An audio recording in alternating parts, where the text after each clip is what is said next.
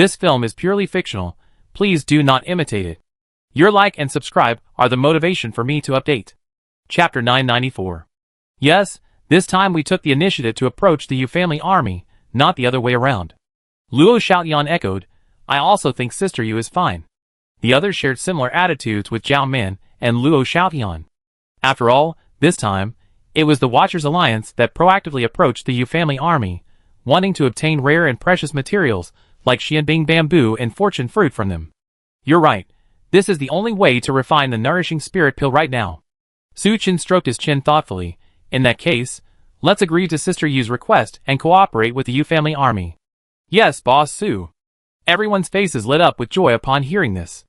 After all, only by acting together with the Yu family army, entering Hidden Dragon Valley, and searching for enough materials. Only then can everyone break through to rank C and evolve to rank B. After some discussion, the group decided to send an elite squad, led by Su Chen, to cooperate with the Yu family army. Early the next morning, Su Chen found Sister Yu and told her his decision. Great, Brother Su. Sister Yu beamed. With our two families joining forces, we can definitely defeat that mysterious organization and wipe out all the treasures of Hidden Dragon Valley.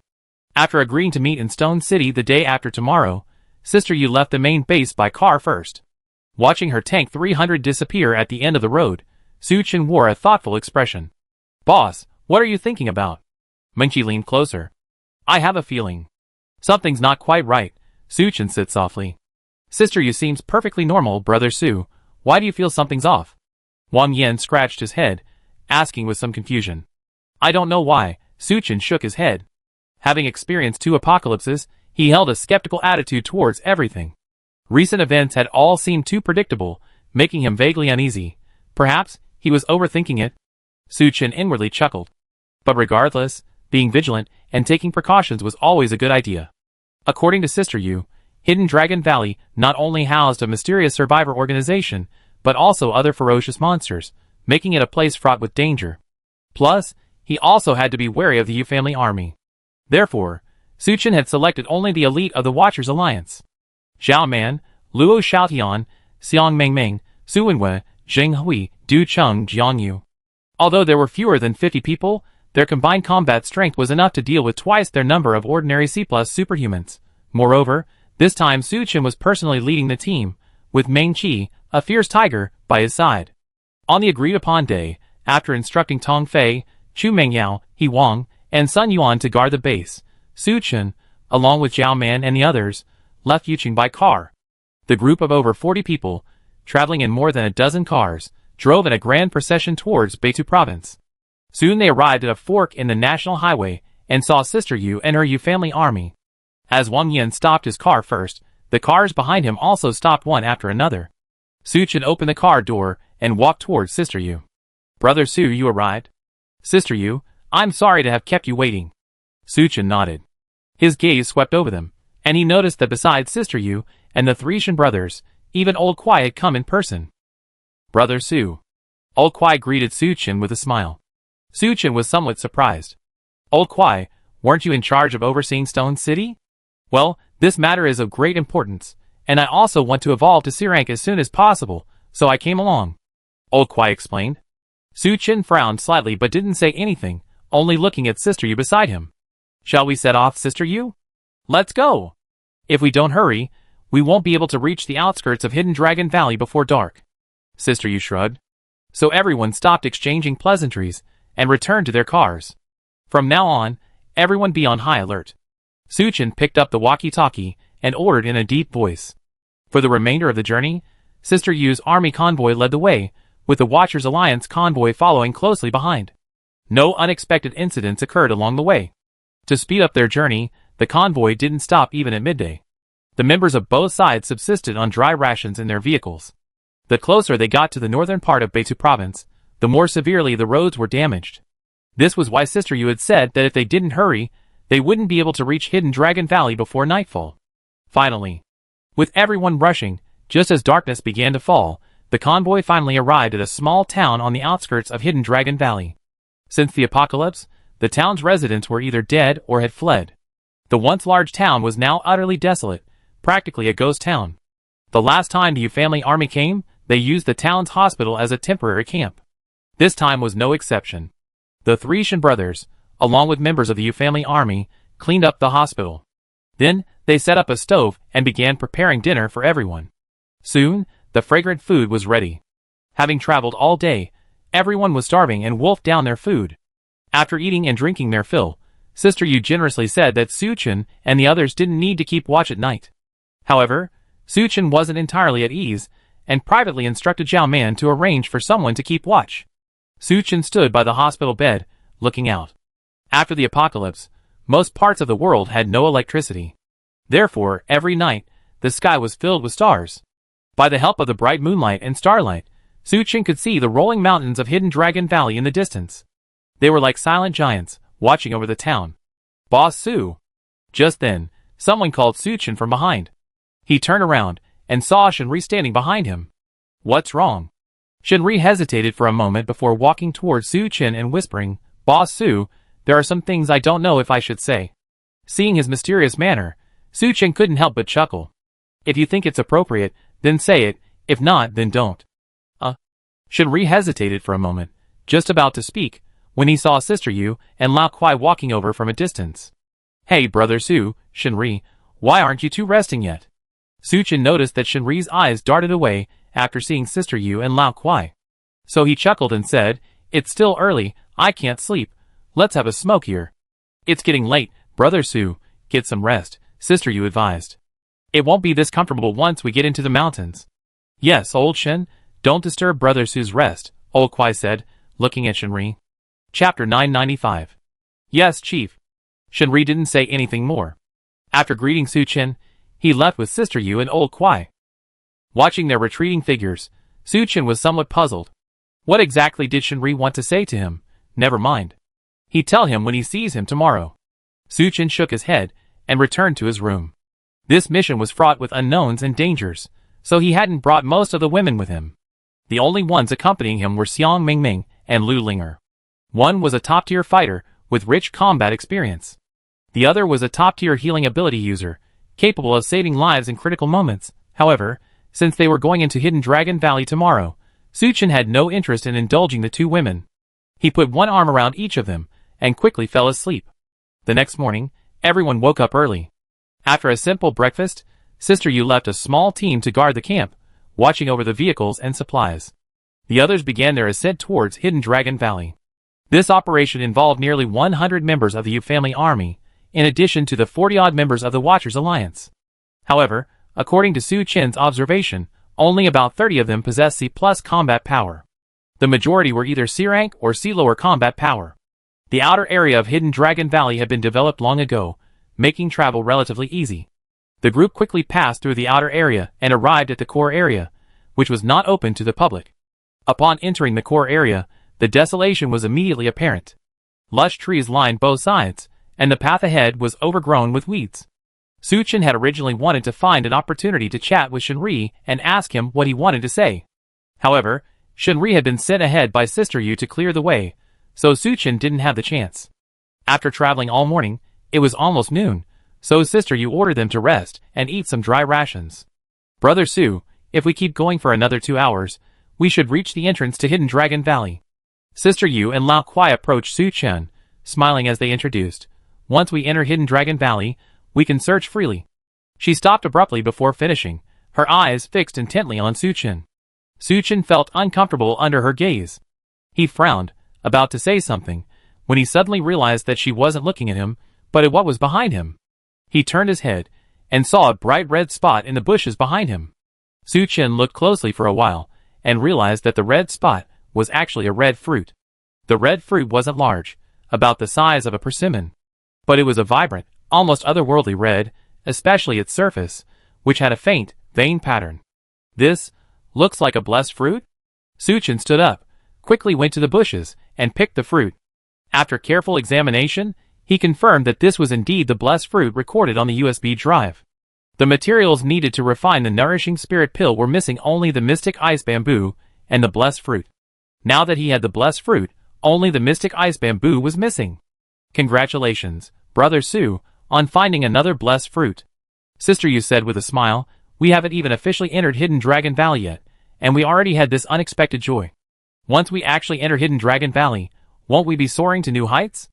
Old Kwai nodded in agreement. Yes, there must be even more rare and precious treasures in Hidden Dragon Valley. Having obtained such a blessed fruit, Su Chen was in a much better mood. He stored the blessed fruit in his storage space and smiled. I still have to thank Old Kwai and Sister Yu. It's getting late. Let's not waste time. We should get into the valley as soon as possible, Sister Yu urged. All right. Su Chen nodded, signaling everyone to prepare to continue on their way. Just as he was about to leave, he suddenly sensed something. He abruptly turned his head and looked towards the nearby jungle. However, the jungle was quiet, without any abnormalities. What's wrong, Brother Su? Seeing him stop in place, Sister Yu asked curiously. Nothing. Su Chen glanced at the bushes again, confirming that he hadn't found anything before following Sister Yu forward. Soon, the Watchers Alliance and the Yu family army disappeared into the depths of the jungle. A dozen minutes later, a rustling sound came from the jungle. A figure suddenly appeared in the jungle. Looking in the direction Su Chen had left, he couldn't help but let out a long sigh of relief. Eagle, this is Chicken Number 1. He took out his walkie-talkie and called out in a low voice. Eagle rostered. Chicken Number 1, where have you been? Why did you disappear for so long? The person on the other end of the walkie-talkie was clearly dissatisfied. I just discovered that someone has broken into Hidden Dragon Valley. Chicken Number 1 quickly explained. It seems to be the same group as last time, called the Yu family army. But this time, there's a very powerful person among them. He gave me a very strong sense of pressure. I almost got discovered by him. Recalling Su Chen's sharp gaze just now, Little Chicken Number 1 felt a lingering fear. Eagle received. Will arrange it immediately. Little Chicken Number 1, return to the nest immediately. Received. Little Chicken Number 1 responded, glanced again in the direction Su Chen and the others had disappeared, and headed towards another path. On the other side, Su Chen and his group were completely unaware of what had just happened. They were still hurrying along, trying to reach the entrance of Hidden Dragon Valley before nightfall. Brother Su, do you see that crooked tree ahead? Sister Yu pointed ahead. Su Chen stopped and looked in the direction she pointed. Sure enough, not far ahead, there was a huge crooked tree standing by the roadside. Shenri and the Yu family army were about to reach the crooked tree. What's wrong with that tree? After reaching this tree, walk a little further, and you reach the valley entrance, Sister Yu said with a smile. That's great, finally we can rest. Although he was already a C-rank superhuman, Wang Yan was still quite exhausted after traveling for so long. You're tired, but we're not? Dingdi rolled his eyes. But just then, a sudden change occurred. A huge black shadow suddenly leaped out from the crooked tree. It was staring at Shenri, who was at the very front of the group. Shenri clearly hadn't expected that there would be a creature hiding in the crooked tree. Unable to dodge in time, he could only roar and envelop his body in energy. After evolving to the peak of C+, he could release energy externally like a B-rank superhuman. However, the black shadow didn't choose to attack Shenri, but instead directly coiled around him. Only then did the others react and recognize that the attacker of Shenri was a gigantic python. What are you standing there for? Quickly save Old Shen. The group following Old Shen immediately raised their weapons and attacked the python. Chapter 996. However, facing the human attack, the monstrous python, its body covered in vibrant colors, suddenly opened its gaping maw. A massive cloud of green mist spewed from its mouth. Upon closer inspection, it was discovered that the so-called mist was actually composed of countless tiny green insects.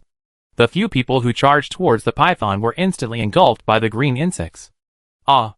The men let out piercing screams. In just a few moments, large patches of their exposed skin were corroded away. These men were all sea-level combatants, their bodies strong enough to withstand missiles. But against the green insects, they were as fragile as paper. When their screams ceased, they had been devoured to the bone by the green insects. Seeing this, everyone present was deeply moved. The humans who had originally intended to go and support Shenri involuntarily stopped in their tracks. Fire wheel. Su Wenwei shouted, raising his hand to cast a spell. Fire energy rapidly gathered in the air, condensing into a rapidly spinning fire wheel. This was a spell Su Chen had obtained from Bai Feng and He Jinqing. However, he didn't master fire magic, so he simply gave away fire energy. The green swarm of insects crashed head-on into the fire wheel. Before the intense heat of the fire magic, they melted away instantly, like snow under the sun. Having just dealt with the green swarm, everyone quickly turned their attention to Shenri. The python had already completely coiled around Shenri.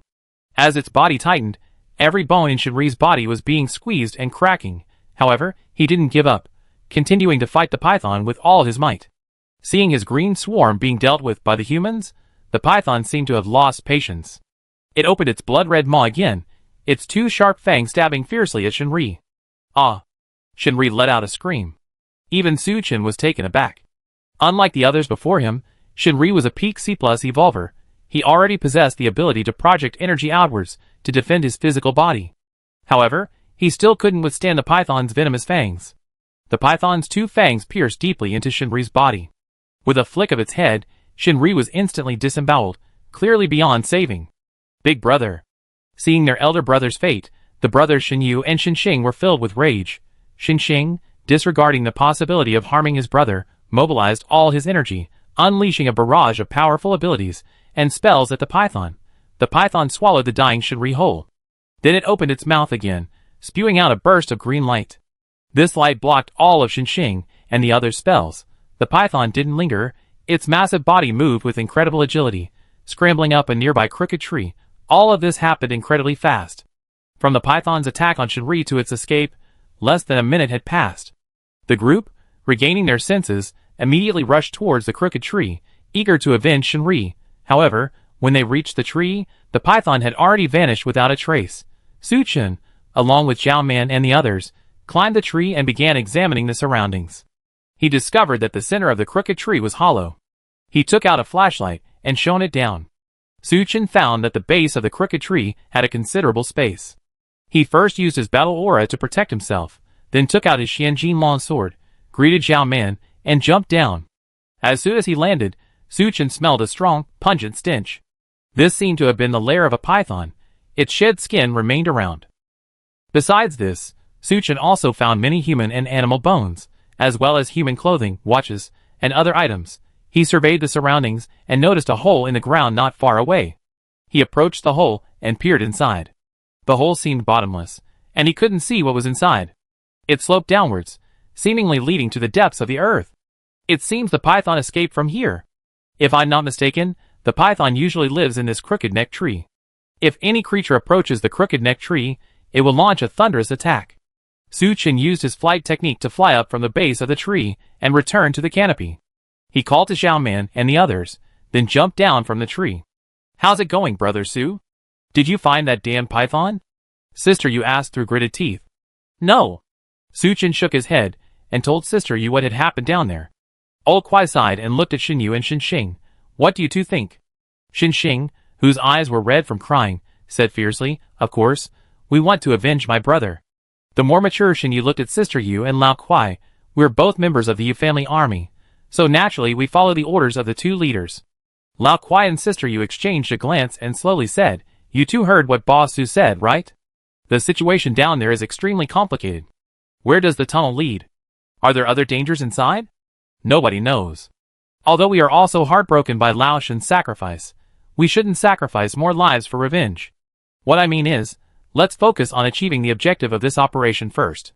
When we return, we find an opportunity to kill this giant python." Upon hearing this, the younger Shinxing immediately became anxious. "No, my older brother sacrificed himself for the organization. Brother Kwai, how can you just ignore this? What do you mean by that?" Sister Yu's face darkened, somewhat displeased. "When did we say we weren't going to care? Our main task is to enter Hidden Dragon Valley, to search for rare and precious treasures. After we complete the mission, we find a way to avenge old Shin." Shinxing wanted to say something, but Shinyu stopped him. "Shaoxing, shut up." Shinyu glared at him, then sincerely said to Sister Yu and Old Kwai, "Hidden Dragon Valley is fraught with danger. Before we came, the two leaders warned everyone to be careful. Big Brother died in the jaws of the monstrous python. It was just bad luck, no one else to blame. We brothers will listen to the two leaders." Seeing him say this, Sister Yu's expression softened, and she said apologetically, "I'm sorry, Shinyu, my attitude was bad. How about this, from today onwards, you will inherit all of your brother's privileges." "Thank you, Sister Yu." Shinyu suppressed his grief and indignation and nodded. "Brother Su, do you have any thoughts?"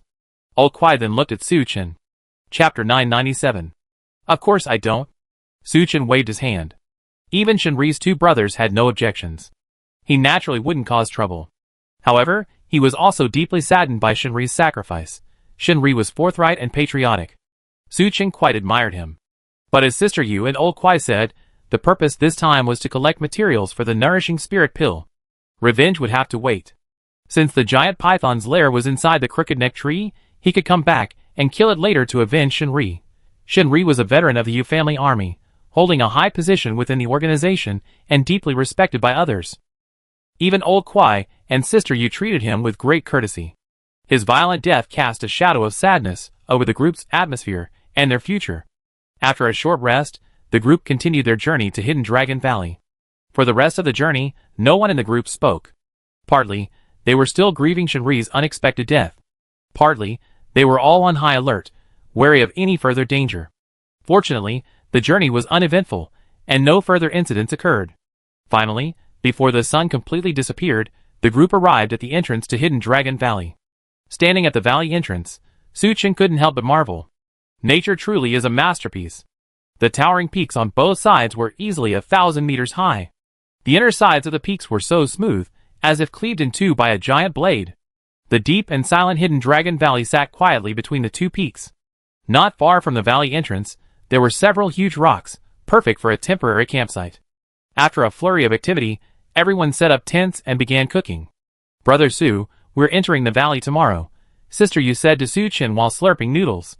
"We might very well run into that mysterious survivor organization. Then we have to rely on you, Brother Su." "Sister Yu, you flatter me. We're just helping each other out." Su Chen smiled. After the meal, Sister Yu arranged for the Yu family's men to keep watch for the night. Everyone returned to their tents to rest. Su Chen, with Xiang Mingming and Lu Linger on his arms, couldn't fall asleep. "Boss, what are you thinking about?" Xiang Mingming asked sweetly, nestled in Su Chen's arms. "I'm thinking about Old Chen's death." "Wasn't his death an accident?" Lu Linger asked curiously. "You're right, but for some reason, I feel there's something fishy about it." During the day, Su Chen hadn't had the mind to think about it. But as the night deepened and all was quiet, he thought about it carefully and still felt something was amiss. Last night, Shinri had something she wanted to say to Su Chen, but Old Kwai and Sister Yu interrupted her. And today, Shinri is dead. Could it be that Old Kwai and Sister Yu wanted to silence her? That shouldn't be possible. It couldn't possibly be that python they were controlling, could it? Su Chen thought for a long time, but couldn't come up with anything. He hugged the two women in his arms. "Never mind, let's sleep." The night passed without incident. The next day, Su Chen and the others got up early as usual. After washing up and getting ready, the group officially stepped into Hidden Dragon Valley. Before the apocalypse, Hidden Dragon Valley was a sparsely populated place. Every year, some daring hikers attempt to traverse this valley, only to vanish without a trace. This has shrouded Hidden Dragon Valley in an aura of mystery and danger. Upon entering Hidden Dragon Valley, one encounters a multitude of strangely shaped and vibrantly colored plants. Su Chen used a scanning detection technique on them. While these are all considered rare plants, they are utterly useless to those with extraordinary abilities. However, after walking a short distance, they suddenly discovered a bamboo forest ahead. But unlike typical bamboo forests, the pillars of this bamboo forest are silvery white. Upon closer inspection, they were as translucent as ice sculptures. Scanning and detection. Mystic Ice Bamboo. A rare and precious material with extraordinary energy, it can be used to refine the spirit-nourishing pill. Su Chen couldn't help but beam with joy. He hadn't expected to find the final ingredient needed for the spirit-nourishing pill so easily. "Brother Su, this should be the Mystic Ice Bamboo, right?" Seeing the joy on Su Chen's face, Sister Yu couldn't help but ask. "That's right, this is Mystic Ice Bamboo. So much Mystic Ice Bamboo should be enough for our needs." Su Chen quickly stepped forward, preparing to call everyone to cut down the Mystic Ice Bamboo. However, the next moment, his expression suddenly changed slightly. "Boss Su, what's wrong?" Luo Xiaoyan noticed the change in Su Chen's expression, and asked in a low voice. "Something's not right." Su Chen pointed into the bamboo forest. Looking in the direction he pointed, everyone discovered that on the ground at the edge of the bamboo forest, several bamboo stalks were reduced to mere root nodes. "Brother Su, is something wrong?" Wang Yan hadn't reacted yet. "Didn't you notice? These bamboo stalks seem to have been cut in half?"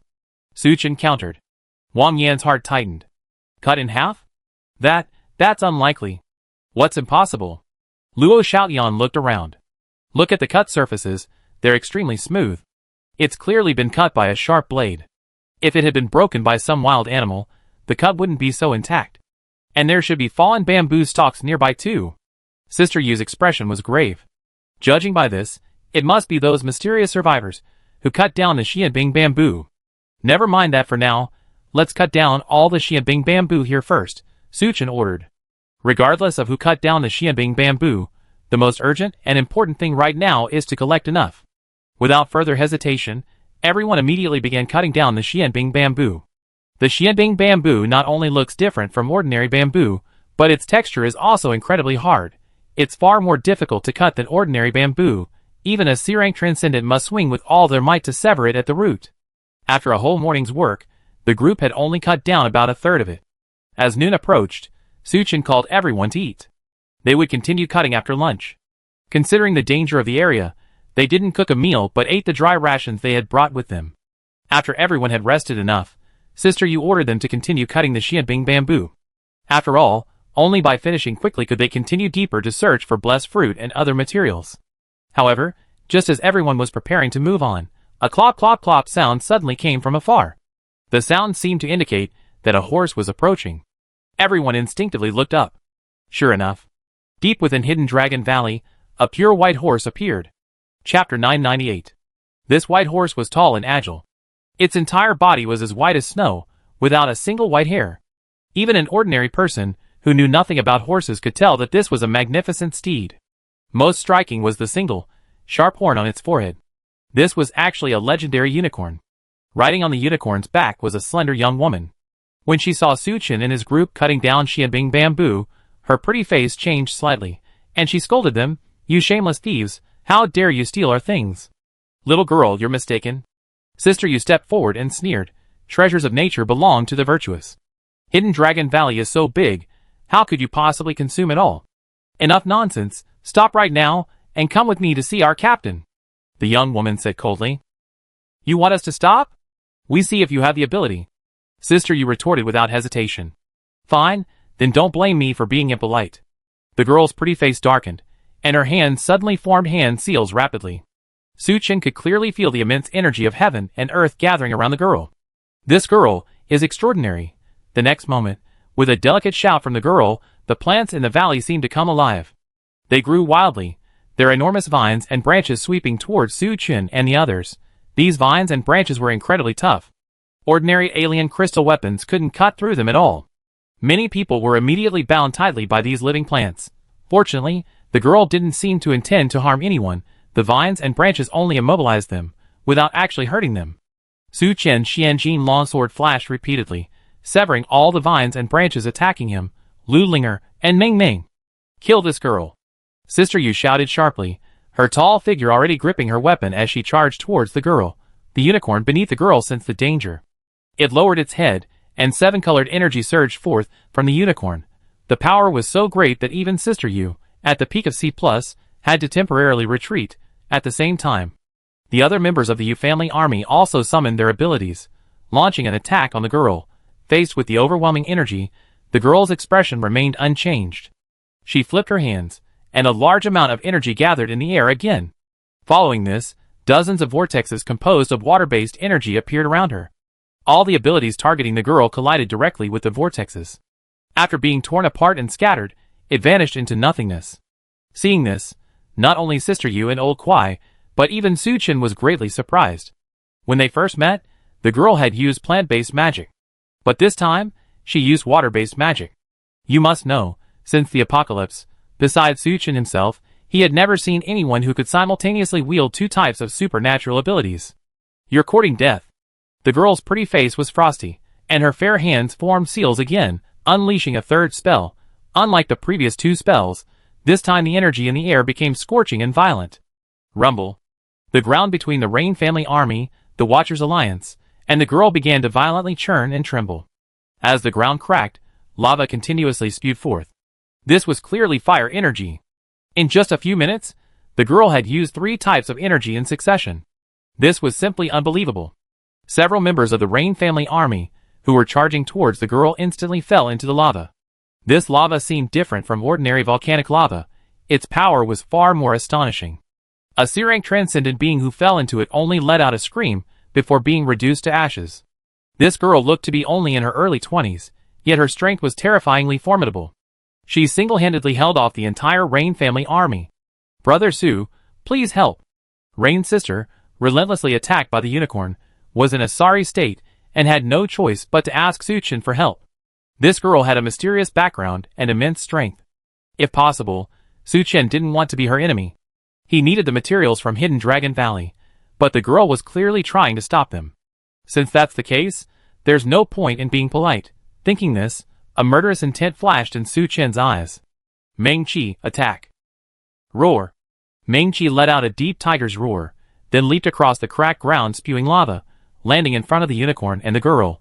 Sensing the powerful aura emanating from Meng-chi, the unicorn dared not be careless. It shifted its attention from Sister Yu, staring at Meng-chi, and lowered its head again. Seven-colored energy locked onto Meng-chi, spraying towards it. Meng-chi didn't dodge, but instead opened her mouth wide, and silver energy also spewed out from her mouth. The two energies collided in midair, causing the surrounding air to churn. Su-chin used his flight technique to fly across the cracked earth and arrived before the girl. The girl was somewhat surprised to see Su-chin able to fly.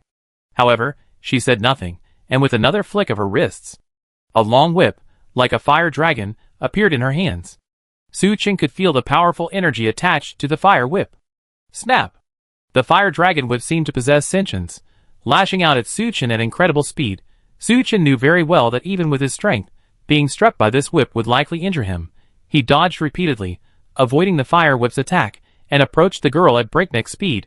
Regardless of how many energy types the girl was proficient in, she was ultimately a superhuman. Superhumans were naturally bad at close combat. If she got close to her, she was doomed. If she, like Su-chin, also worked as an evolved human, then Su-chin would have nothing to say. Fortunately, the girl did not work as an evolved human. Facing the rapidly approaching Su-chin, she remained calm and summoned another spell. A ring of fierce, domineering fire energy, centered on her, surged outwards. Anyone else would either be pushed away by this ring of fire or severely burned. Unfortunately for the girl, she encountered Su-chin. Su-chin used his battle aura to protect his body, his two Xianjin long swords meeting the ring of fire head-on. Limitless steel slash. First strike. Second strike. Two consecutive strikes cleaved the ring of fire in two. The exploding flames engulfed Su-chin. Fortunately, his battle aura protected him, and Su-chin emerged unscathed, reaching the girl. Seeing Su-chin so close, the girl could no longer remain calm. She cast another spell, summoning a vortex of water energy. But the third and fourth strikes of Limitless Steel Slash were already upon her. The water vortex, capable of absorbing so many supernatural spells, instantly shattered. Chapter 999. The girl panicked instantly. She was about to use her spell again, when the fifth strike of the Limitless Steel Flash was already slashing down. A huge, blade-shaped phantom enveloped the girl. In an instant, she turned pale with fright. Su-chin was not one to show mercy. He showed no intention of holding back. The blade-shaped phantom struck the girl directly. Everyone, including Su-chin, thought the girl was doomed. However, a scene that left everyone speechless unfolded. The girl wasn't cut in two, her blood splattering everywhere. She shattered like a piece of exquisite porcelain suddenly cracking. These fragments didn't fall to the ground. Instead, they floated in midair, merging into a ball of white light. This ball of white light lingered for only a moment before transforming into a stream of light and flying straight into the sky. She vanished from everyone's sight in a flash. As the girl disappeared, the cracked earth gradually calmed down. The vines binding the others also dissipated. As for the unicorn, it no longer lingered with Meng-chi. It unleashed a burst of seven-colored energy, forcing Meng-chi back, and then took off running. In the blink of an eye, it too disappeared into the distance. From the girl's appearance to her disappearance, only about 10 minutes had passed, but everything that happened was enough to leave an indelible mark on everyone's hearts. How is everyone? Su-chin sheathed his Xianjin Law sword and turned to ask. Everything's fine. Thank goodness. Before setting off, Su-chin had instructed Zhao Man and the others. In case of any unexpected situations, the Yu family army should be prioritized. So, in the battle just now, the Watchers Alliance suffered no losses. But Sister Yu's side lost 5 or 6. Sister Yu, how are you? I'm fine, thank you for your concern, Brother Su. Sister Yu waved her hand and smiled. As the leader of a force, she was quite capable. That's good. Su-chin nodded. Sister Yu, that girl just now. She must be a member of the mysterious organization you mentioned, right? Yes, those people are despicable. Speaking of this, Sister Yu said indignantly, they actually treated Hidden Dragon Valley as their territory. They monopolized all the treasures here. Suchen didn't reply. Zhongqi Province is too far from Hidden Dragon Valley. If Hidden Dragon Valley were near Zhongqi Province, then Suchen would naturally also treat Hidden Dragon Valley as his private territory without any hesitation. Sister Yu, we can't waste any more time. If I'm not mistaken, this girl isn't dead, she used some kind of life-saving method. Once she gets back, a large force will definitely come for you. Sister Yu nodded quickly. You agree? Let's hurry and cut down all the Xianbing bamboo, then move on to the next place. Everyone immediately sprang into action. Even Suchen didn't sit idle, starting to chop down the Xianbing bamboo. Working together, their pace actually quickened considerably. By sunset, they had cut down all the Xianbing bamboo in this area. However, Suchen understood the principle of killing the goose that lays the golden eggs, and didn't uproot the bamboo. According to the nature of bamboo, as long as the roots remain, new bamboo stalks will basically grow back. After collecting all the Xianbing bamboo, Sister Yu led everyone deeper into Hidden Dragon Valley. Not long after, they arrived at a stream. The materials she had provided to Suchen were found here. According to Sister Yu, when she led her people to the stream, they saw many rare and exotic herbs. Although they didn't know exactly what they were, they felt they must be very useful, so they picked quite a lot. However, after picking for a short while, members of the mysterious organization appeared. The two sides couldn't reach an agreement, and a fight broke out. The Yu family army was no match for their opponents, and had to retreat from Hidden Dragon Valley. Sure enough, along the stream, a large number of immortal herbs and spiritual medicines grew. Not only were there rare and precious materials, like the blessed fruit needed to refine the nourishing spirit pill, but also many other herbs that Suchen had never seen before. Suchen, without any hesitation, had everyone start picking. It must be said, Hidden Dragon Valley was truly a blessed land, not only boasting a vast variety of rare and exotic herbs, but also an astonishing quantity. The Yu family army and the Watchers Alliance members worked tirelessly for over an hour, gathering a considerable amount. Looking up, they discovered countless more rare and precious materials still lying not far away. However, Suchen understood the principle of not biting off more than one can chew. Estimating that the materials could be used to refine enough nourishing spirit pills for over 1,000 people, Suchen ordered everyone to stop. Although the mission was successfully completed, for safety's sake, Sister Yu and Suchen decided to leave Hidden Dragon Valley the next day. The night was already deep. Hidden Dragon Valley was fraught with danger, not only due to various ferocious magical beasts, but also because of its harsh environment. A single breath of miasma could drive one to madness. And hidden beneath the grass were swamps where one could sink with a single step. The group temporarily set up camp on higher ground nearby, intending to leave Hidden Dragon Valley the next day. Meanwhile, hundreds of kilometers away, on the edge of Hidden Dragon Valley, in a picturesque setting, a large complex of buildings stood, enclosed by a wall. The barbed wire on the wall was electrified. Every 100 meters, a watchtower stood, manned by guards in black uniforms. The entire complex had only one main gate, heavily guarded. A horizontal plaque hung above the gate, bearing the words Vermilion Bird Base, Hidden Dragon Valley Research Institute.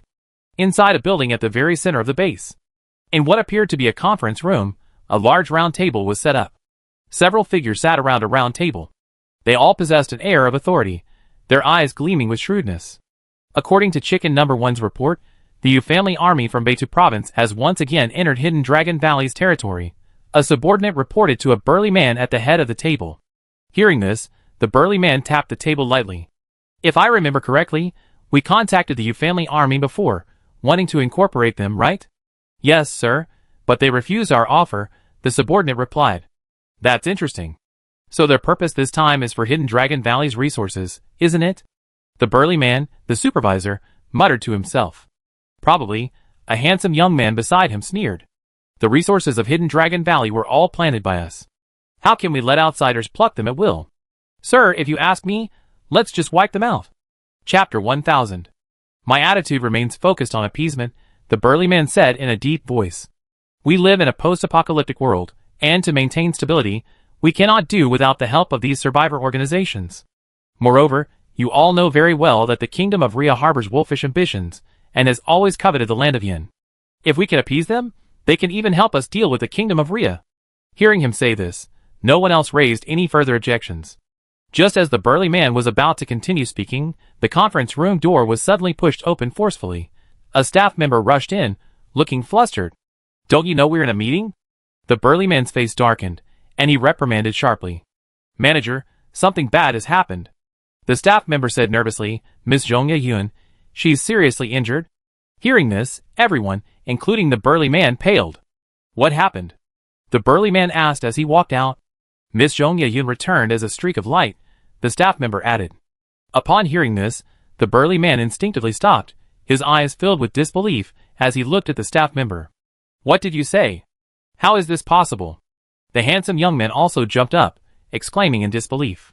"It's true," the staff member said nervously. The burly man didn't waste any more words and immediately led the handsome young man and the others, quickly leaving the conference room. They hurriedly went to a room marked medical room and pushed open the door. The white-clad girl, who had fought Soo-chin earlier, was now on the hospital bed. Her face was pale, and her eyes were closed. If it weren't for the faint breath she still had, and the monitoring device by the bedside still beeping, one might have mistaken her for dead. Several doctors were surrounding the girl in white, conducting further examinations. "How is she?" the burly man asked a doctor. The doctor removed his stethoscope, his expression grave. "Miss Jong Ye-yoon has suffered a severe blow, but her life isn't in danger. She needs to rest for a month to fully recover." Hearing the doctor's answer, the burly man finally breathed a sigh of relief. Looking at the unconscious Jong Ye-yoon, his brows furrowed. "Supervisor, those people from the Yu family army have gone too far." The handsome young man who followed couldn't help but mutter under his breath, "We have to teach them a lesson and avenge Yuner." "Don't be impulsive." The burly man took a deep breath and calmly analyzed, "You should know Yuner's strength. The fact that they could force her to use her life-saving spiritual energy shows that their strength is truly terrifying." "Do you remember what Crow said?" The handsome young man was taken aback. "Crow said? You forgot?" "He said there's a very powerful and intimidating person in the Yu family army." The burly man's expression was serious. "If I'm not mistaken, it should be this person who seriously injured Yuner. If we want to avenge Ye-yoon, we must first understand their situation. We can't be careless." Despite his anger, the handsome young man nodded in agreement. "Go find Crow first, and have him scout out the Yu family army's movements and situation. Then notify the others to assemble immediately," the burly man ordered. "Yes, Supervisor." The handsome young man immediately stood at attention, saluted, and quickly left. No sooner had he left than Jong Ye-yoon, lying on the hospital bed, let out a soft sigh, then slowly opened her eyes. "Ye-yoon, you're awake? How are you feeling?" The burly man quickly walked to the bedside and asked with concern. "Brother Jean Wei." Looking at the burly man beside her, Jong Ye-yoon took a long time to react. I'm back?" "Yes, you used your life-saving spiritual light," Supervisor Jean Wei said in a low voice. "What exactly happened?" It was the Yu family army." Recalling what had happened not long ago, Jong Ye-yoon's expression became somewhat agitated. One of them was a young man, very strong, and he also had a pet white tiger. She recounted her battle with Soo-chin. John Wei's expression grew increasingly solemn after listening. It was indeed close to his guess. He wondered where the Yu family army found such a monster as Soo-chin. Jong Ye-yoon was a top-tier extraordinary individual within the Vermilion Bird clan. As a result, the monster actually managed to force out a protective aura from her. "By the way, where's my Wonkai?" Jong Ye-yoon asked with difficulty. "Has it come back?" "No, but it should be fine." John Wei comforted her. "Manager Jean, Miss Jong needs to rest well. We shouldn't disturb her anymore." Seeing that they had been talking for so long, the doctor beside them spoke up. "I understand." John Wei nodded, and told Jong Ye-yoon, "Ye-yoon, you should rest well. You don't need to worry about anything else. Just leave it to me." "Thank you, Brother Jean Wei." Jong Ye-yoon obediently nodded, then closed her eyes to rest. John Wei didn't linger, quickly leaving the infirmary and returning to the previous conference room. In the conference room, besides the handsome young man from before, there were a dozen or so burly young men. They were all dressed in matching black uniforms, waiting quietly. Seeing John Wei return, they all bowed in unison. "Supervisor." "All right, no need to be so polite." John Wei waved his hand, looking at the handsome young man. "Guoran, have you explained the details to everyone?" "I have." The handsome young man, Guoran, nodded. "That's good. Enough with the small talk. You all come with me and follow my orders. Guoran, the rest of the research institute are under your command. Unless you give me an order, You cannot act, understand? Everyone replied in unison, understood. John Wei gestured for everyone to grab their equipment and hurriedly left the research institute. Not long after he left, Guoran, leading a large group of superhumans from the research institute, followed closely behind. Su Chen was completely unaware of what had happened at the Vermilion Bird Base Research Institute. He was still fast asleep, deep in his dreams. The next morning, after everyone got up and had a simple meal of dry rations, they decided to leave Hidden Dragon Valley as planned. Brother Su, are we really leaving like this? Sister Yu looked into the depths of Hidden Dragon Valley, somewhat reluctantly saying, there are still so many rare and precious materials in the valley, it's a real pity. Su Chen couldn't help but find it amusing. Sister Yu, one shouldn't be too greedy. Hidden Dragon Valley is so large, it probably possesses countless rare and precious materials. Besides, we just finished picking them, and new ones will probably grow soon. It's impossible to take all the treasures with us. Sister Yu scratched her head and grinned. Old buddy, no problem, let's go. Chapter 1001. With Sister Yu's command, the group set off on their journey away from Hidden Dragon Valley. On the way back, Su Chen was in a good mood. Although Shenri's sacrifice and the white-clad girl riding the unicorn caused trouble, the entire operation could still be considered a success. However, Su Chen's good mood didn't last long. On the way back, perhaps due to bad luck, the group kept getting into trouble. Some members of the Yu family army got separated from the group and lost their way, forcing the others to go back to find them. Others, they suddenly encountered several demonic creatures, forcing them into battle. In any case, after all this trouble, they didn't return to the Xianbing bamboo forest until 3 or 4 in the afternoon. Keep in mind that the same journey only took 2 or 3 hours yesterday, but 7 or 8 hours today. Brother Su, it seems we won't be able to leave Hidden Dragon Valley today. Why don't we take a break? Sister Yu suggested. Su Chen glanced at the sky, then at the time, and shook his head. Sister Yu, if we hurry, we can still get out of Hidden Dragon Valley and back to where we camped the day before yesterday before dark. But we've been traveling all day, everyone's tired, Sister Yu advised. No matter how tired we are, we have to get out. Su Chen said earnestly. Staying in Hidden Dragon Valley means facing not only the threat of demons, but also the mysterious organization the white-clad girl belongs to, which could very well attack. Well, all right. Sister Yu sighed, looking at Lao Kuai, Xin Yu, Xin Xing, and the others behind her. Boss Su said, we need to hurry and get out of here before dark. Upon hearing this, the Yu family army stirred with excitement. Still on the move? We're exhausted. Yeah, we're dead tired, and they won't even let us rest. He got what he wanted, and now he doesn't care about our lives anymore. Hearing their whispers, Su Chen frowned, already somewhat displeased.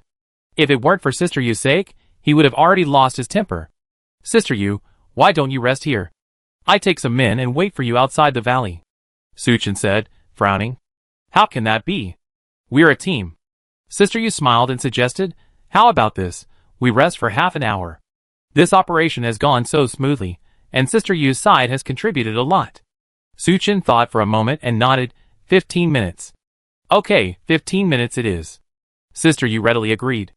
After the two agreed, the Yu family army member sat down on the ground and began to rest. Su Chen returned to the Watchers Alliance and told him he needed a 15-minute break. Brother Su, something feels off, Zhao Man whispered to Su Chen. Don't you think Sister Yu seems to be intentionally stalling for time?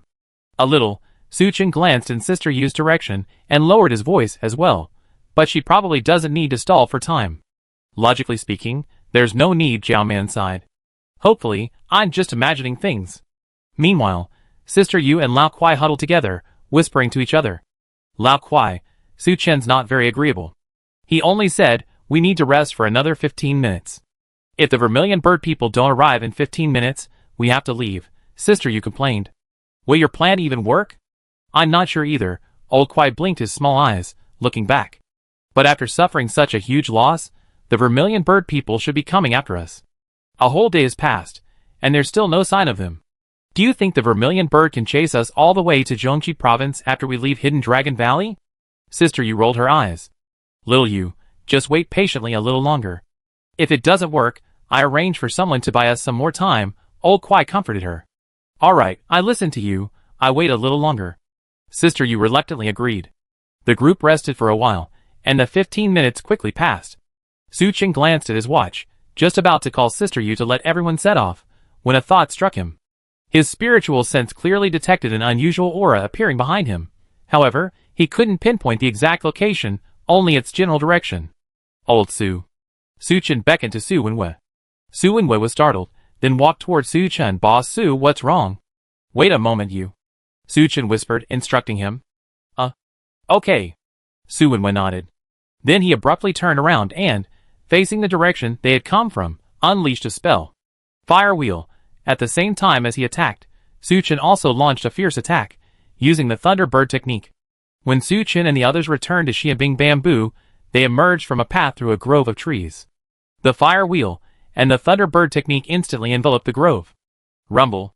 Everyone was stunned, not understanding what Su Chen and Su Wenwei were doing. However, the next second, a dark figure suddenly appeared in the woods and fled into the distance. Mingqi, don't let him escape, catch him. Su Chen shouted sharply. Roar! Accompanied by a deafening tiger's roar, Mingqi charged out. Startled by the tiger's roar, the fleeing dark figure's legs went weak. In just a breath or two, Mingqi was behind him, and with a single swipe of her paw, she pinned him to the ground. Just then, Su Chen and his men arrived. The person Mingqi had caught was a young man in his early 20s, wearing camouflage clothing. His appearance was ordinary, the kind that would be easily lost in a crowd. Don't kill me! The young man cried out hurriedly. Who are you? Su Chen asked calmly. I. The young man's eyes darted around. Mingqi! Su Chen called out. Mingqi immediately increased the pressure on his hands, and the young man instantly felt breathless. I'm called Crow. I'm from the Vermilion Bird Base. Hearing the words Vermilion Bird Base, Su Chen was stunned. He never expected to encounter people from the Vermilion Bird Base in Hidden Dragon Valley. Before Su Chen could continue questioning, a loud shout came from not far away. Stop! Su Chen looked up. A group of burly men dressed in uniform black were rushing towards them from a distance. Seeing this, Sister Yu's army and the Watchers Alliance quickly got into position, preparing to fight, but the men stopped abruptly as they approached. The burly man at the head of the group was none other than John Wei, the director of the Vermilion Bird Base Research Institute. John Wei glanced at the young crow being controlled by Su Chen and said in a deep voice, Sister Yu, right? You gone a bit too far.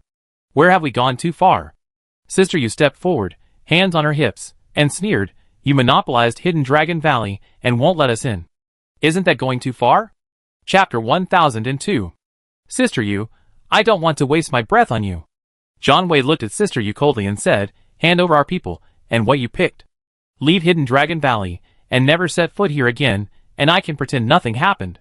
Oh ho, are you trying to scare me?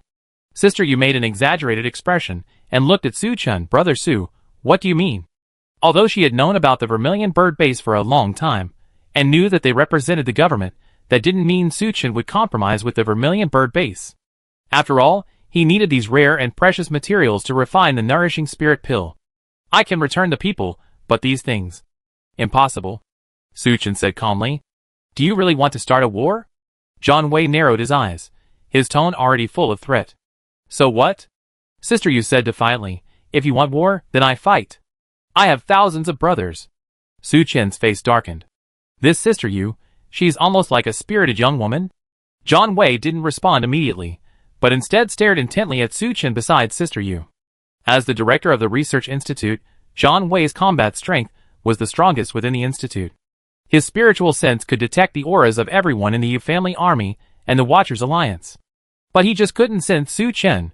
Furthermore, Su Chen had previously severely injured Zhong Yeyun, forcing her to use her life-saving spiritual light to survive. Therefore, John Wei still harbored some apprehension towards Su Chen. Seeing the stalemate, Old Kwai in the crowd frowned slightly. He gave a wink to one of his subordinates not far away. The latter nodded in understanding, then raised his hand and used his ability on John Wei. Whoosh! An invisible wind blade sliced through the air, flying straight towards John Wei. Such a low-level ability naturally couldn't harm John Wei. Swish! John Wei drew his tactical knife from his waist and shattered the wind blade. Who did this? Su Chen frowned, looking into the crowd, but at this point, figuring out who did it was no longer important, because that ability had stirred up a hornet's nest, successfully enraging the people at the Vermilion Bird Base. Attack! Seeing John Wei attacked, his companions immediately launched a counterattack. To Su Chen's surprise, the ability users of the Vermilion Bird Base were all using magic. Ice and lightning blades, flying sand and stones. Su Chen had never even heard of such spells, let alone seen them. Faced with these powerful spells, the ability users of the Yu family army were completely suppressed and unable to retaliate. Fortunately, in the Watchers Alliance, people like Su Wenyu and Jiang Yu had learned many spells with Su Chen's help. With their intervention and joining the battle, the situation was barely even. Brother Su, we outnumber them. Let's try to get closer and fight them at close range. What do you say? Sister Yu whispered, leaning close to Su Chen. Su Chen frowned slightly but didn't respond. He wasn't afraid of the Vermilion Bird base, but he didn't want to make a fatal enemy of them. After all, according to Cui Yuan, who had been captured at the microscopic base, the Vermilion Bird base represented the official authorities. I'd taken so much from Hidden Dragon Valley and injured their people, but there should still be room for maneuver. If they were to engage Zhang Wei and his group in battle, and a few more were killed, it would be a fight to the death. Just as Su Chen hesitated, a loud shout suddenly came from afar. Manager, I'm here to support you. Everyone looked in the direction of the voice, and saw a handsome young man leading a large group of superhumans arriving at the battlefield. It was none other than Guoran, Zhang Wei's subordinate. Seeing Zhang Wei's reinforcements arrive, Sister Yu and Old Kuai's expressions changed slightly. Brother Su, little Yu, we need to retreat. Old Kuai called out urgently. His original purpose was merely to incite enmity between the Watchers Alliance and the Vermilion Bird base, not to actually start a war. The Vermilion Bird base was so powerful, if a war broke out, the entire Yu family army would likely be wiped out. Moreover, after the events of the past few days, Su Chen and the Vermilion Bird base had also formed a grudge. Old Kuai's goal had been achieved. Retreat. Su Chen nodded and ordered Zhao Man and the others. World-destroying Crimson Lotus. Su Wenyu channeled his spiritual sense, gathering all his energy to unleash a devastating attack, the world-destroying Crimson Lotus. 7 Crimson Lotuses, glowing with an eerie red light, swiftly flew towards Zhang Wei. When Zhou Ming used this attack, he risked his life. Fortunately, Su Wenyu's strength far surpassed Zhou Ming's. After using the world-destroying Crimson Lotus, he was only slightly exhausted. Wang Yin carried him on his shoulder and followed Su Chen and the others, retreating out of the valley. On the other side, Zhang Wei. Seeing the world-destroying Crimson Lotuses flying towards him, his expression drastically changed. Fortunately, at this crucial moment, Guoran, not far away, intervened. His hands moved rapidly, channeling his energy to condense a massive vortex of water around Zhang Wei. This move was strikingly similar to the defensive spell Zhong Yiyun used yesterday. The water vortex spun rapidly, indiscriminately sucking in all 7 incoming red lotuses. Boom! Once all 7 red lotuses were absorbed, the water vortex reached its defensive limit. It instantly exploded, turning into a cloud of water vapor. Zhang Wei finally breathed a sigh of relief. Manager, are you alright? Guoran ran up from behind, asking with concern. I'm fine. Zhang Wei waved his hand. That's good. Let's hurry and chase after them. Don't let those rats escape. Guoran shouted anxiously. Don't chase them, let them go. Zhang Wei quickly stopped Guoran and the others. Hearing this, the others in the research institute were stunned. The Yu family army ignored the existence of the Vermilion Bird base, repeatedly entering Hidden Dragon Valley to steal its rare and precious materials. They even injured Zhong Yiyun and attacked Zhang Wei. Such behavior can be described as extremely heinous. Yet Zhang Wei actually ordered that they not pursue them. This was unacceptable to Guoran and the others. We are all Yin people, there's no need for infighting, understand? Zhang Wei said in a deep voice, that's an order. Hearing the word order, Guoran and the others, though unwilling, could only nod. What about Crow? Guoran asked. Zhang Wei pondered for a moment, then slowly said, I will handle this. Guoran couldn't say anything more, so he called the others to start cleaning up the battlefield. Looking in the direction Su Chen and the others had retreated, Zhang Wei's expression was somewhat grave. Although the battle had been brief, Zhang Wei had keenly sensed that this group of people who had broken into Hidden Dragon Valley didn't seem to be a single team. The Yu family army led by Sister Yu was one team. The other team was likely led by the person Sister Yu called Brother Su. Chapter 1003. If it were just the Yu family army, Zhang Wei might consider launching a direct attack and annihilating them. Because the overall strength of the Yu family army is far inferior to that of the Vermilion Bird base. But the addition of Su Chen's forces made Zhang Wei somewhat hesitant.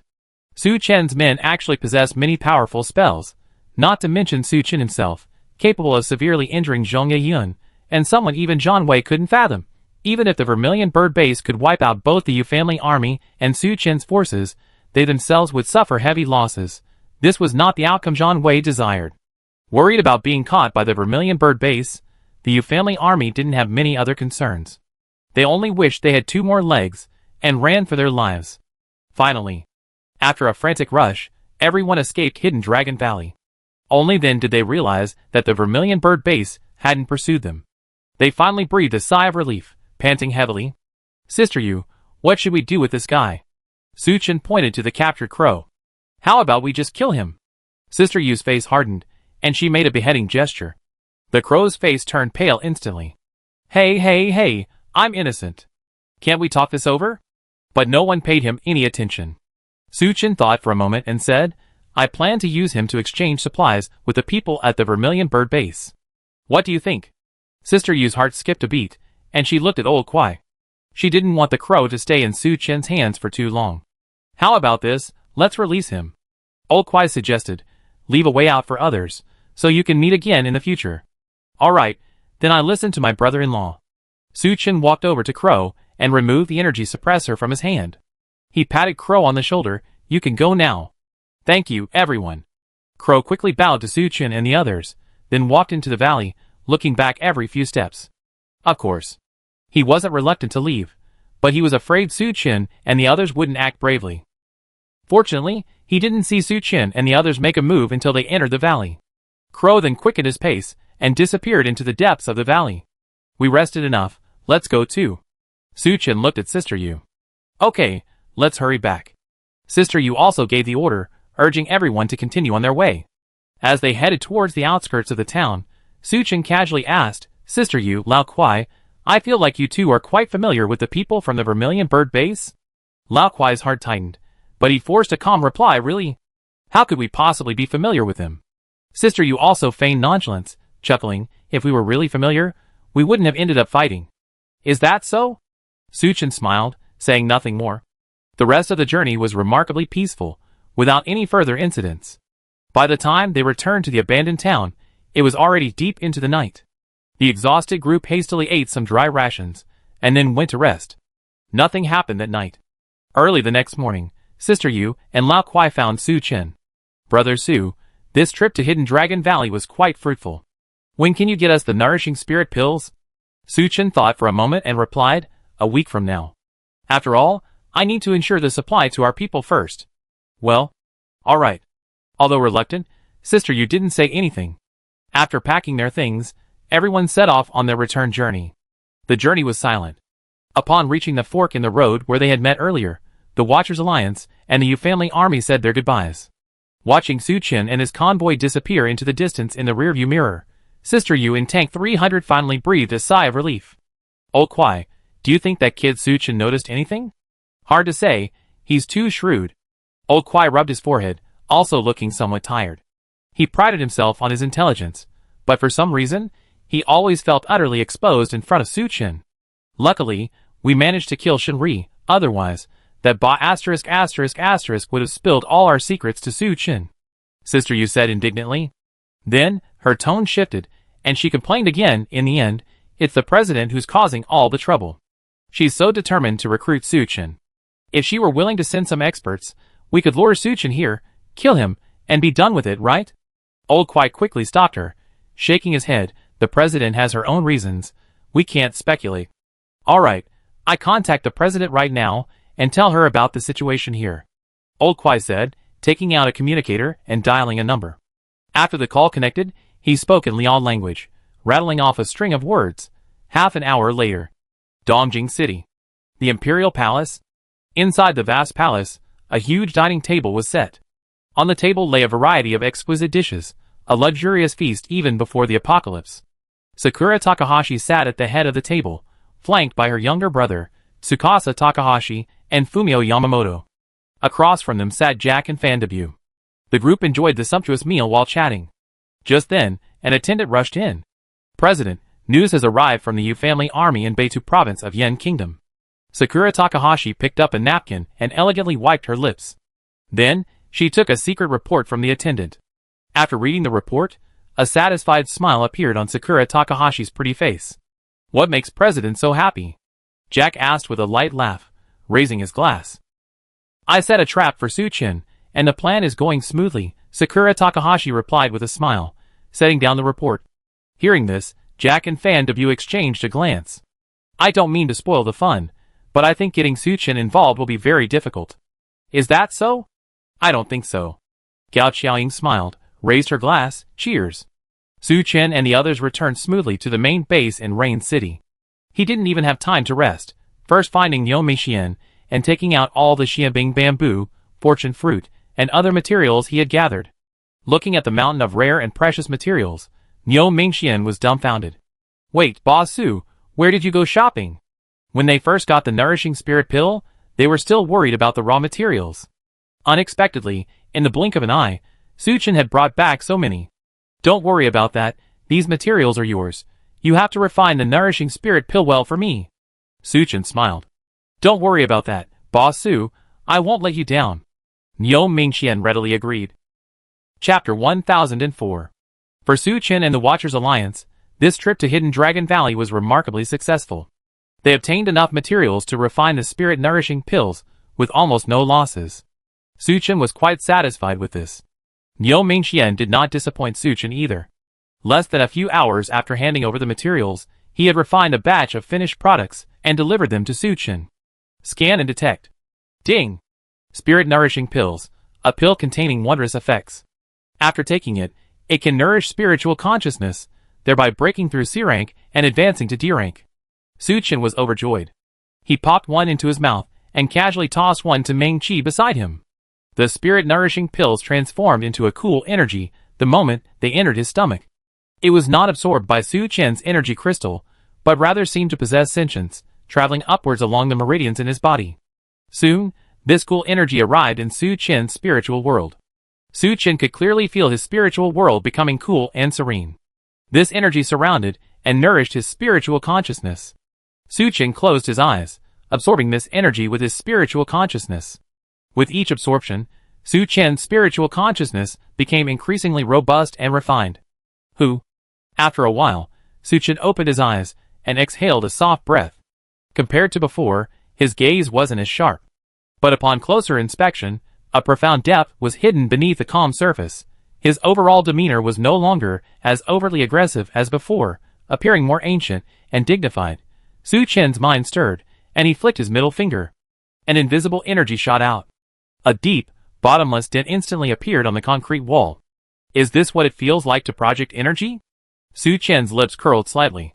Although his Lingshu fist, which he had mastered long ago, could achieve a similar effect to projecting energy, it was worlds apart from the power of true energy projection. Moreover, with evolved humans now able to project energy, the previous situation of being suppressed by superhumans was likely to change. Previously, the outcome of battles between evolved humans and superhumans depended on whether the evolved human could get close enough to the superhuman.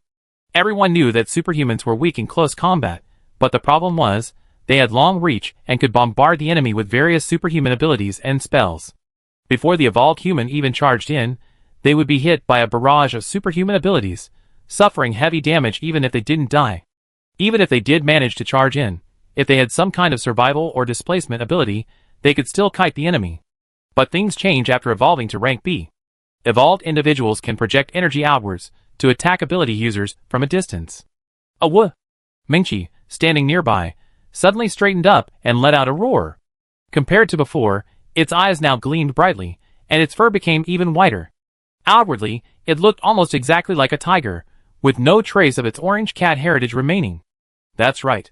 It had also evolved to rank B. Suchin patted Mingqi's head and picked up the phone on the table. Hey, Xiao Luo, tell Captain Zhao and the others to assemble in the conference room. A few minutes later, Suchin arrived at the conference room. The moment he pushed open the door, Zhao Man sensed something was amiss. Boss, you evolved? That's right. Suchin smiled, sat down in the main seat, and took out a glass jar from his pocket. This is the spirit-nourishing pill that Engineer Neo just developed. I just took one and successfully broke through from C rank to B rank. Upon hearing this, everyone in the conference room, including Zhao Man, had their eyes light up with fervor. In the apocalypse, nothing is more important than improving one's own strength. Everyone had been stuck at the peak of C rank for a long time, and couldn't wait to break through. You can all take these and distribute them, one to each person, Su Chen said with a light laugh. As the team leader, Zhao Man picked up the glass jar and distributed the spirit-nourishing pills one by one. Those who were called to the conference room today were all loyal and powerful individuals, like Luo Xiaotian, Wang Yin, Ding Di, Du Cheng, and Jiang Yu. As for the others at the base, they would have to wait a few days. The next batch of nourishing spirit pills would only be available to them after Niu Mingxian finished refining them. After each receiving a nourishing spirit pill, Zhao Man and the others said goodbye to Su Chen and left the conference room excitedly. A day later, Zhao Man, Luo Xiaotian, and the others also successfully broke through to the C rank. For the next period of time, Niu Mingxian, under Su Chen's orders, began refining nourishing spirit pills without stopping. In less than a week, Su Chen had used up all the materials he had obtained from Hidden Dragon Valley. In return, he had about 500 nourishing spirit pills. Boss Su, shouldn't we share some with Sister Yu? Is it right? Luo Xiaotian asked tentatively. Su Chen tapped the table lightly, pondered for a moment, and then slowly said, according to the rules, it should be given to the Yu family army. But I'm really a little worried about Sister Yu and the others right now. Luo Xiaotian was taken aback and asked, why? The last operation made me suspicious of the Yu family army. Su Chen played with the bottle containing the nourishing spirit pill and said calmly. When they were in Hidden Dragon Valley, Su Chen hadn't thought much of it. But after returning, he felt more and more that something was amiss. Sister Yu had told Su Chen that the Vermilion Bird base was very mysterious, and she knew nothing about it. But after Zhang Wei and his men appeared, their attitude clearly indicated that they had dealt with Sister Yu. This was enough to prove that Sister Yu had lied. Moreover, when they withdrew from Hidden Dragon Valley, the Yu family army dawdled, seemingly intentionally delaying the time so that the people from the Vermilion Bird base could catch up. What exactly are she and Lao Kuai up to? Just as Su Chen was pondering this, the phone on the table suddenly rang. Hello, it's me, Su Chen. Brother Su, it's me, Yin. Wang Yan's voice came from the other end of the line. The Yu family army has sent the Shen brothers, Shen Yu and Shen Xing. From what they said, they're here to inquire about the progress of the nourishing spirit pill. Su Chen hesitated for a moment, then replied, I understand, I'd be right there. After greeting Luo Xiaotian, he got up and walked outside. Soon he arrived at the base's conference room and met the Shen brothers, Shen Yu and Shen Xing. Sit down, don't be shy. Su Chen gestured for them to sit down and smiled. The nourishing spirit pill is almost finished. I was planning to send it to Sister Yu in the next few days. Although he had suspicions about the Yu family army, Su Chen ultimately lacked substantial evidence. To be fair, Sister Yu and Lao Kuai were extremely enthusiastic towards Su Chen, without the slightest hint of malice. Chapter 1005. Without Sister Yu, Su Chen wouldn't have been able to find so many materials. Therefore, Su Chen still couldn't easily break the agreement. However, he remained cautious, only planning to use the excuse of insufficient production capacity to provide Sister Yu with 20 nourishing spirit pills first. This way, he could both shut Sister Yu up and allow the Watchers Alliance to maintain its strength advantage over the Yu family army. However, to Su Chen's surprise, after hearing his words, the Shen brothers, Yu and Xing, didn't seem excited. They glanced at Luo Xiaotian and Wang Yan behind Su Chen and said seriously, Boss Su, I have a few words I want to say to you privately. It's alright, they are both my brothers, you can speak freely without worry. Su Chen's heart stirred, and he said in a deep voice. Hearing this, Shen Yu seemed to have made up her mind, her expression filled with grief and indignation as she said, Boss Su, our eldest brother, was killed by Sister Yu and Lao Kuai. Upon hearing this, Su Chen's expression changed slightly. Shen Yu, you can't talk nonsense. We're not talking nonsense, of course we have evidence. Shen Xing, her expression excited, took out a cassette tape from her pocket. We found this in our eldest brother's drawer, when we were sorting through his belongings. Boss Su, you understand why once you listen to the contents. Su Chen winked at Wang Yan, who immediately found a machine and started playing the tape. Xiao Yu Xiao Xing. If you two find this recording, it's highly likely I'm gone. Shen Ri's familiar voice came from the player. You two listen carefully. After hearing the following, immediately find a way to deliver this recording to Boss Su of the Watchers Alliance. Only he can avenge me. The only possible murderers are Sister Yu and Old Kuai. Just before setting off for Hidden Dragon Valley, Shen Ri went to report to Old Kuai. Unexpectedly, Old Kuai was on the phone in Lian language. This aroused Shen Ri's suspicion.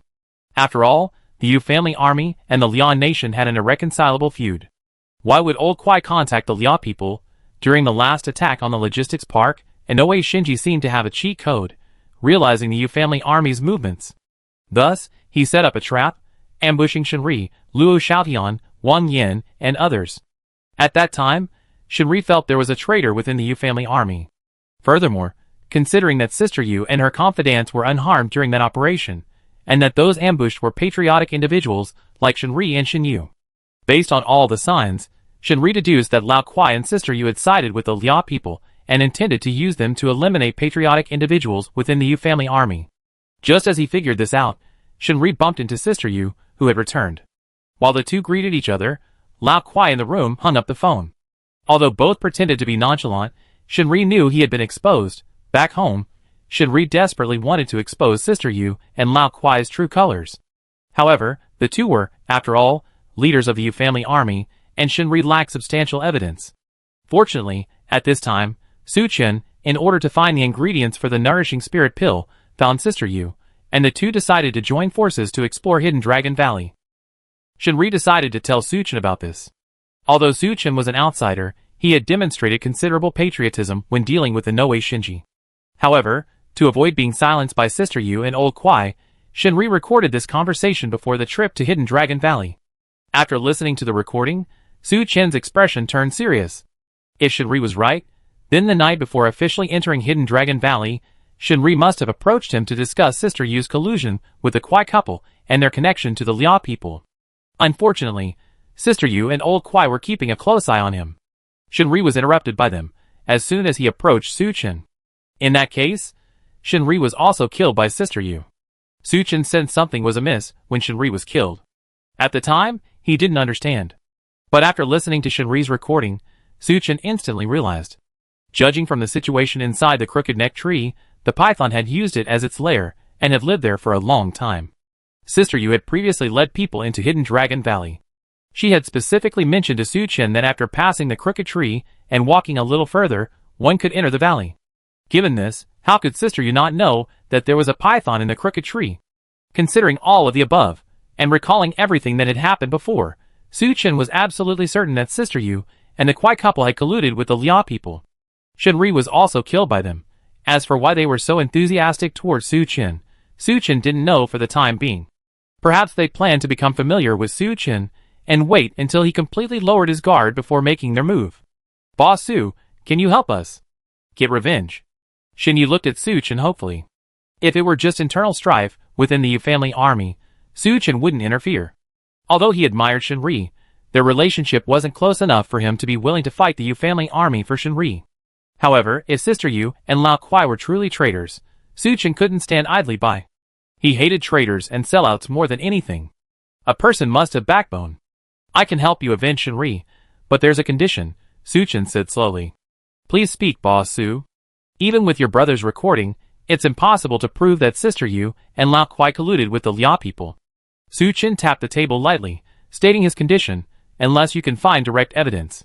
Shin Yu and Shin Xing exchanged a glance, hesitating. With our combined strength, finding evidence might be difficult. Although Shin Yu inherited Shinri's position within the organization, his abilities and prestige were far inferior to Shinri's. Therefore, he was gradually marginalized within the Yu family army. The reason they were sent to visit Su Chen this time was because they volunteered. Considering Su Chen's good relationship with the Shin brothers, Sister Yu agreed. Su Chen thought for a moment and explained his plan. I give you a USB drive later. Try to plug it into the computer inside the Yu family's organization. Okay, no problem. Shin Yu and Shin Xing could definitely handle this request. Su Chen told the two brothers to rest in the office first, then returned to the RV and found Zhou Qing. Qing'er, aren't you a computer expert? Yes, boss. Why are you suddenly asking about this? Zhou Qing asked, somewhat puzzled. It was thanks to her superb computer skills that Su Chen was able to take control of the observation base. Later, when dealing with the Dragon City Brotherhood, it was also thanks to her that Su Chen overheard Zhou Ming and the others' conversation, thus turning Ping Jing against them. Chapter 1006. Design a program. Su Chen told Zhou Qing his requirements. A piece of cake, it's very simple. Zhou Qing successfully set up the program she had used to deal with the Brotherhood after some simple modifications. She handed Su Chen a USB drive and chuckled. Just plug this USB drive into the Yu family army's computer. and it will automatically hack into their internal server. The Yu family army's communications can all be saved. You're really amazing, Qinger. Su Chen smiled wickedly, pulled Zhou Qing into his arms, and kissed her. After the kiss, Zhou Qing was panting and said coquettishly, "Boss, my makeup is all ruined." "It's okay. Even with ruined makeup, you still look good." Su Chen laughed loudly. His words weren't just flattery. Although Zhou Qing was the oldest among the women, nearly 40, as a superhuman, she often received Su Chen's attention. Not only did she not appear old at all, but she had become even more beautiful and charming. Especially her mature allure, even Su Chen, who had tasted her many times before, was captivated by it. Many newly joined members of the Watchers Alliance, unaware of Zhou Qing's background, would often approach her to strike up a conversation. "Boss, you must reward me properly tonight." Zhou Qing boldly extended the invitation. "Perfectly fine. You can also invite your sister and Bing Yin along," Su Chen said with a smile, patting her shapely buttocks. "Okay." Zhou Qing's heart was filled with anticipation for the evening. Su Chen quickly returned to the conference room and handed the USB drive to the Shen brothers, Shen Yu and Shen Xing. The two didn't linger. After saying goodbye to Su Chen, they got up and left the Watchers Alliance. A few hours later, the two brothers returned to Stone City. Boss Su said there was a slight problem with the refining of the nourishing spirit pills. But he's overcome it. At most, he'd be able to send us 100 nourishing spirit pills in another week. Shen Yu reported to Old Kuai and Sister Yu, following Su Chen's instructions. After hearing his words, Old Kuai's face showed no emotion. He simply nodded slightly. "I understand. You two can go now." "Yes, Brother Kuai, Sister Yu." Shen Yu and Shen Xing respectfully greeted them and left Old Kuai and Sister Yu's room. Just outside the room was a large office. Several computers were set up in the office, and several trusted confidants were busy working there. At the beginning of the apocalypse, due to the power outage, electronic devices, including computers, were practically useless. But as the various factions consolidated their positions, and power was restored, these electronic devices still proved invaluable. "Old Zhao, how are you? Busy?" Shen Yu noticed one of her trusted confidants, who seemed to have a good relationship with her elder brother, and quickly went over to greet him with a smile. "Well, I'm still busy," Old Zhao hurriedly explained. "I really envy you guys, so lucky, working in an office every day. Unlike us, out there in the wind and sun, we might end up like my brother, losing our lives." Shen Yu sighed. Hearing him mention Shenri, Old Zhao couldn't help but sigh as well. Your brother's death was so unexpected. While they were chatting, Shen Xing quietly inserted the USB drive Su Chen had given him into Old Zhao's computer. Less than a minute later, the USB drive flashed a red light. This meant that Zhou Qing's program had been installed on Lao Zhao's computer. Shen Xing quickly put away the USB drive and gave his second brother a wink. Receiving the signal, Shen Yu smiled and said to Lao Zhao, "Okay, then I won't disturb your work anymore, Lao Zhao." "Okay, take care." Lao Zhao waved to Shen Yu and Shen Xing, watching them leave. When he sat back down at his computer and started working again, he noticed that the computer had suddenly become a bit sluggish. However, Lao Zhao didn't think much of it, simply used 360 to clean up junk files, and continued working. Inside the room.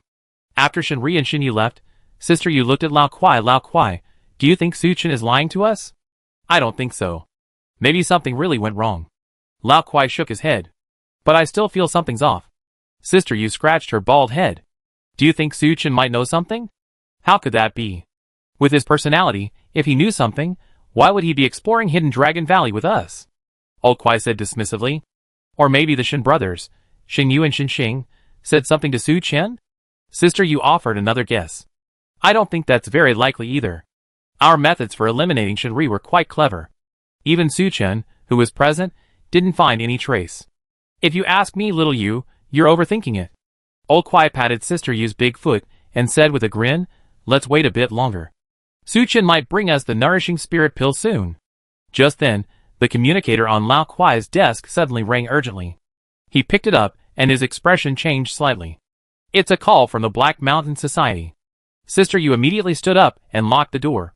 "Hello, this is Lao Kuai from the Yu family army." Lao Kuai answered the phone respectfully. "Hello, Lao Kuai, this is Takahashi Sakura, the president of the Black Mountain Society." Takahashi Sakura's cool voice came from the other end of the line. Lao Kuai was taken aback, instinctively jumping up from his chair, his attitude becoming even more respectful. "I didn't expect it to be the president. I wonder what instructions the president has for me personally. Sister Yu, standing beside him, was also surprised to hear it was Takahashi Sakura calling.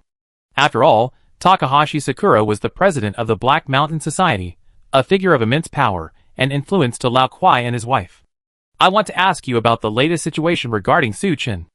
Okay. Old Kuai then recounted everything that had just happened. On the other end, Takahashi Sakura wore a thoughtful expression. This Su Chen certainly hadn't disappointed her. In just a few days, he had managed to concoct the nourishing spirit pill. Understood. Continue to cultivate a good relationship with Su Chen. On this basis, you must find a way to sow discord between the Watchers Alliance and the Vermilion Bird Base. Ideally, make them break off relations, thereby forcing Su Chen to side with us. Takahashi Sakura instructed. This, okay, Guild Master. Old Kuai hesitated for a moment, but could only agree with a stiff upper lip. Don't worry, as long as you do a good job, after we conquer Yin Kingdom, you will be the highest ranking agents, understand? Takahashi Sakura was painting a rosy picture for Old Kuai and Sister Yu. Hearing this, Old Kuai's face lit up with joy, and he quickly replied, understood. Chapter 1007. After ending his call with Takahashi Sakura, Old Kuai let out a long sigh. Old Kuai, why are you sighing? Sister Yu asked curiously. President Takahashi contacted you personally, and gave you orders. That's a good thing. Old Kuai rolled his eyes at her and said helplessly, the orders she gave weren't good things at all. The Watchers Alliance and the Vermilion Bird Base are separated by a vast distance. When they went to explore Hidden Dragon Valley earlier, Old Kuai had already done his best to sow discord between the two sides. Although Su Chen severely injured Zhongya Yuan of the Vermilion Bird Base, the two sides ultimately did not engage in a major battle. Su Chen even released the crows he had captured. To continue stirring up trouble and force Su Chen to choose sides would be easier said than done.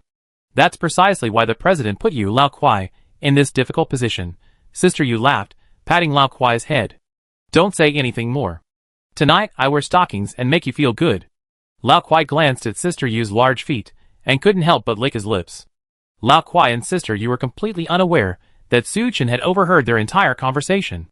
A few kilometers away from Stone City, in the wilderness, Su Chen's Normadison was parked quietly. A computer sat on the table inside the car. Su Chen, wearing headphones, sat in front of the computer. In this post-apocalyptic world, there was no internet, everything was based on local area networks. Therefore, no one was aware of the risks of computer viruses. The program designed by Zhou Qing quickly started working after being inserted into Lao Zhao's computer. In less than 10 minutes, Yu Jiejun's local area network and other electronic devices were under her control. Su Chen overheard every word of Lao Kuai's conversation with Gao Qiaoying, as well as the subsequent exchange between Lao Kuai and his wife. Just as he expected, Lao Kuai and Sister Yu, those two bastards, betrayed their country and betrayed it, siding with the Liao people. A cold smile crept onto Su Chen's lips. His eyes flashed with a chilling light. If Su Wenwei and Wang Yan, who knew him well, saw this, they would know that Su Chen was in a state of rage. These two traitors, not only were they traitors themselves, but they also caused Shinri's death. Now they were trying to force him to become a traitor too. This was truly intolerable. Boss, should we go to war with the Yu family army now? Zhou Qing leaned against Su Chen, asking in a low voice. Having followed Su Chen for so long, she knew his personality very well. Su Chen would definitely not let Lao Kuai and Sister Yu get away with what they had done. War is inevitable, but not now. Su Chen let out a long breath. Old Kuai and Sister Yu don't know yet, but we already figured out their situation. This is perfect for using this information to plan carefully.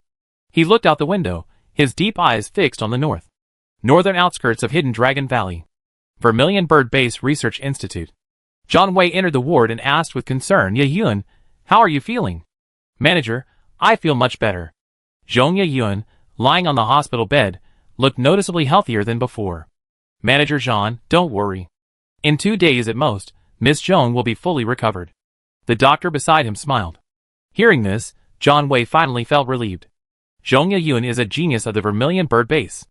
If anything really happens to her, the higher-ups won't let her off the hook. Once I recover, I'm going to get revenge on that bastard. Thinking of Su Chen, who had seriously injured her, Zhongya Yuan's face puffed up with anger. Let's put revenge aside for now, John Wei shook his head, quickly advising. Judging from their last meeting, Su Chen himself wasn't injured after seriously injuring Zhongya Yuan. This was enough to prove that Su Chen's strength had reached an unbelievable level. Furthermore, Su Chen's willingness to release the crow showed that he still didn't want to be enemies with the Vermilion Bird base. In that case, the Vermilion Bird base had no reason to antagonize Su Chen. If the opportunity arose, John Wei wanted to contact Su Chen to see if he could recruit him. While they were talking, the crow that Su Chen had previously captured suddenly strode in. "Supervisor." "Ya Yun." After exchanging greetings, John Wei asked curiously, "What's wrong, Crow?" "It's like this, Supervisor," Crow explained. "I was packing my things just now, and suddenly found an extra communicator in my bag." He handed a communicator to John Wei. The communicators issued by the Vermilion Bird base are all standardized. But this communicator was clearly different from theirs.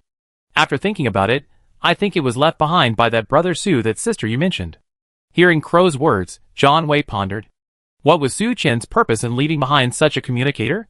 Could it be that he and Sister Yu weren't on the same side, and he wanted to bypass Sister Yu to contact him? Just as John Wei was speculating, the communicator in his hand suddenly vibrated with a buzzing sound. He hesitated only slightly before picking up the communicator. "Hello? What is your name?" John Wei immediately recognized the voice on the other end of the line as Su Chen's. "I am John Wei, the director of the Hidden Dragon Valley Research Institute at the Vermilion Bird Base. If I'm not mistaken, you must be Brother Su who came with Sister Yu last time, right?" "That's right. My name is Su Chen, the leader of the Watchers Alliance." Su Chen also introduced himself. "Oh, so it's Mr. Su." John Wei tentatively asked, "I wonder what brings you here, Mr. Su?" Su Chen didn't answer directly but changed the subject, asking, "Director Zhan, do you know Cui Yuan?" Cui Yuan? Hearing this name, John Wei felt a sense of familiarity. But after racking his brains for a while, he still couldn't remember who it was. Just then, a familiar voice came from the other end of the communicator. "John Wei, this is Cui Yuan. We used to work together in the capital." John Wei frowned, thinking for a long time before finally remembering. "Oh, it's you, old Cui. Hey, it's great that you remember me." Cui Yuan said with a sigh of relief. "It's like this, I joined the Watchers Alliance now, and I'm under Boss Su. Boss Su knows that the Vermilion Bird Base represents the government, and he's intentionally trying to build a good relationship with you, which is why he contacted you." Hearing this, John Wei suddenly understood. "Oh, I see, that's great. Manager Zhan, to show our sincerity, I think we should meet. What do you say?" Su Chen took the communicator and chuckled. "I think it's necessary." John Wei agreed to Su Chen's suggestion, but where should we meet? 3 days later, in Yunzhou City, 100 kilometers west of Hidden Dragon Valley. Chapter 1008. Yunzhou City is located at the westernmost edge of Beitou Province. It borders Xishan Province to the south, and Beijing to the north. Su Chen's choice to meet John Wei in Yunzhou City was a well-considered one.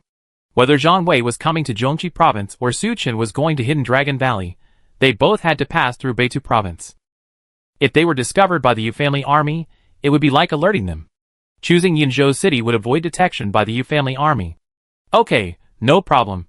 See you in 3 days." John Wei thought for a moment, and readily agreed.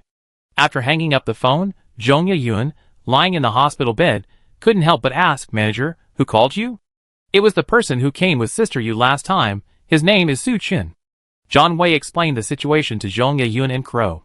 Upon hearing that it was Su Chen who had injured her, Zhong Yun's face flushed red, and she angrily said, "Manager, you can't trust him. Yun, you can't act impulsively." John Wei said seriously, "If we can win Su Chen over, it will be very necessary for the development of the Vermilion Bird Base." Zhong Yun bit her red lips and said, "Then I go with you in 3 days." "You're going with me?" "No way." John Wei shook his head, refusing. Zhong Yun, "You're not fully recovered yet. The doctor just said that I'd be fully recovered in a few days." Seeing John Wei's firm attitude, Zhong Yun couldn't help but plead, "Brother Zhan, I'm only going with you to protect your safety." "Yes, Manager, Yun is right. More people mean more strength." Crow chimed in. John Wei had worked with Zhong Yun for a long time, and in his heart, he regarded her as a younger sister. With Zhong Yun's coquettish manner and Crow's support, John Wei hesitated for a moment before slowly nodding. "All right then, you come with me. But let's make it clear first, you follow orders?" "Yes, sir." Zhong Yun finally smiled and bowed to John Wei. Meanwhile, at the Watchers Alliance base, Su Chen hung up the phone and nodded slightly to Zhao Man and the others.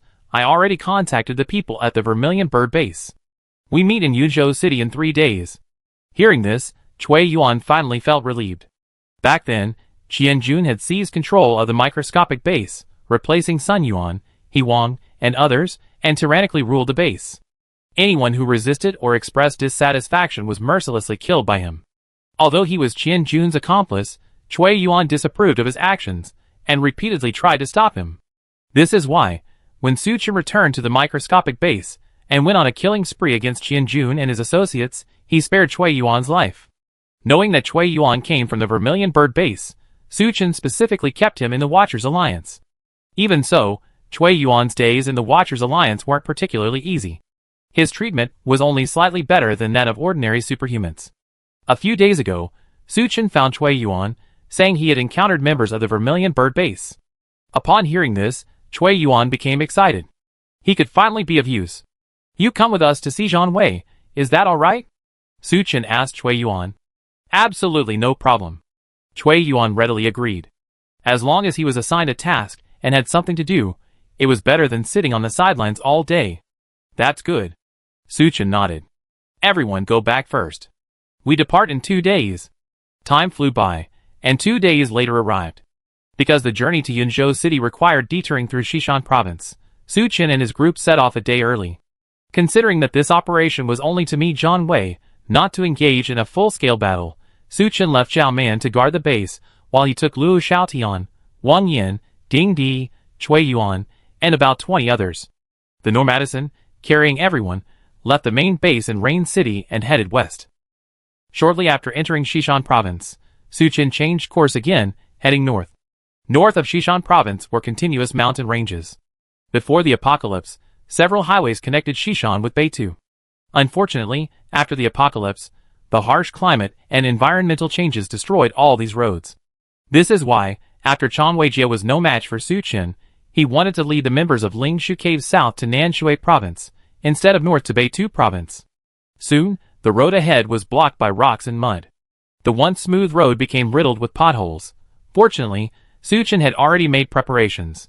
Zhou Rong and her daughter Wang Bingyan, both Earth-type ability users, were also traveling with him. As the two women activated their abilities, the road ahead quickly became smooth again.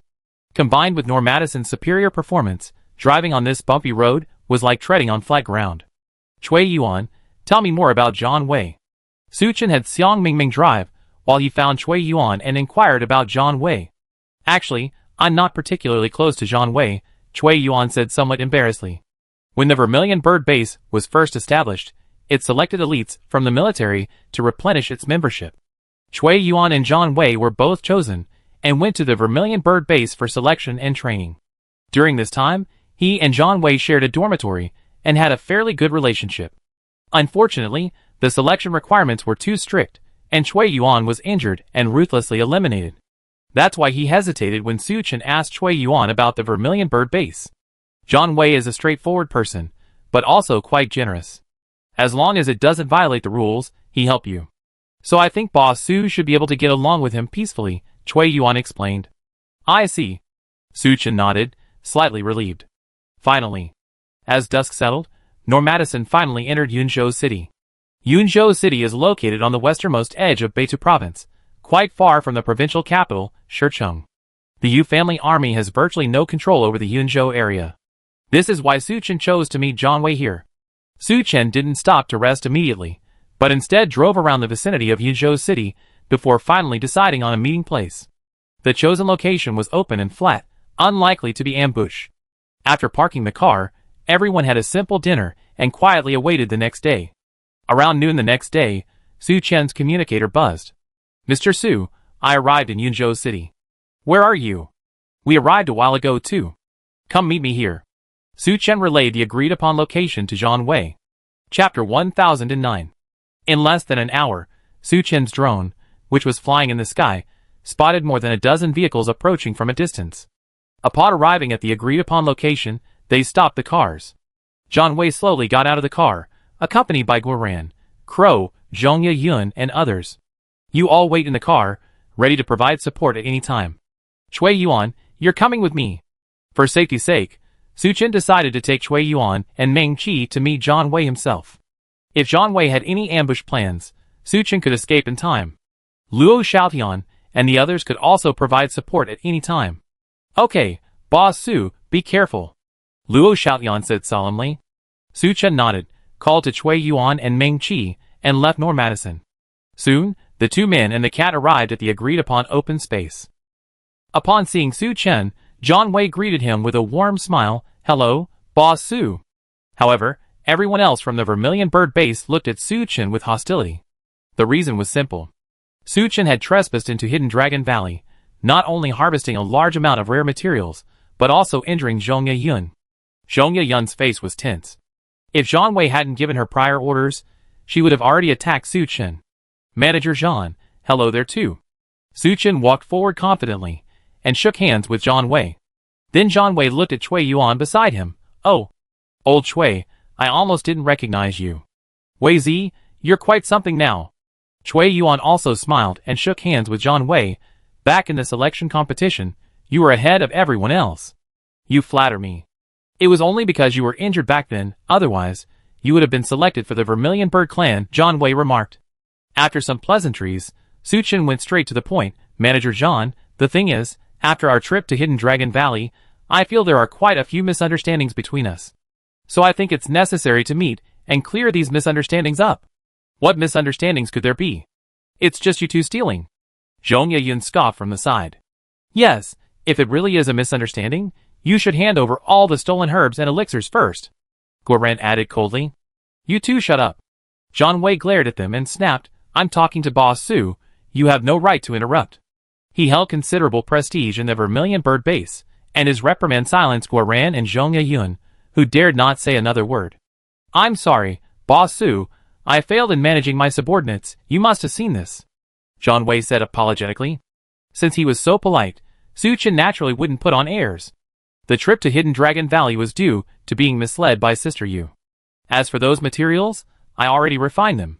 If you need compensation, I can exchange something else with you. Hearing this, Zhang Wei waved his hand and laughed. These things are in the past. Let's not talk about them. Since Boss Su says there was a misunderstanding, I'd like to hear what it was. Due to personal reasons, I needed a lot of rare and precious materials, and then Sister Yu told me. Su Chen told Zhang Wei everything that had happened. Upon hearing this, Zhang Wei couldn't help but sneer. This Sister Yu is truly despicable. What she said has absolutely nothing to do with the truth. Then Zhang Wei told Su Chen the whole truth. His version was completely different from Sister Yu's. From the very beginning, Hidden Dragon Valley had been within the Vermilion Bird base's sphere of influence. Almost all the immortal herbs and spiritual medicines in the valley were planted by the Vermilion Bird base. Several times before, Sister Yu had led people into Hidden Dragon Valley and taken away a considerable amount of rare and precious resources. The Vermilion Bird base didn't hold it against the Yu family army. Instead, they even sent people to contact Sister Yu. They hoped that Sister Yu could lead her family army to join the Vermilion Bird base and serve the country. But faced with the Vermilion Bird base's offer of enticement, Sister Yu merely laughed it off, neither refusing nor agreeing. Zhang Wei didn't force Sister Yu either, only telling her not to enter Hidden Dragon Valley again. This Sister Yu actually tried to sow discord between us. She's truly despicable. Zhang Wei said bitterly. Actually, their actions are even more despicable than this. Su Chen sneered. Sister Yu and the Kuai couple even colluded with the Liao people. He played Shinri's last words, and the recording of the conversation between Kuai and Takahashi Sakura. In addition, he truthfully recounted the situations of Kurikawa Makoto, Inoue Shinji, and others. After listening, everyone at the Suzaka base was filled with righteous indignation. Those two traitors. Crow cursed. I definitely kill them when I get the chance. Killing them is too easy for them. They need to be tortured properly, Guoran said coldly. To be honest, Boss Su, I actually suspected Sister Yu and Kuai for a long time. Since the post-apocalyptic climate had just stabilized, the Kingdom of Ria dispatched considerable forces to probe the situation in the Kingdom of Yin. However, the capital area was protected by the Vermilion Bird base, preventing them from gaining any advantage. The higher-ups at the Vermilion Bird base initially believed that Ria would send troops to attack Beitou province. They had even instructed Zhang Wei to provide support should the Yu family army request assistance. However, to Zhang Wei's surprise, Beitou province remained silent. This made him suspicious. More than believing that the Ria had spared Beitou province, he was more inclined to believe that the Yu family army had some shady dealings with Ria. However, Zhang Wei previously lacked evidence, only harboring suspicions. Now, with Su Chen's evidence, he felt extreme anger and disgust towards Sister Yu and old Kuai. To curry favor with the Rhea, they were willing to betray their own people. This was more than just animalistic, it was downright animalistic. What are your thoughts on these traitors, Commander Jean?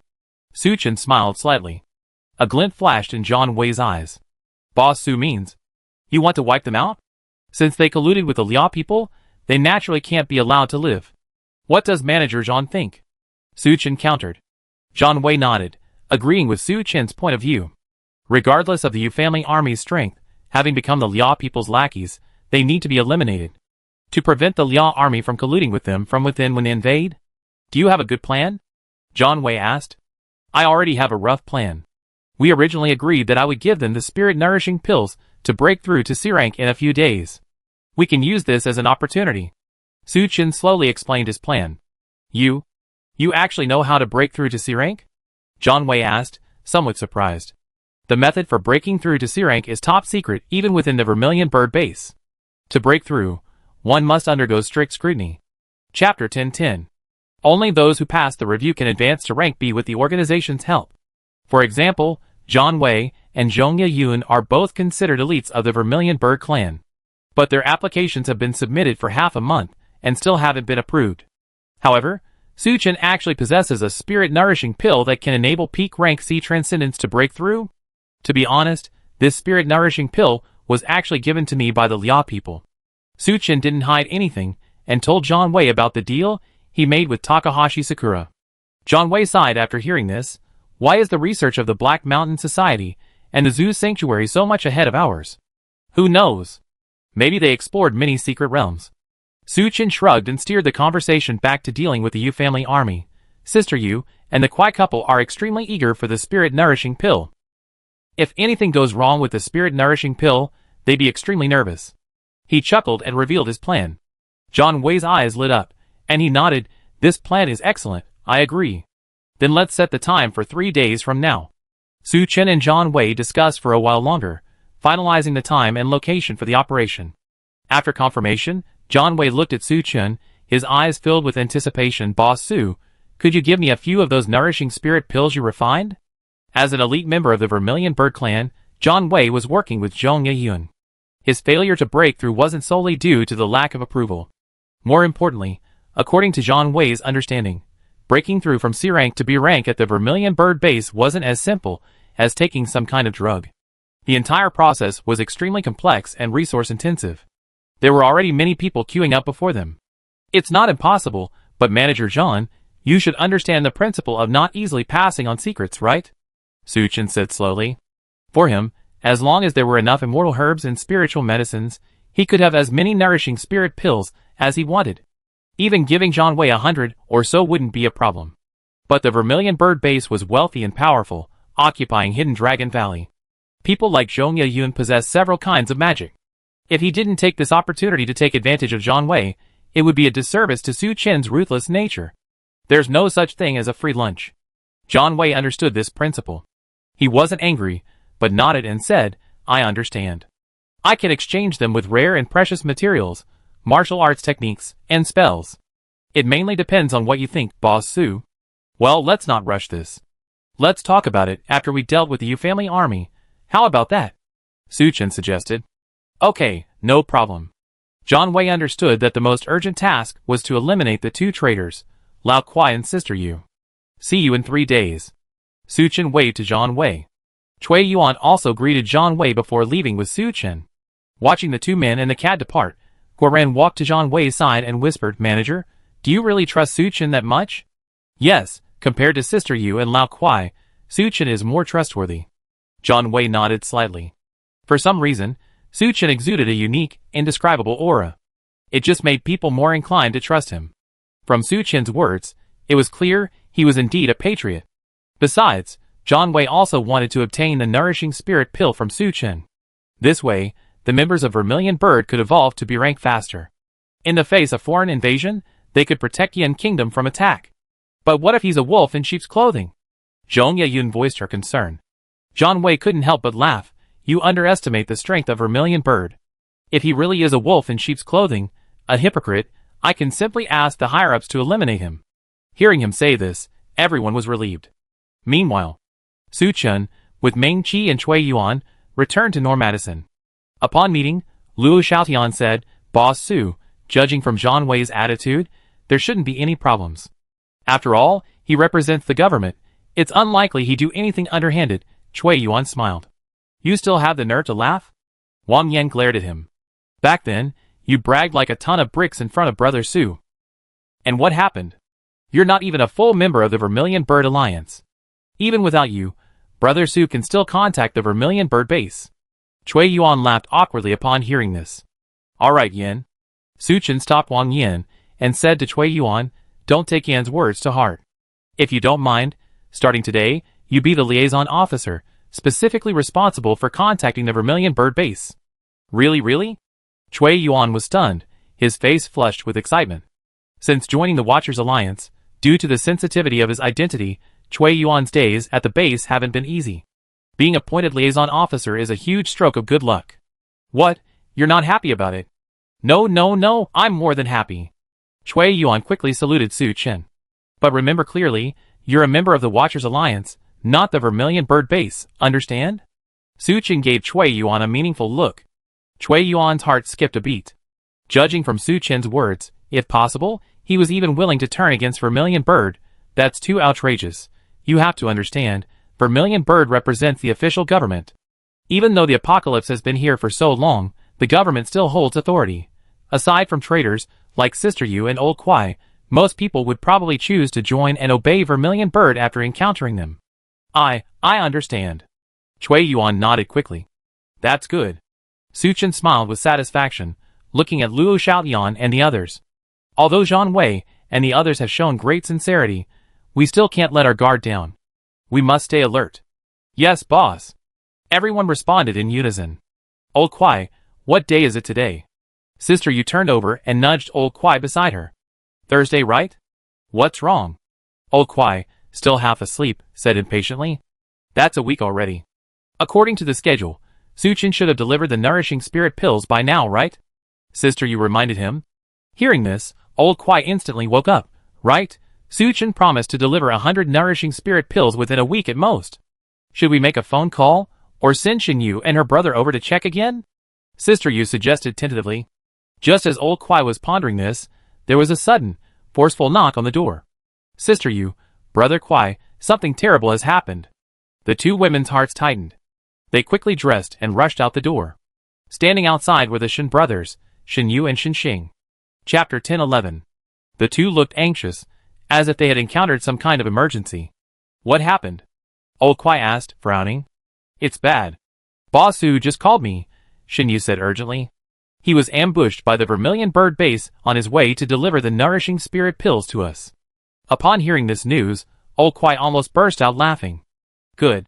Fortunately, he reacted quickly, suppressing his laughter and swallowing back the good.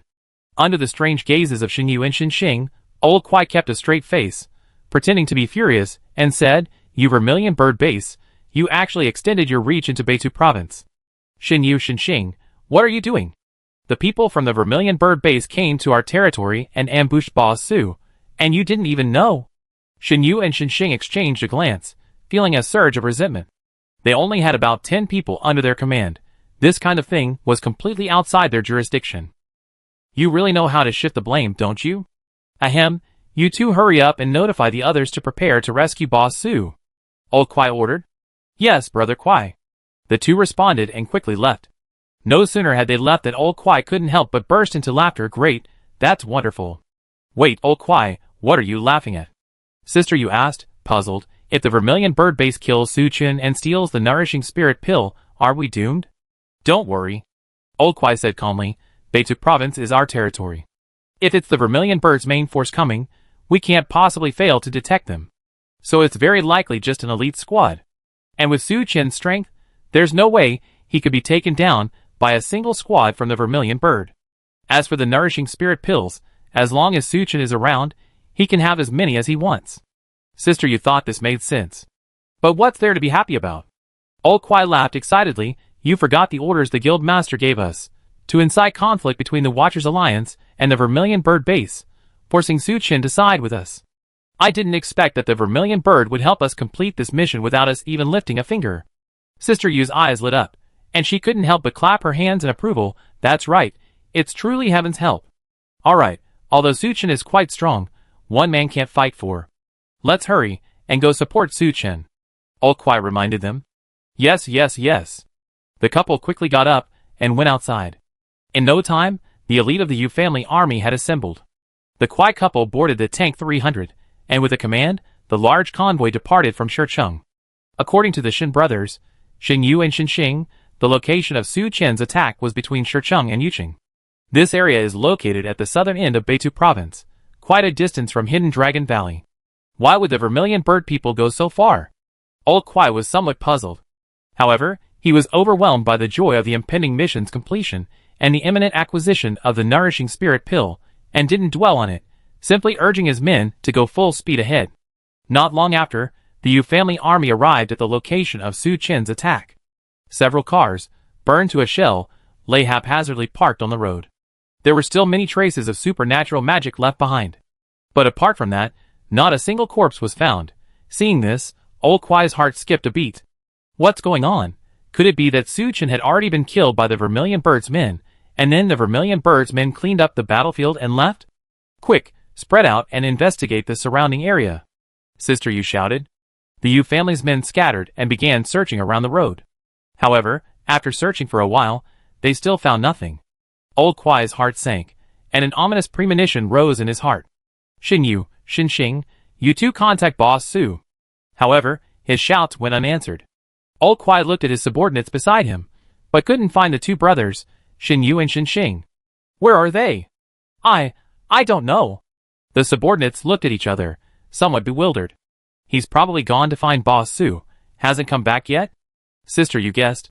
No. Impossible, we've been tricked. Only then did Old Kwai realize something was wrong. But it was too late. Just as he was about to order a retreat, dust billowed in the distance. Accompanied by the roar of engines, a dense swarm of vehicles approached from all directions, trapping the Yu family's troops in the middle. The door of Norm Madison's car slowly opened, and Su Chen stepped out. Looking at the shocked faces of Old Kwai and his wife, he greeted them with a smile. Old Kwai, Sister Yu, long time no see. John Wei, Zhongya Yun, Guoran, Crow, and others got out of several other cars nearby. Seeing this scene, Old Kwai's pupils constricted sharply. Su Chen actually colluded with the people from the Vermilion Bird base. He forced himself to remain calm. Brother Su, weren't you ambushed by the Vermilion Bird base people? What's going on? What's going on? Su Chen laughed. Old Kwai, aren't you supposed to be smart? Do I need to explain to you? Old Kwai's face darkened. Brother Su, Sister Yu and I have treated you well. Why did you do this? Well, treated me well, indeed. Su Chen clapped his hands and laughed. Unfortunately, I'm a rather patriotic person and don't like dealing with traitors. What do you mean by that? Old Kwai was somewhat alarmed, but outwardly pretended not to understand. You really won't give up until you're completely convinced. Su Chen sighed and took out a tape recorder. Understood. Continue to cultivate a good relationship with Su Chen. On this basis, you must find a way to sow discord between the Watchers Alliance and the Vermilion Bird base. Ideally, make them break off relations, thus forcing Su Chen to side with us. Okay, Guild Master. Don't worry, as long as you do a good job, after we conquer Yin Kingdom, you will be the highest ranking agents, understand? The entire conversation between Takahashi Sakura and Old Kwai was played back verbatim. Although most of the elite troops in the Yu family army were loyal to Old Kwai and Sister Yu, they were all willing to follow Old Kwai and Sister Yu and pledge allegiance to the Liao people. However, there were still some who extremely disliked the Liao people and refused to be traitors. Therefore, after the conversation ended, a commotion immediately broke out within the Yu family army. Everyone calm down, don't listen to his nonsense. Old Kwai frowned and shouted, this recording is fake. Is that so? Then this recording is also fake? Su Chen sneered and played Shinri's last words again. Chapter 10-12. When Shinri's last words were played, the Yu family army members present were instantly in an uproar. Shinri was considered a veteran of the Yu family army. He had contributed significantly to its current size. In the hearts of many members, he was second only to Old Kwai and Sister Yu. However, such a meritorious member of the Yu family army had actually been murdered by Old Kwai and Sister Yu. This recording is also fake. Old Kwai was somewhat nervous, but maintained his composure on the surface. You all saw it with your own eyes. Shinri died at the hands of a demon. What does that have to do with me and Sister Yu? Upon hearing this, the Yu family army members realized what had happened. Yes! Shinri was killed by a monstrous python while exploring Hidden Dragon Valley. How could it be Sister Yu and Old Kwai who killed him? If you don't want people to know, don't do it in the first place. Old Kwai's Sister Yu, do you really think no one knows what you two did? Just then, Shin Yu and Shin Xing emerged from behind Su Chen. When Old Kwai ordered a search of the vicinity, they secretly slipped away. Their eyes burned with hatred as they looked at Old Kwai and his wife. That crooked tree is clearly the monstrous python's lair. Anyone who passes under the crooked tree will inevitably be attacked by the python. Sister Yu has led people into Hidden Dragon Valley several times before. How could she not know there's a python there? She deliberately led us past the crooked tree. And she made my elder brother, Shinri, clear the way, which led to my brother being killed by the python. Sister Yu, Old Kwai, what are you trying to say? Shin Yu glared hatefully at Lao Kwai and his wife. You're slandering me. You're making baseless accusations. It's all just your guess. Lao Kwai stubbornly persisted. But the other members of Sister Yu's army looked at him differently. They were never really willing to betray their country and become traitors to the Liao people, but they kept quiet because Lao Kwai and Sister Yu were their leaders. Furthermore, they wanted to survive better in the apocalypse, so they didn't say anything. But after what happened with Shinri, everyone's thoughts changed. Today, Lao Kwai and Sister Yu were able to kill Shinri, who had followed them for many years, just because of a disagreement. Who knows if he might kill them for something else in the future? Don't listen to his nonsense. He's trying to sow discord among us. Lao Kwai shouted immediately, sensing the change in everyone's minds. But clearly, no one listened to him. I don't want to say much, Su Chen said calmly. Those who don't want to be traitors or sellouts, as long as they surrender, their past transgressions will be forgiven. Anyone who resists will be killed without mercy. Hearing his words, the members of the Yu family army looked at each other, not immediately taking action. A moment later, one of the members broke away from the group and walked towards Su Chen. I surrender. Seeing this, Old Kwai became furious. Defection in the face of battle, courting death. He shouted sharply, and a blazing red light appeared in his palm. A pale white flame instantly erupted. The Yu family army member didn't even have time to react before being engulfed by the flame. In just a few seconds, he was reduced to ashes. You, Brother Kwai, you. The members of the Yu family army were both shocked and furious. They hadn't expected Old Kwai to be so ruthless, attacking without warning. Looking at Old Kwai's ferocious face, everyone instinctively took a few steps back.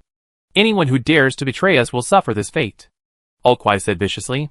While his ferocity frightened everyone, it also strengthened their resolve to betray him.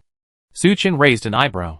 The move Old Kwai used just now was clearly magic, not ordinary supernatural power. This was hiding his true strength.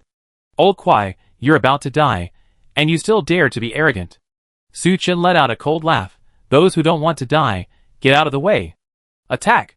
With his command, Su Wenwei Jiangyu and the others were the first to attack. Various supernatural abilities and magic were unleashed. However, Su Chen had given prior instructions that their target wasn't the rest of the Yu family army, but rather Old Kwai and Sister Yu. Seeing the overwhelming barrage of supernatural spells raining down, Old Kwai's expression changed slightly. He raised his hand, and another shield of azure flames appeared, protecting himself, Sister Yu, and several trusted followers within. Seeing this, the rest of the Yu family army hurriedly scattered to the sides, fearing they would be caught in the crossfire. Bang bang bang. The supernatural spells struck the azure flame shield, instantly erupting in dazzling flames. Old Kwai's defensive spells only lasted a moment before exploding. Fortunately, the other trusted followers reacted quickly, and used spells again, preventing them from being harmed. At this moment, Old Kwai's face had become extremely grim. He could sense that Su Wenwei, Jiangyu, and other supernatural beings in the Watchers Alliance were clearly already at the B rank level. Currently, they are not only inferior in quality, but also outnumbered. Looking at the Watchers Alliance, and the Suzaka base forces surrounding them, Old Kwai finally abandoned his pride and pleaded, Su Chen, John Wei, I was out of my mind to think of siding with the Liao people and causing Shinri's death. I know I was wrong now. Can you give us a chance to start over? Sister Yu also pleaded sincerely, we were wrong, we never dare to do it again. Su Chen sighed and shook his head, you don't just know you were wrong, you know you're going to die. If I don't kill you, not to mention Brother Shinri, how will the spirits of those who died in battle over the decades rest in peace? Seeing that Su Chen showed no mercy, Old Kwai and Sister Yu gritted their teeth and revealed ferocious smiles. Since you're so aggressive, don't blame us for being impolite. The couple said, each taking out a syringe and injecting themselves severely. The dozen or so confidants behind them followed suit. As the injection was administered, Yujia and the others' auras suddenly surged. Su-Chin could clearly sense a qualitative leap in their strength. This seemed to be something similar to a berserker serum. I fight you to the death. Yujia's eyes turned bloodshot, and blood seeped from her mouth and nose. She roared, raising her right leg high, which rapidly expanded and grew larger. When it landed, it was like a small mountain, crashing down on Su-Chin and the others. A massive foot strike. Get out of the way! Su-Chin gathered his energy in his dantian, leaping into the air to meet Yujia's massive foot strike head-on. His energy flowed from the energy crystal, surging wildly into his arms.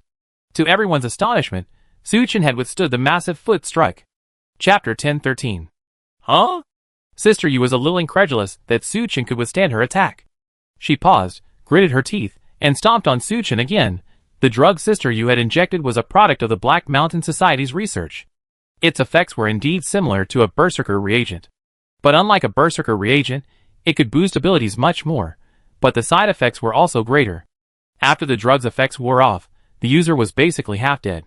It was precisely because they wanted to fight Su-Chin and the others to the death that Sister Yu and Lao Kuai chose to use the drug.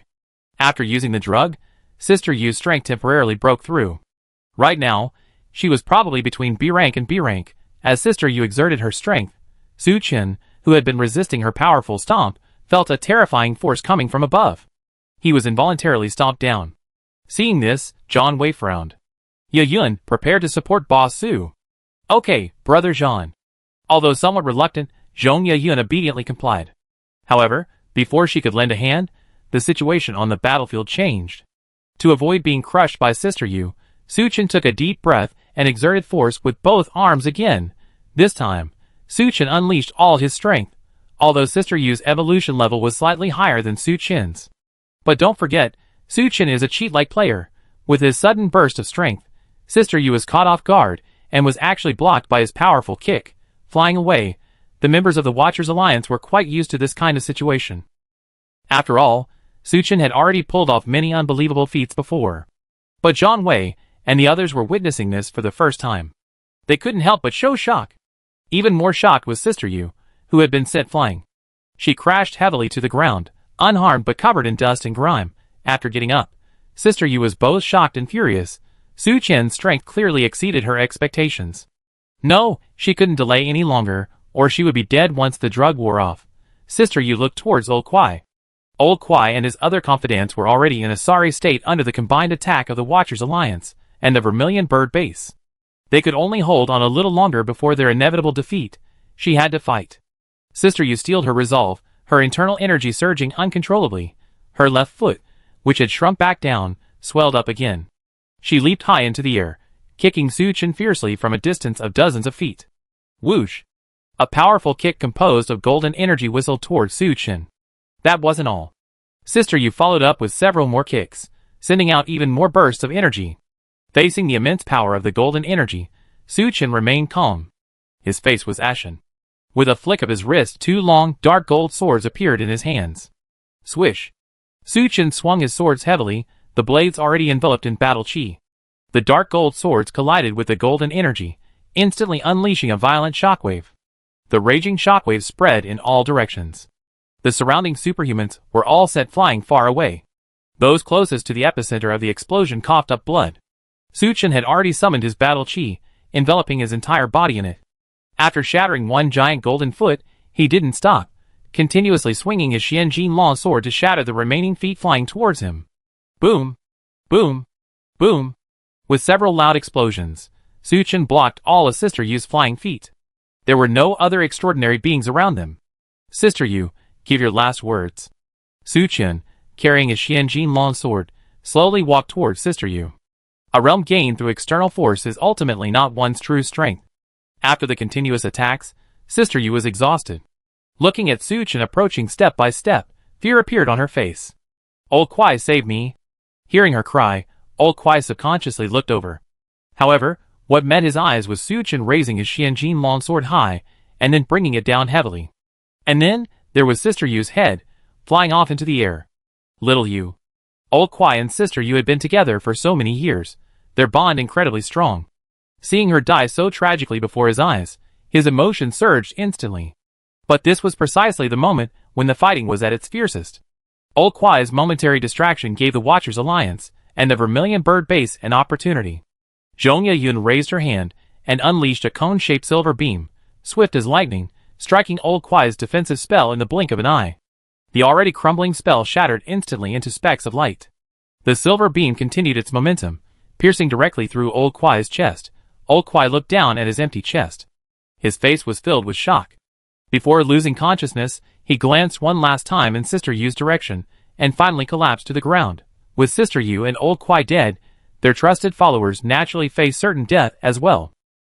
In no time at all, aside from the Yu family army members who had surrendered, the die-hard supporters, led by Old Kwai and Sister Yu, were all wiped out. John Wei shook the blood off his weapon, and after confirming there were no more enemies, he looked at Su Chen. "Boss Su, how are you?" "I'm fine."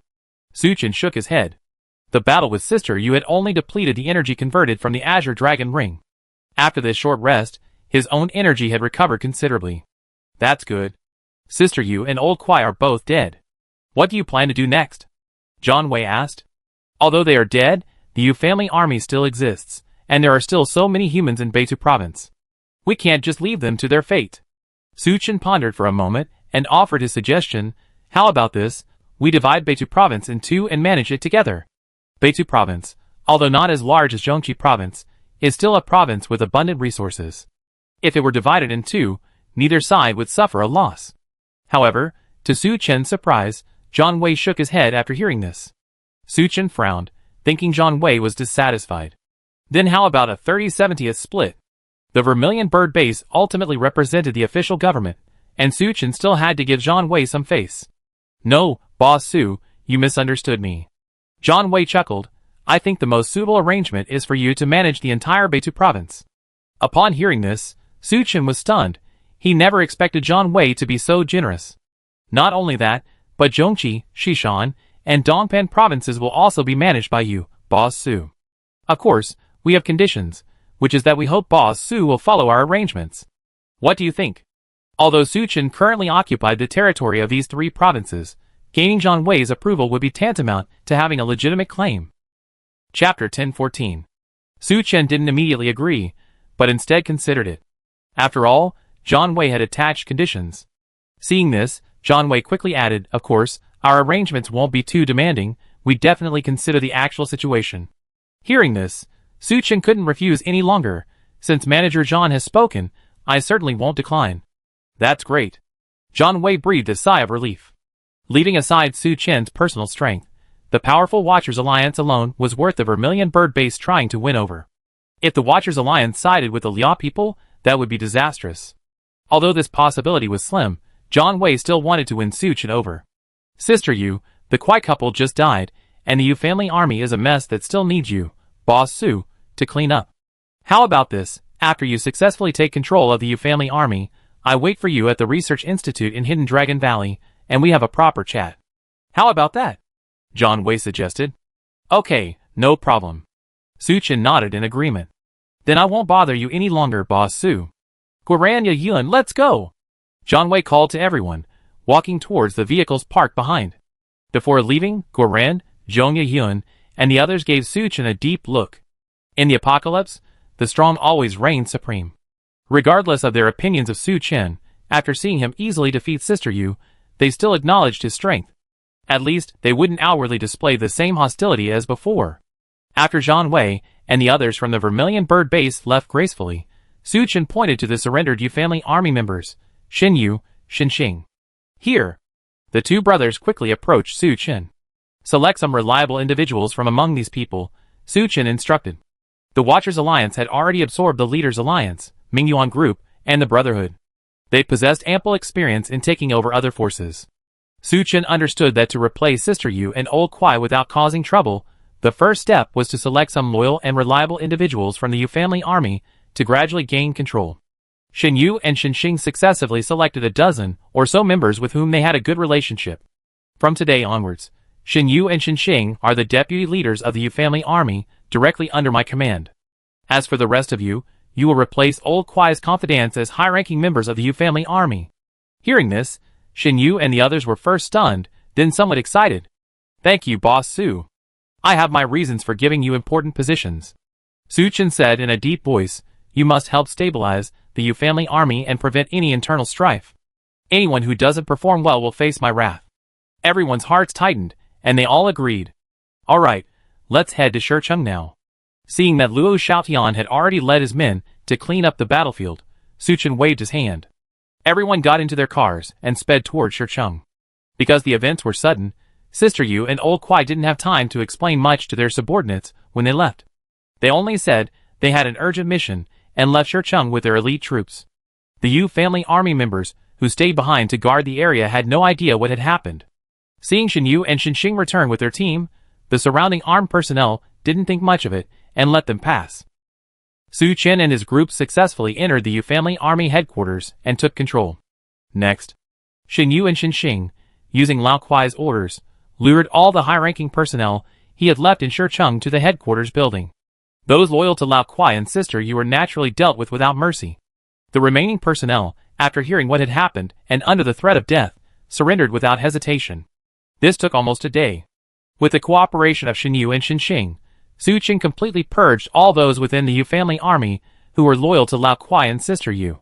Until Su Chen controlled the Yu family army's high command, everyone else in Shicheng remained unaware of his success.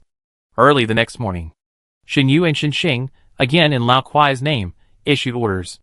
All the lower and middle-level managers and officers of the Yu family army were gathered in the city square. Seeing such a large commotion, they were all completely bewildered, having no idea what was happening. Just then, Shin Yu walked to the high platform at the front.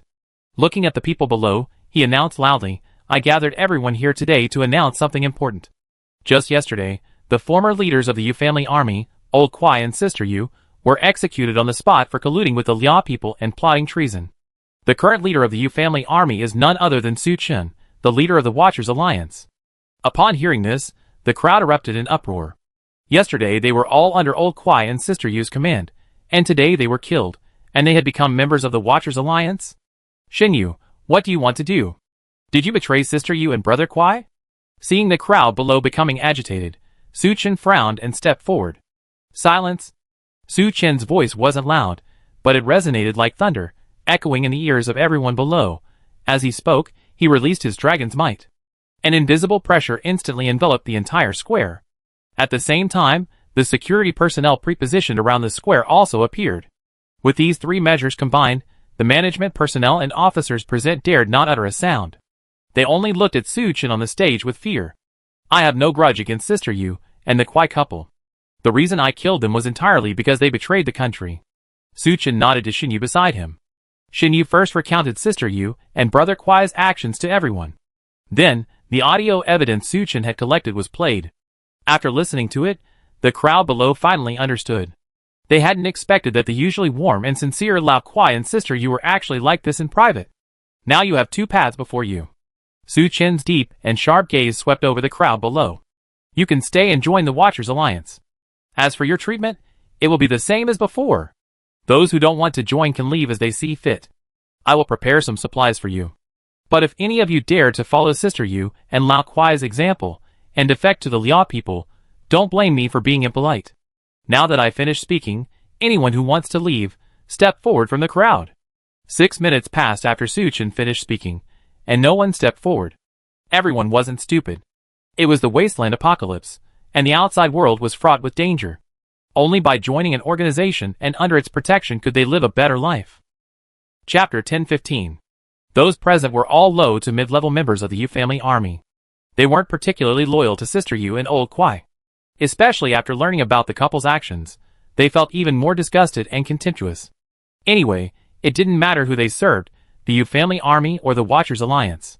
Seeing no one step forward, Su Chen smiled with satisfaction. Very good, give everyone here an extra 3 months' worth of raw stones. With more and more raw stone mines being discovered, raw stones have become a very important part of the lives of human superhumans.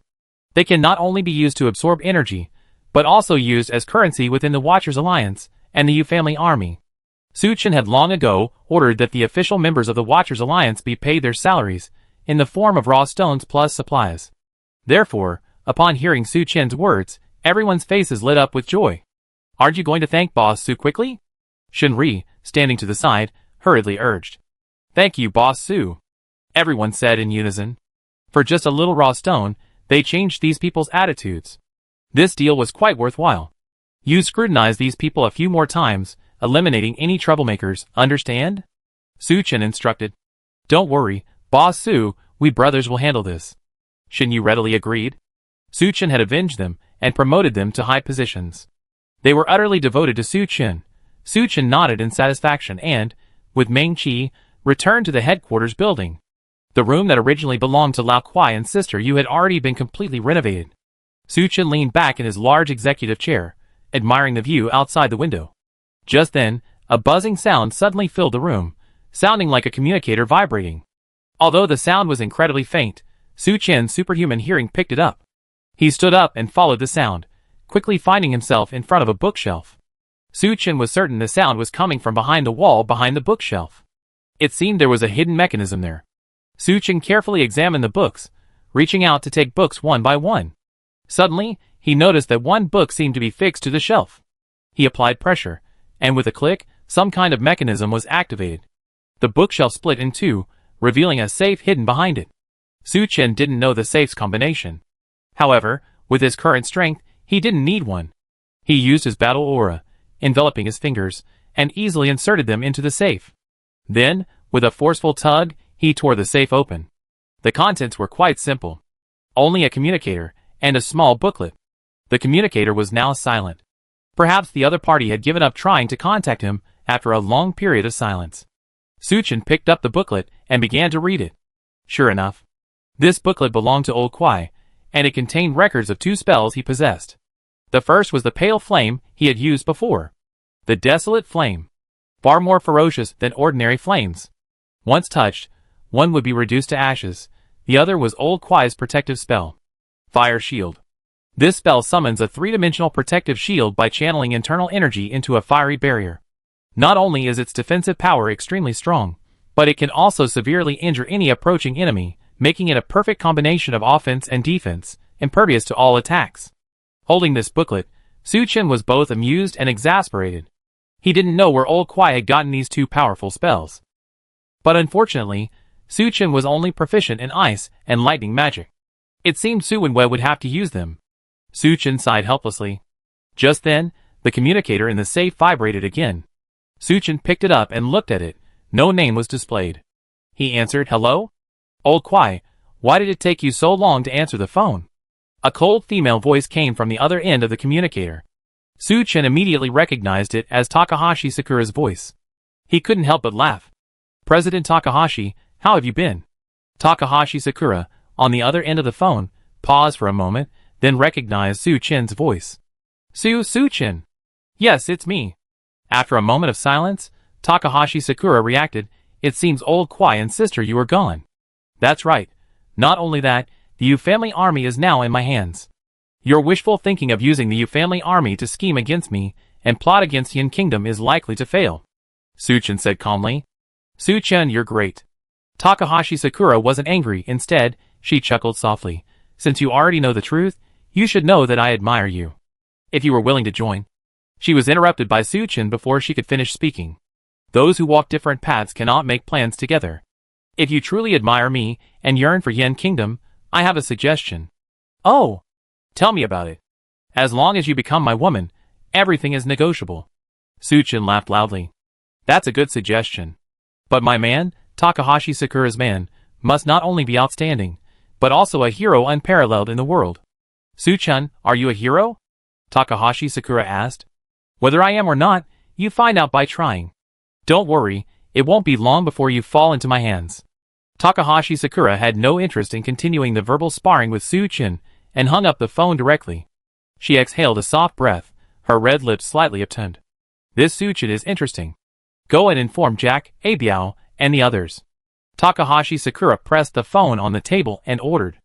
A short while later, Yamamoto Fumio, Takahashi Tsukasa, Jack, and Fan Debut all arrived. "President, what are your orders? We just received news that the Yu family army has been absorbed by Su Chen. Old Kuai and Sister Yu are both dead." Hearing this news suddenly, the The four of them were stunned. How could this be so sudden? Yamamoto Fumio couldn't help but ask.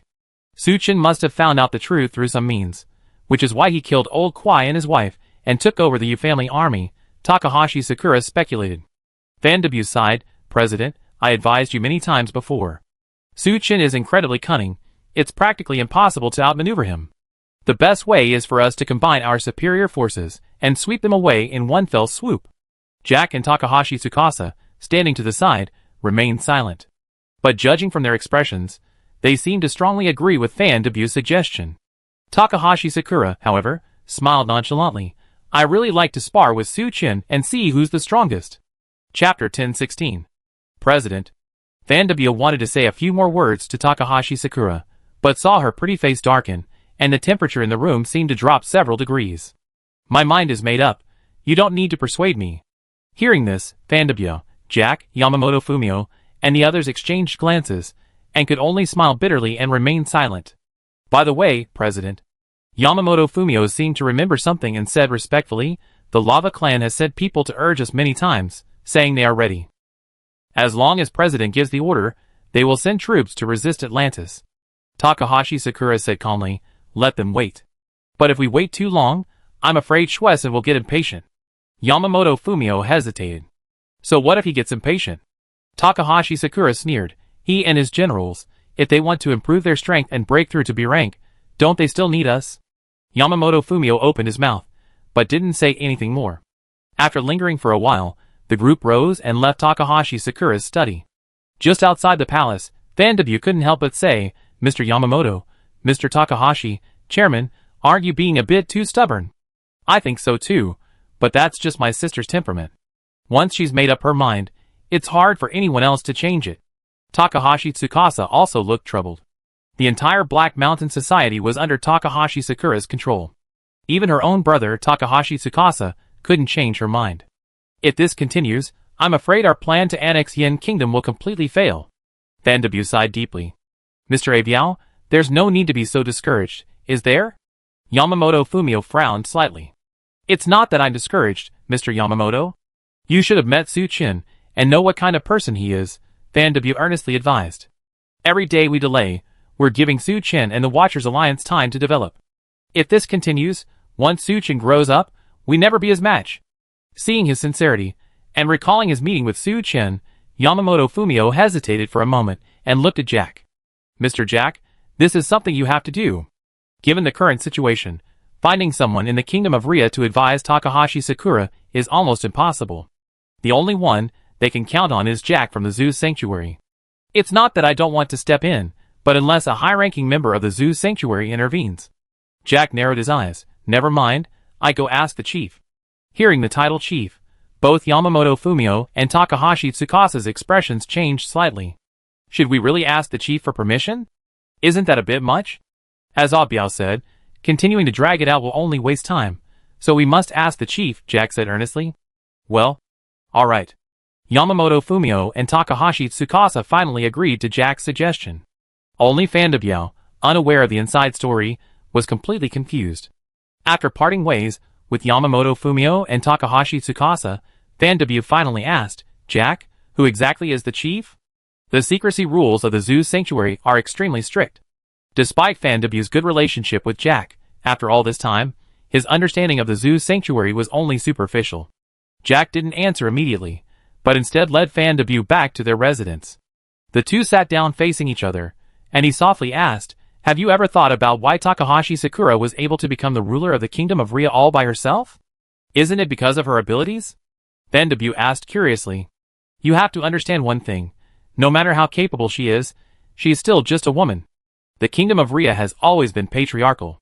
Hearing this, Fan W instantly realized there must be a hidden story behind it. Jack continued, actually, it's related to Takahashi Sakura's, Takahashi Tsukasa's parents. Jack slowly revealed the hidden story to Fan W. Before the apocalypse, the Kingdom of Ria had many large underground societies. The reason these societies could exist without official crackdown was largely due to the ancient families behind them. These ancient families mostly originated from the Warring States period of the Kingdom of Ria. They possessed many unknown secrets, and even had legendary ninja forces. The Takahashi family was one such family, and the Black Mountain Society survived thanks to them. When the Zoo Sanctuary sent people to the Kingdom of Ria to establish a branch, Takahashi Sakura and Takahashi Tsukasa's mother met, and fell in love with one of the high-ranking members. Just as her mother became pregnant with Sakura and Takahashi Tsukasa, their father suddenly returned to the Kingdom of Beauty and disappeared without a trace. Her mother's unmarried pregnancy was undoubtedly a huge stain on the Takahashi family. 6 months pregnant, she was expelled from the family, and died in childbirth after giving birth to Sakura and Takahashi Tsukasa. Fortunately, their close friend, Yamamoto Fumio, took on the responsibility of caring for the siblings. Just as the siblings were growing up, their father finally appeared. With his help, the siblings first returned to the Takahashi family, and eliminated all the family elders who had driven their mother away. After seizing control of the family, Takahashi Sakura fully aligned herself with the Zoo Sanctuary. And after the apocalypse, through the Black Mountain Society, she either absorbed or eliminated other gangs and the ancient families behind them. Ultimately, this formed the current Black Mountain Society. Vandebu was somewhat astonished upon hearing this. He hadn't expected that Takahashi Sakura's rise to power had such a complex history. But after the initial surprise, his curiosity only grew stronger. Who exactly is their father? The Sanctuary of Zeus is a vast organization. I cannot tell you its specific structure, Jack said in a low voice, his expression serious. But I can tell you that there are 7 archons responsible for making decisions. As for whether there are other high-ranking officials above the archons, even I do not know. And among the 7 archons, there is a chief archon. The chief I'm referring to is this chief archon. A thought flashed through Vandebu's mind, and he exclaimed, could it be? That's right, Takahashi Sakura and Takahashi Tsukasa's father is Chief Archon Alexander. Vandebu gasped. No wonder Takahashi Sakura and Takahashi Tsukasa's appearance was somewhat different from that of ordinary Ria people. Especially their blue eyes. No wonder Black Mountain has developed to its current state, so they have the chief administrator of the Zoo Sanctuary backing them up. I see. Vandebu composed himself. So Jack, you plan to consult the chief administrator? Chapter 1017. Yes, I'm afraid only Lord Alexander can persuade Chairman Takahashi to change her mind. Jack nodded. Vandebu was relieved. Alexander's status and position were undeniable. Even if the other high-ranking members of the Zoo Sanctuary intervened, Takahashi Sakura probably wouldn't give them face. Only Alexander himself could persuade Takahashi Sakura. Jack picked up the communicator beside him, hesitated for a moment, and then dialed. Hello? A deep voice came from the other end of the communicator. Chief, this is Jack, in charge of Yen Kingdom affairs. The usually proud Jack's tone was now full of respect. Oh, it's Jack. I remember you're in Ria Kingdom right now. What's the matter so late? Alexander asked casually. It's like this. There's been a bit of a problem in Ria recently. Chairman Takahashi and Su-chun of the Yen Kingdom's Watchers Alliance have gotten into a stalemate. Jack briefly explained the situation. I understand. I handle it. Alexander's tone became somewhat serious. Okay, then I won't disturb the chief's rest any longer. After hanging up the phone, Jack let out a long sigh and gave Vandebu an okay sign. In the study, Takahashi Sakura fiddled with her pen, pondering how to deal with Su-chun. With the Yu family army eliminated, Ria no longer has any influence on Yen Kingdom's home soil. If she really wanted to take down Su-chun, she either had to do as Vandebu and Jack suggested, and go to war directly. Alternatively, they would need to expend considerable effort to win over and support other forces in Yen Kingdom. Just then, a rapid voice suddenly sounded from the device resembling a communicator on the desk. Takahashi Sakura frowned, not immediately responding. Instead, she looked at the device, a complex expression in her eyes. After hesitating for a moment, Takahashi Sakura pressed a button. The screen opposite her suddenly lit up, and a handsome white man with azure eyes appeared on it. He wore a dark blue uniform, his expression serious, his eyes sharp. But when he saw Takahashi Sakura, his sharp gaze softened somewhat. That's right. He was Alexander, the chief administrator of the Zoo Sanctuary, and the father of Takahashi Sakura and Takahashi Tsukasa. Sakura, how have you and Tsukasa been lately? Father, we're doing quite well, Takahashi Sakura replied calmly. It's been so many years. Are you still angry with your father? Alexander sighed, helplessly saying, I already explained to you that I disappeared because of work. I don't dare blame father for these people, but mother was still talking about you when she died. Thinking of her mother, whom she had never met, Takahashi Sakura, who always presented herself as a strong woman, had tears welling up in her eyes. Alexander was speechless. No matter what, he felt he had let his siblings and their mother down. That's why he had always strongly supported the Black Mountain Society and Takahashi Sakura. He wanted to make up for his mistakes. Jack just contacted me. He told me everything about the Watchers Alliance. Sakura, you're getting a little carried away. Father, I have my own judgment. Your judgment is wrong. Alexander's tone became stern. I think you need to listen to Fan W and Jack, concentrate your forces, and deal directly with Su-chin. Sakura looked at Alexander and said softly, when you said that, were you speaking as a father or as a governor? Both. Alexander's tone softened again. Sakura, listen to your father. If you're really interested in Su-chin, then after destroying the Watchers Alliance, spare his life. Remember, compared to the cause we're going to do, personal feelings, victory or defeat, are actually unimportant. Sakura was silent for a moment, then nodded slightly. Yes, father. Alexander's eyes were full of relief. Then go ahead and do it. Remember, no matter what, your father will always be your strongest support. After ending the call with her father Alexander, Sakura took a deep breath and regained her usual composure. Hey, Uncle Yamamoto, take the prepared nourishing pills to Shueisen. And tell him to immediately assemble the army and prepare for war. Takahashi Sakura picked up the phone and gave a series of orders. She looked at the cherry blossoms outside the window, a resolute glint in her eyes. Su-chin, I'd like to see what tricks you have up your sleeve. Su-chin was completely unaware of the changes and inside story in the kingdom of Ria. Recently, he had been busy dealing with the Yu family army. Although the high-ranking officials loyal to Old Kwai and Sister Yu had been mostly dealt with. However, truly controlling the Yu family army and integrating them into the Watchers Alliance was still quite troublesome. Fortunately, the arrival of Chu Mengyao and Tong Fei a few days later relieved Su-chin. Just then, John Wei called Su-chin. Boss Su, how have you been lately? Fine, nothing much, no movement from the kingdom of Ria. That's good. If it's convenient for you, why not come to Hidden Dragon Valley? We can meet again and discuss things in detail. How about it?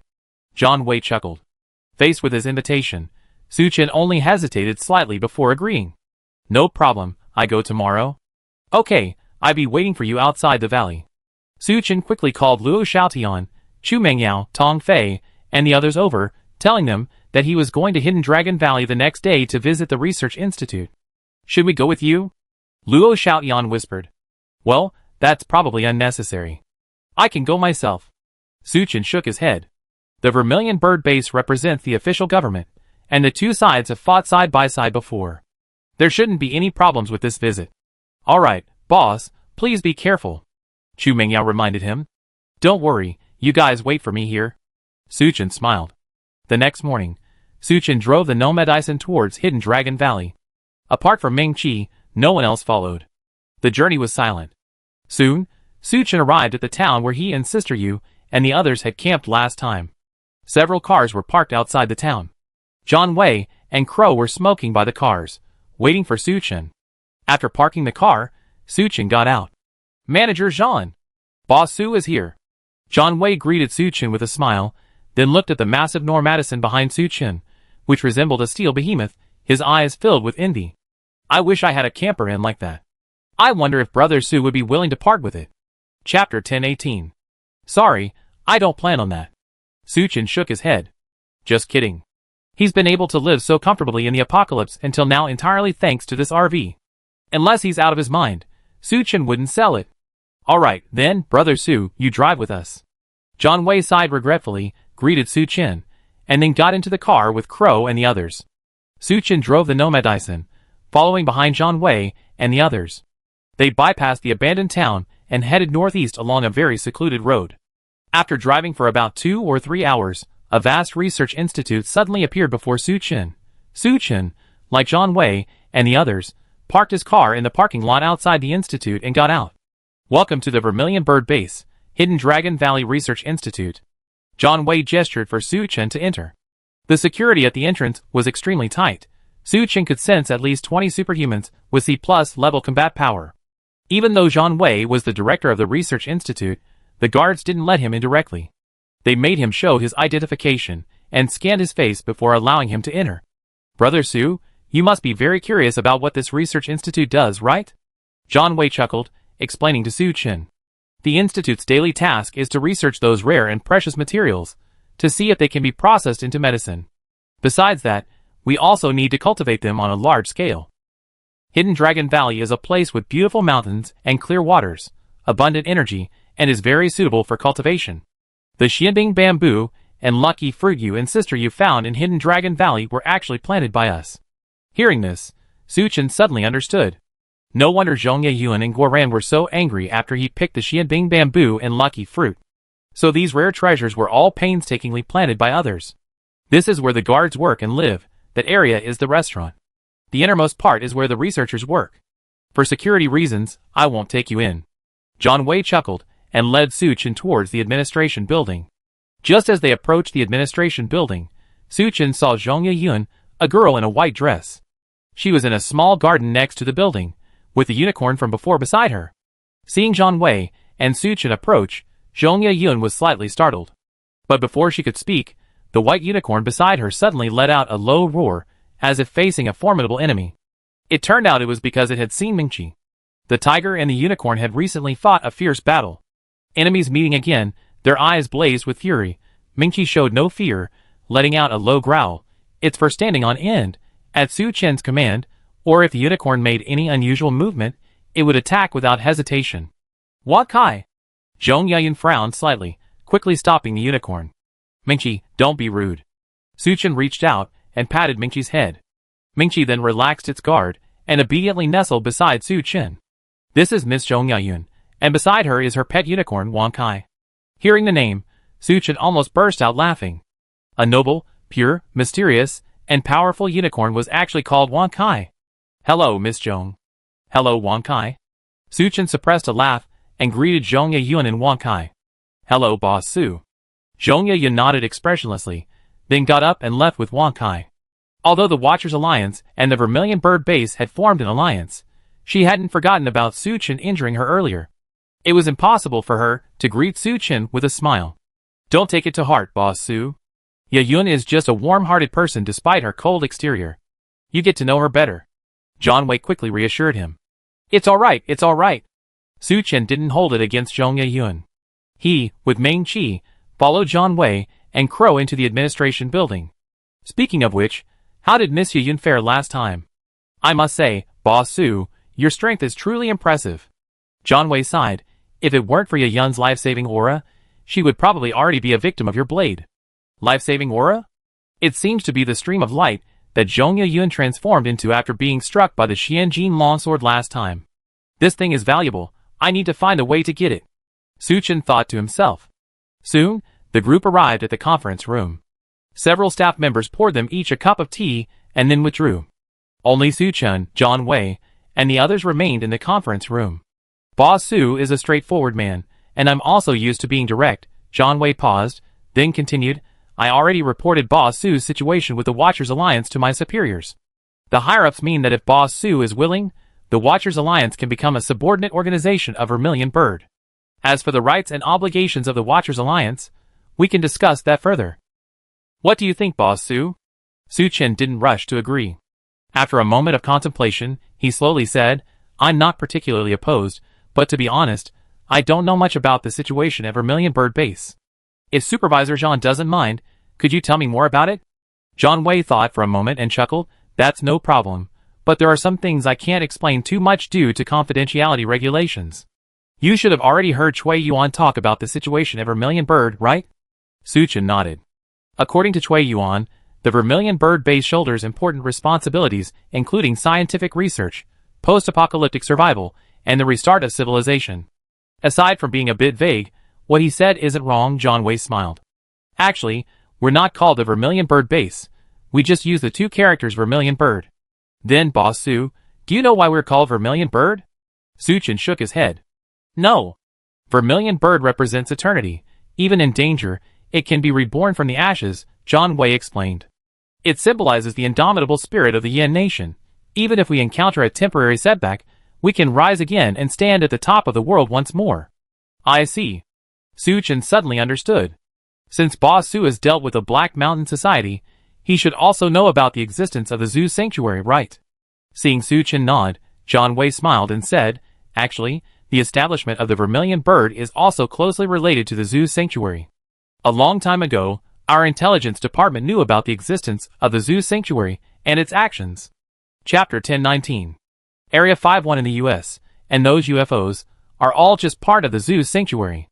After gathering some information about the zoo sanctuary, we discussed internally whether to emulate it and establish a similar organization. At the time, the vast majority of people opposed it.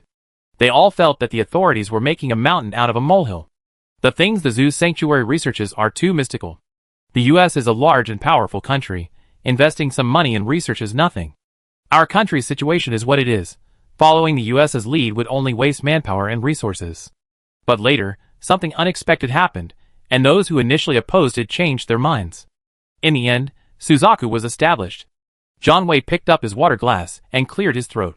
He then sighed regretfully. It's just that we started too late. Whether it's dealing with the apocalypse or exploring the limits of the human body, we're far behind the zoo sanctuary. This also led to the vermilion bird's inadequate response when the apocalypse suddenly arrived. Of the hundreds of bases scattered across the country, only a dozen or so are still operational. Su Chen's heart skipped a beat, remembering the microbase occupied by the fierce Tiger Gang. Director Jean, do you know about the microbase in Shannon City?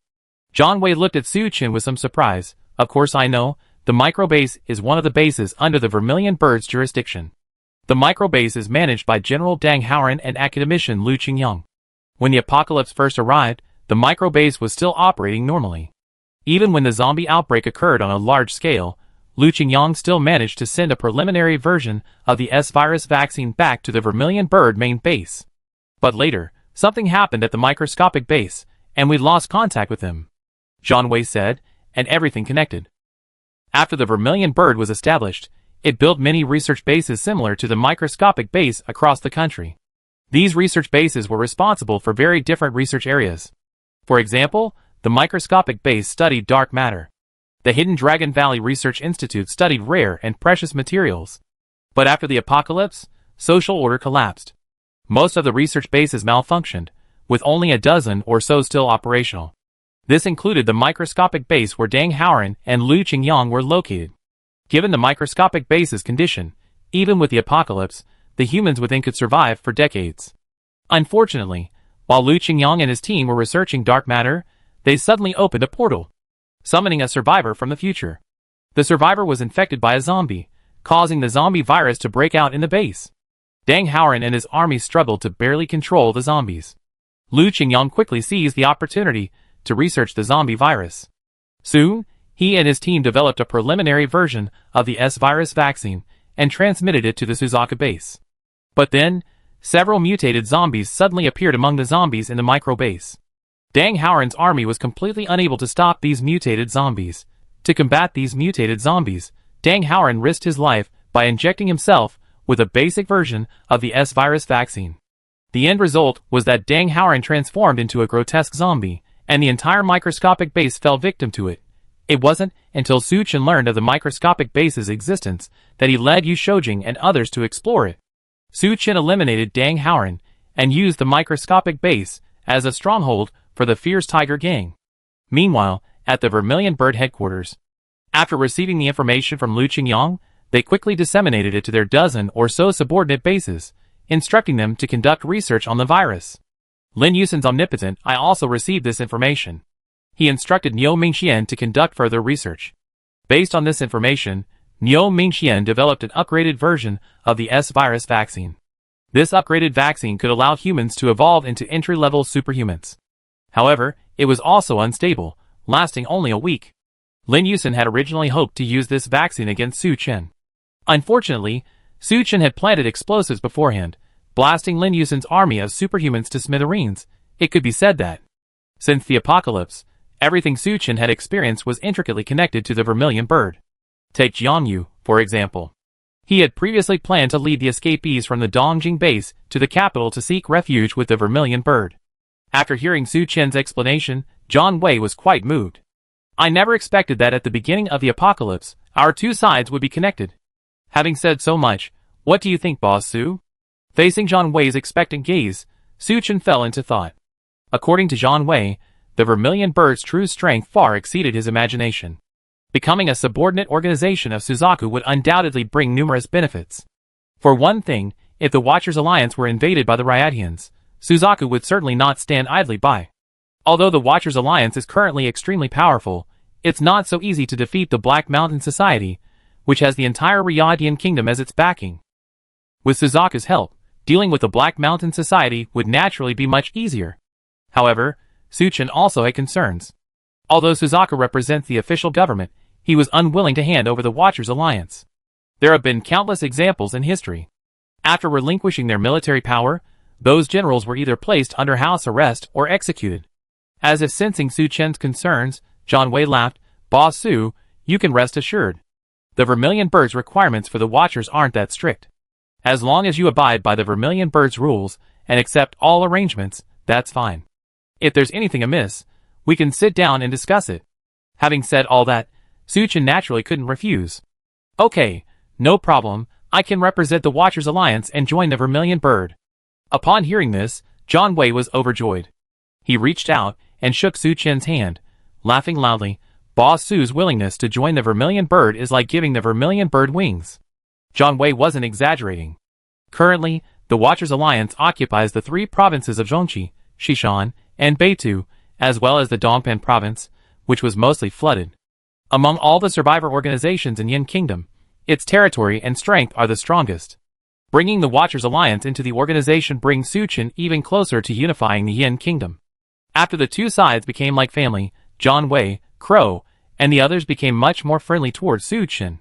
Chapter 1020. Boss Su, let's talk about the spirit-nourishing pills, shall we? John Wei tentatively asked. I wonder if Boss Su would be willing to provide us with some spirit-nourishing pills? Su Chen smiled, neither agreeing nor refusing, but instead asked, the Vermilion Bird clan is so large and powerful, doesn't it have a way to break through to rank C and evolve to rank B? Actually, there are ways, but unlike Boss Su, it's not something that can be solved with just one pill, John Wei explained with a wry smile. Back when Su Chen was in Atlantis, the Chi Dragon set up an awakening array, helping him evolve to rank C. The method for advancing to rank B within the Vermilion Bird clan is similar. It also requires setting up an array to help the extraordinary individual at the center of the array complete the breakthrough. However, setting up the array requires a lot of manpower and resources. After each use, the array will be damaged and needs to be reset. This is why, although Zhang Wei and Zhongya Yun are both elites of the Vermilion Bird clan, they are still stuck at rank C. I see, Su Chen exclaimed, suddenly understanding. As long as Boss Su is willing to provide the spirit-nourishing pills, we can discuss the conditions. John Wei looked at Su Chen eagerly. As long as Su Chen wasn't making an exorbitant demand, John Wei was willing to agree on behalf of his superiors. After all, setting up an array consumes manpower and resources, not to mention time. Only one person can break through at a time. The spirit-nourishing pills are different. If there are enough, 100 people can take them simultaneously to complete their breakthroughs. Su Chen pondered for a moment, then took out several bottles from his pocket. There are 100 spirit-nourishing pills in total. They were originally meant for Sister Yu and Old Kwai, but you can take these now. Looking at the bottle overflowing with nourishing spirit pills, John Wei was like a virile man starved for over a decade suddenly seeing a stunningly beautiful naked woman. His eyes burned with desire. However, he maintained his composure and didn't reach for them. So what are the conditions, Boss Su? These 100 pills are just a small gift. If Manager Zhang agrees to my 3 conditions, I can even hand over the nourishing spirit pill formula to the state. Su Chen knew very well. Currently, the nourishing spirit pills were indeed extremely valuable. Especially its formula, which was practically priceless. But as more and more extraordinary individuals evolved to be rank, the nourishing spirit pills would become less valuable in the future. Besides, the materials used to refine the nourishing spirit pills were all obtained from the hidden Dragon Valley of the Vermilion Bird. Once this batch of materials was used up, it would be extremely difficult for Su Chen to refine more. Therefore, considering various factors, he decided to use the nourishing spirit pills while they still had value to make a deal with the Vermilion Bird. Boss Su, state your conditions first. With my limited authority, I might not be able to fulfill them. Although he coveted the formula for the nourishing spirit pill, John Wei didn't rashly agree. My first condition is that I can freely harvest the rare and precious herbs of Hidden Dragon Valley in the future. Hidden Dragon Valley is home to all sorts of immortal herbs and spiritual medicines. Su Chen might need to use them when refining other potions in the future. That's no problem. You can use most of the rare and precious herbs freely. But a small portion of them is extremely rare. If you want to use them, you have to let me know in advance. Zhang Wei thought for a moment, and then agreed. I hope to obtain some mental cultivation techniques, martial arts skills, and spells from the Vermilion Bird sect, Su Chen stated his second condition. Hearing this, Zhang Wei hesitated. These are top secrets of the Vermilion Bird sect. I have no authority to agree to them. However, I can apply to my superiors, but I'm not sure if they will agree. Then what is the last condition? We've been in contact for so long, but I don't know the specifics of the Vermilion Bird sect. I want to know more information. Upon hearing this, Zhang Wei's expression became troubled. Boss Su, this? I'm afraid the higher-ups won't agree. Go apply first, and see what your superiors say. Su Chen didn't rush Zhang Wei's reply, but instead told him to go back and consult his superiors. Okay, then I go apply to my superiors. Zhang Wei stood up and beckoned to Crow. Take good care of Boss Su, don't neglect him. Yes, supervisor. Crow nodded solemnly. After Zhang Wei left, Crow sat down next to Su Chen with a grin. Boss Su, do you remember our first meeting? Of course I remember. You're quite good at hiding. Even I didn't notice you, Su Chen laughed. Boss Su, you flatter me, Crow said modestly. I possess a technique that allows me to conceal my presence. Even Supervisor Zhang and the others couldn't detect me. That's why I'm in charge of reconnaissance in our team. But last time, I almost got discovered by you, Boss Su. Speaking of which, Boss Su, how did you see me? Looking at the curious Crow, Su Chen smiled. I can't really explain it. Maybe it's a sixth sense. The Crow was speechless. The two sat in the conference room, chatting idly. A short while later, Zhang Wei strode back. Judging from the smile on his face, the response from the Vermilion Bird higher-ups seemed quite positive. Boss Su, I already consulted with the higher-ups. They said they do as I said regarding the first of your 3 conditions. For the second condition, we provide a batch of cultivation manuals for you to choose from, but you can only select 2. As for the third condition, I can only say that within my capabilities, I can answer any questions you ask me. Su Chen was quite satisfied with this outcome. After all, he wasn't one of Vermilion Bird's people. For the Vermilion Bird higher-ups to allow him to choose 2 cultivation manuals and reveal important information was quite generous. Deal? Su Chen extended his hand to Zhang Wei. After shaking hands, Su Chen handed Zhang Wei a USB drive containing the formula for the Nourishing Spirit Pill.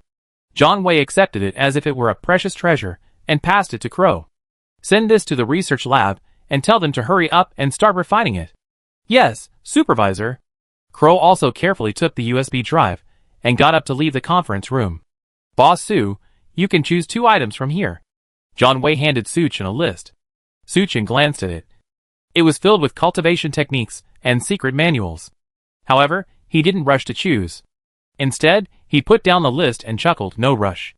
I want to get some information from Supervisor Zhang first. Ask away, I tell you everything I know. I'm actually very curious. Where did the Vermilion Bird sect obtain these cultivation techniques and secret manuals, as well as the methods for breaking through to C rank? Chapter 1021. To be honest, some of them were obtained from secret realms. The majority of the rest were passed down through generations. Zhang Wei's answer startled Su Chen. Passed down? Yes, passed down. Zhang Wei repeated, earnestly, Boss Su, you must have read quite a few martial arts and fantasy novels, right? Of course. Haven't you ever thought that these martial arts and fantasy sects actually existed? Su Chen raised an eyebrow, his gaze towards Zhang Wei filled with surprise. You mean, these cultivation techniques and secret manuals were all passed down from sects? You could say that. Zhang Wei nodded. After a brief moment of surprise, Su Chen calmed down. Even the apocalypse has occurred. It doesn't seem so unacceptable that ancient Yin Kingdom had so-called sects. Besides, he had a similar example right beside him. Zhao Man's Qi gathering technique, wasn't it passed down from his family? I see. Su Chen was somewhat relieved. Then, the second question, why is Miss Zhongye Yun able to cast 3 elemental spells simultaneously? Zhang Wei thought for a moment and asked in return, Boss Su, have you ever thought about why each ability user can only use a single elemental ability? Isn't that because each person can only awaken 1 elemental ability? Su Chen asked doubtfully. Actually, that's not quite right. Zhang Wei shook his head. According to the inherited knowledge, awakening a single elemental ability simply means you have the strongest affinity for that elemental ability. But that doesn't mean you can only use that elemental ability. Actually, everyone can freely use all superpowers. The prerequisite is mastering the appropriate mental techniques and possessing spells. Zhang Wei's words shocked Su Chen. This almost overturned Su Chen's previous understanding and research on superhumans. This is impossible, Su Chen exclaimed. Why is it impossible? Zhang Wei smiled nonchalantly. Boss Su, let me ask you. Whether it's fire-based or water-based superpowers, what's needed to unleash them? Energy, of course. That's right, energy. But energy, is it divided into water-based energy and fire-based energy? Su Chen was speechless. The cultivation of superpowered individuals is similar to that of evolved individuals. They both rely on absorbing external energy to strengthen their own energy crystals and spiritual consciousness. When they use their superpowers, they use their spiritual consciousness to mobilize the energy within their energy crystals. This allows the energy to transform into various spells. Just as Zhang Wei said, energy is very pure. It doesn't categorize things like wind, fire, thunder, or lightning. I see, I learned something. After understanding all this, Su Chen felt a sudden sense of enlightenment. So, as long as he mastered the corresponding cultivation method, he could freely use all kinds of spells. Then, which cultivation method did Miss Zhong Yeyun learn? Su Chen pointed to the list in his hand, somewhat eagerly. I'm sorry, Boss Su, the cultivation method she learned isn't here. Zhang Wei said apologetically, that kind of cultivation method is confidential. Even I have no right to know it, let alone provide it to you. Hearing this, Su Chen frowned. He should have used the recipe for the nourishing spirit pill to exchange for Zhong Yeyun's cultivation technique with Zhang Wei. What a pity. However, Su Chen quickly let it go. Now that he had established a good relationship with the Vermilion Bird, he could ask them for it again if the opportunity arose. Su Chen suddenly remembered something and quickly asked, Alright then, by the way, is the life-saving aura that Miss Zhong Yeyun used last time still in there? Of course it is. Zhang Wei nodded and asked, Besides the life-saving aura, what else do you need, Boss Su? Is there anything for protection? Most of the martial arts and spells Su Chen currently possessed were for offense. Relatively speaking, he had very few means of self-defense. As for the dragon scale armor, after it was destroyed, Su Chen had no intention of reforging it. Forging that thing was extremely troublesome, and, after it generally evolved to C rank and B rank, it didn't have much use. Yes, this protective aura is perfect for you, Boss Su. Zhang Wei pointed to a line on the list. Su Chen looked at it.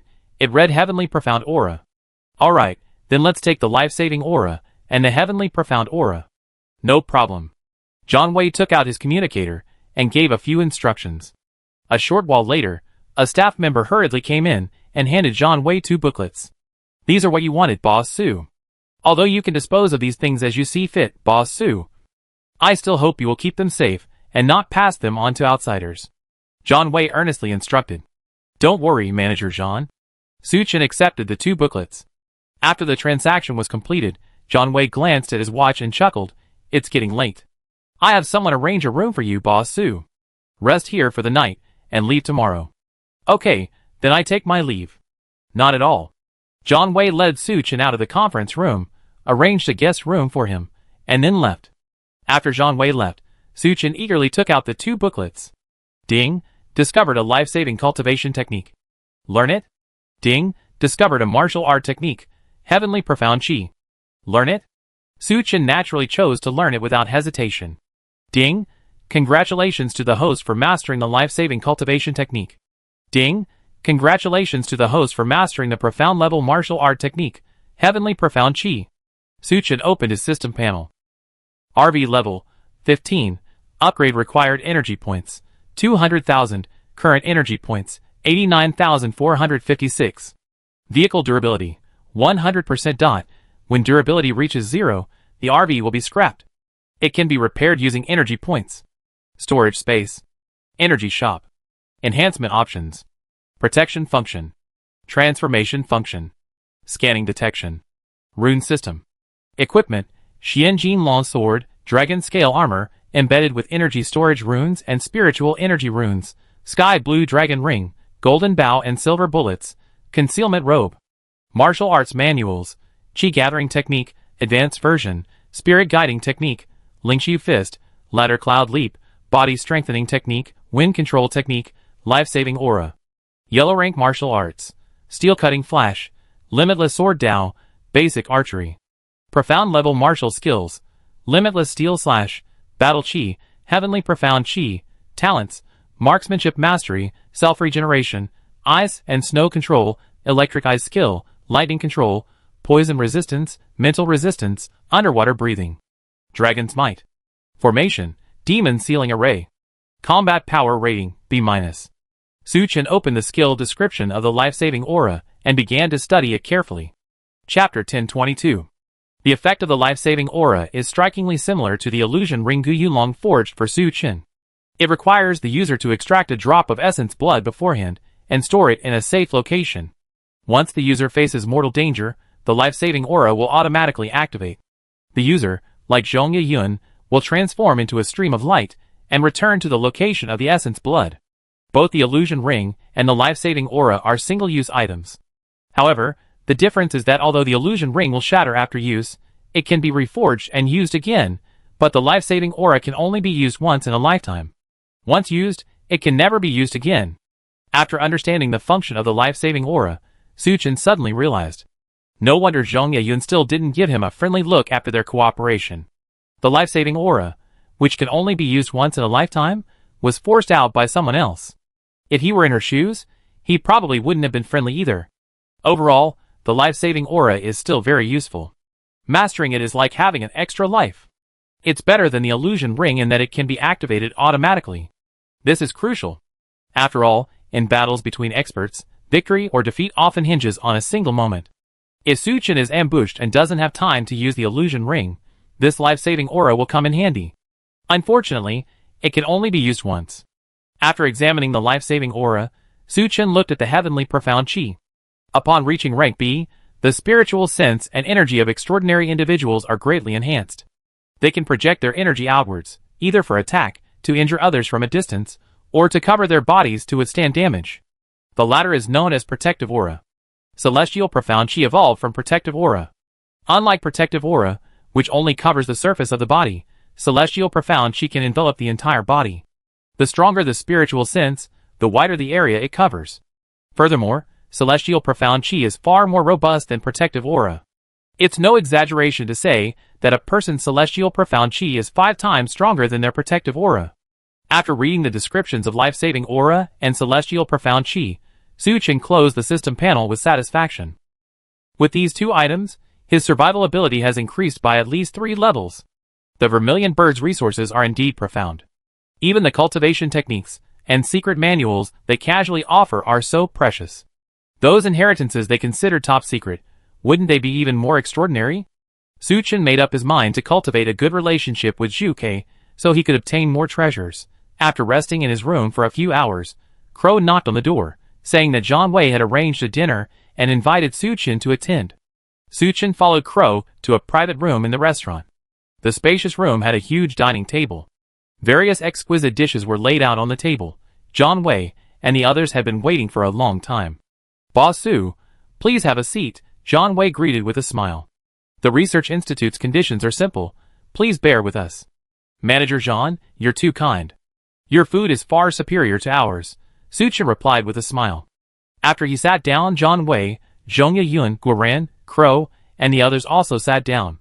"Boss Su deserves much credit for dealing with the traitorous old Kuai and Sister Yu this time. We like to toast you."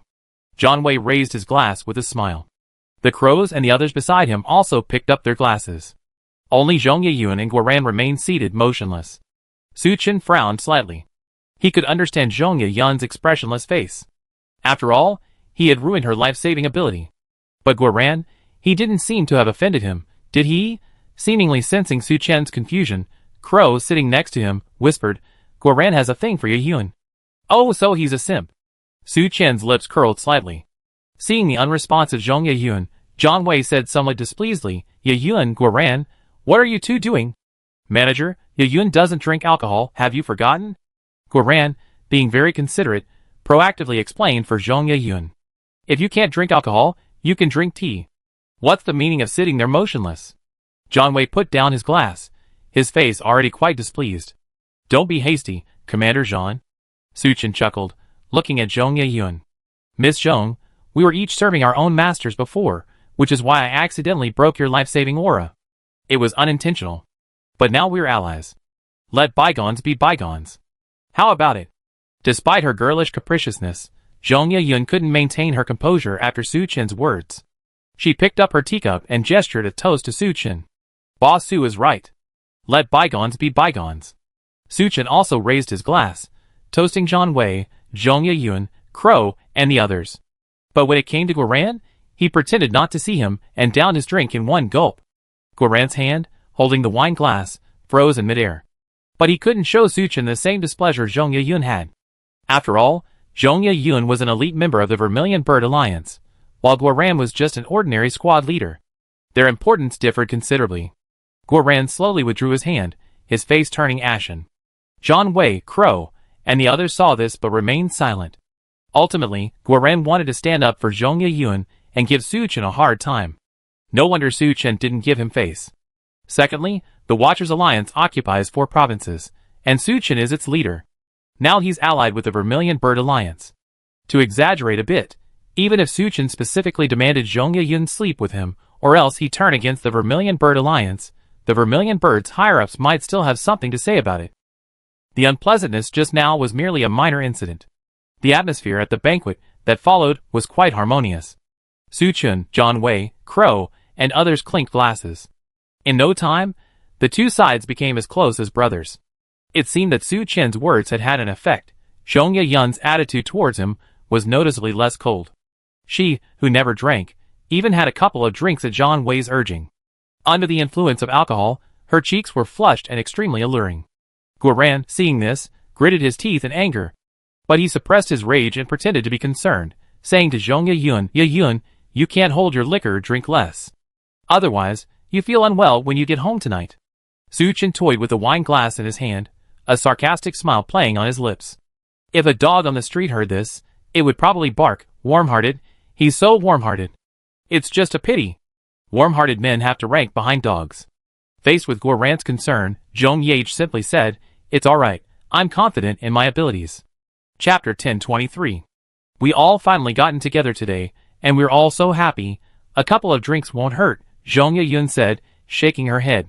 Yeah, Guoran, you're being too nosy. Yayun hasn't even agreed to be with you yet. A slightly drunk Crow chuckled. In terms of looks, Guoran was definitely superior to Su Chen. But the problem was, he looked too effeminate. Handsome didn't even begin to describe him. Seductive was the most fitting word. Not only that, his voice was also quite soft and sweet. Although his sexual orientation was normal, Crow and the others still felt somewhat uncomfortable. That's why Crow teased him. You? Guoran's face flushed red. But in front of Zhang Wei, he couldn't say anything. Alright, it's getting late. After this drink, we should go back and rest. Fortunately, Zhang Wei spoke up at this moment, easing the awkward situation for Guoran. After a final toast, the banquet concluded. Just as everyone rose to leave the restaurant and went outside, Su Chen suddenly noticed that Meng Qi was with Zhong Yayun's unicorn Wang Kai. Having reconciled with their respective owners, the two pets were now playing together on the nearby lawn. Seeing this, Zhang Wei couldn't help but ask curiously, "Boss Su, your pet is quite unique. Where did you get it?" It's a long story. Its mother was actually a zombie beast. Su Chen briefly recounted Meng Qi's past, omitting the part about the white tiger's power. Meng Qi had evolved into her current form through continuous evolution. I see. Meng Qi is so pitiful. Zhong Yayun was, after all, a young girl. Hearing about Meng Qi's background, she couldn't help but feel some sympathy. Just then, Meng Qi heard the commotion and looked up. Upon seeing Su Chen, it quickly ran over. Boss! Wow, Meng Qi. It can actually talk? Zhong Yayun was even more surprised. Yes, as its evolution level continues to improve, it can now speak freely. Su Chen smiled. Can I pet it? Zhong Yayun asked cautiously, yet full of anticipation. Before Su Chen could speak, Meng Qi proactively moved closer to Zhong Yayun, rubbing its large head against her small hand. This lecherous cat. If Su Chen didn't know Meng Qi's gender, he would even suspect it was a male cat. Boss Su, you're so lucky to have such a powerful pet. Zhang Wei exclaimed. Su Chen smiled and looked at the unicorn slowly approaching. Speaking of which, how did this unicorn come to be? That's a long story. Zhang Wei briefly explained the situation to Su Chen. When Zhu Ke was exploring one of the secret realms, this unicorn Wang Kai suddenly appeared in the forest. However, it didn't attack anyone. Instead, it was extremely friendly towards Zhong Yayun in the group, following her around. During the subsequent exploration, one eye helped Zhu Ke, and the other solved many problems. In the end, it left the secret realm with Zhong Yayun and her group, becoming Zhong Yayun's pet. I see. Su Chen nodded. Seeing that night had fallen, everyone stopped chatting. After saying goodnight, Su Chen took Ming Qi back to his room. You lecherous cat. Su Chen chuckled, reaching out to tap Ming Qi's head. First you flirted with her pet, then you took advantage of her. I'm innocent, boss. Ming Qi covered her head with her paw, looking somewhat aggrieved. I didn't take advantage of her. I just felt that her aura was somewhat familiar to that unicorn. Su Chen raised an eyebrow, staring intently at Ming Qi. What do you mean by that? I don't know. Anyway, that young lady and her pet just gave me a feeling of déjà vu. Ming Qi's tone was somewhat bewildered. Strange. Su Chen was certain that before entering Hidden Dragon Valley, neither he nor Ming Qi could have had any contact with Zhong Yayun. Then why did Ming Qi feel a sense of déjà vu? Is it because you absorbed the White Tiger's power and inherited her memories? Su Chen asked. A while ago, after Ming Qi evolved to B rank, she unlocked some more memories.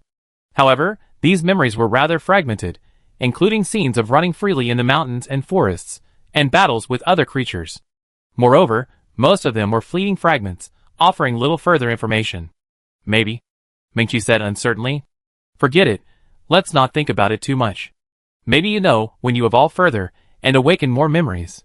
Su Chen patted Ming Qi's head. Ming Qi nodded. It's getting late, go to sleep. Su Chen lay down on the bed, and Ming Qi nestled beside him. Although Zhang Wei was very enthusiastic towards Su Chen, the research institute wasn't Su Chen's home. He still had many matters to attend to at the Watchers Alliance. Therefore, early the next morning, after breakfast, Su Chen bid farewell to Zhang Wei.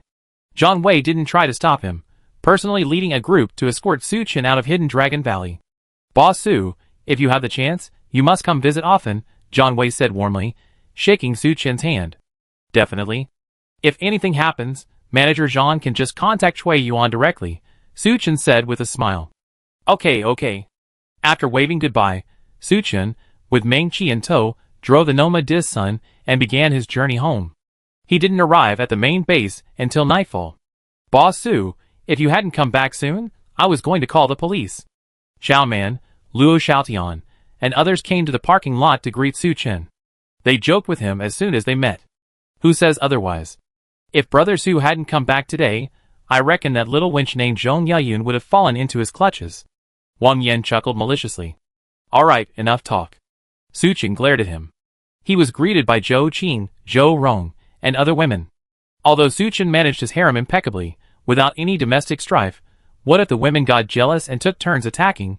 Even with Su Chen's strong physique, he found it a bit overwhelming. Wang Yan scratched the back of his head, chuckled, and said nothing more. Su Chen told the women to go back first. He then followed Xiao Man, Luo Xiaotian, and the others to the office. This meeting with Zhang Wei went very smoothly. Su Chen told everyone the results of the discussions. So from now on, we're a regular army? Luo Xiaotian asked excitedly.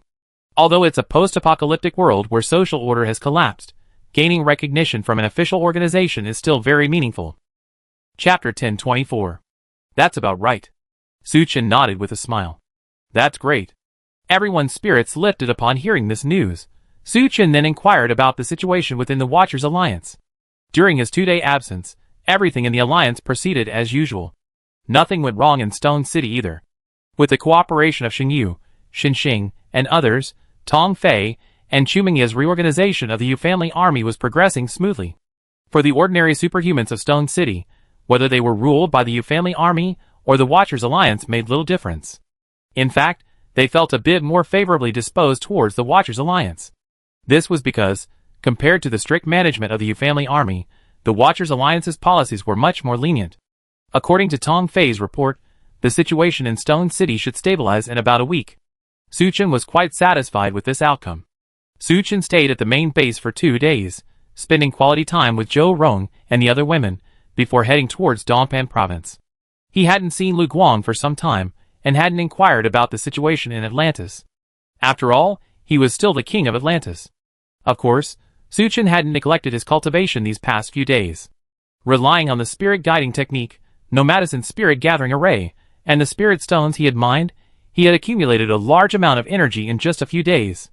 He was still about a third short of needing to strengthen his body for the next time. Upon arriving in Dongpan province, Su Chen met with Gao Fei, Zheng Hui, and the others. After a brief chat, they went to the seaside. Looking at the boundless sea, Su Chen took out the underwater breathing pills that Yin Yu had the wizards make. He took one himself, and gave one to Meng Qi. Then, the two of them leaped into the sea. Su Chen and Meng Qi continued to descend, soon reaching the shallows. Here was an Atlantean outpost, where a squad of merfolk soldiers were stationed. They were specifically responsible for maintaining contact with the Watchers Alliance. Upon seeing Su Chen arrive, the outpost soldiers all knelt on one knee. Your Majesty. No need for formalities. Has there been any news from the Queen and the Regent recently? Su Chen asked. No, Your Majesty. However, some time ago, the Queen sent word that there was nothing unusual in the country. The squad leader replied respectfully. That's good. Prepare a mount for me, Su Chen ordered. The squad leader immediately swam away, and returned a short while later, leading a seahorse. Thank you for your hard work. Continue your camp here. Su Chen nodded to them, then mounted the seahorse. With a powerful thrust of his legs, the seahorse shot forward like an arrow. Meng Qi quickly followed suit, keeping close behind Su Chen. And so, at breakneck speed, Su Chen arrived at the capital of Atlantis in just 2 hours. The previously pitch-black seabed suddenly lit up with light. Within the light was a newly built city. Although far less grand than the old capital, it was clearly full of vitality. The oceans of Blue Star, though not as treacherous as the original Atlantis, still harbor many monsters after the apocalypse. To prevent their invasion, Yin Yu had already deployed numerous squads to patrol the outer perimeter. Noticing Su Chen approaching, one squad quickly drew near. What? Your Majesty? The squad leader recognized Su Chen and quickly bowed. Su Chen nodded slightly in response. Where are the Queen and the Regent?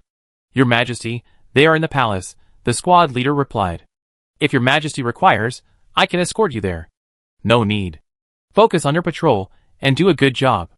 Su Chen encouraged the squad leader before swimming towards the capital with Meng Qi. From a distance, the difference wasn't apparent, but once inside the capital, Su Chen could truly appreciate the distinction between the old and new cities. The buildings in the old capital bore a distinct Atlantean style. Many places appeared ancient and exquisite. However, the architecture of the new capital city absorbed a great deal of human aesthetics, becoming highly modern. Upon arriving at the palace gates, the guards recognized Su Chen. They led Su Chen towards the palace while sending someone to inform Lu Guang and Yin Yu. When Su Chen arrived at the main hall, Lu Guang and Yin Yu also arrived just in time. Your Majesty. Upon seeing Su Chen, Lu Guang's pretty face was filled with excitement. You see, they hadn't seen each other for quite some time. Because it was underwater, there was no way to connect via communicator. If it weren't for Yin Yu's presence, Lu Guang would have already rushed into Su Chen's arms. Su Chen gently squeezed Lu Guang's hand, signaling her to calm down, and then inquired about the development of Atlantis. Uncle, Lu Guang, how is the kingdom doing lately? Your Majesty, everything is going very smoothly. Yin Yu smiled, as he explained the immigration situation of the underwater kingdom to Su Chen. Following Su Chen's instructions, they had long ago begun relocating the kingdom of Atlantis to the oceans of Blue Star. Now, nearly 2/3 of the population has already moved there. Including the capital, Atlantis has developed into more than a dozen cities of varying sizes. With the kingdom's strong encouragement, the residents are also actively raising children. Recently, the birth rate has increased several times over. As for the original underwater kingdom, Lu Guang and I discussed it, and decided to make it a secondary capital. If anything changes here, we can retreat back. Yin Yu explained. Uncle's arrangements are very appropriate, I have no objections. Su Chen smiled with satisfaction. Then, as if remembering something, he asked, by the way, how's the situation with the Lava Clan? Since the treaty was signed, and Su Chen released Shuesun, the Lava Clan hasn't attacked Jinyuan Pass again. Not only that, they maintained their submission to the underwater kingdom. Every few days, Shuesun sends someone to pay homage to Su Chen, bringing gifts. Unfortunately, Su Chen hasn't been in the underwater kingdom during this time. Nothing unusual. Shortly before our migration, I sent someone to discuss it with Shuesun. We plan to designate an area outside Jinyuan Pass for the Lava Clan to settle there, as His Majesty and Shuesun had previously agreed. But the migration work was quite extensive, and I forgot about it later. Yin Yu said apologetically, however, a few days ago, Ichin had to return to the capital, so I asked him to check on Jinyuan Pass while he was there, just in case anything went wrong. Judging by the time, he should be back soon. Chapter 1025. The reason Suchen released Xuesen and signed the treaty with the Lava Clan was primarily because he was about to leave the Underwater Kingdom, and wanted to resolve the Lava Clan issue as quickly as possible. However, he never expected to return to the Underwater Kingdom. Now, he needed to find a way to eliminate the Lava Clan once and for all. The best method was to absorb the Lava Clan into Atlantis. Although there was a great deal of enmity between the two sides, it should gradually assimilate them over time. Just as Suchen was considering how to absorb and assimilate the Lava Clan, a sudden commotion came from outside the palace. This was Suchen's first time in the palace, and he encountered such a situation. Yin Yu's face was clearly embarrassed. What happened? Before the guards in the palace could go out to investigate, several merfolk swam in. On their backs, they carried an injured merfolk. Suchen, Lu Guang, and Yin Yu stared intently. Who else could it be but Yi Chen? What's going on? Yin Yu asked in a deep voice as he examined Yi Chen's injuries. Yi Chen was covered in wounds of varying sizes, especially a horrifying gash on his chest. Although it had been simply bandaged, it looked extremely dangerous. Your Majesty, Regent. Yi Chen grabbed Yin Yu's arm, looked at Suchen, and said with difficulty, the Lava Clan has rebelled. What? Yin Yu was both shocked and furious. Before he could ask further questions, Yi Chen closed his eyes. Yin Yu was startled and quickly reached out to check Yi Chen's breathing. He breathed a sigh of relief upon discovering that Yi Chen had merely fainted. Quick, fetch the most skilled wizard. No need. Suchen took out a high-grade recovery potion. Inject this into him. Yes, Your Majesty. Yin Yu took the potion and injected it into Yi Chen. It has to be said, this stuff is truly effective. After the potion was administered, Yi Chen's wounds began to heal rapidly. Before long, all the small wounds had healed completely. He slowly opened his eyes. Your Majesty, Regent. Although still somewhat weak, he had clearly passed the danger. What exactly happened, Yi Chen? Suchen asked seriously.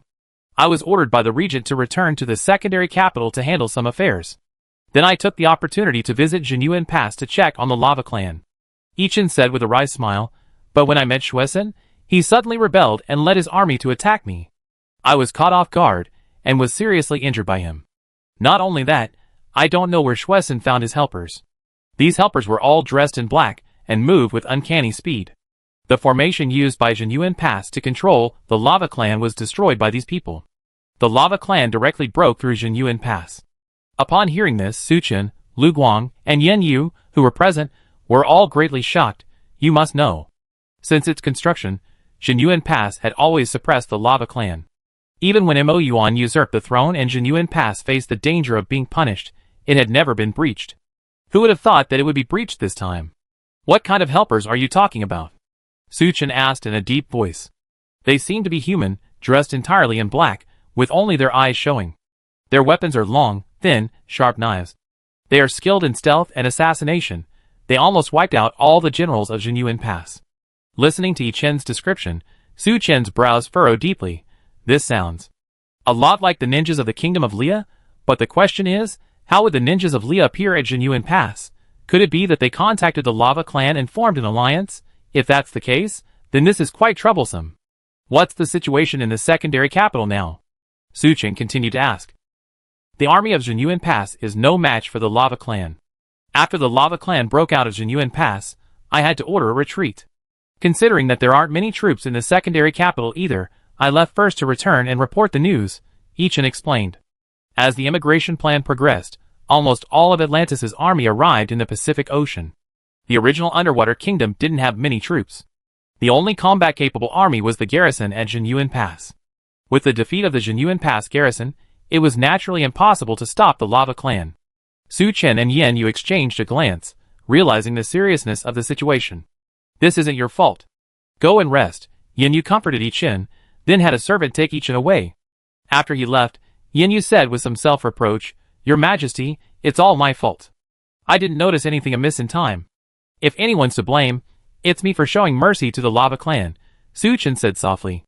There's no point in saying that now. The most crucial thing is to immediately send people back to the secondary capital to investigate the Lava Clan's movements. Also, have someone keep a close eye on the Kingdom of Rhea. Report any unusual activity immediately. Yin Yu nodded emphatically yes. Following Su Chen's orders, Yin Yu immediately sprang into action. In just over a day, news arrived from the secondary capital. The Lava Clan hadn't attacked the secondary capital from Zhenyuan Pass as Su Chen and Yin Yu had predicted. Instead, they had vanished from Atlantis. This news weighed heavily on Su Chen and Yin Yu's hearts. The Lava Clan's entire population numbered at least 1 million.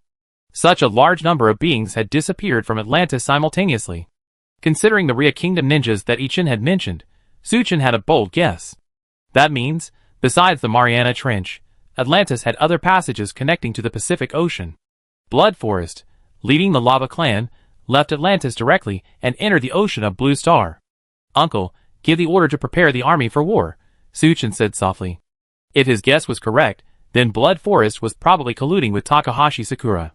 With the help of the Lava Clan, the Kingdom of Rhea would definitely gather its army and launch a fierce attack on the Kingdom of Yin. A terrible storm was on its way. The Kingdom of Rhea. On the coastal highway, a long convoy was driving smoothly. In a short while, the convoy arrived at a nearby dock. The lead car was a Toyota Century Royal, with the chrysanthemum emblem representing the royal family hanging on the front. As it slowly came to a stop, the entire convoy stopped as well. Several bodyguards in black quickly stepped forward and opened the doors of the Toyota Century Royal. A slender and exquisitely beautiful figure stepped out of the car. Chapter 1026. Indeed, the person who arrived was none other than Takahashi Sakura, the leader of the Black Mountain Society. Her younger brother, Takahashi Tsukasa, got out of the car with her. Just then, Yamamoto Fumio arrived hurriedly with a group of his men. "Leader, Uncle Yamamoto, no need to be so polite." Takahashi Sakura casually glanced around, seeing the Black Mountain Society's men scattered all around the dock. "Where are the Lava Clan?" "Leader, the Lava Clan is underwater." Yamamoto Fumio pointed to the sea not far away. "They're so arrogant." Takahashi Tsukasa sneered. "They're the ones who need our help." "Tsukasa, you don't understand. The Lava Clan are aquatic creatures. They can only stay on land for short periods. If they stay too long, they experience various discomforts." Yamamoto Fumio explained. "Tsukasa, don't be so talkative." Takahashi Sakura glanced at Takahashi Tsukasa. It must be said that, as the older sister, she possessed an innate bloodline suppression over Takahashi Tsukasa. With just a casual glance, Takahashi Tsukasa obediently shut his mouth. "Send someone to inform the Lava Clan's emperor." "Yes, master." Yamamoto Fumio nodded to his subordinate beside him. The subordinate quickly walked to the dock and spoke a few words in gibberish to the sea before him. As soon as he finished speaking, the previously calm seawater suddenly began to churn violently. Then, countless creatures gradually emerged from the seawater. Most of these creatures were strangely shaped, with ferocious faces, and wielded various weapons. Seeing this, the Black Mountain gang members around them instinctively shielded Takahashi Sakura in the center.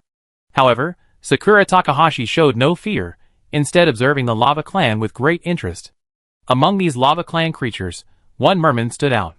It had deep red skin and wore black armor, clearly no ordinary weapon. In its hand, it wielded a massive trident, its cold light gleaming. Beside it stood a creature resembling a turtle prime minister. That is the Lava Clan's emperor, Bloodforge, and beside him is his confidant, the turtle prime minister. Yamamoto Fumio whispered to Sakura Takahashi. Bloodforge's gaze swept over the humans present, finally settling on Sakura Takahashi. With a thought, the waves beneath its feet carried it closer to the dock. Then it leaped, landing on the hard concrete. Stepping onto land for the first time, Bloodforge was slightly unaccustomed. However, it quickly recovered, wriggling its tail as it approached Sakura Takahashi. Several guards, somewhat nervous, quickly stepped in front of Takahashi Sakura. "Don't be nervous, you can all step back," Takahashi Sakura ordered. The guards dared not disobey Takahashi Sakura's order, and had no choice but to retreat. Blood Forest approached Takahashi Sakura, its green eyes fixed on her. After a moment, it slowly spoke. Hearing this, the Black Mountain Society member responsible for translating immediately looked troubled. "What did it say?" Takahashi Sakura asked the translator. "Well, it said that in their Lava Clan, women are only fit to be playthings." The translator could only manage, forcing a smile. A sly smile played on Takahashi Sakura's lips as she looked at Blood Forest. "But here, only the strong are respected. A powerful woman can treat a weak man like a plaything." Upon hearing the translation, Shuesen's face darkened noticeably. His gaze towards Takahashi Sakura instantly filled with murderous intent. Even Yamamoto Fumio, Takahashi Tsukasa, and the others around him could feel the immense pressure, but Takahashi Sakura, positioned in the very center, remained unmoved, still wearing a faint smile, as if she hadn't felt it at all. After a moment, Shueisen suddenly grinned. "You're right, this world is ruled by the strong. We can sit down and discuss how to cooperate." Takahashi Sakura snapped her fingers, and her subordinates immediately brought out a table and chairs. However, the chairs they prepared were clearly not suitable for Shueisen's size. After Shueisen sat down, he completely stuffed himself into the chair. The Turtle Prime Minister spoke first. "We hope you humans can provide 100,000 spirit-nourishing pills, along with other elixirs, to help our people advance to rank B. Besides that, we also need a large amount of resources to build a kingdom underwater. In exchange, the Lava Clan can form an alliance with the Black Mountain Society to help you fight Atlantis and Tsuchin." Hearing this, Takahashi Tsukasa was immediately amused and annoyed. "Are you all crazy?" Although the Black Mountain Society already possessed the recipe for spirit-nourishing pills, they were quite troublesome to refine. Even with the help of the Zoo Sanctuary, after all this time, the total production was only around 10,000 pills. The Lava Clan, on the other hand, directly asked for 100,000 spirit-nourishing pills. Not to mention other elixirs. The problem is, after asking for so much, they only verbally expressed their willingness to form an alliance and fight together. Nothing substantial was mentioned at all. Takahashi Sakura raised her hand, stopping Takahashi Tsukasa from continuing. "Is this His Majesty the Emperor's attitude?" "More or less." Shueisen picked up his teacup and took a sip. Not bad. This is the finest Westlake Longjing tea from Yin Kingdom. If the Black Mountain conquers Yin Kingdom, the Emperor can drink as much as he wants." Takahashi Sakura smiled sweetly. "But the prerequisite is that the Emperor can show sincerity." "How do you want me to show sincerity?" "We are all. A wise man like me won't beat around the bush with the Emperor." Takahashi Sakura stated bluntly. "Even without the Lava Clan, it's not impossible for us, the Liao people, to fight against the Yin Kingdom on our own. But without the Black Mountain Society's help, the Lava Clan's days won't be so easy, will they? Comparatively, the Lava Clan needs the Black Mountain Society as an ally more. Don't forget, His Majesty the Emperor was able to break through to C rank thanks to us, didn't he?" Shueisen's hand, holding the teacup, trembled imperceptibly. Just recently Takahashi Sakura, to curry favor with the Lava Clan, specially presented them with a large amount of spirit stones and a nourishing spirit pill. With their help, Shueisen leaped from C rank combat power to B rank reduction. And as Takahashi Sakura said, the Lava Clan needs the Black Mountain Society more. Now the Lava Clan has rebelled against Atlantis. What awaits the Lava Clan next is undoubtedly the relentless pursuit of Atlantis.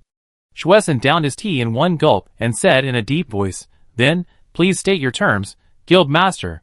"The terms are simple. Both sides will form an alliance and help each other." Takahashi Sakura had already prepared her specific terms, and stated them calmly. Chapter 1027.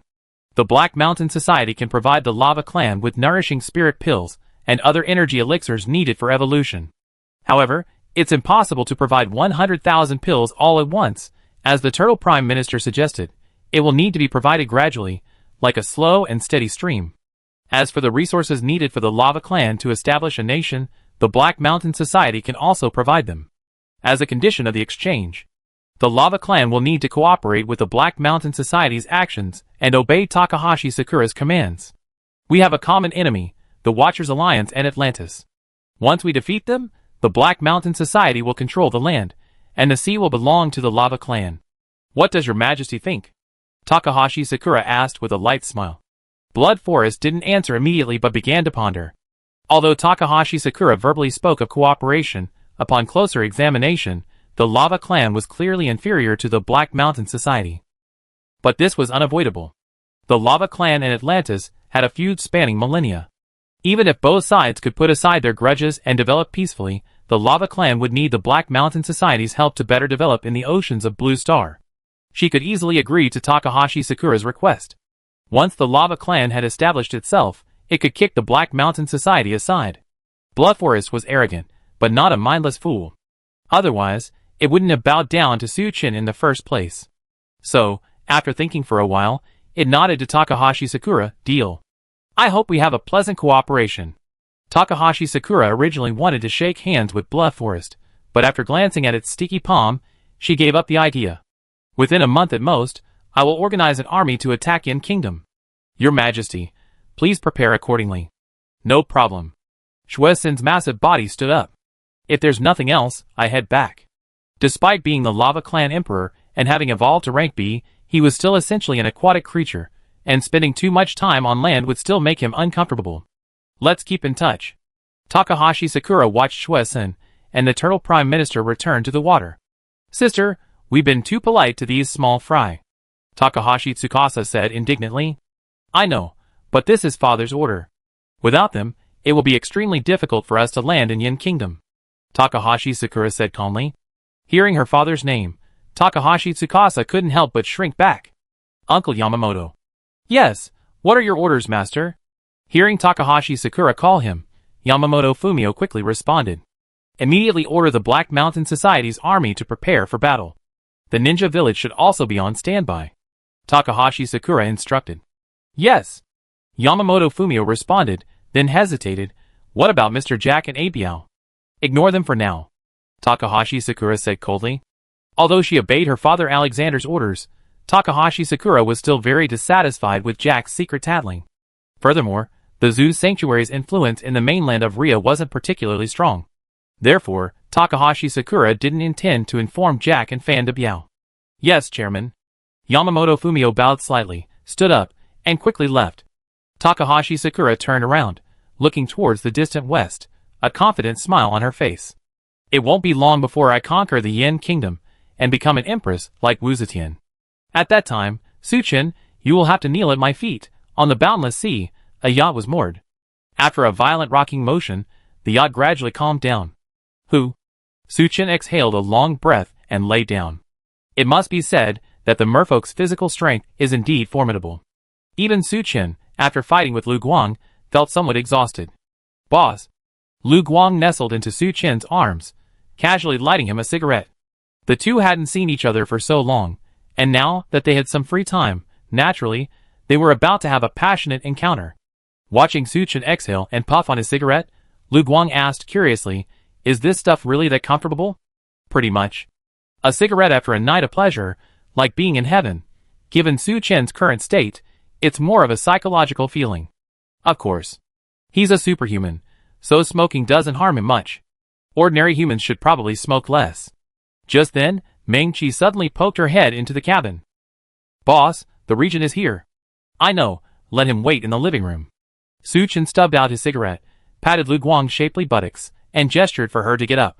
After the two were dressed, they went to the yacht's living room. Your Majesty. Yin Yu immediately stood up upon seeing Suchin.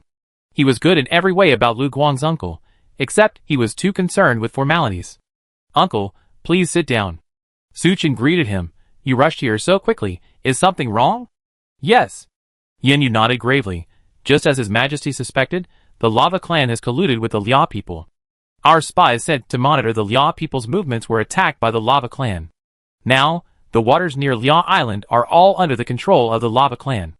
Suchin frowned slightly. He hadn't expected the worst-case scenario to occur. It truly is a case of if you don't cut the weeds at the root, they grow back in the spring breeze. First, send out men to investigate the Lava Clan's movements. Have all cities prepare their defenses. Previously, Atlantis was able to suppress the Lava Clan entirely thanks to Jinyuan Pass. In reality, the two sides' combat strength was basically evenly matched. Now that the Lava Clan has fled Atlantis and arrived in the vast ocean of Blue Star, eliminating them won't be so easy. I already given the orders, Yin Yu nodded. How is Yi-Chen? Suchin asked, remembering Yi-Chen's injury. He's fully recovered and back to work. That's good. While the group was chatting, the communicator on the table suddenly vibrated. Suchin picked up the communicator casually. Hello? Boss Su, it's me, Chui Yuan. Hearing Chui Yuan's voice, Suchin guessed it was John Wei contacting him. Is something wrong with Hidden Dragon Valley? No, John Wei means. The high-ranking members of the Vermilion Bird Clan are inviting you to a meeting. High-ranking members of the Vermilion Bird Clan. Suchin was taken aback. Where are we going? The capital. Around what time? John Wei said you must arrive within 5 days. Okay, I understand. Suchin hung up the phone, a thoughtful expression on his face. The Vermilion Bird Clan invited him to a meeting in the capital? Interesting. Boss, are you going? Lu Guang asked, holding Suchin's hand with some reluctance. Chapter 1028. I definitely have to go. Su Chen held Lu Guang's hand and said softly. They had been separated for so long, only seen each other for 2 days, and now they had to part again. He understood Lu Guang's reluctance. But the Watchers Alliance had just cooperated with Zhu Ke, and Zhu Ke had asked Zhang Wei to invite him over. He couldn't refuse. Personal feelings had to wait. All right, then you must come see me when you're done, boss. Lu Guang nodded slightly, her eyes filled with tender affection as she looked at Su Chen.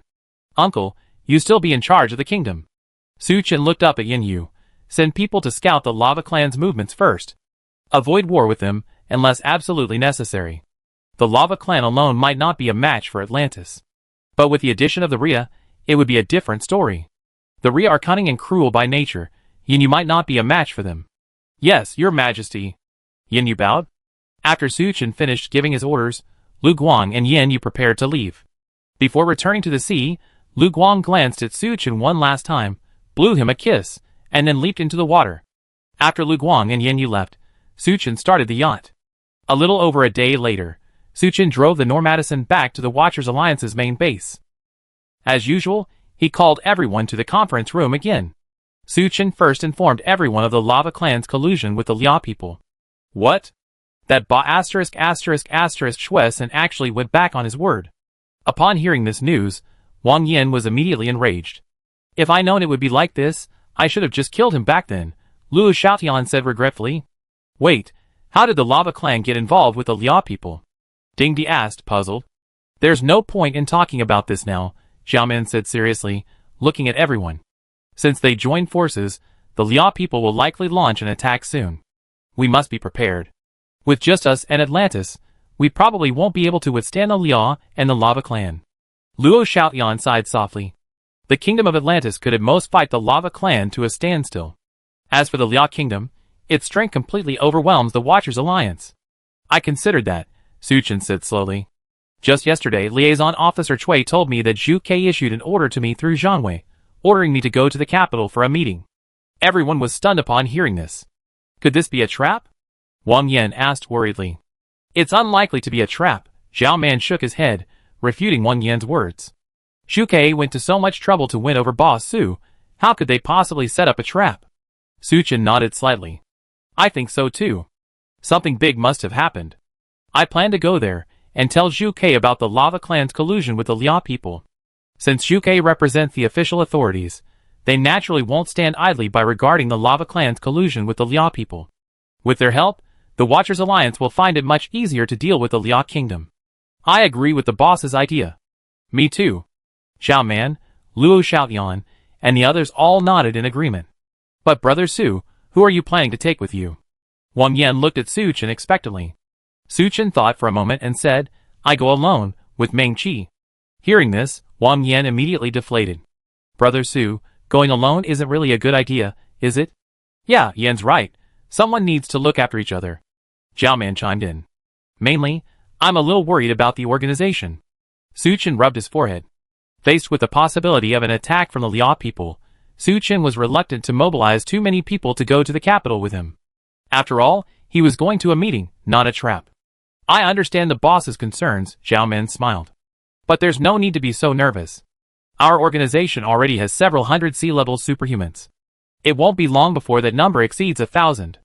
If the boss takes a few people to the capital, there won't be any problem. Yeah, Brother Chen, please take me and Ah Yin with you. Ding Di said with a grin. Having said that much, Su Chen couldn't very well refuse. He hesitated for a moment and said, All right then, Ah Yin, Lao Ding, you two come with me. Yes, sir. Wang Yan excitedly bowed to Su Chen. After the meeting, Su Chen returned to his residence and told the women about his departure. The capital was far away, and he didn't know when he would return. Like Lu Guang, the women were extremely reluctant to see Su Chen go. But they also knew that Su Chen had an important mission, so they didn't say anything. However, on the night before their departure, they all pestered Su Chen, resulting in an earth-shattering battle. The experience was, of course, indescribable to outsiders.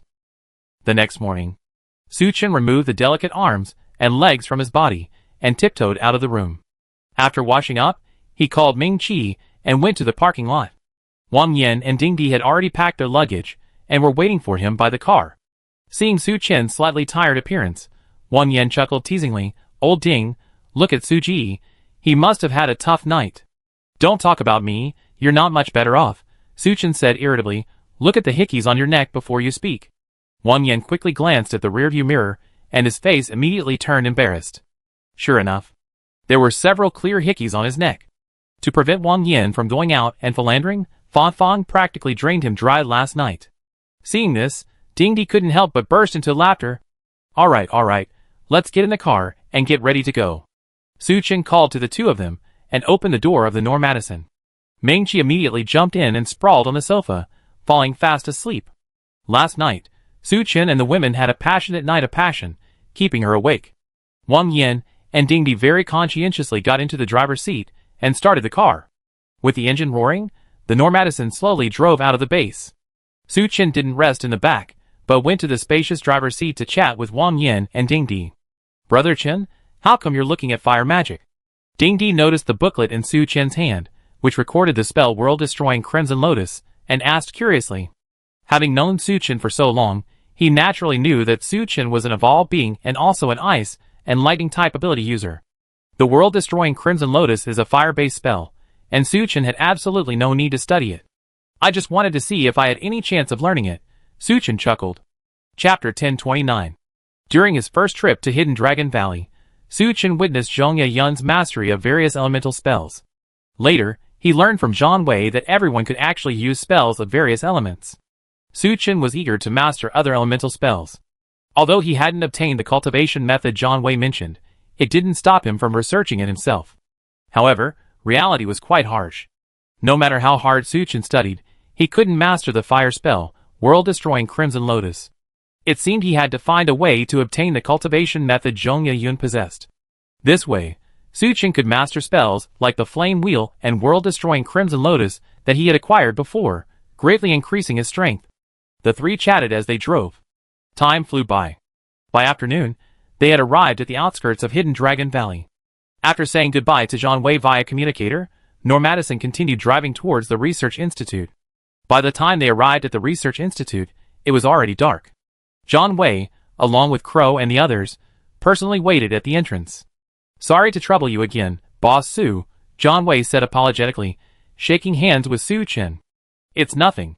Since I'm a member of Vermilion Bird, I have to come when I receive orders, Su Chen smiled, following Zhang Wei into the Research Institute. Manager Zhang, what exactly is it that requires me to personally go to the capital? After leading Su Chen and the others into the reception room and gesturing for the three of them and Tiger to sit down, Zhang Wei said seriously, I don't really know the specifics. However, I can be certain that this matter is definitely not small. He lowered his voice. I heard from some friends that besides you, Boss Su, quite a few leaders of survivor organizations have also received invitations. Su Chen's heart skipped a beat upon hearing this. So, it seemed the Vermilion Bird wasn't targeting him. However, such a large commotion suggested something significant was happening. When do I leave? You stay one night. We set off together tomorrow morning. Zhang Wei smiled.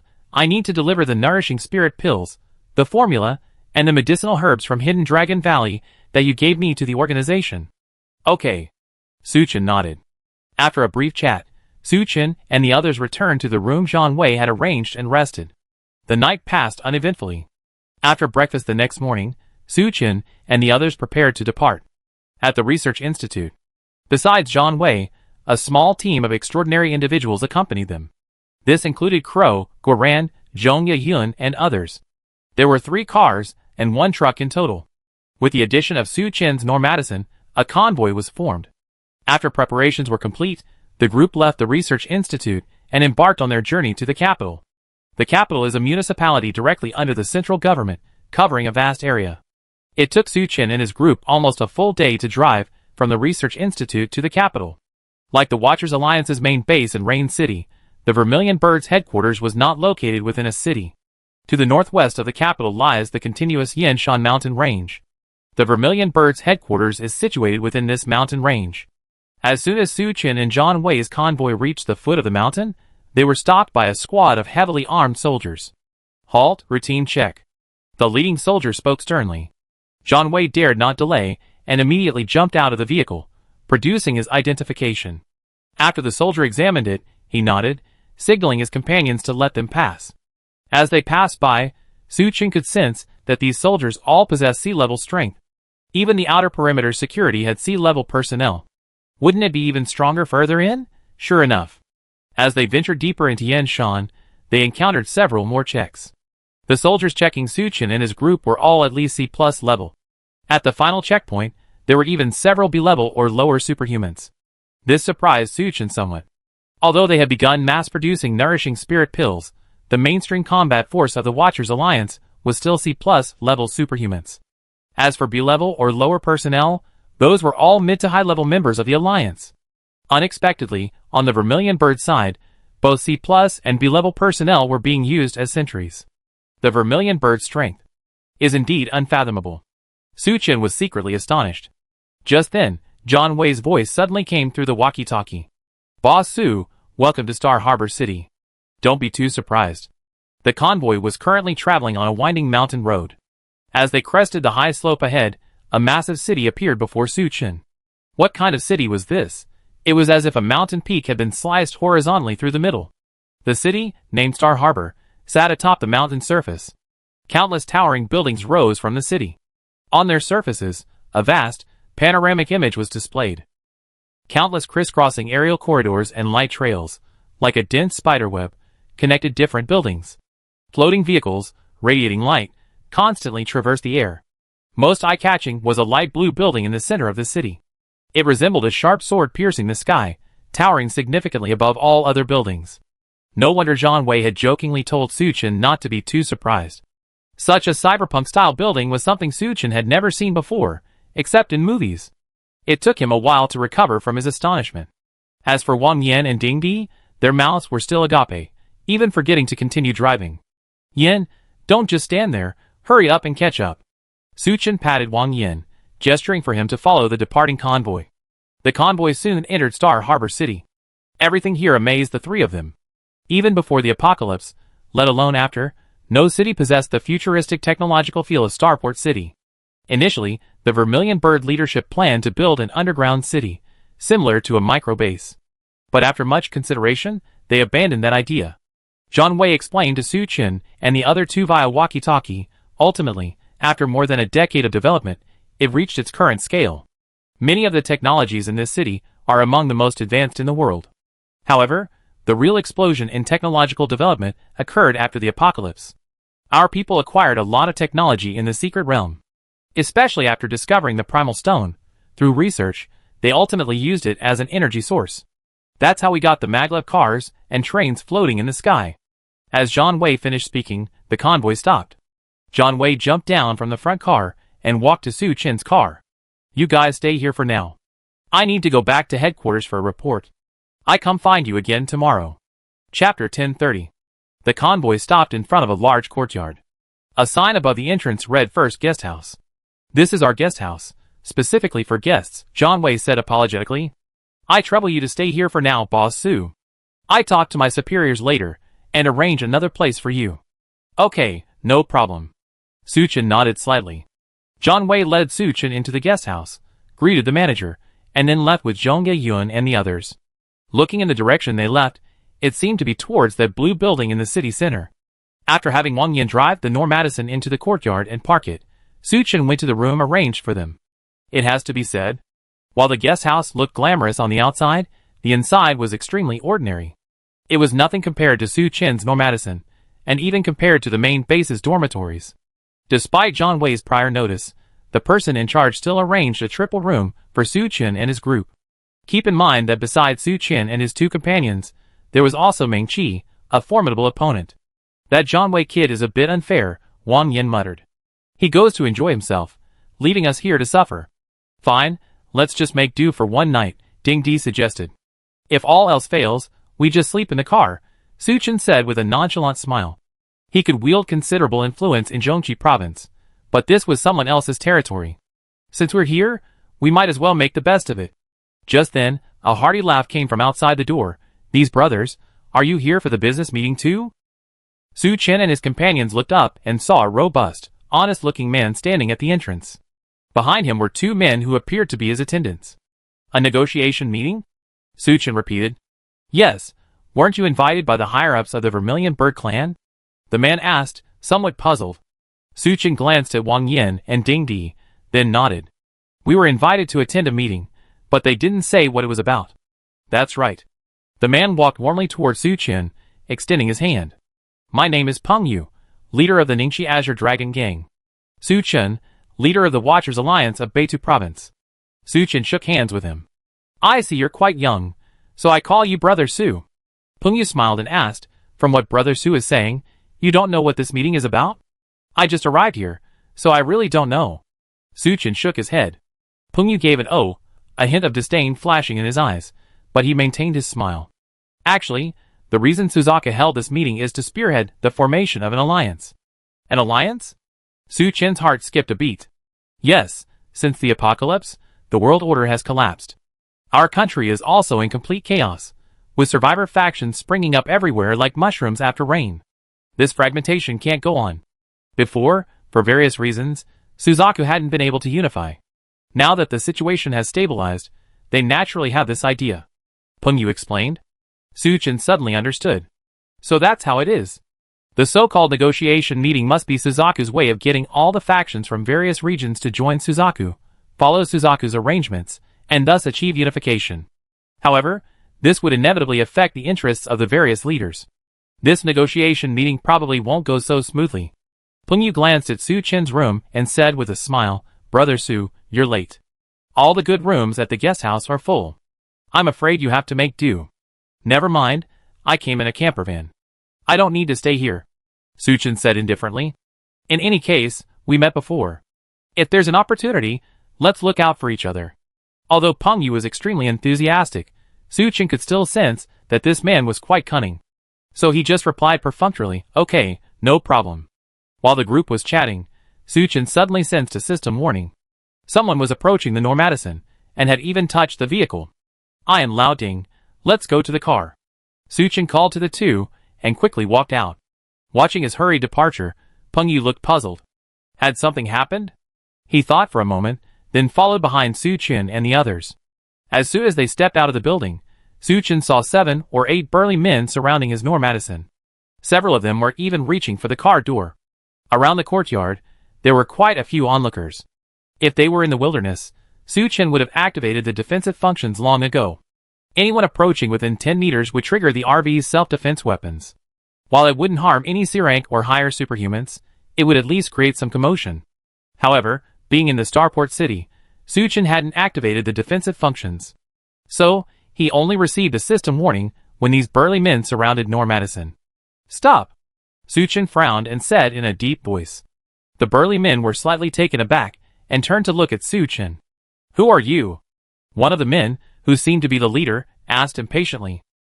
He not only had dragon and tiger tattoos on his arms, but also skull tattoos on his neck and cheeks. If this were before the apocalypse, he would definitely be a prime target for crackdowns on prostitution and organized crime. Who I am is not important. What's important is this RV. It's mine, Suchin said calmly. Oh, so it's yours, the burly man smiled dismissively. How about this, you sell me this RV, name your price. Sorry, I'm not interested. Suchin directly rejected the burly man's offer. Don't be so hasty. Everything has its value, the burly man said with a grin.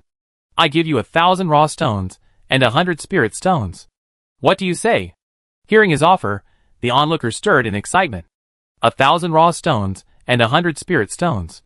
Such a generous offer. More than enough to exchange for a motorhome. Everyone thought Suchin would definitely agree. But Suchin still shook his head. I already told you, I'm not interested. Not interested, huh? The burly man frowned and sneered. 5,000 raw stones, and 500 spirit stones, how about that? The others nearby nearly went crazy. A motorhome worth 50,000 raw stones, and 500 spirit stones? They only wished they hadn't already made the deal with the burly man. Can't you understand human language? I said, I am not interested, Suchin said, enunciating each word clearly. By the end, his words carried a hint of murderous intent and dragon's might. Chapter 1031. The burly man standing before Suchin felt a sudden, inexplicable chill. However, the men behind him couldn't bear to listen any longer. How dare you speak to our brother Long like that? Do you want to die? Have you ever heard of Brother Long from Kunshan? Suchin narrowed his eyes, a murderous intent rising within him. If this were outside, given their attitude, they would already be dead. But this was Shingang City, and Su Chen didn't want to cause trouble for the time being. What do you want? Are you looking for death? Wang Yan and Ding Di immediately stepped forward, blocking Su Chen's path. Just then, the so-called Brother Long from Kunshan recovered from his earlier shock. He felt a little strange. The Su Chen before him looked to be no more than 20 years old. Why was he suddenly feeling a pang of fear? Brother Long didn't dwell on it, but composed himself, forcing a smile. Kid, don't push your luck. I offer you another price. 10,000 raw stones and 500 spirit stones.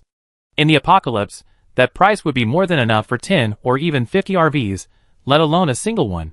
However, Su Chen shook his head, uttering a single word, get lost. You? Brother Long roared in fury.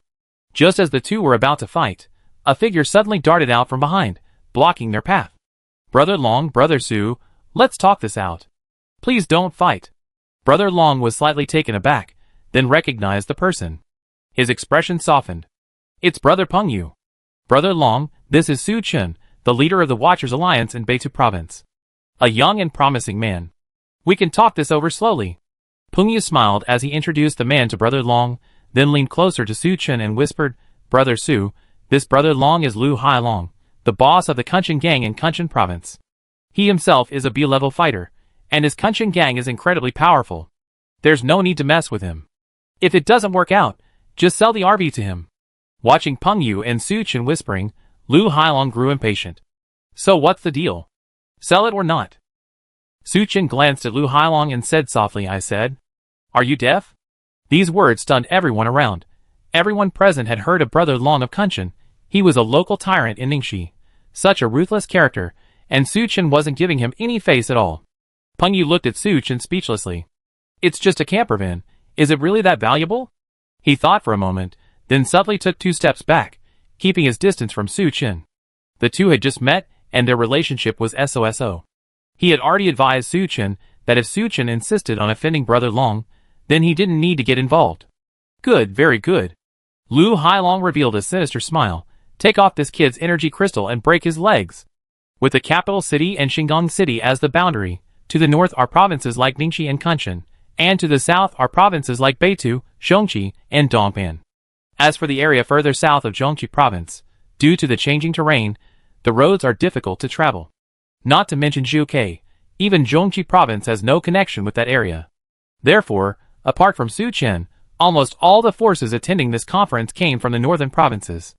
Most of them knew the name Brother Long of Kunshan, but they never heard of the Watchers Alliance. At Lu Hailong's command, 3 burly men immediately pounced on Su Chen. Su Chen could sense that these men were all at the peak of C+ level. He didn't even need to lift a finger to deal with them. Wang Yan, standing nearby, shouted and charged forward. Whether it was Su Chen's side or Lu Hailong's side, they both knew this was Vermilion Bird's territory, and causing a death would be difficult to explain. Therefore, both sides tacitly refrained from using weapons or superpowers. Facing the fists of the 3 burly men, Wang Yan made no attempt to dodge. Bang! Bang! Bang! 3 consecutive punches landed on Wang Yan's chest. However, unexpectedly, Wang Yan's body didn't even flinch. Not only that, but the 3 burly men felt as if they had punched a steel plate, their fists even ached. Seeing this, Lu Hailong and Peng Yu's pupils constricted sharply. There was only one possibility. Wang Yan was a B-rank evolver. If Wang Yan was a B-rank evolver, then wouldn't his leader, Su Chen, also be a B-rank evolver? Before they could figure it out, Wang Yan had already launched a fierce counterattack. At the same stage, a difference of 1 minor rank meant the difference in strength wasn't that significant. But with Wang Yan and Lu Hailong's subordinates, one being a B-rank minus and the other C-rank plus, the difference was enormous. Not only were Lu Hailong's subordinates unable to break through Wang Yan's protective aura, but they also couldn't withstand his attacks. His fist, crackling with surging energy, swung out with tremendous force. Every burly man struck by it coughed up blood and flew backward.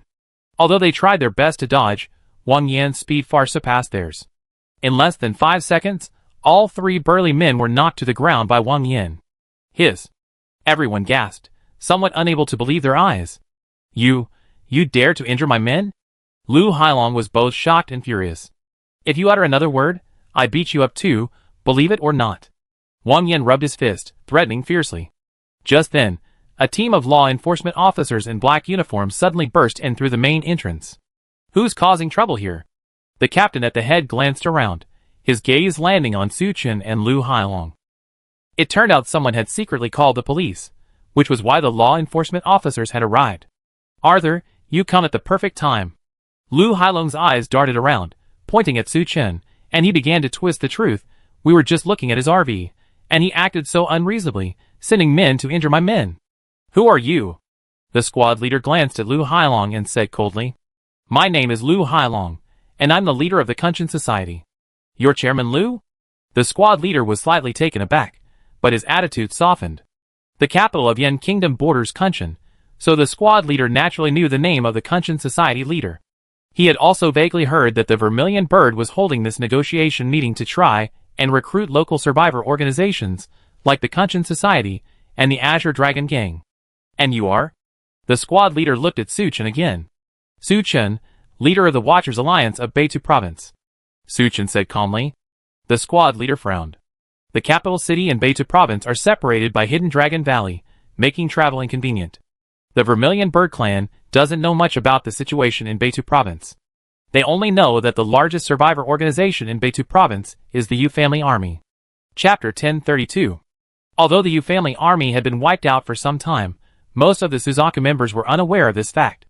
Therefore, in the eyes of this enforcement squad leader, Su Chen was merely the leader of a small faction. This is Starport, not your backyard. Anyone who dares to cause trouble here must accept punishment. Take them away. The squad leader waved his hand, and the enforcers behind him quickly stepped forward, surrounding Su Chen and Wang Yin. But Su Chen was unwilling to surrender. Facing the law enforcement officers who came to arrest him, he snorted coldly and, with a slight exertion of his body, sent them staggering back several steps. No one expected that Su Chen would dare to attack the Vermilion Bird's law enforcement officers. The squad leader was stunned for a moment, his face darkening. You dare to resist arrest? You only heard Lu Hailong's one-sided story, and concluded we were causing trouble? Isn't that too hasty? Su Chen said coldly, according to regulations, shouldn't we all be taken back for questioning? Why are only a few of us being arrested? Isn't that protecting someone? His questioning left the squad leader speechless. You don't need to worry about that. Your resistance to arrest is an indisputable fact. Men, prepare to move. Before the apocalypse, the law enforcement officers were equipped with various types of guns. But in the post-apocalyptic world, ordinary guns and cannons were useless against superhumans. At the squad leader's command, the law enforcement officers all drew their weapons. Without hesitation, Wang Yin gripped a blood-red steel blade. Ding Di narrowed his eyes, his own energy poised to be unleashed. Seeing Su Chen and the others about to confront the Vermilion Bird's enforcers head-on, Lu Hailong, who had retreated to the side, grinned from ear to ear. He had originally planned to use his connections to teach Su Chen a lesson. Now he didn't need to. No matter how powerful Su Chen was, this was Suk's territory. Suk's strength was terrifying. Once he was finished, he could figure out a way to get that RV over. Peng Yu looked at Su Chen with a mixture of admiration and regret. This Su Chen did have some strength. But he was far too reckless, daring to challenge Suk's enforcement team. The other onlookers, however, were watching with amusement. The two sides were locked in a stalemate for a moment. Seeing that Su Chen showed no intention of surrendering, the squad leader lost face. Attack! He launched the first attack, raising his hand and unleashing an invisible energy. This energy was fast and sharp, and since it was colorless, anyone else would likely have been struck in the chest. But who was Su Chen? He was experienced in combat and possessed powerful spiritual sense. He instantly sensed the energy fluctuation and unleashed a powerful punch. His fist, imbued with battle aura, shattered the energy shot by the squad leader with a single blow. The squad leader's pupils constricted slightly. This kid, he's also a B-rank transcendent? The process for advancing to B-rank within the Vermilion Bird organization is quite complicated. Although it has been improved later, those who can advance to B-rank are basically people with prestige and ability within the organization. The squad leader had previously performed a great service, so he successfully evolved to B-rank a few days ago. As for Lu Hailong, Vermilion Bird made an exception and helped him advance to B-rank in order to win him over. Meanwhile, Wang Yin, Ding Di, and several other evolved individuals in the enforcement team were also engaged in battle. Although the enforcement team had a numerical advantage, most of them were only C+ level fighters. In contrast, Wang Yin and Ding Di, with Su Chen's help, had both evolved to be level. Therefore, they not only held their own, but were actually dominating the enforcers. If it weren't for the fact that this was Suzaku's territory, and they hadn't held back, those enforcers would probably have been down long ago. Just then, a tiger's roar suddenly rang out from nowhere. Roar! Before anyone could react, a huge white shadow leaped out from Madison. Two enforcers couldn't dodge in time and were directly slammed to the ground by the white shadow. Mingqi hadn't received Su Chen's orders, so she had remained inside the RV. But seeing Su Chen and his group fighting the enforcers, she could no longer restrain herself and charged out. Seeing that she couldn't defeat Su Chen and his group, and even had several of her subordinates knocked down, the squad leader was truly enraged. He roared, his hands rapidly forming hand seals. Everyone could clearly feel a surge of immense energy gathering in midair. A moment later, a nearly transparent dragon formed in the air. Its size was enormous, almost completely enveloping the entire guesthouse. Just one glance was enough to make one's legs go weak.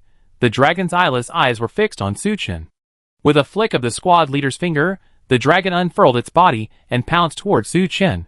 With this attack, Su Chen knew he could no longer conceal his strength. He flipped his right hand, and a Xianjin long sword appeared in his grasp. Then, with a thought, he activated the wind control technique. Su Chen soared into the air, the Xianjin long sword infused with battle chi, slashing towards the dragon. The instant the two collided. Bang!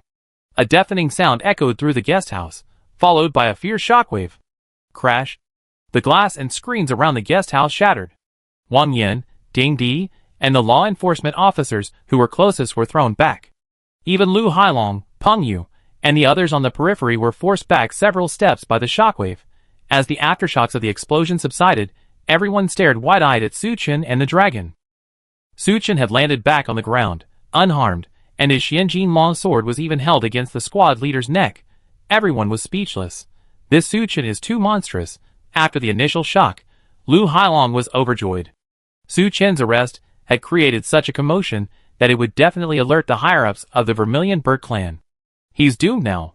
Go ahead and kill me if you dare. Despite having a knife to his neck, the squad leader showed no sign of flinching, instead glaring defiantly at Su Chen. You really think I wouldn't dare kill you? Su Chen smiled coldly, his long, black gold sword already raised. Spare him. A loud shout suddenly rang out from outside the guesthouse. A figure rushed in, throwing a punch at Su Chen. The invisible force of the punch aimed directly at the long, black gold sword in Su Chen's hand. Su Chen frowned slightly, took a step back, and dodged the punch. He looked up at the newcomer. The newcomer was muscular, with sharp eyes, and wore the uniform of an enforcer. Who are you? I am the captain of the enforcement team, Wang Jixin. After introducing himself, Wang Jixin glanced at the scene, his expression softening, and said, How should I address this brother? Chapter 1033. Su Chen. Oh, Brother Su, is there some misunderstanding? Wang Jixin asked amiably. Captain Wang, don't waste your breath on him. Don't worry about me, arrest him first. The squad leader, who was being held captive by Su Chen, shouted at the top of his lungs. Shut up. Wang Jixin glared at him coldly. Just as Su Chen made the arrest, the law enforcement officers who had come with the squad leader called headquarters, requesting backup. As the captain, Wang Jixin happened to overhear the call. Upon hearing that the incident occurred at the first guest house, he realized the seriousness of the situation. Recently, the Vermilion Bird was holding a conference, inviting leaders from various factions, most of whom were staying at the first guest house. To prevent any trouble, Wang Jixin personally led the team. While they were talking, more than a dozen hover cars parked outside the guest house. A large number of law enforcement officers descended from the sky and entered the courtyard of the guest house. It's not a misunderstanding. It's just that your subordinate abused his power, Su Chen said calmly. If it were anyone else, Wang Jixin would have naturally ordered an attack without hesitation. But Su Chen's strength was simply too great. Even the squad leader, a B-level combatant, was defeated by him. Not to mention the commotion from their fight, probably half of Xingdong City had noticed it. Brother Su Chen, you must be here for the business conference, right? Who did you come with? Wang Jixin asked tentatively. John Wei from the Hidden Dragon Valley Research Institute. Oh, it's John Wei. We used to work in the same unit. Wang Jixin smiled. How about this, you release my men first, and I contact John Wei. Then we work together to resolve this matter satisfactorily. How about that? Su Chen thought for a moment, nodded slightly, and sheathed his Xianjin long sword. The squad leader then stood up, looking disheveled, and returned to Wang Jixin's side. Squad leader Wang. Shut up. Wang Jixin scolded the squad leader and took out his communicator. A blue building in downtown Xingdong. Zhang Wei, Zhong Yayun, and the others drove into the underground parking lot. They handed the boxes containing rare and precious materials from the car to the waiting staff. Then, led by Zhang Wei, Crow, Zhong Yayun, Guoran, and the others took the elevator to the upper floors of the building. Ding! As the elevator doors opened, the words Research Department appeared before Zhang Wei and the others. Director Zhang, Minister Liu has been waiting for you for a long time. A staff member greeted Zhang Wei with a smile and led the group inside. Soon, they arrived at an office. A sign hung above the office. Minister of Research, Liu Benwei. Minister Liu is inside, the staff member told Zhang Wei before leaving. Zhang Wei knocked on the door, and a deep, steady voice came from inside. Come in. Zhang Wei opened the door and led Zhong Yayun and the others into the office. A stern-faced man with slightly dark skin sat behind his desk. This was Liu Benwei, the minister of the research department. Seeing Zhang Wei and the others enter, Liu Benwei stood up with a smile and shook hands with them one by one. Xiao Zhan, you're finally back.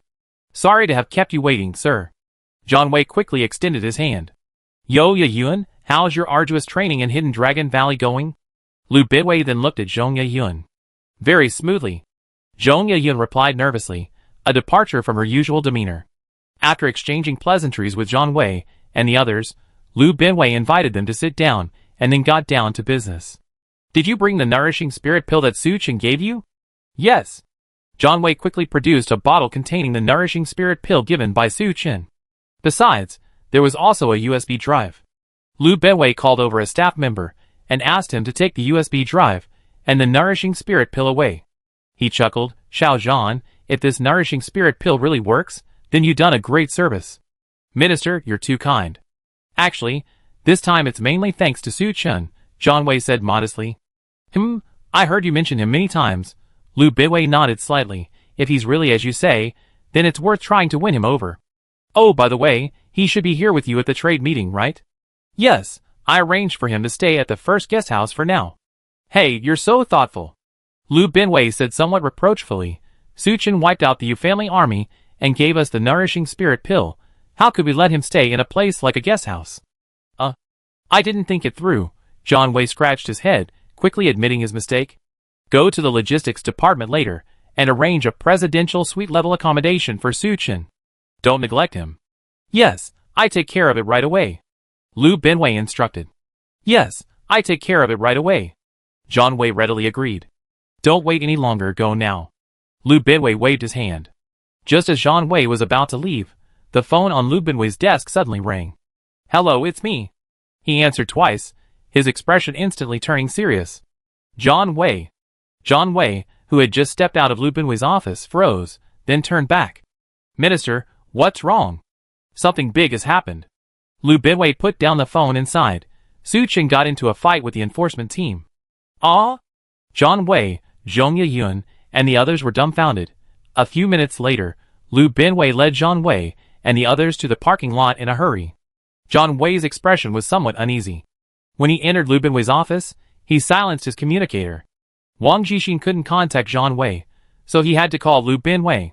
By this time, Zhang Wei had learned the general outline of what had happened from Liu Benwei. He hadn't expected that arranging for Su Chen to stay at the guest house would cause such a huge mess. Zhang Wei cautiously glanced at Liu Benwei and noticed that Liu Benwei's expression was also quite serious. This is terrible. Su Chen had just killed Lao Kuai and Sister Yu, and presented the formula for the nourishing spirit pill to Zhu Ke. And this is what happened upon arriving at Zhu Ke. What if he gets angry and refuses to bring the Watchers Alliance to join Zhu Ke? That would be a real problem. At that point, the higher-ups at Zhu Ke probably wouldn't forgive him. The more Zhang Wei thought about it, the more nervous he became, wishing he could slap himself. Why did he arrange for Su Chen to stay at the guest house? Why didn't he bring him to Xingzhuan and go directly to Minister Liu? Amidst Zhang Wei's regret and self-reproach, the hover car carrying them quickly arrived at the guest house. Upon landing, looking at the surrounding situation, Liu Benwei's expression grew even more serious. Chapter 1034. It's Minister Liu. Goodness, even Minister Liu has been alerted. Seeing Liu Benwei arrive with his men, the onlookers couldn't help but whisper among themselves. The Vermilion Bird Clan is divided into more than a dozen departments, including administration, combat, medical, research, and logistics, each headed by a minister. These ministers essentially comprise most of Vermilion Bird's high-ranking officials. Some departments are smaller, and their ministers wield less power. Other departments are larger, and their ministers naturally wield more power. The administration, combat, research, and logistics departments are the largest. Therefore, as the minister of the research department, Lu Binwei's position within Vermilion Bird is extremely important. Minister Lu actually intervened for this kid. Lu Hailong's heart sank. Peng Yu, on the other side, was also taken aback. He hadn't expected Su Chen to be connected to Lu Binwei. Minister Lu. Wang Jixin quickly stepped forward, feeling somewhat nervous. Lu Binwei ignored him, and walked straight toward Su Chen, extending his hand. Chi Su, my name is Lu Binwei. I'm the minister of the Vermilion Bird Research Department. Hello, Minister Lu. Su Chen shook hands with Lu Binwei. I heard Zhang Wei mention you before. I didn't expect you to be so young, truly a young hero. Lu Binwei chuckled and praised, today's matter was due to my poor planning. Don't take it to heart. Just as Su Chen was about to speak, several large hover cars roared in from afar. Following them, a dozen or so superhumans descended from the sky. Unlike Wang Jixin and the other law enforcement officers, these newcomers wore green uniforms. Both their aura and their eyes were sharper. Upon seeing these people, Lu Hailong actually breathed a sigh of relief. Noticing Su Chen looking at the newly arrived superhumans, Zhang Wei whispered, these are from the combat department. Generally, the security of Shingang City falls under the administrative department, specifically Wang Jixin's enforcement team. The combat department is responsible for external warfare. For example, repelling the invasion of the Liao people, dealing with monster disturbances, etc. However, in the event of any serious incident, the combat department also needs to intervene. The battle between Su Chen and the squad leader just now was far too intense. It eventually alerted the combat department. What happened? A man who looked like the head of the combat department asked in a deep voice. Old Wu, you come at the right time. Lu Hailong hurriedly ran to the man's side. Old Wu glanced at Lu Hailong, somewhat surprised. Brother Long, what are you doing here? Don't mention it, it's like this. Lu Hailong leaned close to Old Wu and whispered his explanation. After listening, Old Wu frowned slightly and nodded. I understand. He looked at Lu Binwei not far away. Good morning, Minister Lu. Captain Wu. Lu Binwei nodded slightly, his expression unreadable. The matter here has been brought under control by the enforcement team. Let them handle it. That's not good, Captain Wu said with a forced smile. The commotion just now was so big. I think we should take everyone involved back for a thorough investigation. Whoever made a mistake should be dealt with properly. His words were high-sounding, but judging from his whispered conversation with Lu Hailong earlier, it wasn't hard to guess. If Su Chen and the others went back with the combat department, they'd likely face dire consequences. What if I say no? Lu Binwei said calmly. Minister Lu, this is a bit against the rules. If the committee members find out, it won't be good. Captain Wu's position in the combat department was at most equal to Zhang Wei's. But when facing Lu Binwei, the head of the research department, he showed no sign of backing down. The reason was simple. In any survivor organization, the combat department was of paramount importance. Suzaku was no exception. Are you threatening me? Lu Binwei narrowed his eyes, his sharp gaze fixed on Captain Wu. In an instant, Captain Wu felt immense pressure. No. I wouldn't dare. If Minister Lu insists on interfering, then I can only go back and report to Minister Chung. Go ahead and report. Lu Binwei's voice rose several octaves, becoming extremely stern. After all, he was the head of the research department. No matter how presumptuous Captain Wu was, he wouldn't dare to confront him directly.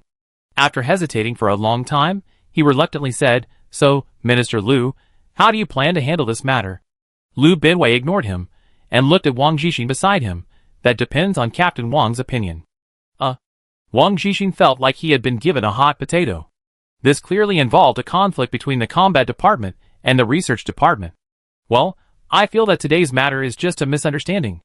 Moreover, the attitude of our law enforcement officers in handling the matter was also wrong. How about this, you two just settle it amicably? Lu Binwei nodded slightly, and looked at Su Chen again. I think it's a good idea. What do you think, Chief Su?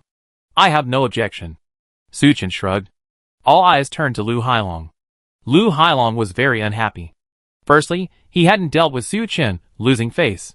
Secondly, he hadn't gotten his hands on the nomadic Dyson. However, he knew that Su Chen had Lu Binwei backing him up. Even if he brought out the head of the combat department, the matter would most likely end inconclusively. I have no objection either. That's good. Lu Binwei smiled with satisfaction, then everyone can disperse. Wang Zhixin wished nothing had happened. Upon hearing this, he called his men and left. Captain Wu glanced at Su Chen, then turned and left with his combat department men. Lu Hailong quickly called his underlings and followed behind Captain Wu. Chi Su, I really feel bad about letting you stay here, Lu Binwei said apologetically. I already asked Zhang Wei to prepare other accommodations for you. Pack your things and come with me. Su Chen nodded, then gestured to Wang Yin, Ding Di, and Meng Qi, preparing to get into the car. Chi Su, please ride in my car. I'd like to have a chat with you, Lu Binwei said with a smile. Su Chen didn't refuse, and followed Lu Binwei into his hover car. Watching Su Chen's departing figure, the people around, especially Peng Yu, felt a sense of awe. He had made such a commotion, alerting the captain of the law enforcement team, the combat department, and the head of the research department. And yet, he managed to leave unscathed. This young man is truly extraordinary. After Su Chen and Lu Binwei were seated, Zhang Wei started the hover car in the driver's seat. V-room. After a slight sound, the hover car rose into the air. Chapter 1035. To make it easier for Wang Yin to follow, Zhang Wei didn't drive particularly fast. Su Chen looked out the window, taking in the panoramic view of Xingdong City. Although he could fly, the feeling of riding in a hover car for the first time was still extremely strange. Lu Binwei took a bottle of champagne from the car's refrigerator and poured a glass for himself and Su Chen. Su Chen took the champagne, took a sip, and casually asked, that guy named Lu Hailong seems to have quite a background. It seems like everyone in the combat department is taking care of him. Well, it's a long story, but since you asked Chief Su, I might as well tell you. Lu Binwei smiled and began to explain to Su Chen. The reason why Lu Hailong's Kunshan Society was able to stand out among the many survivor organizations and ultimately unify Kunshan was simple. He had a good relationship with Cheng Kuan, the head of the Vermilion Bird Combat Department, because the villages in Hidden Dragon Valley had little contact with Beitou Province. As for the provinces further south, such as Zhongqi, Xishan, and Dongpan, they were completely gone. But the situation in the north was different from the south. The survivor organizations in the north had established contact with Zhuke long ago. Realizing Zhuchua's power, Lu Hailong went to great lengths to curry favor with Cheng Kuan. Lu Hailong's two older sisters are both Cheng Kuan's wives, Lu Binwei said with a meaningful smile. So that's how it is. Su Chen suddenly understood. No wonder Cheng Kuan was so arrogant and domineering. No wonder even Zhang Wei and Zhong Yayun were still at C+, while he, a local survivor organization leader, could evolve to be rank. So he has connections in high places. Isn't Suk doesn't care? As soon as Su Chen spoke, he realized his question was redundant. This is a post-apocalyptic world. As the head of Suk's combat department, Cheng Kuan is undoubtedly powerful and incredibly strong. Even if he had 20 wives, let alone 2, Suk wouldn't interfere. It's the apocalypse now. As long as there's no coercion, marriage is allowed freely. After all, the population has drastically decreased. Adding more people means the world can be rebuilt sooner. Lu Binwei paused, then said with concern, you made an enemy of Lu Hailong. You better be careful in the future. Minister Cheng isn't that magnanimous. A thoughtful expression appeared on Su Chen's face. He hadn't expected there to be so many twists and turns within Suk. It seems he had overestimated Suk. He had only been at Suk on his first day, and didn't know Lu Binwei at all. But Lu Binwei had revealed the inside story about Cheng Kuan and Lu Hailong to him. Recalling the conversation between Lu Binwei and Captain Wu earlier, Su Chen drew a conclusion. Factional struggles likely existed within the Vermilion Bird clan. Lu Binwei was trying to win him over, to get him on his side. Thank you for the reminder, Minister Lu. I hope Minister Lu can continue to mentor me in the future. Su Chen wasn't afraid of Cheng Kuan. At worst, he could simply withdraw and stop playing with the Vermilion Bird clan. But the Vermilion Bird clan had a deep foundation. He hadn't yet acquired so many secret manuals and spells. Moreover, Su Chen still hoped the Vermilion Bird clan would offer assistance when the Sakura clan invaded in the future. He wouldn't leave the Vermilion Bird clan unless absolutely necessary. In that case, cultivating a good relationship with Lu Binwei and siding with him was necessary. Haha, Chief Su, you're too kind. Seeing that Su Chen understood his meaning, Lu Binwei's smile grew even brighter. Calling you Chief Su is a bit too polite. You look quite young, so how about this? In private I call you Little Su, and you can call me Uncle Lu. Hearing this, John Wei, who was driving, couldn't help but glance at Su Chen through the rearview mirror. This was the first time he'd seen Lu Binwei so attentive to a young man. Su Chen didn't refuse. Okay, Uncle Lu. The two chatted for a while longer, with Lu Binwei telling Su Chen a lot about the Vermilion Bird. Soon, the hover car stopped outside a magnificent, golden hotel. This hotel isn't open to the public. Only high-ranking members, or VIPs of the Vermilion Bird clan can stay here, Lu Binwei said with a smile. I already had John Wei arrange the presidential suite. Xiao Su, you and your men should get some rest. We can talk about anything else tomorrow. Okay, thank you, Uncle Lu. Su Chen said goodbye to Lu Binwei and got out of the hover car. Wang Yan had already parked the car in the parking lot behind the hotel. He brought Ding Di and Meng Qi to meet Su Chen. Under John Wei's guidance, Su Chen and his group checked into the hotel smoothly. As soon as they opened the room, Wang Yan and Ding Di were amazed by the luxurious interior and couldn't help but exclaim in amazement. My goodness! I only ever seen Dubai tycoons stay in rooms like this on Douyin. Compared to this room, the guest house is practically a doghouse. Hearing this, John Wei was a little embarrassed. Chief Su, please get some rest. I be going now.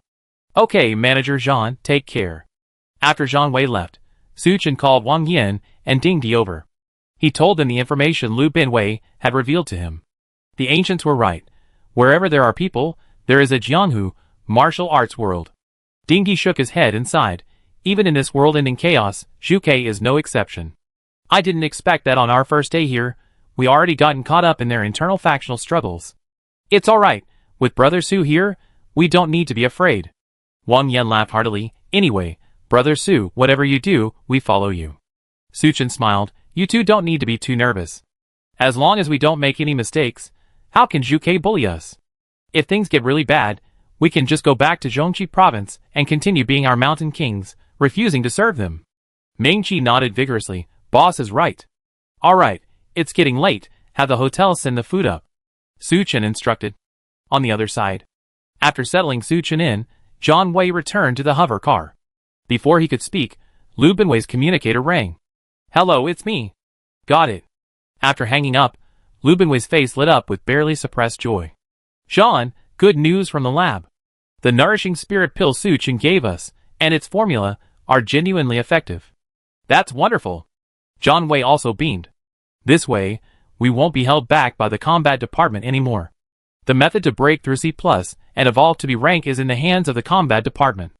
Any extraordinary individual in the combat department gets priority in evolving. People from other departments have to defer to the combat department. John Wei and Zhong Yayun are both elites in the research department, but they haven't been promoted yet. On the contrary, Lu Hailong, an outsider, has evolved to be rank. Chapter 1036. Lu Binwei was extremely dissatisfied with this, arguing with Cheng Kun several times, both publicly and privately. However, it was to no avail, and a rift developed between the combat and research departments. But now, with Su Chen's nourishing spirit pill, the situation is completely different. Compared to the combat department's method of breaking through to C rank, the nourishing spirit pill is convenient and quick. As long as there are enough materials, a large number of nourishing spirit pills can be produced in a short time, allowing more C+ units to evolve to B rank. This would not only enhance Suzaku's strength, but also suppress Cheng Kun's arrogance and win over other departments. It's a win-win-win situation. This Su Chen is quite good. Lu Binwei nodded slightly, unable to resist praising Su Chen again. The negotiation meeting is the day after tomorrow. It seems I need to fight for more benefits for Su Chen. Minister Lu, speaking of this negotiation meeting, what exactly is it about? John Wei started the hover car, asking curiously. Actually, it's quite simple. We plan to integrate the survivor organizations within Yin Kingdom, unite them all, and have them follow our command. That way, whether dealing with the Zhu Sanctuary or the Liao people, we won't be at a disadvantage. Rubawei chuckled. I see. John Wei suddenly understood. Over the next 2 days, Su Chen didn't stay in the hotel the whole time. Under John Wei's guidance, he thoroughly explored Starport City. It must be said, the various buildings and facilities in Starport City were extremely advanced, even before the apocalypse. Even Su Chen was extremely amazed after his visit. During this time, Su Chen learned the true purpose of the negotiation meeting from Zhang Wei. Time flew by, and it was already the third day.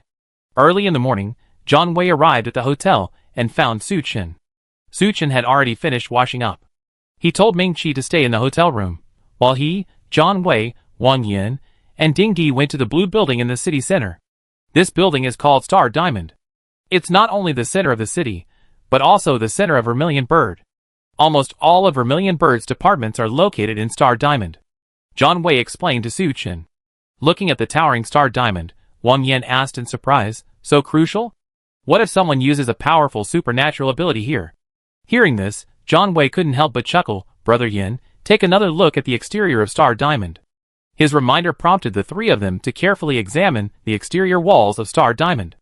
On the blue exterior walls, they could vaguely see many ancient patterns. This is an array? Su Chen's understanding of arrays, while not extremely profound, was still considerable. He recognized it immediately. An array was set up on the outer wall of Star Diamond. Wow, Boss Su is indeed very knowledgeable. Zhang Wei looked at Su Chen with some surprise, nodding, "That's right, there are over a dozen arrays set up on the outer wall of Star Diamond. It's impossible to break through Star Diamond from the outside." "I see." Wang Yin suddenly understood. While they were talking, the hovercar had already arrived at the parking lot below Star Diamond. The group got out of the car and headed straight for the main gate of Star Diamond. A large number of law enforcement officers were guarding the entrance, checking the people coming in and out. Not far away, Su Chen spotted Wang Jixin, who had appeared at the guest house a couple of days ago. It seemed Zhu Ke was taking today's negotiation meeting quite seriously. Even Wang Jixin, the head of the enforcement team, had personally come. Wang Jixin noticed Su Chen, hesitated for a moment, and then nodded. Su Chen nodded back in return. Besides Su Chen and his two companions, there were many other people attending the negotiation meeting. These people were of various appearances, men, women, young and old. However, they all shared a common characteristic, sharp eyes and a deep, resonant aura. This was to be expected. After all, those invited to the negotiation meeting were at least leaders of a faction. Without real ability, how could one become the leader of an organization? "Hey, Boss Su, we meet again." A familiar voice rang out behind Su Chen. He turned around and saw Peng Yu, whom he had met at the guest house a couple of days ago. Su Chen remembered that he claimed to be the leader of the Sanlong gang in Ningxi province. "Hello," Su Chen greeted him casually. When they weren't familiar with each other, Peng Yu had been calling him Brother Su. After learning of Su Chen's power, he changed his address to Boss Su. Su Chen wasn't impressed by such sycophants. Peng Yu seemed oblivious to Su Chen's cold attitude. He even enthusiastically offered Su Chen a pack of cigarettes. Su Chen waved his hand, refusing. Wang Yin and Ding Di, standing nearby, naturally snorted coldly. A hint of embarrassment flashed across Peng Yu's face. However, he quickly recovered and smiled. "Boss Su, let's go in together." Su Chen didn't say anything and walked inside with Wang Yin and Ding Di. Peng Yu, with several of his underlings, quickly followed Su Chen and whispered, "I have something I want to tell you, Boss Su." "Just say it." "A few days ago, you had a bit of a disagreement with Lu Hailong, and then I heard that Lu Hailong went to Cheng Kun. Cheng Kun said some harsh words, saying he'd make you pay. Boss Su, you better be careful." Su Chen's heart skipped a beat upon hearing this. This Lu Hailong, why is he like a persistent leech? Not only did he not cause him any trouble, but he actually wants to cause him trouble. Okay, thank you. Regardless, he should be grateful that Peng Yu took the initiative to tell him this. While they were talking, Zhang Wei led Su Chen and the others to a conference room. Unlike a traditional conference room, this conference room resembled a school auditorium. Directly opposite the entrance was a row of seats on the platform. Several other rows of seats fanned out around the platform. Many people were already seated. Zhang Wei said to Su Chen, "Boss Su, you guys find some seats. I need to go see Minister Lu." "Okay, go ahead and get busy." Su Chen nodded, gesturing to Wang Yin, Ding Di, Peng Yu, and his underlings, and then casually found seats. "Brother Su, look." Wang Yin nudged Su Chen and whispered. Following his pointing finger, Su Chen saw Lu Hailong standing next to the platform. Next to Lu Hailong was a man with a cold expression. Lu Hailong was whispering something to him, his eyes constantly glancing in their direction. "That's Cheng Kun, the head of the combat department." "Boss Su, you better be careful," Peng Yu kindly warned. Su Chen narrowed his eyes, exchanging glances with Cheng Kun and Lu Hailong across the distance. Lu Hailong gave him a ferocious grin, simultaneously making a throat-slitting gesture. Chapter 1037. Chung Kun did nothing, merely glancing at Su Chen before walking straight to the stage and finding a seat. After provoking Su Chen, Lu Hailong found a seat near the stage and sat down. Within a short while, the seats below the stage were mostly occupied. Then another group of people walked in from outside. Judging from their attire and the entourages behind them, they were likely high-ranking members of the Vermilion Bird clan. Su Chen saw Lu Binwei and Zhang Wei among them. Lu Binwei was also searching for Su Chen among the seats. Upon seeing Su Chen, he nodded to him. Then, he joined the others and sat down on the stage. Everyone, please be quiet. Our meeting today is about to begin. At the center of the stage stood a middle-aged man with a square face, wearing a black Zhongshan suit. His words instantly silenced the entire conference hall. His name is Wei. He's the general manager of Suzaku, in charge of logistics, and he enjoys immense prestige. Peng Yu introduced to Su Chen in a barely audible voice. Suzaku has over a dozen departments of varying sizes, each with its own general manager. Most internal affairs are decided jointly by these general managers. Normally, things are fine. Everyone can discuss things at their own pace. But in case of an emergency, there's no time to delay. Therefore, among these general managers, there is also a general manager. His power is slightly higher than the others. In urgent situations, the general manager has a veto and a vote in favor. Wei is Suzaku's general manager. I'm sure many of you already know the purpose of this meeting. Wei surveyed the room and said in a steady voice, indeed, the purpose of this meeting is to unite everyone. More than 5 years have passed since the apocalypse. The previous text didn't specify a time frame. Let's tentatively say 5 years. In these 5 years, Yan Kingdom has been torn apart, with numerous survivor organizations emerging across the land. In the struggle for survival, people have killed each other, resulting in countless tragedies. The Vermilion Bird bears an undeniable responsibility for this outcome. Fortunately, the climate is gradually returning to normal. After internal research, the Vermilion Bird plans to unite the survivor organizations from all over the country. To gather everyone's strength, rebuild Yan Kingdom, and restore social order. Furthermore, we must work together to deal with potential enemies. After this impassioned speech, Wei picked up his teacup, took a sip, and smiled. Everyone here is a leader or high-ranking member of their respective organization. What are your thoughts on my proposal? Please speak them out. The hall fell silent. No one spoke immediately. After a moment of silence, someone suddenly raised their hand. Wei looked at the person. Please speak. I'm curious. What exactly does Suzaku plan to do?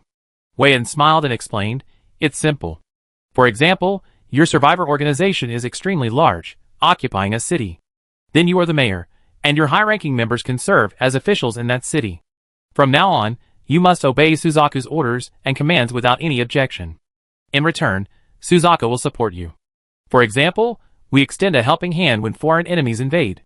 We provide pills that can help you break through to C+ level, or other rare and precious materials, cultivation techniques, and so on. Upon hearing about pills that could help break through to C+ level, many people present widened their eyes. Unlike Shu Kei and Su Chen, they didn't have a way to break through to C+ level. Many people were still stuck at the peak of C+ level, struggling to break through. Shu Kei is really something, actually taking Brother Su's nourishing spirit pills and giving them away to others, Wang Yin muttered. It doesn't matter, Su Chen said calmly. He had already gotten what he wanted. Juchu has freedom to distribute the nourishing spirit pills at what was his prerogative. Moreover, doing so also had some benefits. That was, it could enhance the overall strength of Yan Kingdom's extraordinary individuals, enabling them to better deal with the Liao people and the Zhu sanctuary in the future. Peng Yu, standing to the side, had a sudden thought. Listening to Su Chen and Wang Yan's conversation, could it be that the pill that allowed Zhu Kei to break through to C+ level was actually provided by Su Chen? No wonder Research Minister Lu Binwei valued Su Chen so much. This Su Chen was so mysterious and powerful. It seems I need to find a way to get close to Su Chen. Several more leaders stood up one after another to raise their questions. But Wei on the stage was already prepared. Facing their questions, Wei calmly answered them.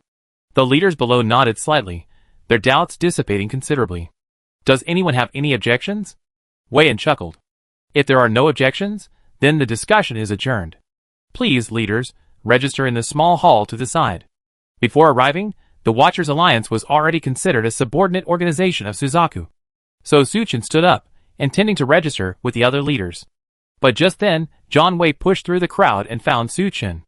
"Boss Su, Minister Lu requests your presence."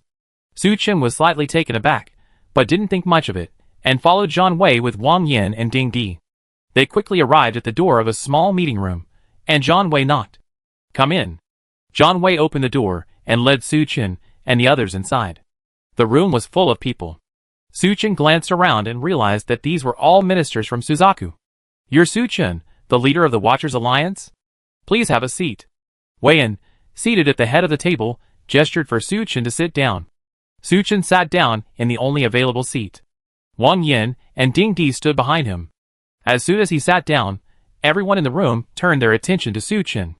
"I already heard about Mr. Su's deeds from Minister Lu," Wei-in said with a light laugh.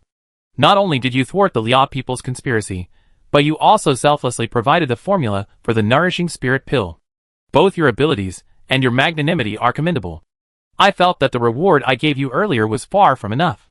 So I discussed it with Benwei, and we decided to reward you further." Upon hearing this, Su Chen looked at Lu Benwei. But for some reason, Lu Benwei's gaze darted away, avoiding Su Chen's eyes. Su Chen seemed to realize that something was amiss.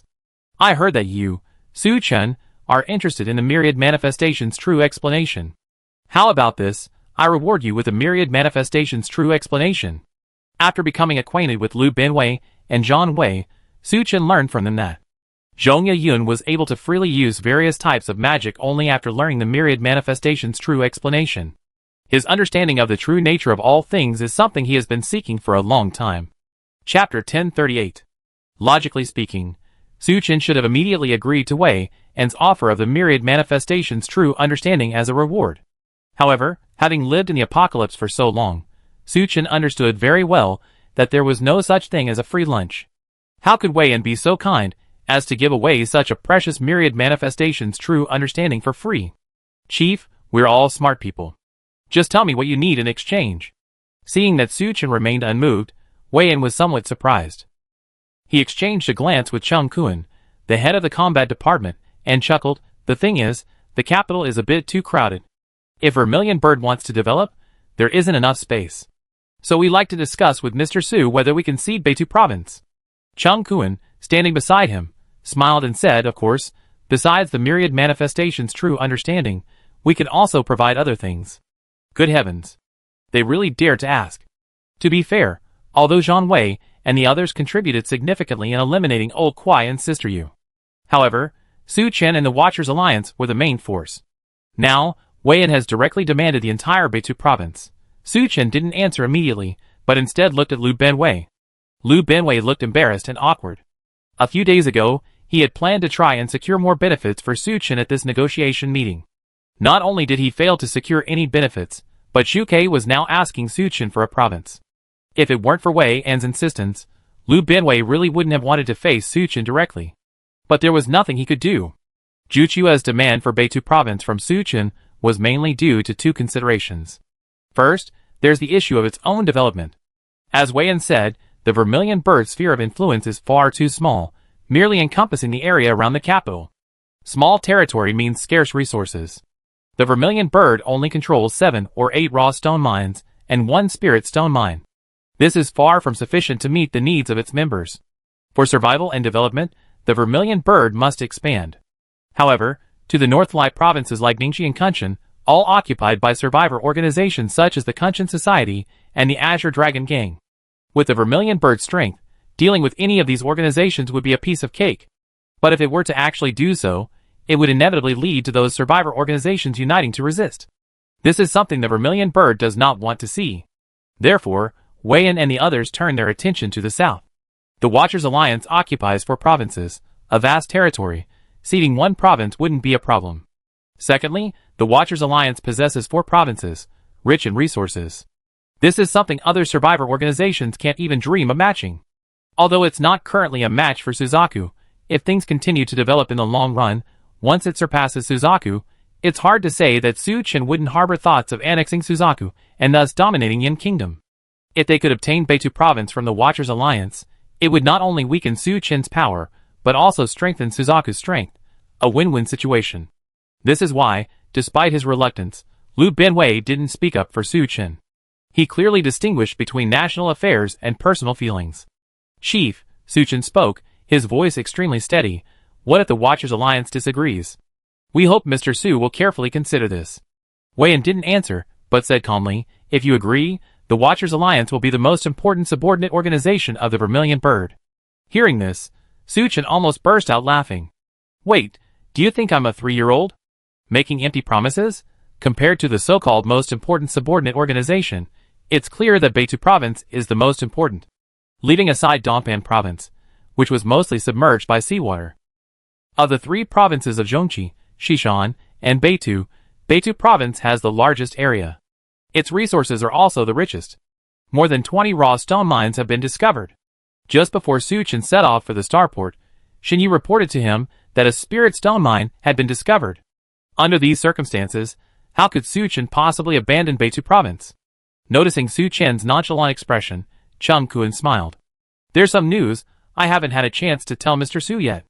Just a few days ago, our people discovered that the Liao people are gathering an army, seemingly preparing to attack Yin Kingdom. If I remember correctly, the Liao people suffered considerable losses at Mr. Su's hands. Based on our guess, their main target this time should be Dongpan Province. Upon hearing this, Su Chen's expression became somewhat grave. Just as he had suspected. After colluding with the Lava Clan, the Liao people planned to launch an attack, but Cheng Kuan's sudden revelation of this news seemed like a threat. If he didn't agree, would Zhu Ke stand idly by when the Liao people attacked? Interesting. Su Chen is someone who responds better to persuasion than force.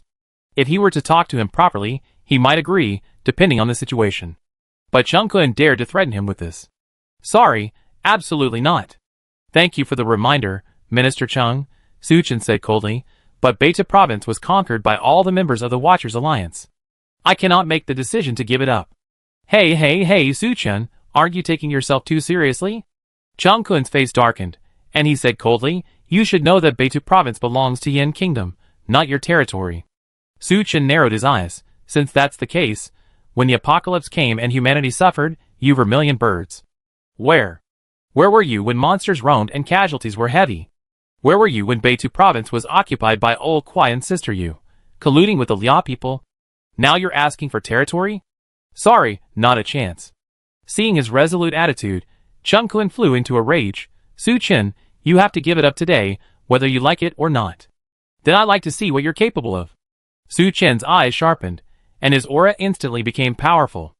Among those present, apart from the B-rank superhumans, the others were even struggling to breathe.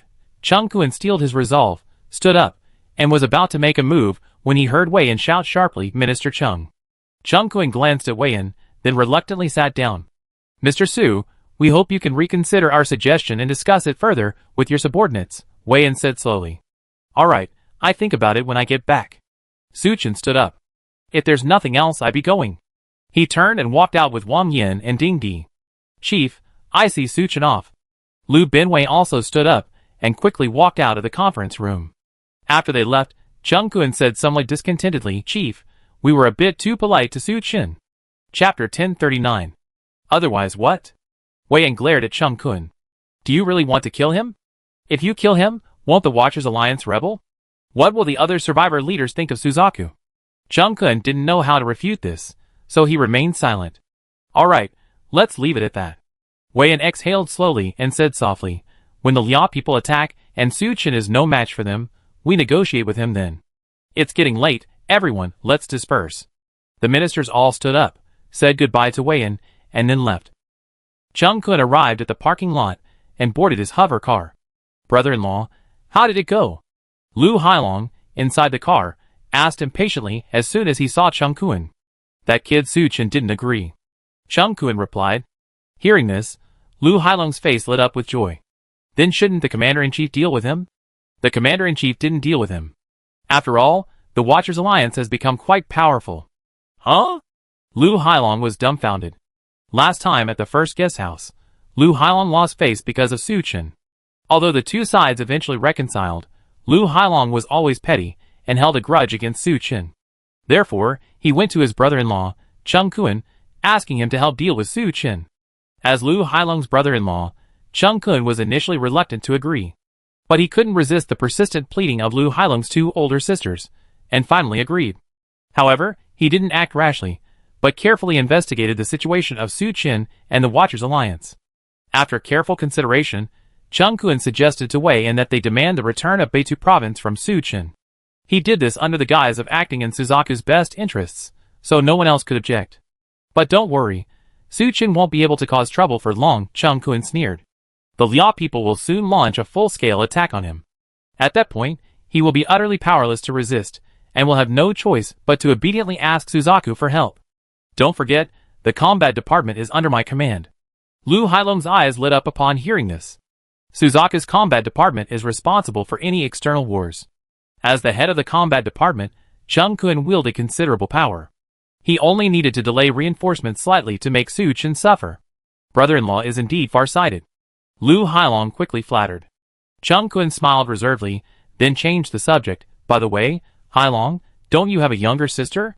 Lu Hailong's face darkened. I already given you my 2 older sisters, and you're still not satisfied? You're still eyeing my younger sister? Brother-in-law, it's not that I'm unwilling, it's just that my 2 older sisters. Chung Kun lit a cigarette and said slowly, if the Watchers Alliance is destroyed, it has 4 provinces under its jurisdiction. Those provinces have a larger population and more resources than Ningxi. Then Zhu will need manpower to manage those places. Lu Hailong's breathing became rapid. He naturally understood what Chung Kun meant. Don't worry, brother-in-law.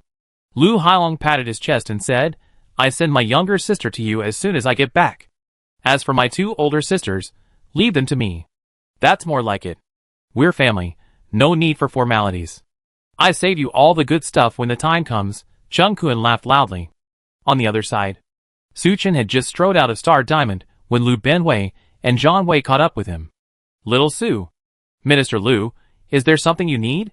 Su Chen stopped and asked calmly. I apologize for what happened today, Lu Benwei sighed, but I had no choice. Minister Lu, I offered you the nourishing spirit pill because I was loyal to Suzaku, Su Chen said coldly, but is this how Suzaku repays me? Lu Benwei looked somewhat helpless. Don't worry, I talked to the headquarters chief. As long as the Liao people attack the Watchers Alliance, Suzaku will definitely not stand idly by. Alright, with Minister Lu's words, I'm relieved. Su Chen glanced at his watch. It's getting late. I need to go back and pack my things, and get back to Rain City as soon as possible. Have a safe trip. I have Zhang Wei take you back to the hotel. Lu Benwei knew Su Chen was angry, and didn't want to linger.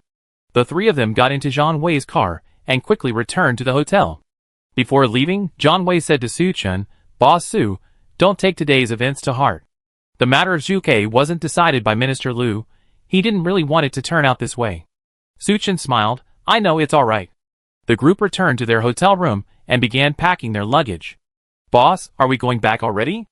Mengqi asked doubtfully. Yes, if we don't go back soon, our lives might be in danger. Wang Yan interjected. No boss, what happened? Mengqi, you don't know just now, the people from Zhu actually dared to threaten Brother Su. Wang Yan recounted the contents of the meeting in detail. Mengqi was also extremely angry after hearing this. Those people from Zhu are just too despicable. Boss, don't be angry. Su Chen chuckled, to be honest, I'm not really that angry. The main reason I'm in such a hurry to go back is because of the threat from the Liao people. Although he handed over the formula for the nourishing spirit pill, Su Chen gained the life-saving aura and the heavenly profound qi. Moreover, Zhang Wei, representing Lu Benwei, agreed that Su Chen could freely use the rare and precious materials of Hidden Dragon Valley. Aside from that, Su Chen didn't suffer any losses. In comparison, the impending attack from the Liao people is the biggest threat. Yes, we have to hurry back to deal with the Liao people's attack. Wang Yan nodded quickly. Without further ado, the group quickly packed their luggage and boarded Nor Madison. With the passes given to them by Ruben Wei, they left Starport City without hindrance. Watching Starport City gradually disappear behind them, Dingdy couldn't help but exclaim, what a technologically advanced city. Even if this place is great, it's not our home, Su Chen shrugged. This trip to Suzaku not only yielded no benefits, but also worsened their relationship. However, Su Chen's mood wasn't greatly affected. Nor Madison sped back to the Watchers Alliance's main base in just over a day. Upon returning, Su Chen, without even resting, summoned all the high-ranking officials. Gentlemen, I just received news from Suzaku that the Liao people are gathering their army, ready to launch an attack at any time. And their target is very likely Dompan province. Chapter 1040. Although everyone was already somewhat prepared, the meeting room still stirred with a commotion upon hearing Su Qian's words. After all, the Liao people possessed the power of an entire nation, while the Watchers Alliance, no matter how strong, was merely a large survivor organization. Not to mention, the Liao people had the Zeus Sanctuary backing them. There's no need for fear, Su Qian said softly, surveying everyone present. We defeated the Liao people time and time again, and this time will be no exception. Boss Su is absolutely right.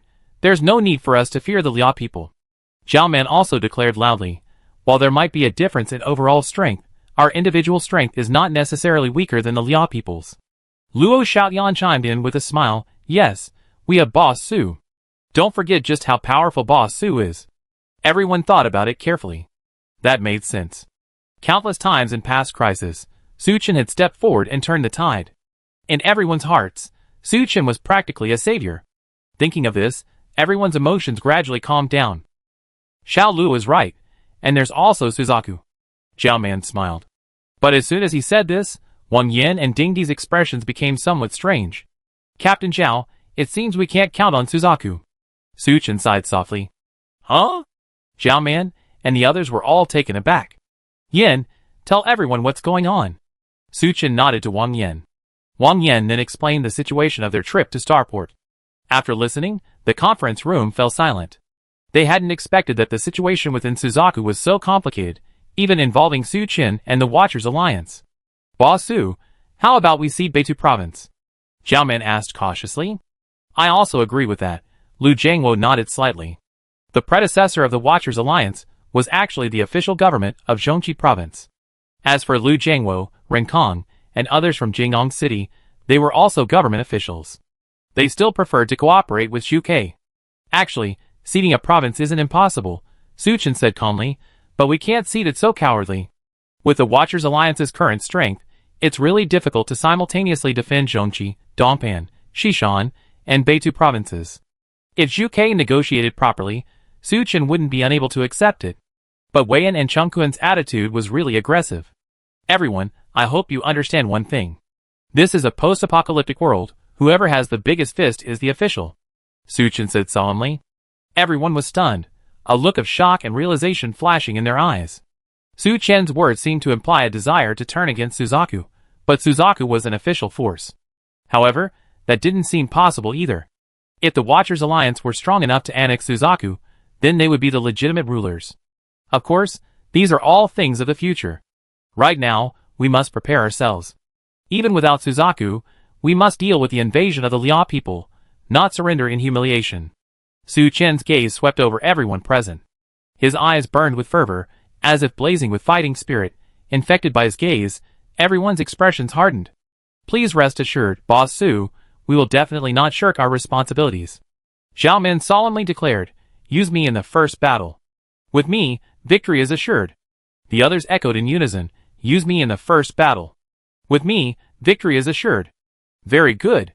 Su Qian nodded in satisfaction. Now, begin pre-battle preparations. From this moment on, establish an operational command headquarters, with myself as the Commander-in-Chief and Zhao Man as the Deputy Commander-in-Chief. Draw the main forces from Xishan and Zhongqi provinces to Dongpan and Beitou for deployment. Su Qian explained the battle plan he had already drafted in detail. Judging from the current situation, there are no enemies near the Watchers Alliance. The Vermilion Bird might not send reinforcements, but it would never launch a surprise attack on the Watchers Alliance at this critical juncture, unless they want to be nailed to the pillar of historical shame. Therefore, Su Qian could confidently draw all armed forces to the coastal areas of Dongpan and Beitou provinces. Now we need to figure out where the Liao people will launch their attack from. Zhao Man looked at the map, his brows slightly furrowed. Is that even a question? It'd definitely be from Dongpan province. Su Qian smiled. If they attack Beitou province, then after landing, they'd likely face a pincer attack from the north and south by Xu Ke and our army. We had a falling out with Xu Ke, but the Liao people don't know that. So, they most likely still attack from Dongpan province. Zhao Man nodded. Boss Su's analysis is spot on. Shouldn't our defensive focus be on Dongpan province? Su Qian chuckled upon hearing this. Defensive focus? Shouldn't we be considering the offensive focus? Zhao Man and the others were immediately dumbfounded. The Liao people have mobilized the entire nation to launch an attack on us. Of course, our primary strategy should be defense, waiting for the Liao people to reveal a weakness. How can we even consider offense? Haven't you heard that the best offense is defense? Su Chen smiled confidently. I certainly don't want the Liao people to set foot on Yan Kingdom's land again. But, Jiao Man hesitated. Su Chen understood his meaning and patted him on the shoulder. Don't worry, I already have a plan. That's good. Jiao Man breathed a sigh of relief. As long as Su Chen has a plan, victory against the Liao people is almost a certainty. After the military meeting, Su Chen thought for a moment and decided to go to the laboratory. Firstly, to see if Niu Mingxian had any new research results. Secondly, to hand over the formulas he obtained from Zhang Wei to Niu Mingxian. Although Su Chen and Zhu Ke had a somewhat unpleasant encounter, it hadn't affected Su Chen's relationship with the research department. Before leaving, Lu Binwei had Zhang Wei deliver several formulas to Su Chen as an apology. The most effective one for Su Chen was the formula for the Lesser Rejuvenation Pill. After taking the Lesser Rejuvenation Pill, one could quickly recover a certain amount of strength and energy. It was practically an essential medicine for battle, for killing and arson. Hey, Engineer Niu, aren't you going too far? I've been waiting for days, and you're telling me I have to wait? Su Chen had just entered the laboratory when he heard someone complaining. He looked closely, and saw Chu Fanbin talking to Niu Mingxian. Little Chu, it's really not my fault, just wait a few more days. Niu Mingxian said somewhat awkwardly. Engineer Niu, you can't treat us differently just because we're from the Dragon City base, can you? Chu Fanbin was clearly angry. How could I dare? I really didn't. Then hurry up and bring out the spirit-nourishing pills that we in Dragon City are owed. Chapter 1041. If you don't give it to me, I complain to Boss Su. Seeing the two arguing fiercely, Su Chen quickly spoke up, Chu Fanbin. Engineer Niu. The two turned around and were startled to see Su Chen. Boss Su. Chu Fanbin quickly composed himself and rushed to Su Chen. What happened that made you argue here? It's like this, Boss Su. Chu Fanbin said somewhat aggrievedly. According to the regulations issued by Secretary Tong and Secretary Chu, our Dragon City base should have received 300 nourishing spirit pills. But I come several times, and Engineer Niu has been making all sorts of excuses. Su Chen frowned slightly and looked at Niu Mingxian. Is this true? Yes, it is, but Boss Su, you gave the order, have you forgotten? Niu Mingxian cautiously reminded him. Su Chen slapped his forehead, only then remembering. He had indeed told Niu Mingxian to prepare a large batch of nourishing spirit pills for him. Chu Fanbin, I urgently need a lot of nourishing spirit pills. I forgot to tell you beforehand. Oh, it's Boss Su who needs them. That's alright, we just wait a bit longer. Hearing that Su Chen had given the order, Chu Fanbin immediately stopped being angry. But don't worry, it be at most another week. Su Chen reassured Chu Fanbin. Okay, then I won't bother Boss Su any longer. Chu Fanbin said goodbye to Su Chen and left the laboratory. Boss Su, there are 1,500 nourishing spirit pills here. Niu Mingxian handed Su Chen a huge container filled with nourishing spirit pills. He hesitated for a moment, then asked in a low voice, Boss Su, what exactly do you need so many nourishing spirit pills for? Currently most of the C+ peak transcendents in the Watcher base have already evolved to B rank. Niu Mingxian really couldn't understand Su Chen's purpose in wanting so many spirit-nourishing pills. Well, that's a secret, Su Chen smiled, taking out the formula Zhang Wei had given him. This is the Vermilion Bird's pill formula, take a look and study it. Upon seeing something new, Niu Mingxian instantly forgot his previous curiosity. This combination can restore energy? Interesting. Seeing his engrossed expression, Su Chen couldn't help but shake his head. This Niu engineer is just too passionate about scientific research. He even refused when Su Chen offered to introduce him to women. He said women would only slow down his research. What a pity. If it weren't for his unpleasant encounter with Vermilion Bird, Su Chen might have sent Niu Mingxian to the research department to exchange and learn from the scientists under Lu Binwei. However, his relationship with Zhang Wei is still quite good. You could also send Niu Mingxian to Hidden Dragon Valley. Su Chen glanced at the demonically possessed Niu Mingxian, said nothing more, and quietly left. Dongjing City. The Imperial Palace, the once spacious hall, was now filled with a large group of high-ranking officials from the Kingdom of Riyah. There were not only Black Mountain Society cadres in suits and ties, but also Riyah soldiers in full military uniform. And several ninjas standing in the corner, dressed in black ninja outfits, exuding a chilling aura. They were talking in hushed tones, seemingly waiting for something. After a short while, someone suddenly shouted, "The chairman has arrived." All eyes turned to the entrance. Wearing a kimono embroidered with a golden phoenix, Takahashi Sakura, like a proud empress, strode into the hall with a powerful aura. Following her were Takahashi Tsukasa, Yamamoto Fumio, Jack, and Fan Debut. In the center of the hall stood a high platform with a chair on it. Takahashi Sakura slowly sat down and looked at the crowd below. "Greetings, Chairman." The crowd bowed their heads respectfully. No need for formalities.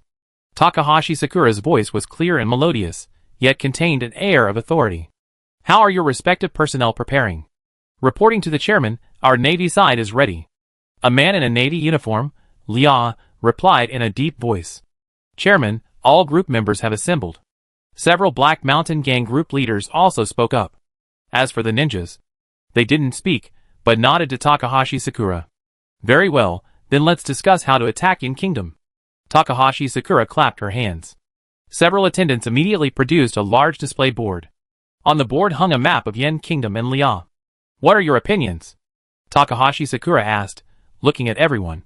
They looked at each other, no one speaking rashly. "All right, since you have no objections, I speak." Takahashi Sakura picked up a laser pointer and pointed it at Donghan Province. "I plan to start from Donghan Province and complete the landing." Upon hearing this, Yamamoto Fumio couldn't help but give a wry smile. He exchanged a glance with Takahashi Tsukasa, Jack, and Fan Debiao, and said helplessly, "President, I understand Vice President Yamamoto's concerns." Takahashi Sakura interrupted Yamamoto Fumio directly, saying calmly, "But I have my own plans. If we land in Donghan Province, we can temporarily avoid Suzaku's sharp edge and only need to focus on dealing with the Watchers Alliance. That way, we won't be under so much pressure. Once we occupy the Watchers Alliance's territory, obtain enough resources, and establish a foothold, dealing with Suzaku won't be so difficult." Vice President Yamamoto, what do you think? Her strategic concept was, to put it mildly, flawless. Yamamoto Fumio paused for a moment, then nodded. "I have no problem with that." "That's good." Takahashi Sakura put down her laser pointer and said domineeringly, "The day after tomorrow morning, prepare to send troops to Donghan Province according to the original plan." "Yes, President." Everyone replied in unison. Sakura Takahashi's beautiful eyes gazed towards the distant west outside the window. A cold smile played on her lips. "Su-chin, I like to see how you're going to stop me, indeed." Sakura Takahashi's choice of Donghan Province wasn't solely based on strategic considerations, it also stemmed from a desire to conquer Su-chin. Once the Liao army crushes the Watchers Alliance, he'd probably be kneeling on the ground.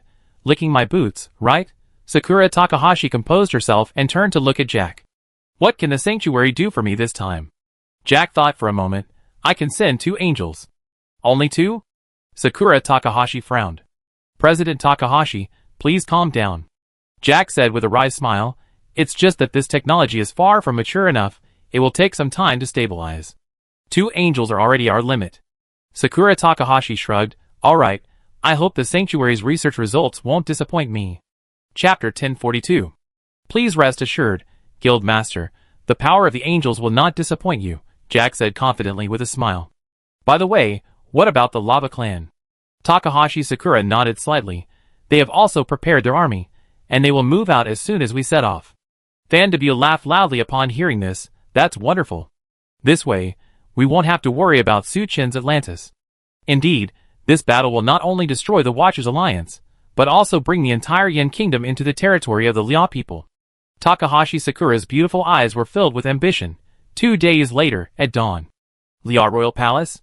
Takahashi Sakura, accompanied by Takahashi Tsukasa and Yamamoto Fumio, walked out of the palace. Unlike her usual kimono, she was now wearing a well-fitting military uniform. This added a touch of heroic spirit to her already exquisite and charming appearance. Takahashi Sakura and Takahashi Tsukasa, along with the others, got into the Toyota Century Royal, a vehicle representing the royal family of the Kingdom of Ria. The car sped along, quickly arriving at the port.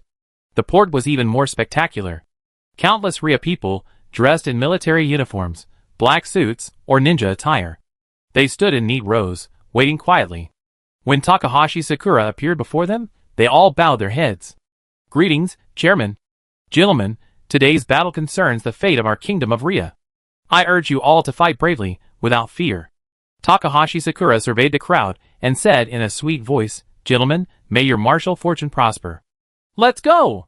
All the Ria people responded with a roar, and immediately boarded the ships of various sizes docked in the port. As they boarded the ship, Takahashi Sakura arrived at the seaside.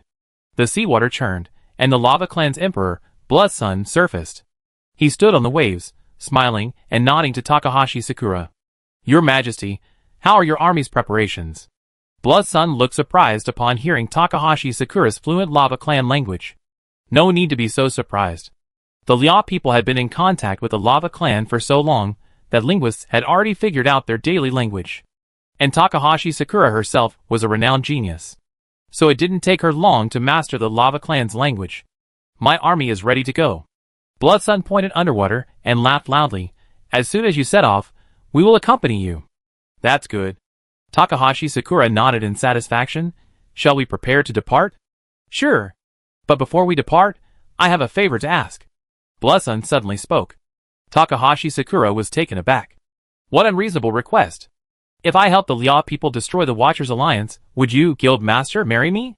Shuesun stared intently at Takahashi Sakura, his eyes burning with desire. Takahashi Sakura was somewhat surprised. She hadn't expected that Shuesun, an aquatic creature, would harbor such improper thoughts about her, but judging from Shuesun's appearance, he seemed to possess the functions of a human man. Takahashi Sakura hesitated for a moment, then didn't directly refuse Shuesun, but chuckled, It's not impossible for your majesty to be my man. But my man must be the most powerful and majestic man in the world. As long as your majesty can prove it, then marrying you is no problem at all. Hearing this, Shuesun was overjoyed. Don't worry, Guild Master. This time, in the battle against the Watchers Alliance, I will prove myself to you. After saying this, Shuesun plunged into the sea. Watching the splashes on the surface, Takahashi Sakura's lips curled into a cold smile. Just a few words from her, and she's already so easily swayed. What kind of powerful and majestic figure is she?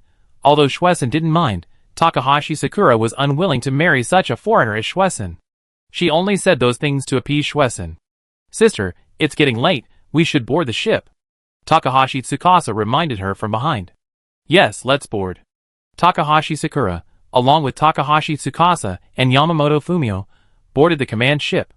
As the command ship sailed away, the massive Ria Kingdom fleet also set off. A layer of dark cloud shrouded the sea in the distance. A storm could break at any moment. Not long after Su Qian and his men left Xingdong City, John Wei also finished his work. He returned to the Research Institute in Hidden Dragon Valley with Zhong Yeyun, Guoran, and others. Thanks to Su Qian's help, John Wei and the others didn't need to wait in line. By taking the Nourishing Spirit Pill, they directly broke through to rank B.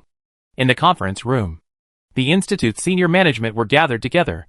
The purpose of our meeting today is to give everyone instructions regarding the upcoming work. John Wei picked up his notebook, just about to begin the meeting. Just then, a subordinate suddenly burst into the conference room. Manager John. What? Can't you see I'm in a meeting?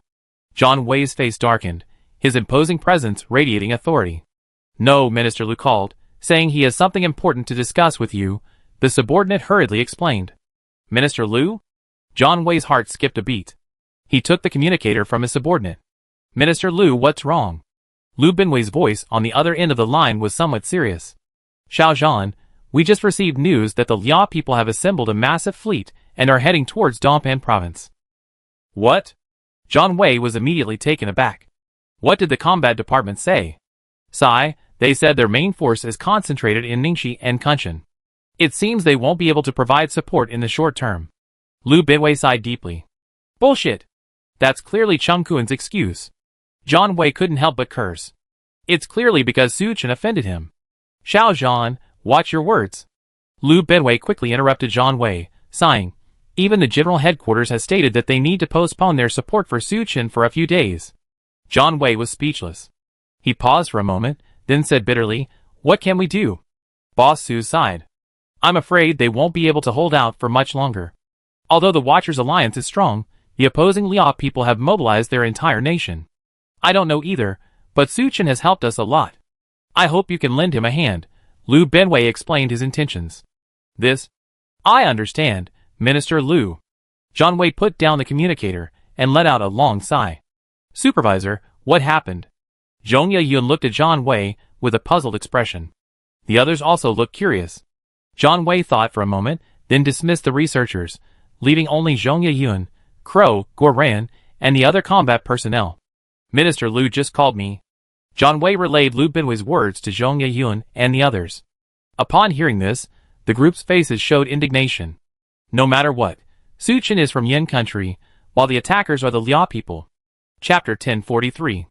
At such a crucial moment, how could the higher-ups of Suzaku be so short-sighted? Supervisor, what are your plans? Crow asked softly. I plan to go support Su Chen. Who will come with me? John Wei stated his thoughts. His relationship with Su Chen wasn't particularly deep. However, the research department owed Su Chen a favor regarding the nourishing spirit pill. That wasn't the key issue. The key issue was that with the Liao people attacking, John Wei refused to stand idly by. But without orders from higher-ups, it wouldn't be appropriate for us to act on our own, Guoran said hesitantly. If you're afraid of dying, then you can wait here. Zhong Yeyun glared at him. No, Yeyun, how could I be afraid of dying? Guoran quickly retorted, inwardly cursing Su Chen for causing trouble. The matter is urgent. Enough with the nonsense. Raise your hand if you're willing to go. As soon as the words were spoken, 7 or 8 people present raised their hands. Guoran initially didn't want to raise his hand, but seeing everyone else raise their hands in agreement, he hesitated for a moment, then also raised his hand. Very good. John Wei nodded in satisfaction. Everyone, go back and pack your things. We leave in half an hour. Yes. Everyone responded in unison, then got up and left the meeting room. Half an hour later, John Wei and his group of over 20 people left the research institute by car. They drove at full speed, heading towards Beitou province. While passing through Shicheng, John Wei contacted Tong Fei and Chu Mingyao, who were in charge of work in Shicheng. From them, he learned that Su Chen was in Dongfan province. So, without hesitation, he changed direction and drove towards Dongfan province. After traveling for over 10 hours, John Wei and his group finally arrived at the Mingyuan base. Hello, Governor Gao, I am John Wei, the director of the Hidden Dragon Valley Research Institute. Upon seeing Governor Gao Fei of the Mingyuan base, John Wei immediately introduced himself. I long heard of Director Zhan's reputation. It's an honor to meet you here. Gao Fei smiled and shook hands with John Wei. John Wei didn't have time for pleasantries and hurriedly asked, Governor Gao, where is Boss Su? He's at sea. Gao Fei pointed eastward. At sea? John Wei was slightly taken aback. Yes, the Liao people are about to attack, and Boss Su is at sea preparing to fight them. Hearing this, John Wei almost laughed out of exasperation. The Liao people have mobilized their entire nation's resources and possess a massive fleet. Su Chen, what kind of strength do you have to fight them at sea? Isn't that insane? Governor Gao, the Watchers Alliance is far weaker than the Liao people. Why won't Boss Su let the Liao people land and fight them on land? John Wei stared at Gao Fei, unable to hold back his question. Our boss said he doesn't want the Liao people to set foot on Yin Kingdom's land again. John Wei was speechless. Su Chen's idea was good, but he should have acted within his capabilities. An outsider is an outsider. Guoran muttered softly from the side. What nonsense are you talking about? Zhong Yeyun glared at Guoran with displeasure. Although she initially disliked Su Chen, she had to support him because of his attitude towards the Liao people. Manager, let's hurry to the sea and support Su Chen. Zhong Yeyun suggested. That's right, Governor Gao. Could you provide me with a ship? John Wei asked Gao Fei for help. Okay, no problem. Gao Fei waved, signaling one of his men to lead John Wei and the others away. Not long after, John Wei and his group arrived at the seaside. Due to the imminent battle, all the ships the Watchers Alliance could find had been requisitioned by Su Chen. All that was left for John Wei and his group was a dilapidated fishing boat. With over 20 people crammed inside, there wasn't much space left. John Wei didn't mind, only urging the captain to set sail quickly. After several hours of sailing, John Wei and his group finally found Su Chen. On the sea ahead, 2 fleets were clearly separated. The opposing Liao fleet consisted half with warships of various types, and the other half with large vessels. The entire fleet contained only a few small fishing boats. On the other hand, Su Chen's side consisted mostly of ordinary fishing boats. Compared to the Lia's fleet, this was far inferior. The two sides were locked in a stalemate, separated by a dozen nautical miles. After contacting Su Chen via radio, John Wei quickly approached Su Chen's ship and boarded it. Yo, what brings you here, Commander Zhan? Su Chen didn't seem worried at all, instead greeting John Wei with a smile. I'm here to help you, Boss Su. John Wei said impatiently after explaining his purpose. Boss Su, are you confused? The Liao are strong and well-equipped. A direct confrontation at sea is hopeless. Let's retreat now, and engage them on land. Faced with John Wei's persuasion, Su Chen simply smiled. Commander Jean, don't get agitated. Since I'm going to engage the Liao in a naval battle, I made thorough preparations. John Wei was about to say something more when he saw Wang Yin approaching with a walkie-talkie. Boss Su, the Black Mountain Gang leader requests to speak with you. Su Chen nodded to John Wei, signaling him to calm down, and then connected with Takahashi Sakura. Chairman Takahashi, how have you been? Su Chen, I won't waste words with you.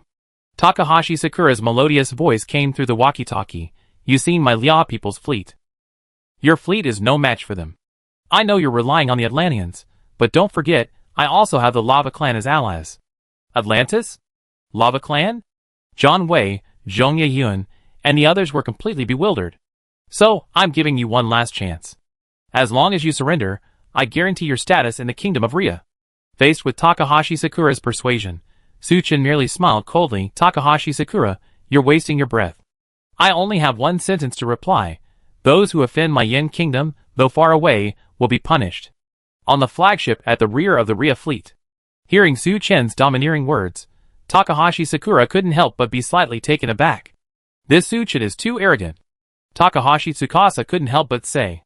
Yes, he's about to die, and he still doesn't know it. Chairman, don't waste words with him. Yamamoto Fumio, Fan Debiao, and Jack all echoed. A chilling glint flashed in Takahashi Sakura's beautiful eyes. Attack. Her order was transmitted to the captains of every ship via radio. Subsequently, a large portion of the Rhea fleet detached its ships. These ships were packed with superhumans, preparing to close in on the Watchers Alliance fleet and engage in hand-to-hand combat. The ships that remained stationary were all staffed by Black Mountain Society members with supernatural abilities. They were responsible for suppressing the enemy from a distance, helping their allies approach the Watchers Alliance fleet. Looking at the menacing Liao fleet, whether it was Xiaoman, Luo Xiaotian, John Wei, Zhong Yeyun, or the others, they were all quite tense. Chapter 1044. Whoosh whoosh whoosh. Boom boom boom. Countless dazzling supernatural spells swept across the sea.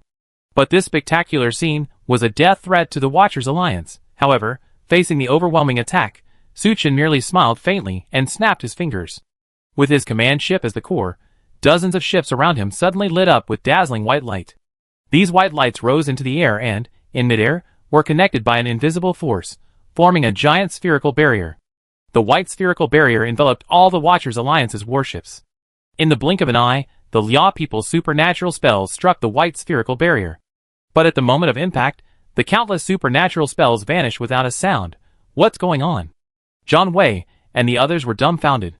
Boss Su, what is this? John Wei couldn't help but ask. Seeing their surprised expressions, Su Chen chuckled. This is a formation called a demon sealing array, capable of blocking all supernatural abilities and spells. Previous demon sealing arrays had all been set up on land. But before the battle began, Su Chen had a sudden inspiration. Why not set up the array on the ships to fight against the Rhea Kingdom?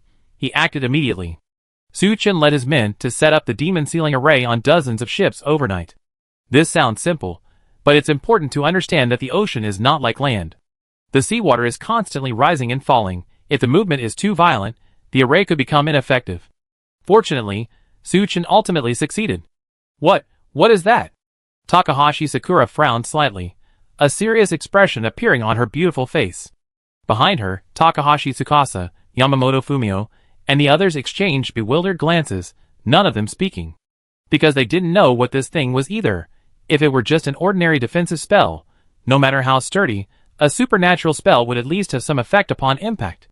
But this white spherical barrier was like a giant mouth, swallowing all supernatural spells whole. Without even a ripple. Ah Biao, do you know? Takahashi Sakura's cold, beautiful eyes turned to Fan Debiao. Fan Debiao's heart skipped a beat. Since coming to the Kingdom of Rhea with Jack, he hadn't shown any promise. He'd been completely useless. If his answer didn't satisfy Takahashi Sakura, he probably wouldn't be valued in the future. Thinking this, Fan Debiao carefully crafted his words, reporting to the chairman, when I left Yin Kingdom, Su Chen was only a D-rank transcendent. Now he's evolved to B rank, and I really don't know what methods he's mastered. However, I feel that the function of this spherical barrier is to resist supernatural magic. Chairman, look. Our people have already entered the spherical barrier. Following the direction Fan W pointed, Takahashi Sakura and the others looked over. Sure enough, the first Yu Liao warships had successfully entered the spherical barrier. I see. No wonder Suchin dared to fight us at sea. He has such methods. A cold smile crept across Takahashi Sakura's lips. But unfortunately, even without superhumans, the evolved beings of the Great Rya Empire can still crush them. Boss Su, the Rya ships are approaching. Before Zhang Wei could even rejoice, he saw the Rya warships charging menacingly into the spherical barrier. His heart, which had just settled, jumped again. Although the demon sealing array could protect the Watchers Alliance fleet from Rya's ranged attacks, what would happen when the two sides closed in and engaged in melee combat? Just then, Zhang Wei suddenly heard a splashing sound. He paused, then peered towards the ship. The surrounding seawater was boiling violently, as if it had been scalded. Moments later, countless bizarre aquatic creatures emerged from the water. Zhang Wei, Zhongya Yun, Guoran, Crow, and the others were all astonished. Even the members of the Watchers Alliance were equally surprised. The existence of Atlantis wasn't a secret within the Watchers Alliance. However, many people at the Dragon City base were unaware of it. These are Atlanteans. I explain the details to you later, Suchin said to Zhang Wei. Okay. Zhang Wei snapped out of his daze, his face lighting up with joy. So many Atlanteans. It seems there's hope of defeating the Liao people. Suchin shook his head. No, they also have aquatic creatures helping them. Zhang Wei paused again, instinctively looking towards the Liao people. Just as Suchin had said, a large number of aquatic creatures had also appeared around the Liao warships. Unlike the Atlanteans, these aquatic creatures were hideous, with crimson skin. Indeed, it was the Lava Clan's army. Zhang Wei had initially thought that with the Atlanteans' help, the Watchers Alliance might still have a chance to defeat the Liao people. But he hadn't expected the Liao people to also have aquatic creatures assisting them. In this case, the Watchers Alliance's strength was still far inferior to the Liao people, but Suchin remained unmoved, simply watching the battlefield ahead. What other trump cards did Boss Su have up his sleeve? This was not only a question in Zhang Wei's mind, but also in the minds of Zhao Man, Luo Xiaotian, and the others. The two vanguard warships had already collided. Without the support of superhumans. Although both sides were aboard advanced ships, the fighting style had reverted to primitive hand-to-hand combat. As soon as the warships approached, the Liao people jumped over, fiercely attacking the Watchers Alliance members. The one Suchin had appointed as the vanguard commander was Luo Xiaotian. He brandished his bloodsteel blade, leading his men in a brave charge against the Liao people. The Guardians Alliance's ability users continuously used their magical powers to support their comrades. The sealing array only blocked external magical powers from entering the array. However, within the array, magical powers could be used freely. This halted the Liao people's offensive momentum. While the battle raged on the water, a fierce battle also erupted underwater. Yen Yu and Lu Guang were responsible for commanding from the rear. Yi Chen led the Atlantean army in a desperate struggle against the Lava Clan. In the blink of an eye, countless people on both sides had died, turning the seawater red. Seeing this, the commander immediately reported the situation to Takahashi Sakura via walkie-talkie.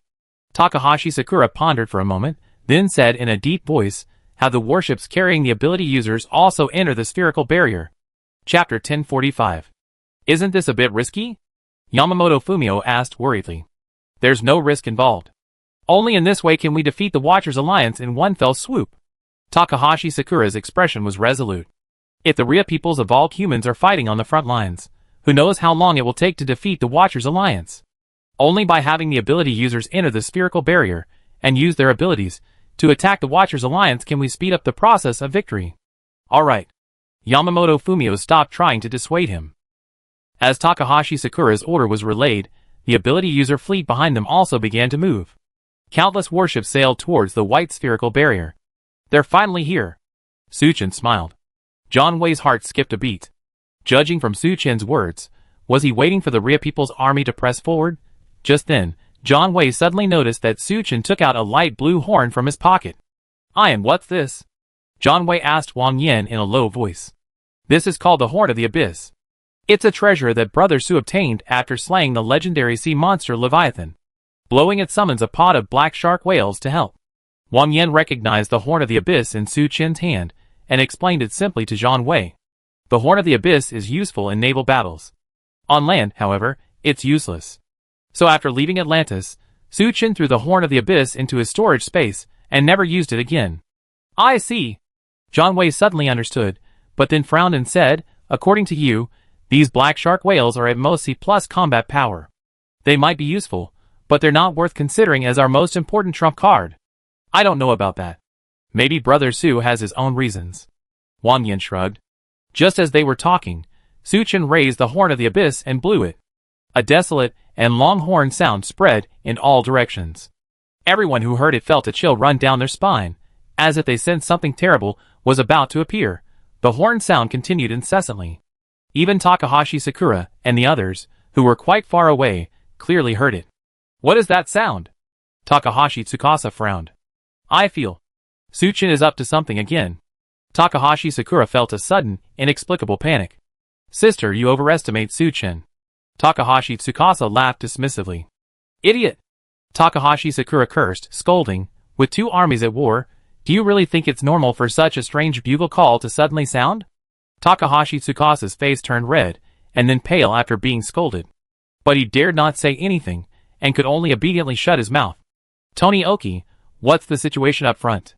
Takahashi Sakura gripped the walkie-talkie, and asked in a deep voice. Reporting to the chairman, the battle is intense, but nothing unusual. Frontline Commander Tony Oki replied, wait until our ability users arrive. Something's wrong.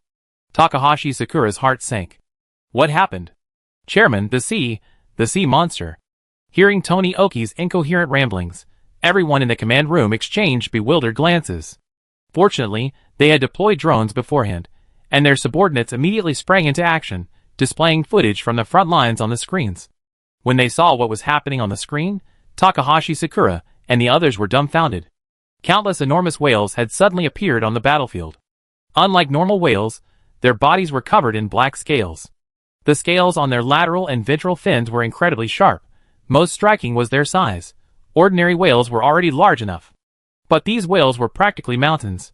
They launched a fierce attack on the Liao people's ships. Any ship hit by them would inevitably capsize and sink. In the blink of an eye, dozens of Liao people's warships had been sunk. Ordinary evolved humans, of course, couldn't jump into the sea to fight those whales. Only the superhumans on the ships hurriedly used their various abilities to try and stop them. However, their supernatural spells, when applied to the scales of these whales, had absolutely no effect on them. What the hell are these? Takahashi Sakura could no longer maintain her composure and shouted at Yamamoto Fumio, send someone to summon Blood Forest immediately. Yes. Yamamoto Fumio didn't dare delay, and quickly got up and left. Takahashi Sakura's beautiful eyes were fixed on the screen. She bit her red lips tightly, her eyes filled with shock. Su-Chen, is this your trump card? Just as Takahashi Sakura had guessed, this was indeed Su-Chen's last trump card. After learning that the Liao people were colluding with the Lava Clan, Su-Chen had considered using the Horn of the Abyss to organize the black shark whales to deal with them. However, back when humans evolved to C rank, or even D rank, the black shark whales were indeed incredibly powerful. However, as they evolved to rank B, the black shark whales weren't as powerful. So Su-Chen decided to help the black shark whales complete their evolution and breakthrough. This is why he had Niu Mingxian prepare a large number of spirit-nourishing pills. After all, the black shark whale's size was a significant factor. To break through to rank B, they needed not only a large amount of primal stones, but also over a dozen spirit-nourishing pills. Fortunately, Su-Chen's efforts paid off. As the Horn of the Abyss sounded, the black shark whales joined the battle, instantly turning the tide. No matter how many warships the Liao people had, or how many rank B superhumans were on board, don't forget, this is the ocean. The black shark whales were the true rulers of the sea. Wherever they went, the Liao people's warships were continuously destroyed. Even the Lava Clan's army was no match for the black shark whales, suffering a series of defeats. Guild leader, you called for me? Led by Yamamoto Fumio, Shueisen arrived at the command ship. But at this moment, his face was extremely pale. Those whales. What exactly are they? Takahashi Sakura asked immediately. They're called black shark whales, sea monsters from the ocean. Since you know their origins, do you have any way to deal with them? No. No. Shueisen's mouth tasted bitter. Although he had known for a long time that Su-Chen could summon black shark whales, he hadn't taken it seriously. After all, black shark whales were all C-rank sea monsters. And on the Lava Clan side, with the help of the Liao people, they already possessed a large number of B-rank combatants. If Suchin really mobilized the black shark whales, he could simply kill them all. However, Schwesen never expected that these black shark whales had actually evolved to B-rank. You must know that B-rank black shark whales and C-rank black shark whales are two completely different concepts. Even Leviathan, after being sealed for so many years, only reached B-rank strength. Chapter 1046. Immediately find a way to deal with these black shark whales. Takahashi Sakura could no longer maintain her usual elegance and composure, and with a roar, she issued the order to Schwesen. Schwesen's expression stiffened, clearly displeased. But he said nothing, quickly leaving the cabin and jumping directly into the sea. As soon as Schwesen returned to the water, he saw the Turtle Prime Minister rushing over in a panic. "Your Majesty, something terrible has happened. Our army can't hold on." "What?" Schwesen's heart sank as he looked towards the battlefield ahead. Just as the Turtle Prime Minister had said, the Lava Clan's army was being decimated by the black shark whale horde. Even if they managed to organize an attack, the black shark whales would open their black hole-like mouths and suck them all in. Not only that, the Atlantean army was also following the black shark whales in their attack. With this two-pronged attack, the Lava Clan army was utterly routed. "Your Majesty, what do we do?" the Turtle Prime Minister asked anxiously. "If this continues, we're afraid we'd be completely annihilated." Although he coveted Takahashi Sakura's beauty, Blood Forest was, after all, a ruler of a nation, and he wasn't blinded by her allure. After a few seconds of thought, he decisively immediately ordered the army to retreat. The Turtle Prime Minister breathed a sigh of relief. "Yes, I give the order right away." Whoosh whoosh whoosh. A strange wave spread out underwater. Upon receiving the message, the Lava Clan soldiers didn't hesitate and fled the battlefield. "Takahashi Sakura, you can't blame me.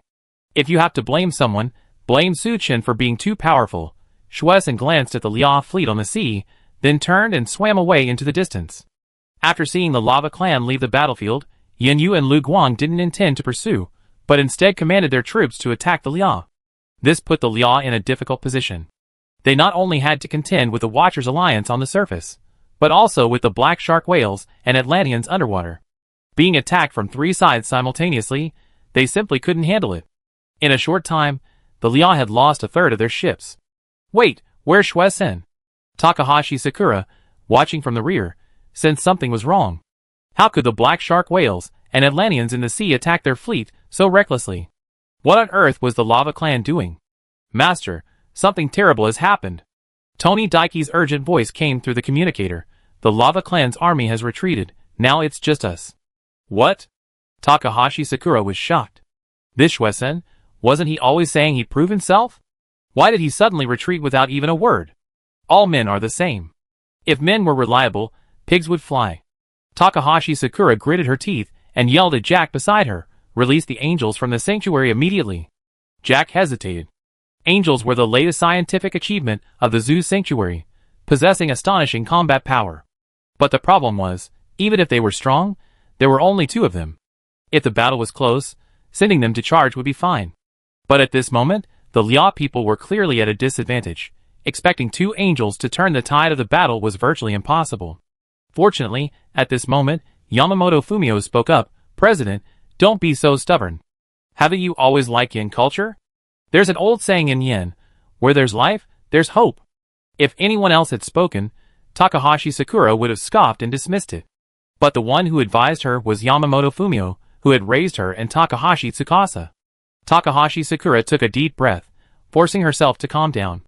She looked at the battlefield ahead. At this moment, the Rya Kingdom fleet was already showing signs of collapse.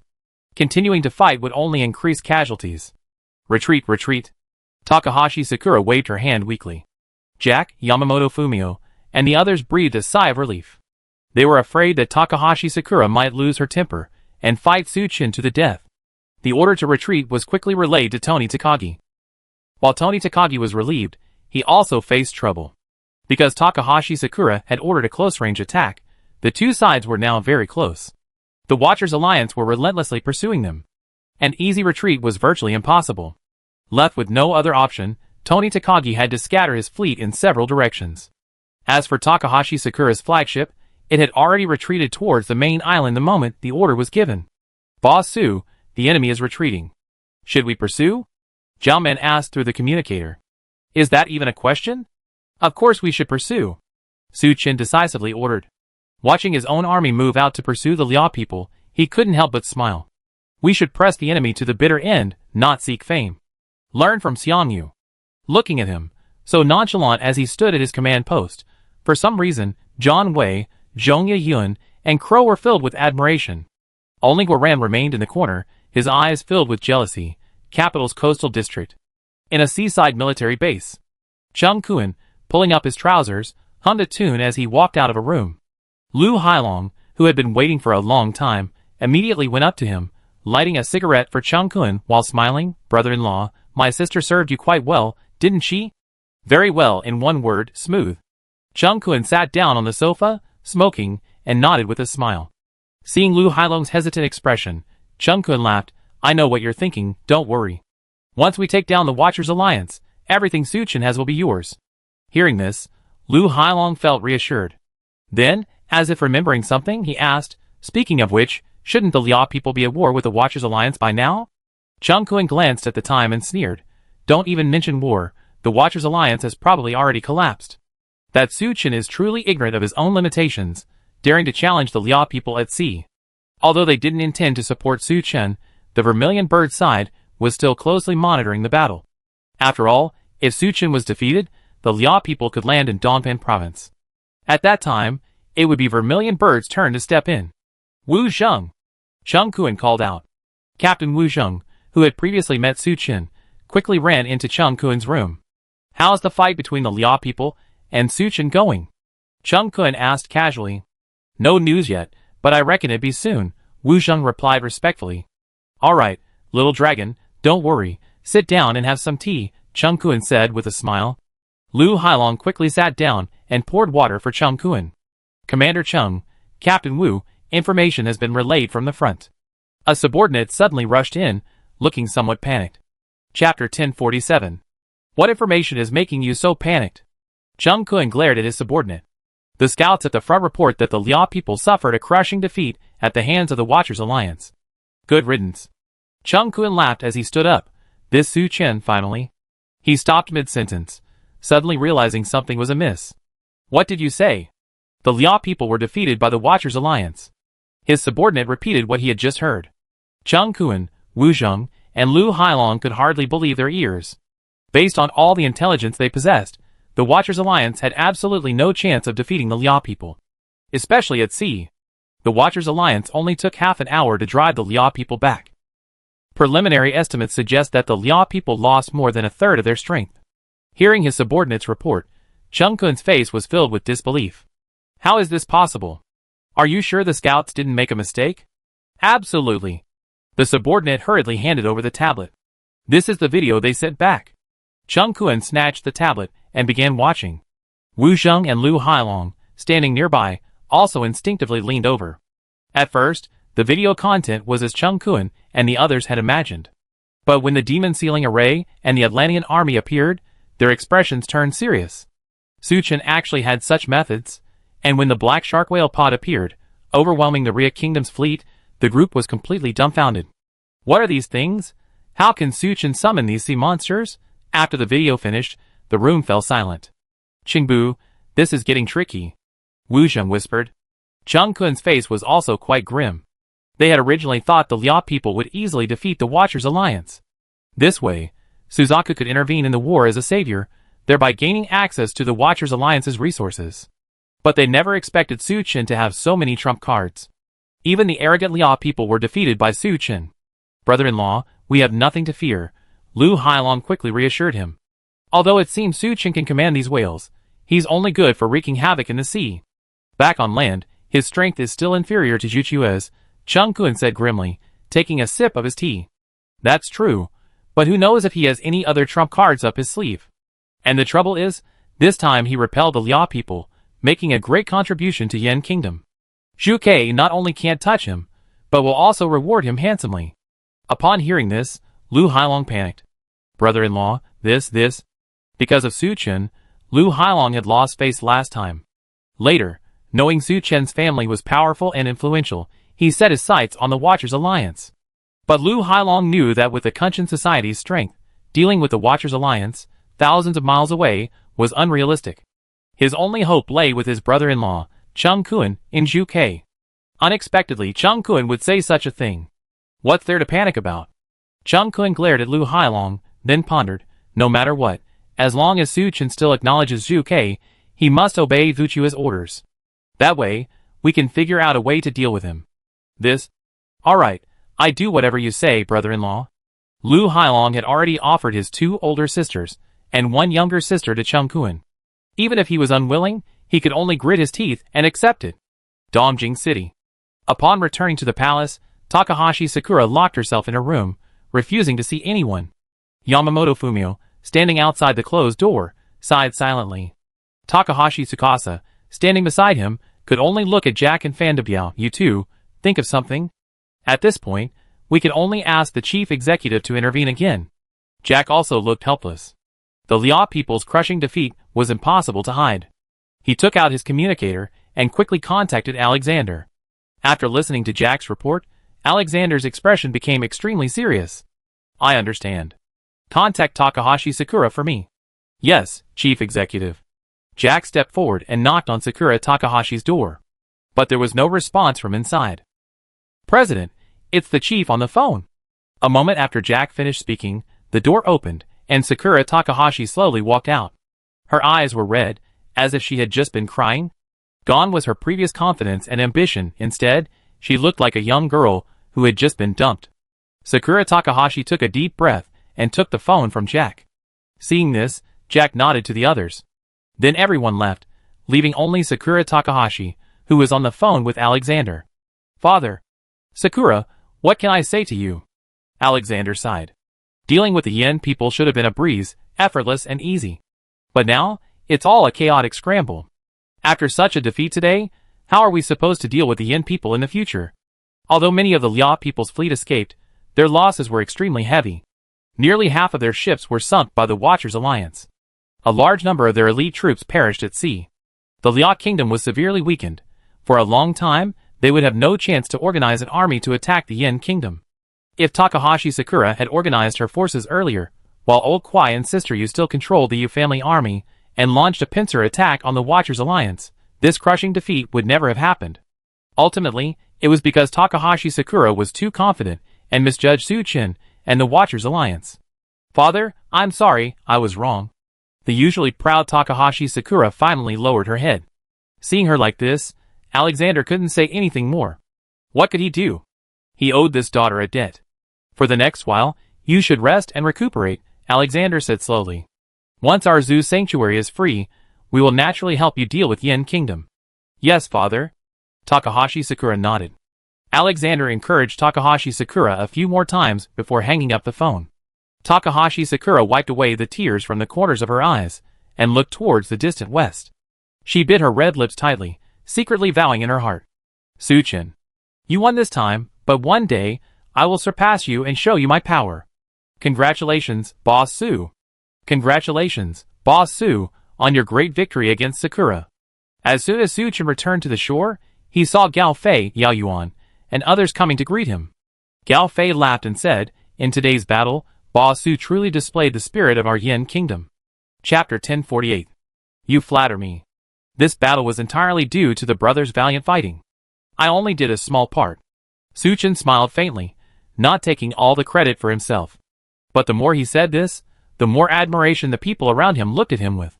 Resourceful, powerful, considerate of his subordinates, and not arrogant. Where can you find such a good leader?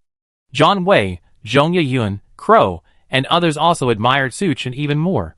Like stars surrounding the moon, everyone surrounded Su Chen as they entered the conference hall. This war with the Liao people was not only about the survival of the Watchers Alliance, but also about the safety of the Yen Kingdom. Therefore, apart from Tong Fei and Chu Mingyao from Stone City, Peng Jing and Zhang San from Dragon City, and Zhang Sunyuan and Yi Wang from the main base, almost all the high-ranking members of the Watchers Alliance were gathered here. According to preliminary estimates, we destroyed nearly half of the Liao people's fleet. As for their personnel losses, a conservative estimate is over 30,000.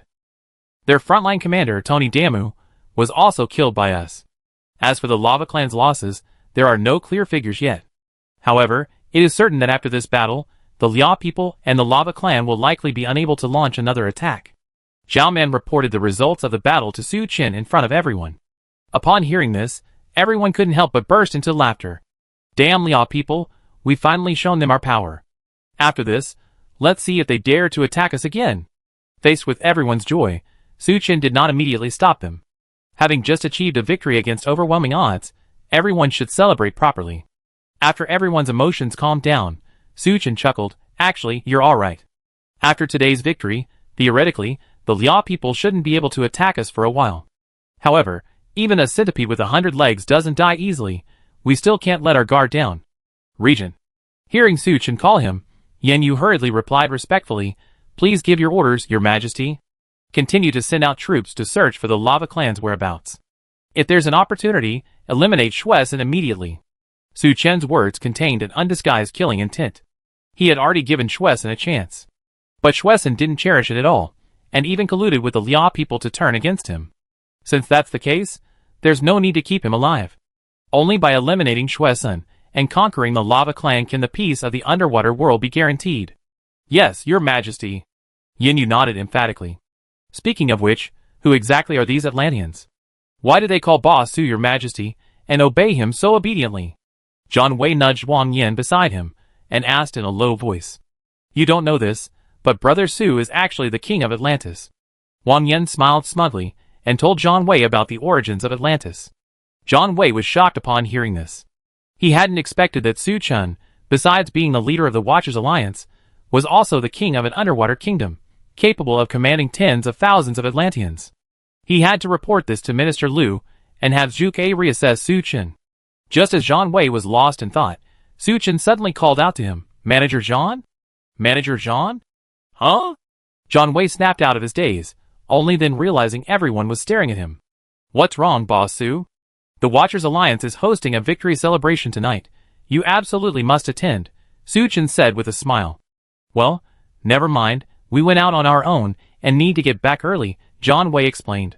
Besides, we didn't really contribute much in today's battle. This was the truth. They had originally planned to help Su Chen, but they had only been watching from Su Chen's side the whole time, without actually lifting a finger. You can't say that. Your presence here to support us is already a contribution, Su Chen chuckled. Xiao Luo, a yin, you two must treat Manager Zhang well. Don't worry, we got it covered. Luo Xiaotian and Wang Yan patted their chests and replied. The victory celebration that night was naturally incredibly lively, and everyone drank themselves into a stupor. The next morning, feeling groggy, John Wei finished washing up, said goodbye to Su Chen, and hurriedly left the Miyuan base. After all, he had gone out without permission, and hadn't received orders from Zhu Ke. If this got back to Shingang City, he would likely be punished by his superiors. Upon returning to the Research Institute, John Wei didn't delay, and led his men straight to Shingang City. After a long journey, John Wei finally returned to Shingang City, and met Liu Binwei in the research department. He recounted everything he had seen and heard. Liu Binwei listened and immediately fell into deep thought. Minister Liu, given Su Chen's demonstrated abilities, we absolutely cannot afford to antagonize him. Not only that, we must also do our utmost to win him over, John Wei suggested in a low voice. You're right, but it seems we offended him. Liu Binwei rubbed his forehead, forcing a wry smile. The last negotiation meeting had already caused some unpleasantness between Zhu Ke and Su Chen. This time, things have gotten even worse. The Liao people attacked Dongpan province, and Zhu Ke directly used an excuse not to provide support. The rift between the two sides has widened considerably. Don't worry, Commander Liu. Although Zhu Ke didn't send anyone to support us, we at least went. There's still room for reconciliation between us and Su Chen. As long as Zhu Ke changes its attitude in time, it can still win Su Chen over. Liu Binwei nodded slightly. You're right. Let's go see the general manager immediately. Yes. John Wei stood up and followed Liu Binwei to the elevator. They quickly arrived at the general manager's office on the top floor of Star Diamond. After explaining their purpose, the secretary quickly led Liu Binwei and John Wei to see Wei-Yin. Wei-Yin was handling state affairs when he saw the two men and smiled. Xiao Lu, John Wei, what brings you two here? Chief, I have something important to report. Liu Binwei's expression was serious as he recounted the entire battle between the Liao people and Su Chen to Wei-Yin. What? It's over so quickly. Wei-Yin was taken aback. According to the estimates of the Vermilion Bird Staff Department, the battle between the Liao people and the Watchers Alliance should last at least 2 to 3 days. He hadn't expected that a victor would be decided in just one day. What Wei Yan found even more surprising was that Su Chen had ultimately defeated the Liao people. This was truly beyond his imagination.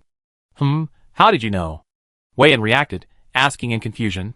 To monitor the situation, he had dispatched Cheng Kun's combat unit to the coastal base in the capital to observe the naval battle between the Liao people and the Watchers Alliance. Chapter 1049. Wei Yan hadn't even sent back a message yet. How did Lu Benwei already know? To be honest, Commander-in-Chief, I sent John Wei with men to support Su Chen. Oh. Wei Yan nodded, not too angry. Looking at it now, Lu Benwei's move could be considered quite wise. At least it still preserved room for reconciliation with Su Chen. If Zhu Ke had really done nothing when the Liao people attacked, it would probably be impossible to maintain good relations with Su Chen now. Actually, the main reason we didn't send troops was Cheng Kun's idea. He wanted Su Chen to suffer a bit. Wei Yan explained. Although that's what he said, as Commander-in-Chief, Wei Yan had the final say. If he hadn't approved it, Cheng Kun wouldn't have really stood idly by. Looking at it now, Minister Cheng seems a bit short-sighted. Lu Benwei also sees the opportunity to put down Cheng Kun. If you ask me, we must find a way to ease the tension with Su Chen. Do you have any good suggestions? Doesn't Su Chen want the myriad manifestation's true solution? Why not reward him for his merit in defeating the Liao people? Lu Benwei suggested. That's not impossible. Wei Yan stroked his chin, pondering. Just then, the office door was pushed open from the outside. Cheng Kun, accompanied by Wu Zheng, strode in. General Manager. When he saw Lu Benwei and Zhang Wei in Wei Yan's office, he froze. What are you two doing here? They're discussing important matters with me. Seeing Cheng Kun barge into his office without even announcing himself, Wei Yan said irritably, Minister Cheng, don't you know etiquette? Don't you know to knock before coming in? Get out. Previously, Wei Yan valued Cheng Kun's abilities and his combat unit, so he was extremely lenient with him. But recently, the research department had produced the Nourishing Spirit Pill, winning over many other departments. Furthermore, Lu Benwei had a good relationship with Su Chen. Therefore, Wei Yan's attitude had shifted towards Lu Benwei. Looking back at Cheng Kun, he felt he was being a bit too presumptuous. Before, when he needed me, he called me little sweetie. Now that he doesn't need me anymore, he's calling me old cow, isn't he? Cheng Kun was somewhat annoyed, but he couldn't say anything. He could only keep a straight face, lead Wu Sheng out of the office, and knock on the door again. Come in. After receiving Wei Yan's permission, Cheng Kun pushed open the door and entered. Chief, I just returned from the front lines, and was planning to report to you on the battle between the Liao people and the Watchers Alliance. No need to report. I already know from Minister Lu. Wei Yan waved his hand. Cheng Kun was taken aback. I shouldn't have listened to you in the first place. Su Chen is clearly a subordinate organization of Suzaku. How could we stand idly by because of our own selfish desires? Wei Yan said reproachfully. No. Didn't you agree with my opinion back then? How come you're shifting the blame onto me now? Cheng Kun was indignant. But he also knew that the leader was always right. If there was a real problem, it was because the subordinates were incompetent, so he could only suppress his anger. Fortunately, Minister Lu had the foresight to send Zhang Wei to provide support. Hearing this, Cheng Kun suddenly understood. It turned out that Lu Benwei had sent someone to Dongban province, which was why Wei Yan was able to receive the news so early. I discussed it with Minister Lu, and we decided to give the myriad manifestations true scripture as a reward to Su Chen. As soon as Wei Yan finished speaking, Cheng Kun could no longer sit still. I object. Chief, the myriad manifestations true scripture is one of our organization's top-tier cultivation techniques. Giving it to Su Chen like this is a bit of a waste, isn't it? Wei Yan frowned and countered. Besides this, do you have any other way to repair your relationship with Su Chen? Cheng Kun opened his mouth, unsure how to answer.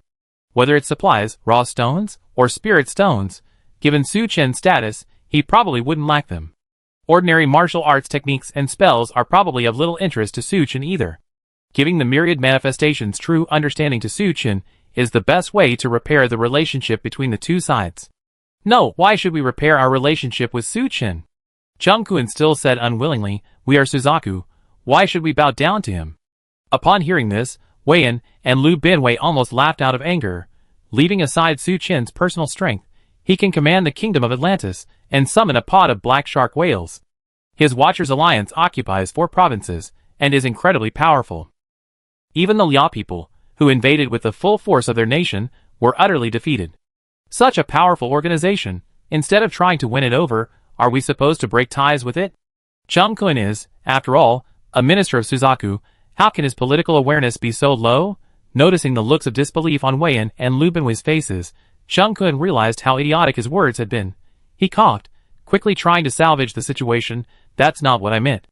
I meant, the things can be given. But the Watchers Alliance must accept our constraints and management, just like other organizations. Wei Yan's expression softened, and he nodded slightly. Your suggestion is correct. If the Watchers Alliance isn't restrained and managed, and allowed to develop unchecked, it might eventually turn the tables and swallow Suzaku whole. But Su Qian's personality. I'm afraid he won't compromise so easily. Lu Binwei's expression was somewhat worried. It was clear from the last negotiation that Su Qian wasn't so easily subdued.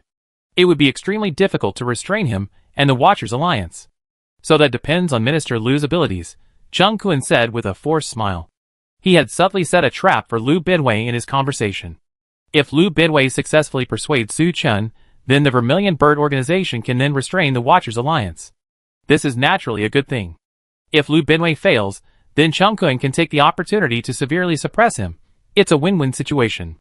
I'm entrusting this matter to you, Lu Binwei. Make sure you do a good job. Wei Yan patted Lu Binwei on the shoulder. Yes, Commander. Lu Binwei frowned, but could only agree. After all, no one in the entire Vermilion Bird organization was more suitable for this task than him. After obtaining a copy of the Myriad Manifestations' True Understanding from the Vermilion Bird's internal scripture library, Lu Binwei didn't waste any time. After a quick pack, he and Zhang Wei left Xinggang City. The group headed south, straight to Beitou Province. Upon arriving in Stone City, after contacting the Watchers Alliance, they learned that Su Qian had returned to the main base in Rain City. So Ru Binwei, Zhang Wei, and the others drove towards the Watchers Alliance's main base in Rain City. Chapter 1050. Minister Lu's presence is truly an honor for the Watchers Alliance. Knowing that Lu Binwei had come with Zhang Wei to visit, Su Qian didn't delay. Instead, he personally came out to greet him, accompanied by Zhao Man, Luo Xiaoyan, and others. Oh Su, you're too kind. Lu Binwei warmly stepped forward, shook Su Qian's hand, and said with a smile, You're giving me a lot of face by being willing to see me. Minister Lu, you flatter me. Let's not stand here any longer. Let's go inside and talk. Su Qian gestured for them to enter, leading Lu Binwei and the others into the base.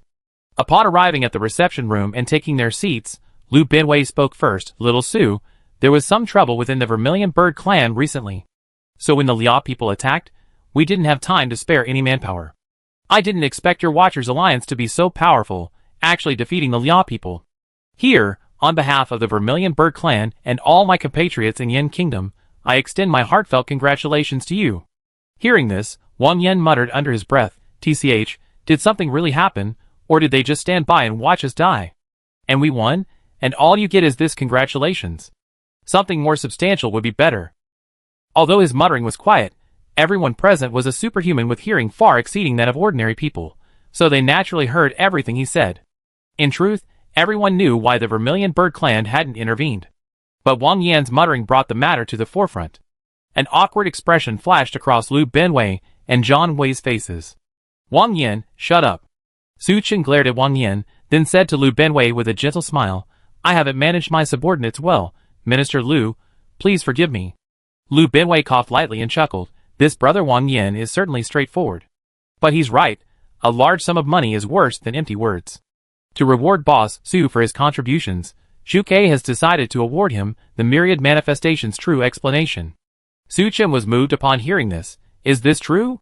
I came in person. Would I lie to you, little Su? Lu Binwei nodded to Zhang Wei. Zhang Wei took out a copy from his robes and carefully handed it to Su Qian.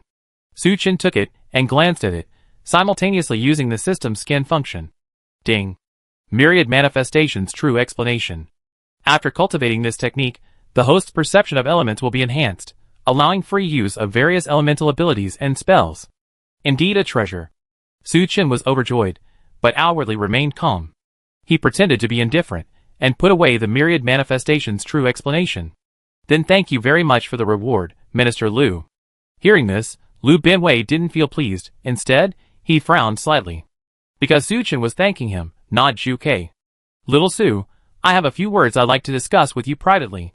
What do you think? You may all leave now, Su Chen quietly instructed Zhao Man and the others. Lu Binwei also nodded to Zhang Wei, Zhong Yeyun, and the others. Soon, only Su Chen and Lu Binwei remained in the room. We're both smart people, so I be frank, Lu Binwei sighed. The reason Zhu Ke didn't send troops this time is because of Cheng Kuan. Su Chen understood this without him saying it. Birds of a feather flock together. This Cheng Kuan is just as petty as Lu Hailong.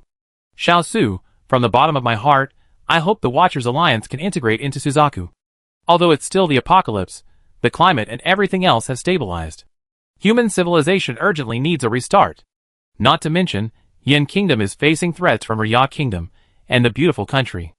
If we continue to fight amongst ourselves, it will only hurt our allies and please our enemies. Lu Binwei earnestly advised. Minister Lu, of course, I understand these principles. But from the beginning, it seems like the Suzaku leadership was targeting me, right? Su Chen smiled dismissively. What happened before was Suzaku's fault. Lu Binwei said apologetically, but after this battle between the Watchers Alliance and Rya Kingdom, the Commander-in-Chief realized the strength of the Watchers Alliance. He has changed his attitude and plans to appease and win them over in the future. Su Chen interrupted Lu Binwei. What about Cheng Kuan? Lu Binwei couldn't speak. Knowing Cheng Kuan as he did, Su Chen was unlikely to let the matter rest so easily. No matter what Cheng Kuan does, the research department and I will stand by your side, Xiao Su. Su Chen tapped the table lightly, pondered for a moment, and slowly said, Minister Lu, I can assure you. As long as Zhu Ke treats me sincerely, I will treat Zhu Ke sincerely in return. But if Cheng Kuan dares to scheme against me again, I won't be polite to him. Lu Binwei knew this was Su Chen's bottom line, and simply nodded, okay, no problem. That's good, happy to cooperate. Su Chen extended his hand to Lu Binwei. The two shook hands again, symbolizing that the rift between the Watchers Alliance and Zhu Ke had been temporarily repaired. Oh, by the way, now that we resume cooperation, Zhu Ke should also accept Juchua's constraints and management, just like other organizations. Lu Binwei cautiously made his request. What kind of constraints and management? Su Chen didn't rush to refuse, but instead asked in return. Each organization needs a Zhu Ke special envoy stationed there for supervision and constraint, Lu Binwei explained.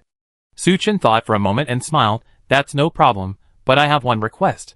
Please speak.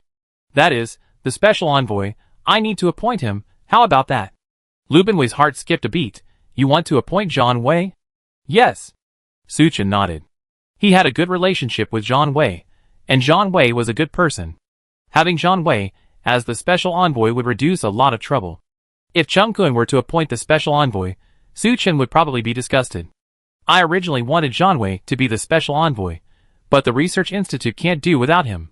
Lu Binwei hesitated for a moment, then tentatively asked, What do you think of Yeyun? That's fine too.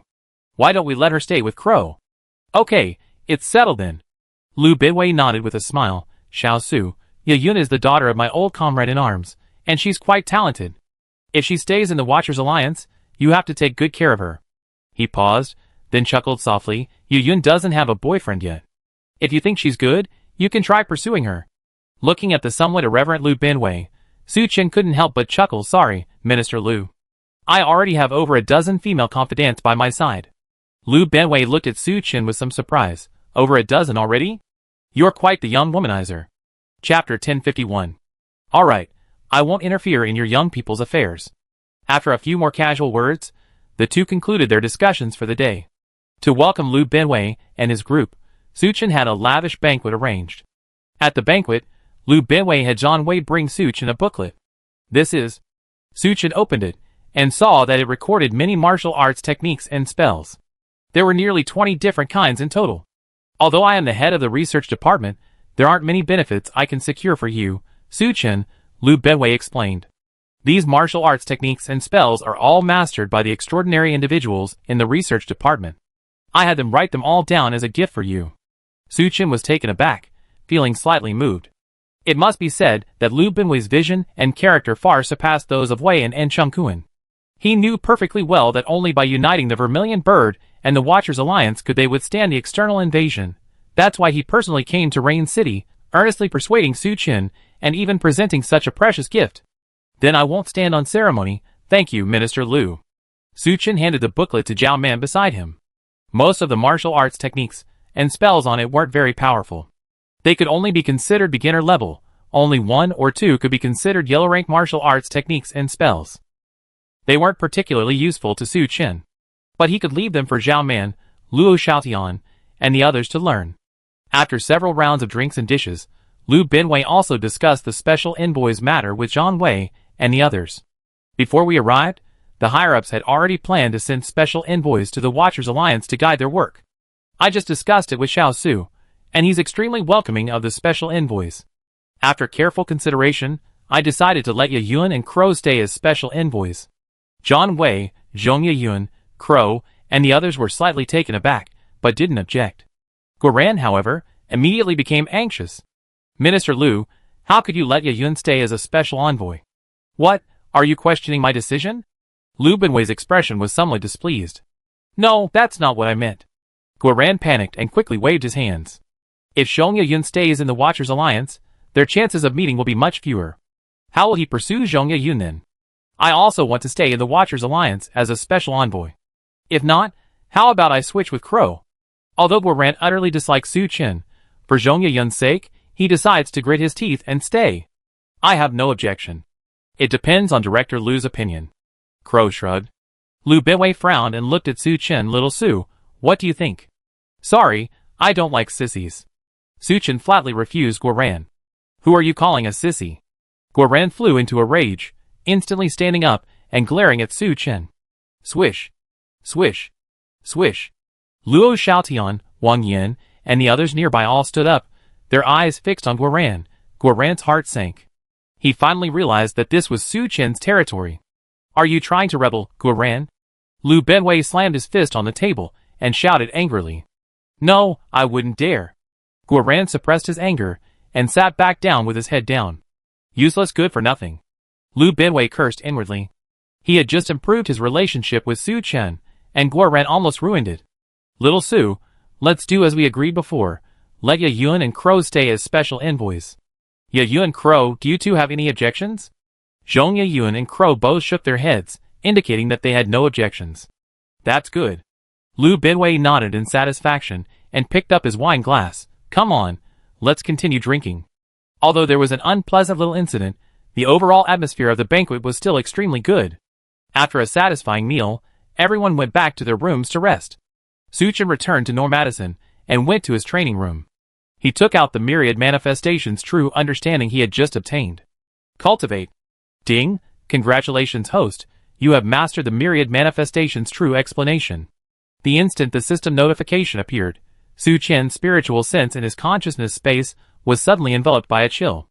After the chill disappeared, he could clearly feel that he had gained a greater sensitivity to other elements.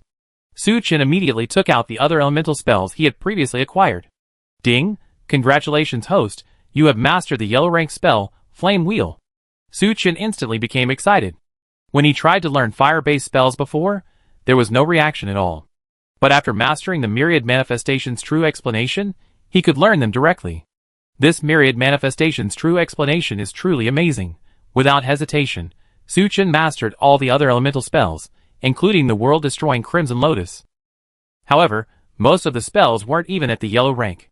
Only the world-destroying Crimson Lotus could be considered yellow rank. Su Chen suddenly remembered the spells Zhong Ye Yun had used. Judging from their power, they were at least at the level of the world-destroying Crimson Lotus. It seemed he needed to find a way to obtain the spells Zhong Ye Yun possessed. Su Chen wore a thoughtful expression. Meanwhile, Zhong Ye Yun, who had just finished showering, suddenly sneezed several times. Strange. Was she cold? Zhong Ye Yun dried her hair, somewhat puzzled. Just then, there was a knock on her door. Ye Yun, it's me, Uncle Lu. Uncle Lu, please wait a moment. Zhong Ye Yun quickly changed her clothes and opened the door to let Lu Binwei in. It's so late, I'm so sorry to bother you.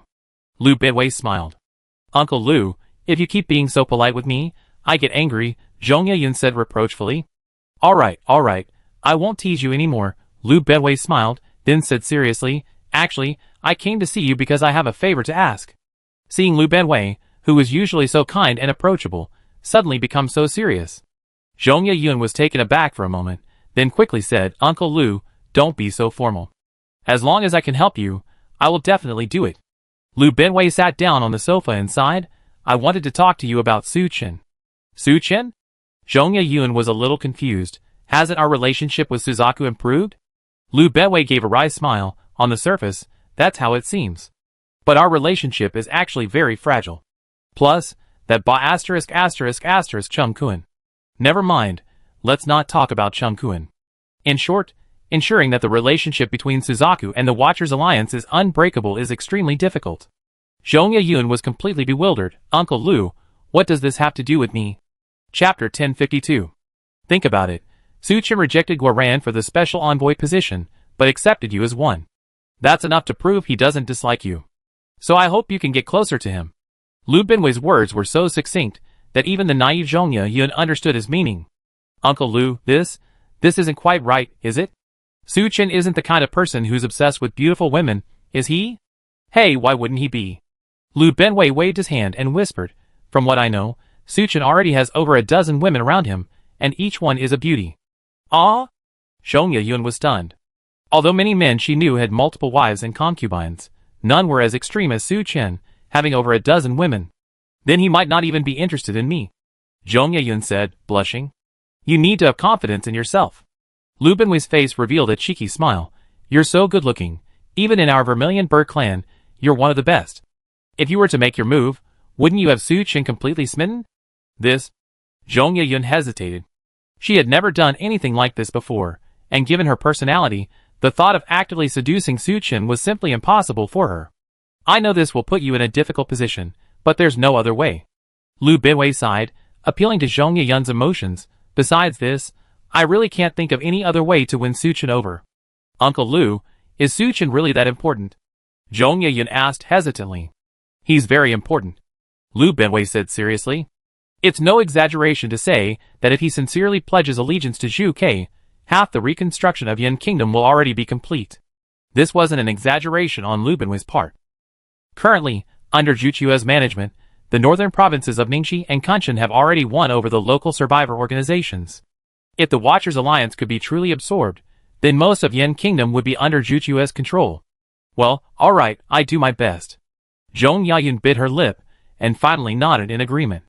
Her father had passed away long ago, and to her, Lu Benwei was like a second father. And the Zhu Kei organization was her home. Since Lu Benwei had spoken, and it was for Zhu Chua's sake, Zhong Yayun decided to sacrifice herself. That's great, Yayun. Lu Benwei's face lit up with joy. Su Chen was unaware of Lu Benwei and Zhong Yayun's discussion. Early the next morning, he led the base's crew to see Lu Benwei and the others off. Although they had agreed to serve as special envoys, Zhong Yayun and Crow still needed to return first to pack their belongings. After they left, Su Chen drove the Norma Dis Sun away from the base. Now that the Watchers Alliance was temporarily at peace, it was a good time for him to cultivate. Xiao Man, who cultivated the fastest in the organization, had already evolved to B-rank combat power. As for Luo Xiaotian and the others, they had all gradually evolved to B-rank. Only Su Chen remained at B-level reduction. He had only strengthened his body once, and needed 2 more to evolve. His evolution speed was already considerably slower than others. If he didn't hurry, he'd probably be left behind. Su Chen found a spot with abundant energy, and, relying on the spirit-gathering array on the RV, began to cultivate. Time passed slowly. Su Chen stayed there for almost a week. By absorbing external energy, as well as raw stones and spirit stones, he finally accumulated enough energy to complete his second physical enhancement. Su Chen stretched, jumped off the roof, and returned to the RV. With a soft hiss, Su Chen opened a can of ice cola and gulped it down. Burp! Su Chen let out a satisfied burp, revealing a contented smile. After a long period of cultivation, a can of ice cola like this was truly satisfying. Boss, I want one too. Ming-Chi called out from the side. Su Chen casually tossed her a can, which she skillfully opened and also downed in one gulp. By the way, boss, I evolved to B-rank combat power yesterday and awakened some of my memories. Ming-Chi's words stirred something in Su Chen's heart. Tell me about it. I think I went to a banquet with someone. Ming-Chi said uncertainly, but suddenly, this person became the common enemy of all the guests. They joined forces and launched an attack on this person. The scale of their attack far exceeded any supernatural power or magic I ever seen. Su Chen asked with interest, and then? Ming-Chi continued to recall That person was incredibly strong, fighting against hundreds of people single-handedly without being defeated. And I, that white tiger, along with the other spirit pets, also joined the battle.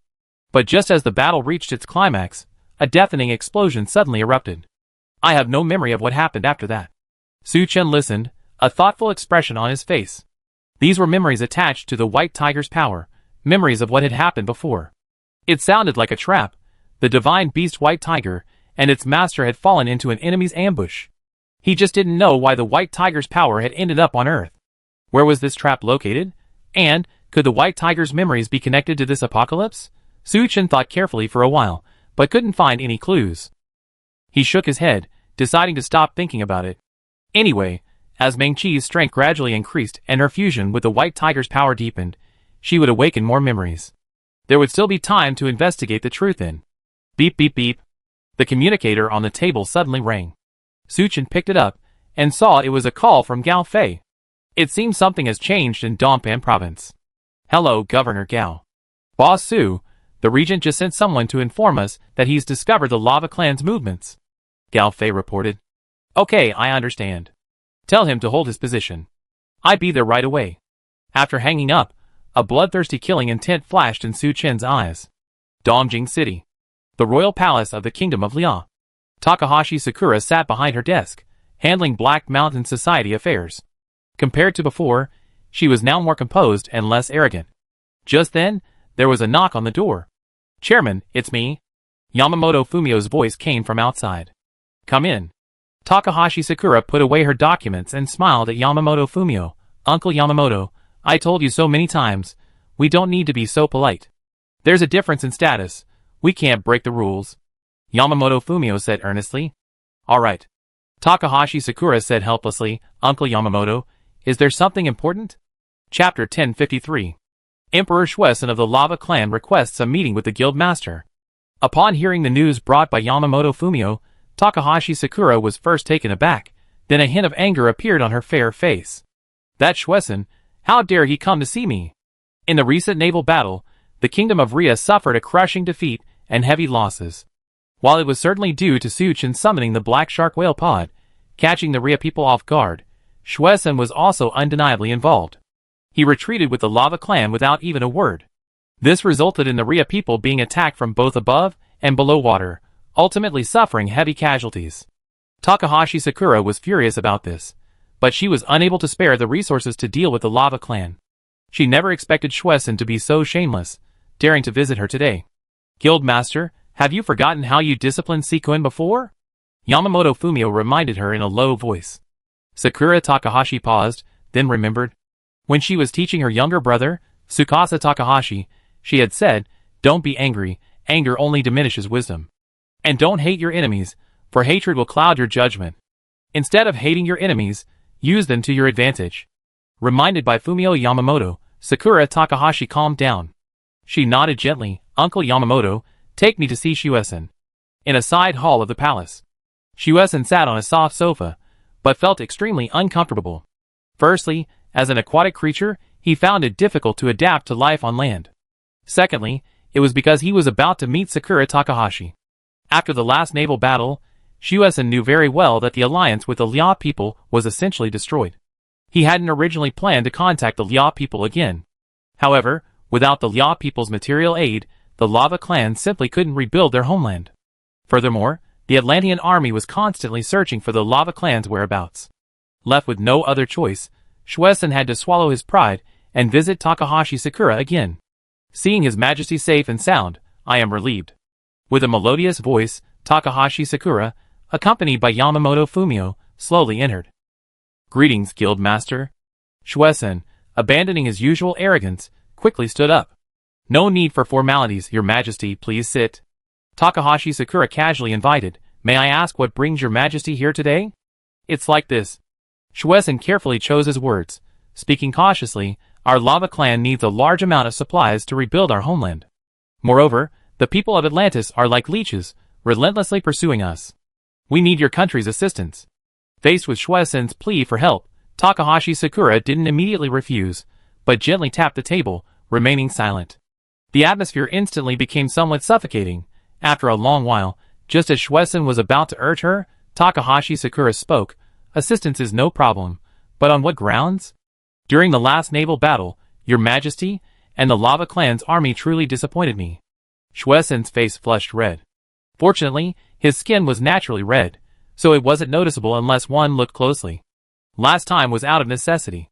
If I hadn't been unable to defeat Su Chen, why would I have retreated? But your actions are tantamount to betraying your teammates. How can we trust you in the future? Yamamoto Fumio sneered from the side. Please rest assured, Guild Master, I definitely won't do it again, Shuesen hurriedly assured him. If Guild Master doesn't help the Lava Clan, and once the Lava Clan is wiped out by Su Chen, then the sea will be under Su Chen's control. At that time, His Majesty will probably find it difficult to attack Yin Kingdom again. It has to be said.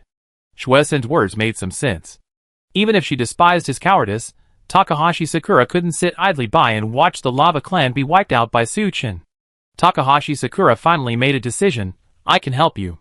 But on the condition that the Lava Clan obeys my commands from now on, and does not disobey orders. Her meaning was clear. The two sides would no longer be cooperating. And the Lava Clan would become a subordinate of the Liao Kingdom. Fine, I agree. Shuesen gritted his teeth and nodded in agreement. Tell Vice President Yamamoto about the resources you need, and I have him arrange them. From today onwards, all members of the Lava Clan will be transferred to the waters between Korea and Ria. After the naval defeat, Takahashi Sakura realized that with Su Chen and the Watchers Alliance involved, attacking Yin Kingdom by sea was virtually impossible. The safest option was to use Korea as a springboard, to gradually erode Yin Kingdom from its northeast. But this required ensuring that the waters between Ria and Korea remained under Ria's control. This was why Takahashi Sakura instructed Shuesen to transfer the Lava Clan there. No problem. Shuesen readily agreed. The two chatted for a while longer, but Shuesen, unable to stay on land for long, finally rose to take his leave. He quickly returned to the seashore in a vehicle arranged by the Liao people. Prime Minister Turtle, leading a troop of Lava Clan soldiers, was waiting in the sea. Seeing Shuesen return, he hurriedly went to greet him. Your Majesty, how did it go? The Liao people were quite agreeable. They agreed to our demands, Shuesen said with a smile. That's wonderful. Prime Minister Turtle was overjoyed upon hearing this. Although the Liao people had previously provided considerable supplies to help the Lava Clan build their homes, after their defeat in the naval battle, they had been forced to abandon their newly built cities to avoid Su Chen's advance. The Liao people demand that we send troops to occupy the northwestern sea area. Give the order, march immediately, Shuesen said in a deep voice. Yes. Prime Minister Turtle accepted the order and left. Upon receiving the order, the Lava Clan army in the depths of the sea immediately sprang into action. Following Shuesen's instructions, they quickly arrived at the sea area between the Korean peninsula and Liao Island. Takahashi Sakura kept her word and delivered the promised supplies the very next day. Shuesen was finally relieved and began directing his people to rebuild their stronghold. A few nautical miles from the Lava Clan's new stronghold, Su Chen, Lu Guang, Yichen, and the others were observing the Lava Clan working diligently from afar. Judging by this, the Lava Clan intends to settle here permanently, Yichen scoffed. If I'm not mistaken, it was Black Mountain who asked them to do this, Su Chen analyzed after a moment's thought. After the crushing defeat last time, Takahashi Sakura must have changed her strategy. She plans to attack Yin Kingdom from the land, and the only way is to use Korea as a springboard. In that case, we can't let her have her way, Wang Yin interjected. Of course, Su Chen sneered. Yichen, go back and gather the army. Prepare for a surprise attack on the Lava Clan. Chapter 1054. Su Chen and the others stopped observing the Lava Clan and turned to swim away. After swimming several kilometers, they came to a vast expanse of seabed rocks, where a large amount of kelp grew. The Atlantean army was hidden among the kelp. Besides the Atlanteans, elites from the Watchers Alliance, such as Luo Xiaotian, Wang Yan, Ding Di, Su Wenwei, and Zheng Hui, were also gathered there. We figured out the Lava Clan's situation. They're unprepared, Su Chen said in a deep voice. Later, we split into 4 groups to surround the Lava Clan and wipe them out. Understood? Understood. Everyone replied in unison. All right, prepare to move out. We depart in half an hour. Su Chen waved his hand. Yin Yu and Yichen each led an army, attacking from the west and north. Luo Xiaotian, leading the elites of the Watchers Alliance, will besiege them from the east. As for the southern region, Su Chen would personally lead the attack. Time passed quickly, half an hour gone by in a flash. At the appointed time, the other three groups were the first to set out, arriving at the agreed-upon location. However, they did not launch an attack rashly, but continued to wait. After confirming that they had all arrived, Suchin raised the horn of the abyss. Whoosh whoosh whoosh. The desolate and heavy horn echoed once more in the deep sea. Suchin had used the horn of the abyss before, back when the underwater kingdom began its migration, moving away from Atlantis. He had summoned almost all of the black shark whales to the oceans of Blue Star. This was why the black shark whale pod had joined the battle so quickly after he blew the horn of the abyss last time. Within a minute or two, Suchin saw over a dozen black shark whales appear in the distance. More black shark whales followed, arriving at the battlefield after being summoned. In the Lava Clan's temporary camp, Blood Forest sat on his temporary throne, enjoying the mermaid dance while sipping fine wine. Just then, a deep horn sounded. All the Lava Clan members present felt a chill run down their spines. The musicians stopped playing, and the mermaids froze in place. What was that sound? Blood Forest felt the horn sounded familiar, and after a moment, his expression changed drastically. Because he remembered, it was the horn summoning the black shark whale pod. Could it be? Suchin has come again? Your Majesty, something terrible has happened. The Turtle Prime Minister rushed in, his expression terrified. Large numbers of Atlanteans have appeared all around, along with a pod of black shark whales. Blood Forest's heart sank. It really was that Suchin. Why is he so persistent? Prime Minister Turtle, quickly organize the army and prepare to meet the enemy. Yes, Your Majesty. Prime Minister Turtle immediately obeyed and left. Shwesan took a deep breath and said to the guards beside him, "Fetch my weapons and armor." The guards dared not delay, and quickly brought Shwesan's weapons and armor, and helped him put them on. Shwesan picked up his trident and, with his personal guards, swam outside. Because the attack was sudden, the Lava Clan had no idea that the Atlanteans had arrived so quickly. Caught completely off guard, they had no time to organize a resistance before the Atlanteans stormed into their camp. The vast camp was now in complete chaos. Some Lava Clan generals, having barely managed to regroup their troops, prepared to counterattack.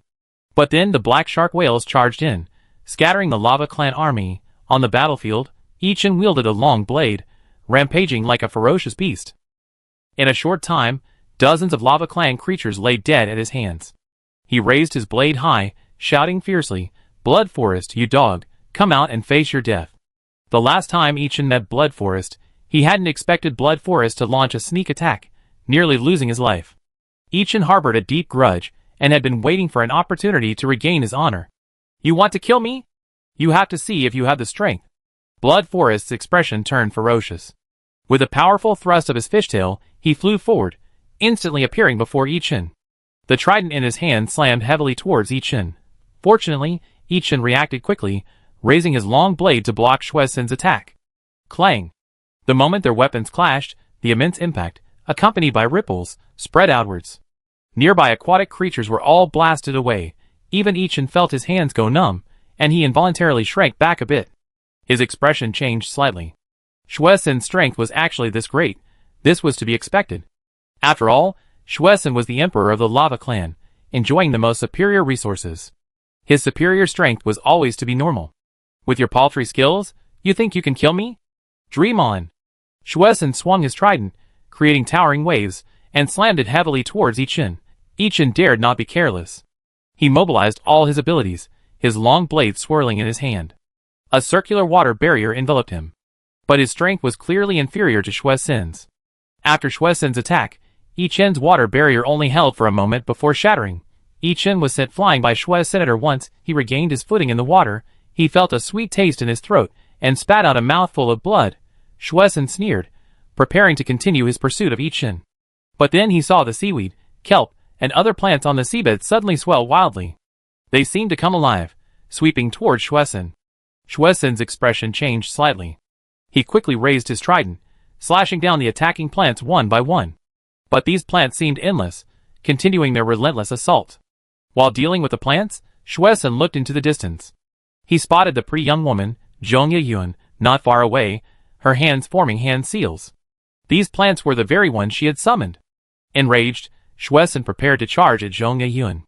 But just then, Luo Xiaotian, Wang Yan, and other extraordinary beings from the Watchers Alliance attacked. Shwesan frowned. Although he was strong, he couldn't handle fighting so many people simultaneously. Shwesan looked around. The battlefield situation was now one-sided. The Lava Clan's army was no match for the Atlanteans, the Watchers Alliance, and the Black Shark Whale Pod. If this continued, the Lava Clan would likely be wiped out. Thinking this, Schwessen raised his trident and slammed it down. An invisible shockwave spread outwards. Luo Xiaotian and the others dared not be careless and quickly used their energy to counter Schwessen's attack, taking advantage of this opportunity. Schwessen leaped into the air, attempting to escape the encirclement. Chapter 1055.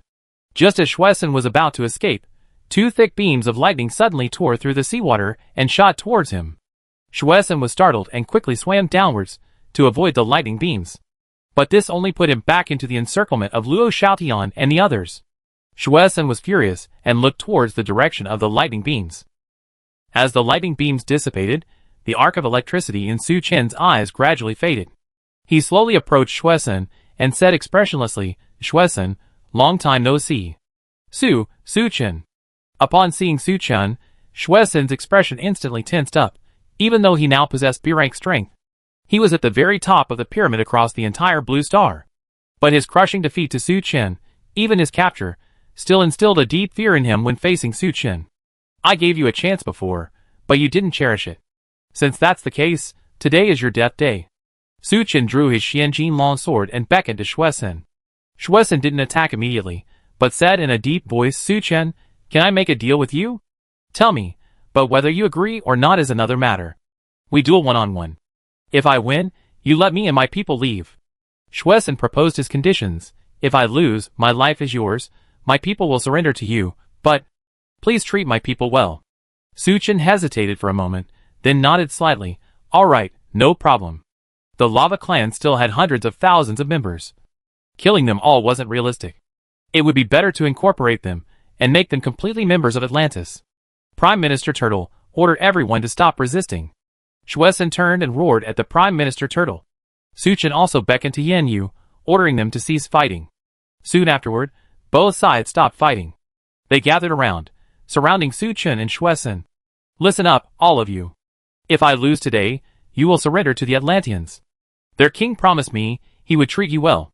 Schwessen looked at his people and proclaimed loudly, "Your Majesty."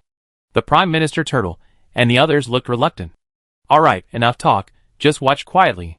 Schwessen waved his hand, suppressing his emotions, and turned to face Su Chen. The two locked eyes. A moment later, without a word, they launched their attack simultaneously. Schwessen raised his trident and thrust it towards Su Chen. His energy surged wildly, clinging to the trident and turning it a deep blue. Su Chen, wielding a black gold long sword in each hand, immediately unleashed his strongest attack, Limitless Steel Flash. The first strike, the second strike. Their attacks collided, instantly producing a deafening roar. However, both of them possessed formidable strength, and neither retreated an inch. There were no fancy moves, only a direct, head-on clash. Neither of them retreated after the first strike, and they swung their weapons again, attacking each other once more. Don't be fooled by the fact that Su Chen's combat strength was one level lower than Schwessen's. His overall strength far surpassed Schwessen's. Schwessen could withstand the first few strikes of Limitless Steel Flash, but he was clearly running out of steam. "Schwessen, take another strike." Su Chen gripped his Xianjin long sword, unleashing the seventh strike of the Limitless Steel Flash. A golden blade of energy, almost tangible, cleaved through the seawater before him, crashing down upon Schwessen. Schwessen's expression changed drastically. He could clearly feel the terrifying power of Su Chen's strike. But his nature was not one to easily admit defeat. "Burning heaven and boiling sea!" Schwessen roared, desperately channeling all his energy. The trident in his hand instantly emitted a dazzling red light. Buzz, buzz, buzz. The trident seemed to come alive, emitting a deafening buzzing sound. A crimson light shot into the sky, transforming into a colossal, towering trident phantom on the seabed. Schwessen gripped the trident tightly with both hands and slammed it down with all his might. The trident phantom landed heavily on the seabed. The once tranquil seabed suddenly boiled and cracked. Scorching lava erupted, forming a massive vortex under the influence of the trident. This, though complex to describe, happened in an instant. The seventh strike of the Limitless Steel Flash directly slashed at the lava vortex. The two collided with a deafening roar. At that moment, time seemed to freeze. Immediately afterwards, an indescribably terrifying shockwave spread wildly in all directions from the point of impact.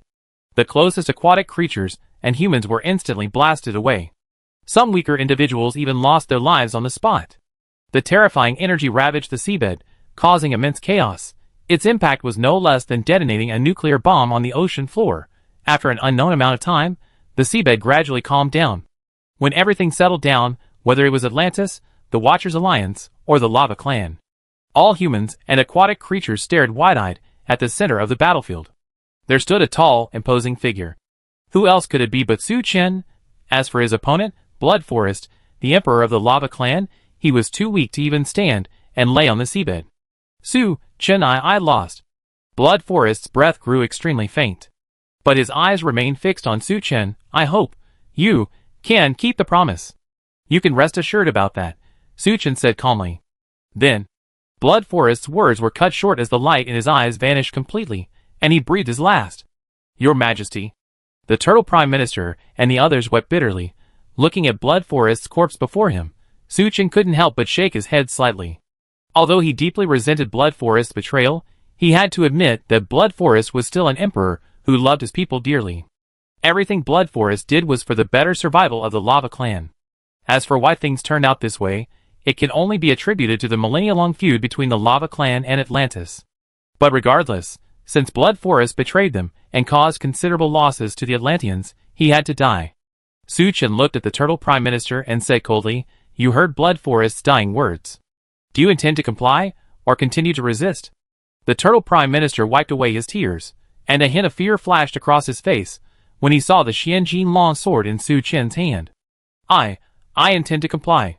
That's good. Su Chen sheathed the Xianjin long sword and said in a deep voice, Rest assured, as long as the Lava Clan behaves itself, I will not make things difficult for you. But if you dare to rebel again, then don't blame me for slaughtering your entire clan. The Turtle Prime Minister trembled upon hearing this, and quickly lowered his head. Please, Your Majesty, rest assured. Chapter 1056. With the death of Blood Forest, the backbone of the Lava Clan, the entire clan crumbled. The remaining Lava Clan creatures had no choice but to surrender to the Kingdom of Atlantis under the command of the Turtle Prime Minister. Back when Blood Forest surrendered last time, Su Chen had already devised a plan with Yen Yu, Lu Guang, and others on how to stabilize the Lava Clan. For example, dividing them into groups of 50,000. Forcing all Lava Clan creatures to learn Atlantean culture and language. Selecting pro-Atlantean creatures from among them to govern the Lava Clan. After today's battle, we no longer need to worry about the Lava Clan's threat, Yin Yu exclaimed. I never imagined that the Lava Clan, who had plagued the Kingdom of Atlantis for so many years, would be dealt with so easily by His Majesty. Boss is truly amazing, Lu Guang said, her eyes sparkling with admiration as she looked at Su Chen. Su Chen smiled slightly and instructed, Uncle, Yi Chen, I'm leaving the Lava Clan's affairs to you. No matter what, we cannot let our guard down, but we also shouldn't push too hard. Understood? Yin Yu nodded emphatically. Please rest assured, Your Majesty. Su Chen said nothing more, then beckoned Luo Xiaotian, Wang Yin, and the others to swim back the way they came. Miss Zhong, thank you for your help today. Su Chen said to Zhong Yayun beside him as he swam. You're welcome, I didn't do anything. Zhong Yayun said softly, besides, we're all on the same side, it's what I should do. She paused, then added in a low voice, Please don't call me Miss Zhong anymore, it's too formal. Just call me Yayun, like Minister Lu and John Wei do. Okay, Yayun. Su Chen nodded. Wang Yan, following behind them, heard their conversation and quickly winked at Ding Di. Ding Di also smiled knowingly.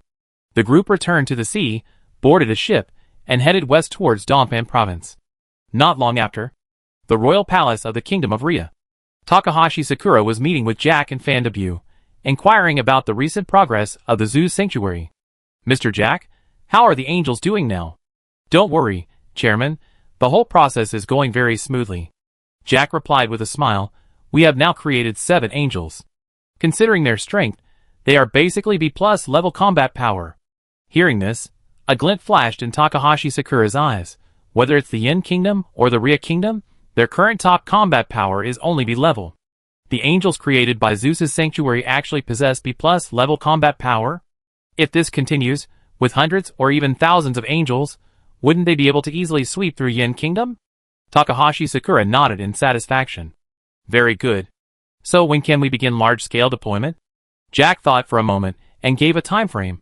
At the earliest, it'd be a month. A month? Takahashi Sakura was somewhat disappointed. She couldn't wait to gather an army, attack Yin Kingdom, find Suchun, and take revenge. However, she quickly recovered and chuckled. Well then, just go ahead and research. If you need any help, you can directly go to Vice President Yamamoto. Okay. Jack nodded slightly. Just as they were talking, the office door was suddenly pushed open, and Yamamoto Fumio rushed in. Chairman, something bad has happened. Uncle Yamamoto, what happened? Seeing the usually composed Yamamoto Fumio so flustered, Takahashi Sakura's heart sank. Several Lava Clan members just reported that Suchun led the Atlantis army in a surprise attack on the Lava Clan's temporary camp. What? Takahashi Sakura's expression changed slightly. And the result? Blood Forest was killed by Suchun, and almost all the Lava Clan creatures surrendered. For Takahashi Sakura and the others, this news was like a bolt from the blue. They were all stunned. Blood Forest was dead, and the Lava Clan surrendered. This not only meant that the Black Mountain Society's initial investment in the Lava Clan was completely wasted. This also meant that the Watchers Alliance had completely become the overlords of the ocean. Jack and the others remained silent, all looking at Takahashi Sakura. Takahashi Sakura was momentarily lost in thought, a bitter taste in her mouth. It really was as her father had said. From initial composure and ease, she had turned into a hurried, stumbling mess. Suppressing the bitterness in her heart, Takahashi Sakura said, "All right, I understand." Seemingly sensing Takahashi Sakura's complex emotions, Jack quickly comforted her, "Guild Master, no matter what, Suchun and the Watchers Alliance won't be able to attack us here for the time being. Seizing the opportunity and developing quickly is the key. Besides, the Chief and the Zoo Sanctuary have always been the strongest backing of the Kingdom of Rhea." Hearing this, Takahashi Sakura's mood improved considerably. She forced a smile, her lips twitching. "You're right. You can all leave now. Let me have some peace and quiet." Yamamoto Fumio, Jack, and the others said nothing more, bowed to Takahashi Sakura, and left the office. Once she was alone, Takahashi Sakura let out a long sigh, her expression weary. However, she was resilient. After a brief moment of disappointment, she quickly composed herself. "Suchun, you won this round. But you won't keep winning forever. Next time, I show you what I'm made of." Takahashi Sakura gazed towards the distant west, her beautiful eyes filled with determination. After resolving the Lava Clan issue, the Watchers Alliance was temporarily free of trouble. Suchun finally had some free time and began to cultivate intensely. He entrusted the organization's affairs to Chu Mengyao, Tong Fei, He Wang, and others. He himself, driving the Normadison with Meng Qi, searched for places with abundant energy. Using the spirit guiding array on board, he absorbed the energy wholeheartedly. With the unlimited supply of raw stones and spirit stones, after several days of cultivation, Suchun finally broke through, evolving from a B-rank, lower-level, combat power to a B-rank combat power. Feeling his powerful spiritual sense and vast energy, Suchun smiled with satisfaction. However, he knew he couldn't afford to relax or slack off. During his free time these past few days, he had also contacted the base. Shaoman, whose cultivation speed was the fastest, was almost evolving from a B-rank combat power to a B+. The world is full of wonders. Others might have also had extraordinary encounters, and some might have even evolved to B+, and A-rank, lower level, wasn't out of the question. Buzz buzz buzz. Just then, Suchun's communicator suddenly vibrated. He picked it up, and saw it was a call from Chui Yuan. After the relationship with Suzaku improved, Suchun had sent Chui Yuan to Shandong City to handle communication between the Watchers Alliance and Suzaku. Chapter 1057. "Hey Chui Yuan, what's up?" Suchun answered the phone casually. "Boss Su." Chui Yuan replied respectfully, "It's like this. Today Zhuge summoned all the special envoys from Shandong City, saying there's an upcoming operation. The one in charge of this operation is Chung Kun, the head of the combat department. According to him, Zhuge has discovered a secret realm. For everyone's sake, they plan to gather the best from their subordinate organizations to explore the secret realm together and share the spoils equally." "A new secret realm?" Suchun stroked his chin, a thoughtful expression on his face. The so-called sharing of spoils was a pretense. The real intention was probably to share the risks. Since the apocalypse began, according to incomplete statistics from the Watchers Alliance, more than 20 secret realms of varying sizes have appeared. These secret realms often appear without warning. The rich rewards inside are undeniable. However, the risks are correspondingly extremely high. Especially as time goes on, the dangers of the emerging secret realms increase exponentially. Take, for example, the secret realm of Atlantis. If it weren't for Su Chen's resourcefulness and exceptional strength, anyone else would either have perished in the jaws of Leviathan or been possessed by a dragon. Where is the secret realm? Changkun didn't say. He only asked us to contact our respective leaders and have us meet in Shingang City in 3 days for a meeting. We discussed the details then. Okay, I understand.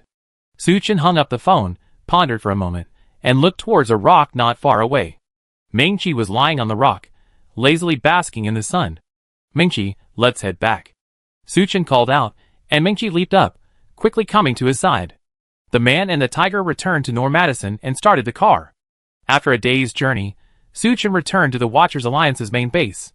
He summoned the high-ranking officials to the conference room and told them about Suzaku's discovery of the secret realm. That Changkun, he's definitely up to no good. Wang Yan immediately said after learning what had happened. That's what I think too. Su Chen nodded slightly. If the Watchers Alliance had discovered a new secret realm, unless absolutely necessary, Su Chen would never contact outsiders to explore it together. But Suzaku has such a powerful foundation, why would he think of sharing it with outsiders? Therefore, Su Chen deduced that Suzaku had already conducted a preliminary exploration of the secret realm. But Suzaku discovered that this secret realm was far too dangerous. Even if Zhu Kei could complete the exploration using only his own strength, the losses would be devastating. After careful consideration, Zhu Kei decided to summon Su Chen and the other leaders to discuss the matter. So should we refuse? Wang Yan hesitated upon hearing about the dangers of the secret realm. What do you think, Boss Su? Zhao Man looked at Su Chen. Su Chen pondered, let's go and see for ourselves, understand the situation before deciding. High risk, high reward. Su Chen wasn't going to give up so easily. Even if the secret realm was extremely dangerous, he still possessed a life-saving aura.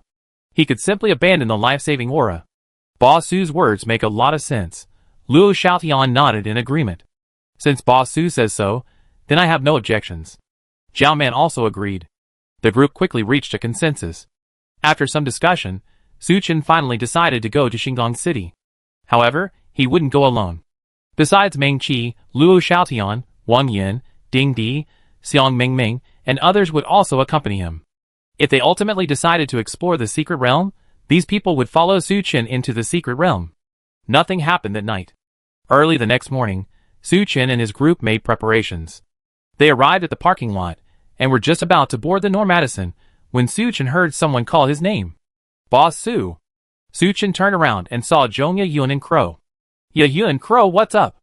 It must have been because Liu Binwei had given prior instructions. After becoming special envoys and joining the Watchers Alliance, Zhong Yun and Crow hadn't been aggressive. During Watchers Alliance meetings, they would sit quietly in a corner. Yesterday, Su Chen didn't invite Zhong Yun and Crow to the meeting. However, after the meeting, when it was decided to return to Shingang City, he still informed the two of them. I just received orders from the organization, saying that we too are to return to Shingang City with you, Boss Su, Zhong Yun explained. Oh, then let's go together. Su Chen didn't say anything on the surface, but inwardly he became more cautious. The fact that Zhu Kei was transferring Zhong Yun and Crow back probably had nothing to do with him. It was most likely for that secret realm. Even they were being transferred back, so that secret realm must be truly extraordinary. After everyone was in the car, Wang Yan, the driver, started the Madison. They drove on in silence. Madison sped northward. While passing through Hidden Dragon Valley, Su Chen had intended to greet John Wei. Unexpectedly, John Wei was also summoned back. This surprised Su Chen even more. What kind of secret realm could have prompted the powerful vermilion bird to summon back all the scattered superhumans? Finally, early the next morning, Madison arrived at the foot of the mountain in Star Harbor City. With Zhong Yun's identification, they traveled without hindrance. Unlike the last time when no one paid them any attention, this time, as soon as Madison entered the city, Su Chen saw Liu Binwei, John Wei, and others waiting by the roadside not far away. Boss Su, we meet again. After Su Chen got out of the car, Liu Binwei stepped forward to greet him. However, judging from his expression, he seemed preoccupied. Minister Liu, hello. Su Chen smiled and nodded in response. This situation is a bit urgent. I can't stay too long. Liu Binwei sighed. I have John Wei settle you in first. I explain the details to you later. Yun Crow, you two come with me. After calling Ye Yun and Crow, he hurriedly got into the hover car and left. Seeing Lu Binwei and the others in such a hurry, a cloud of doubt settled in Su Chen's heart. Just how dangerous is that secret realm? Boss Su, shall we go? John Wei waved his hand and said with a wry smile, after dropping you off, I have to hurry back to my meeting. All right. Su Chen nodded, not returning to Madison, but instead getting into John Wei's hover car. Old Wei, why is Minister Lu in such a hurry? Is it because of this secret realm? That's right. John Wei nodded, his expression becoming serious. He lowered his voice. What I heard is that this secret realm is not only dangerous, but also extremely eerie. Chapter 1058. If it was about the dangers of the secret realm, Su Chen could understand. But what did he mean by the secret realm is strange? Of those sent out to explore the secret realm, only one person came out alive. According to him, all the other companions died inside. John Wei explained. What's strange about that? Su Chen asked, puzzled. The secret realm is so dangerous that it wouldn't be surprising if only one person returned, or even if the entire team was wiped out. But the problem is, we clearly only sent one person out. John Wei's expression turned extremely grim. Su Chen was slightly taken aback, somewhat not understanding John Wei's words. You mean, the Vermilion Bird sent someone named Du Qiulin into the secret realm? Then this person came out saying that all the other companions died in the secret realm. John Wei nodded, his face slightly pale. That's right, exactly. That's interesting. Su Chen stroked his chin and chuckled. If you ask me, that person might be mentally unstable. That's what we thought at first too. John Wei smiled wryly. But when we brought in a psychiatrist and conducted various examinations on him, the examination results proved he wasn't mentally unstable at all. On the contrary, he was perfectly lucid. Oh! Su Chen raised an eyebrow, his curiosity piqued. Then what is the truth? John Wei didn't answer directly but asked instead, Boss Su, what do you think the truth is? Su Chen pondered for a moment and slowly said, I think Du Qiulin is the one with the problem. If what that person said was true, then their whole group had entered the secret realm. Therefore, it's impossible that there wouldn't be a single record inside the Vermilion Bird organization. That's what we thought too, but just as everyone was preparing to conduct further examination of that person, we realized something was wrong. John Wei gripped the steering wheel tightly, seemingly recalling something terrifying. According to the organization's internal regulations, it's impossible to send only one person into the secret realm. Su Chen was taken aback upon hearing this. That's right. The secret realm is so dangerous, let alone the Vermilion Bird, no surviving organization would send only one person to explore it. John Wei parked the hover car in front of the hotel and sighed. The truth is still unclear. Anyway, Chung Kun's combat department is still investigating. That's why I said that secret realm was strange. If what John Wei said is true, then this matter is indeed quite bizarre and sinister. Su Chen nodded slightly. I see. Alright, Boss Su, you guys get some rest. I believe this matter should be resolved before Chung Kun calls you for a meeting. John Wei opened the car door. Okay. Su Chen didn't say anything more, and got out of the hover car. After John Wei greeted him, he drove the hover car away again. On the other side, Wang Yan and the others parked Madison in the parking lot. After they met up with Su Chen, they entered the room that Lu Binwei had prepared in advance. After settling in, Su Chen called everyone to his room. He relayed everything John Wei had just said to everyone. After Su Chen finished speaking, the room fell silent. Everyone's expression turned somewhat strange. Although this matter had nothing to do with them, it still sounded unsettling. Judging from this, that secret realm is extremely dangerous. Boss Su, should we not go? Luo Xiaoyan whispered. His suggestion was undoubtedly wise. Judging from the information they had gathered so far, the danger of this secret realm far exceeded any known secret realm. While high risk often brings high reward, one still had to survive. Su Chen didn't answer immediately, but gently tapped the table. After a moment, he smiled slightly. Everyone, there's no need to be so tense. The specifics are unclear. Not even John Wei knows, let alone us. Why don't we wait and see if there's any other information? We come all this way, we can't just go back like this. His words made sense. Everyone nodded in agreement. For the next few days, Su Chen and his group stayed in the hotel, going nowhere. It wasn't until noon on the third day that Lu Binwei, along with John Wei, Zhong Yun, and Wu Ye, found Su Chen. Little Su, I'm so sorry, I haven't been able to properly entertain you these past few days, Lu Binwei said apologetically. Compared to a few days ago, he looked even more haggard. Minister Liu, you're too kind. Suchen paused, then asked, didn't Changkun say he wanted us to come for a meeting? Minister Liu, when is the meeting?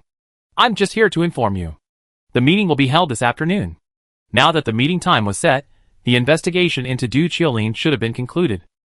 Suchen tentatively asked, Minister Liu, what happened to Du Qiulin, the one we sent to explore the secret realm? Suchen knowing about Du Qiulin didn't surprise Liu Benwei. After all, Suchen and Zhang Wei had a good relationship, and Liu Benwei hadn't asked Zhang Wei to keep it from Suchen. He glanced at Suchen, Luo Xiaotian, and the others, his expression serious as he whispered, I can tell you this for now, but you can't spread it outside. It's not because it's particularly secretive, but because it's so sinister. I'm afraid that if it gets out, it will cause unrest. Seeing his seriousness, everyone quickly nodded. I'm sure you all heard Zhang Wei's account of what happened. Liu Benwei slowly recounted the truth. Du Qiulin was originally in the research department, but was later transferred to the combat department. Not long ago, our people discovered a cave emitting a purple light, more than 100 kilometers to the northwest. Generally speaking, the entrance to a secret realm is often like this. Suchen nodded slightly, agreeing with Liu Benwei's statement. The base's higher-ups learned of this quickly. But no one gave it much thought. Changkun's investigation team was still tasked with the initial exploration of the secret realm. Suchen had heard Zhang Wei mention before that the combat department oversaw an investigation team. Whenever a new secret realm was discovered, the investigation team would be deployed to conduct preliminary reconnaissance. Then, they would summarize the collected information and submit it to higher-ups, who would then decide on the next steps. This greatly reduced the risk. However, for the members of the investigation team, it meant risking their lives. Because of this, the investigation team received extremely high pay and usually had few missions. Changkun personally led the combat department personnel and the investigation team to that cave. Chapter 1059. The investigation team was responsible for entering the secret realm, while Changkun and the others were responsible for providing support outside. But what happened next became strange. Liu Benwei's eyes flickered, and his expression changed slightly. According to convention, for a newly appeared secret realm, 5 to 10 people should be sent in. But for some reason, Changkun only sent Du Qiulin. And Du Qiulin insisted that he entered the secret realm with 6 other people. Hearing this, Wang Yan interjected, is it possible that Changkun is lying? Although he hadn't had much contact with Changkun, Wang Yan had heard about his character. Therefore, he naturally began to suspect Changkun. Liu Benwei shook his head and explained, there were over 200 people who went with Changkun. Not all of them were from the combat unit. Even if he were lying, he wouldn't lie about something like this. Besides, lying wouldn't do him any good. Everyone thought about it carefully and agreed. Since Du Qiulin said there were 6 other people, who are they? Suchen suddenly asked. That's a good question, Su. Liu Benwei said with a wry smile. We never heard of these 6 people he mentioned. There are no such 6 people in the entire Vermilion Bird. Luo Xiaotian frowned. So Du Qiulin is lying, or he's delusional? Suchen shook his head. I personally think he's not lying. After all, the Vermilion Bird's regulations are there. No matter how despicable Changkun is, he wouldn't treat his comrades' lives like a joke. So I think the reason is, it's that these 6 people's traces in the world have been erased. Except for Du Qiulin, no one remembers these 6 people anymore. Xiao Su is right. Liu Benwei looked at Suchen with some surprise and agreed. After some discussion, we came to a similar conclusion. Does anyone know someone named Pan Bowen? Suchen and Luo Xiaotian exchanged glances. Xiang Mingming raised her hand. I know. Before the apocalypse, I saw stories about Pan Bowen online. Looking at the surprised Suchen and the others, Xiang Mingming explained with a smile. Someone posted online saying that they had an elementary school classmate named Pan Bowen, who suddenly disappeared one day. But after Pan Bowen disappeared, no one remembered his existence, and they didn't even acknowledge that such a person ever existed. This caused a stir online. Some said it was the Mandela effect, others said it was due to parallel universes. Anyway, all sorts of theories saying, yes, all of them. Finally, that netizen came forward to clarify, saying that Pan Bowen was just a figment of his imagination. Liu Benwei glanced approvingly at Xiang Mingming and smiled. That's right. Du Qiulin's experience should be the same as that netizen's. Whether it's the Mandela effect or the Darwin effect, what's certain is that the cause of all this is Du Qiulin's experience in the secret realm. Suchen slowly analyzed. So what exactly did Du Qiulin encounter in the secret realm? His experience will be explained in detail in the afternoon meeting. I won't go into details here. Lu Binwei glanced at his watch, then stood up. It's getting late, let's go eat. Okay. Su Chen didn't press further, and also stood up. The group went to the restaurant, and enjoyed a sumptuous lunch. After lunch, everyone returned to their rooms to rest for a while. Seeing that it was time, Lu Binwei led Su Chen and the others to Star Diamond. It was the same conference hall where the previous business meeting had been held. When Su Chen and Lu Binwei arrived, quite a few people were already there. Boss Su. Minister Lu. A familiar voice rang out. Su Chen turned around and saw Peng Yu, whom he had met a few times before. You are? Lu Binwei looked at Peng Yu, somewhat puzzled. Although the Azure Dragon Gang had considerable influence in Ningxi Province, it was still no match for the Vermilion Bird Gang.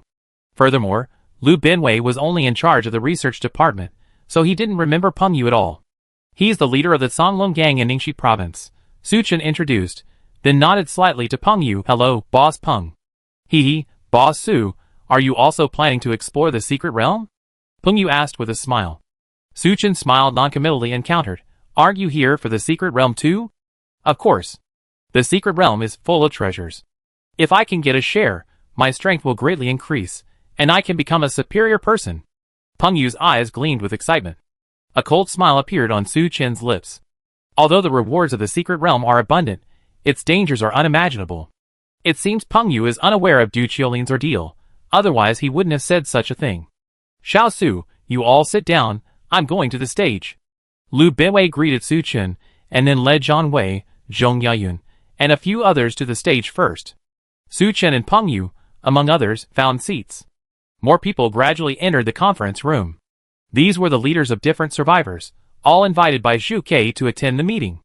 Not long after, Su Chen saw Cheng Kun rushing in. Following him were Lu Hailong, Wu Zheng, and others. Compared to before, Cheng Kun's expression was somewhat unpleasant. Su Chen thought to himself, it seems the Du Qiulin incident has brought him quite a bit of trouble. Unlike last time, today the person in charge of organizing the meeting was not Wei Yan, but Cheng Kun. Everyone, please be quiet. Cheng Kun sat in the main seat and picked up the microphone. His words immediately silenced the conference room. I'm sure everyone already knows the purpose of this gathering. However, I want to tell you first that the secret realm is extremely dangerous. Wu Zheng, please explain the details to everyone. Cheng Kun nodded to Wu Zheng. Wu Zheng stood up and turned on the projector. This secret realm is located in Zishan, northwest of Xingdong City. He briefly introduced the situation of the secret realm to everyone. Hey, Minister Cheng, let's not waste any more time. Let's hurry up and set off to explore the secret realm. A leader of a survivor organization urged impatiently. Old Zhu, don't rush. Minister Cheng hasn't mentioned the reward rules yet. Yeah, look how impatient you are. The others joked. Like Peng Yu, they were completely unaware of how terrifying this secret realm was. Chapter 1060. Shut up. Cheng Kun suddenly shouted, silencing the entire conference hall. His face was grim as he surveyed the hall. This secret realm is different from the past. It's extremely dangerous. Minister Cheng, aren't secret realms usually extremely dangerous? Someone asked timidly. The danger here exceeds your imagination. Cheng Kun glared at the person and said coldly, we previously sent a 7-member investigation team into the secret realm. But only one person came out alive. The most terrifying thing is that, apart from this person who came out alive, we don't remember the existence of the other 6. Upon hearing this, everyone was stunned. Minister Cheng, what does it mean that you don't remember the existence of the other 6?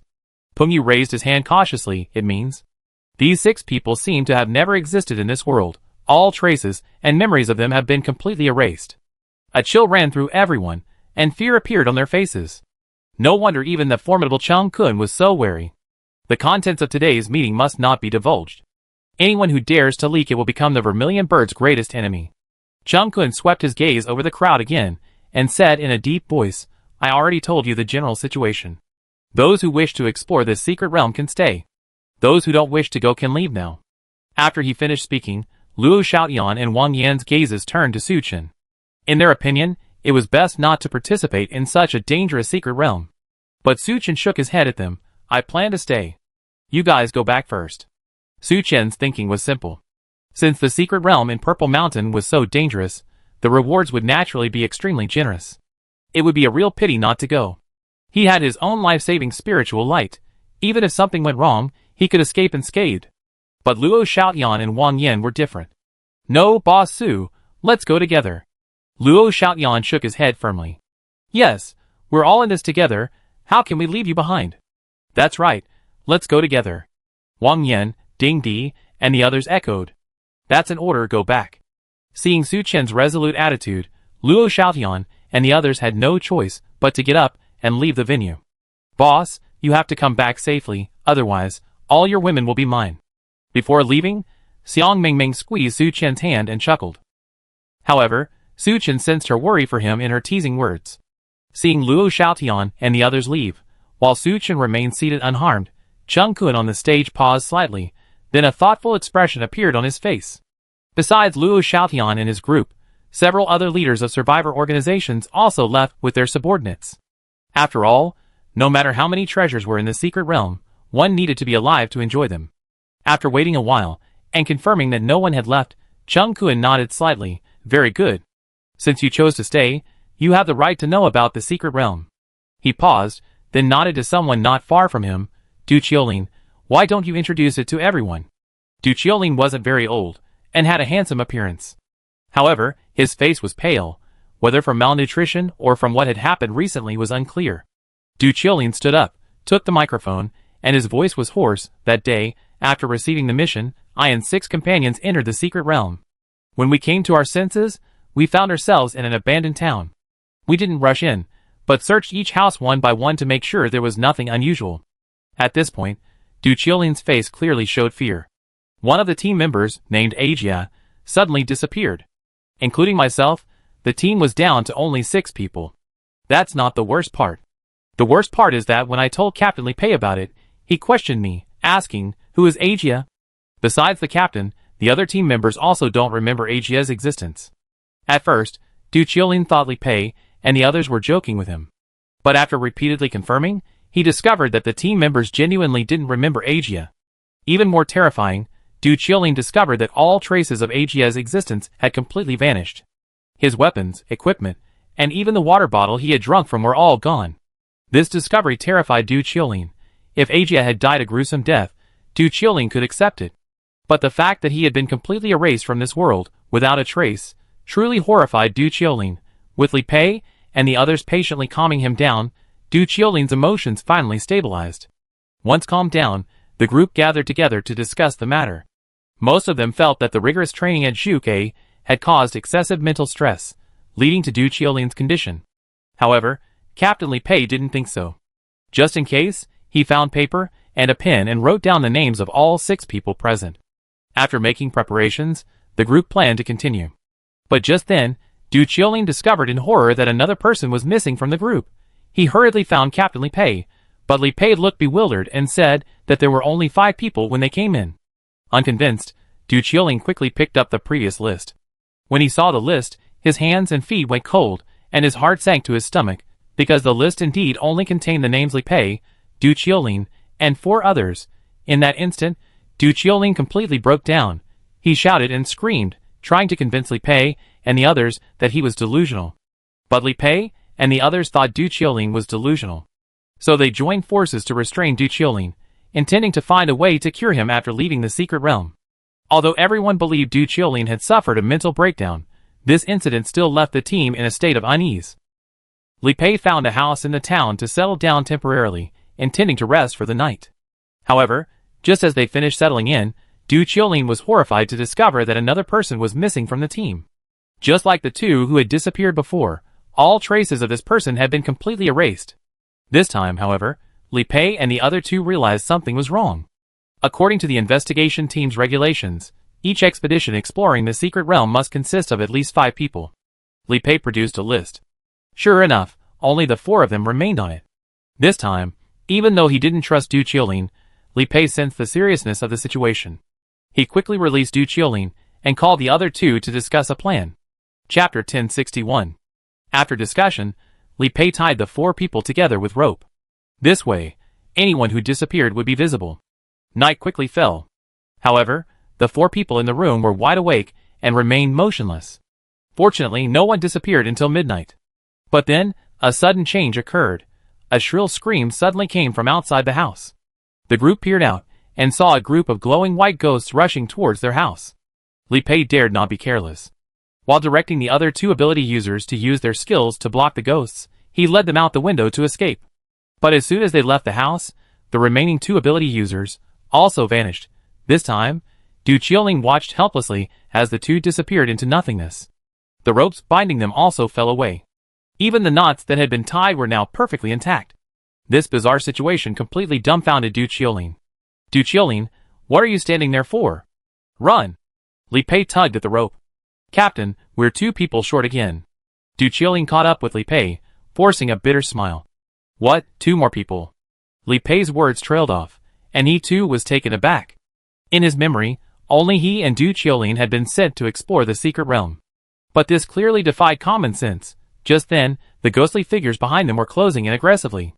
Seeing their escape route about to be blocked, Li Pei grabbed Du Qiuling, his voice urgent. Maybe I'm wrong, but no matter what, only your memory is accurate now. You must find a way to get out of here alive. Before Du Qiuling could react, Li Pei shoved him out of the encirclement. Then, Li Pei raised his weapon and charged towards the ghost. Seeing this, Du Qiuling's eyes welled with tears. But to prevent Li Pei's sacrifice from being in vain, he had no choice but to turn and run for his life. While fleeing, Du Qiuling glanced at the list in his arms. Sure enough, on the list, only his name remained. To evade the ghost's pursuit, Du Qiuling had to run towards the edge of the town. But the area outside the town was desolate and dark. After running for a while, he suddenly slipped and fell to the ground. His head, perhaps hitting a rock, instantly lost consciousness. When Du Qiuling awoke, he found himself outside the secret realm. Surrounding him were Chung Kun and the others. After Du Qiuling finished recounting his experience, the entire conference hall fell into a deathly silence, so quiet you could hear a pin drop. Many faces already showed expressions of regret. If they had known the Purple Mountain secret realm was so bizarre, why would they have participated at all? Minister Chung, is it too late for me to withdraw now? Someone cautiously raised their hand. What do you think? Chung Kun's gaze immediately glared at them, his eyes filled with icy coldness. The person had no choice but to remain silent. Everyone cursed inwardly. That Chung Kun, was he doing this on purpose? Was he afraid that if everyone knew what was inside, no one would be willing to enter the secret realm? He waited until everyone agreed before letting Du Qiuling recount his experience. Chung Kun gestured for Du Qiuling to sit back down before speaking in a deep voice. Everyone is aware of the situation. Although the secret realm is dangerous, as the saying goes, high risk brings high reward. Whatever is obtained from the secret realm will be divided equally according to contribution. Even without any effort, just entering the secret realm will be rewarded with a large amount of raw stones and spirit stones by the Vermilion Bird. Please rest in the Star Diamond tonight. We set off early tomorrow morning. Chung Kun paused, then added, anyone who needs any supplies can apply to us. As long as it's not too excessive, we can accommodate them. The Star Diamond Security Department is very effective, so please try not to wander off. Otherwise, getting caught will be embarrassing. His meaning was clear. Those present had better abandon any thoughts of escape, otherwise the Vermilion Bird wouldn't be so lenient. Chung Kun clapped his hands, and many staff members entered the venue, leading Su Chen, Peng Yu, and the others away. Several floors of the Star Diamond building appeared to be dormitories, and the furnishings were decent. The group of extraordinary individuals, who were going to explore the secret realm, were assigned here. Just as Su Chen was about to lie down on his bed, there was a knock on the door. He opened the door and saw Peng Yu. Boss Su, did I disturb your rest? Peng Yu said with a smile. No, come in. Su Chen opened the door and let Peng Yu into his room. After they sat down, Peng Yu eagerly said, Boss Su, we can't avoid this mission to explore the secret realm. A few leaders from other organizations just approached me, saying they wanted to form a small group to advance and retreat together. Then I thought of you. What do you think? Faced with his suggestion, Su Chen simply shook his head. Sorry, I'm not interested. No, Boss Su, many hands make light work. Haven't you heard that wild beasts always roam alone, only cattle and sheep travel in herds? Su Chen countered.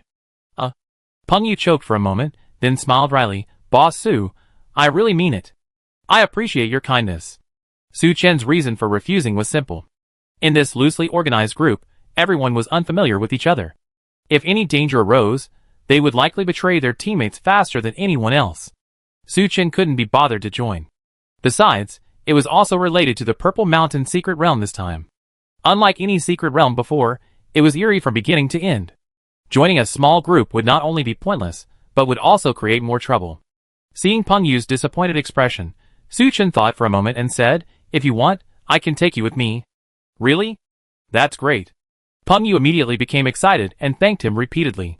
He had personally witnessed Su Chen's strength. Being with Su Chen would undoubtedly provide more security. "Alright, I need to rest now. You should go back too." Su Chen immediately dismissed him. "Then I won't disturb your rest, Boss Su." Peng Yu stood up and left the room.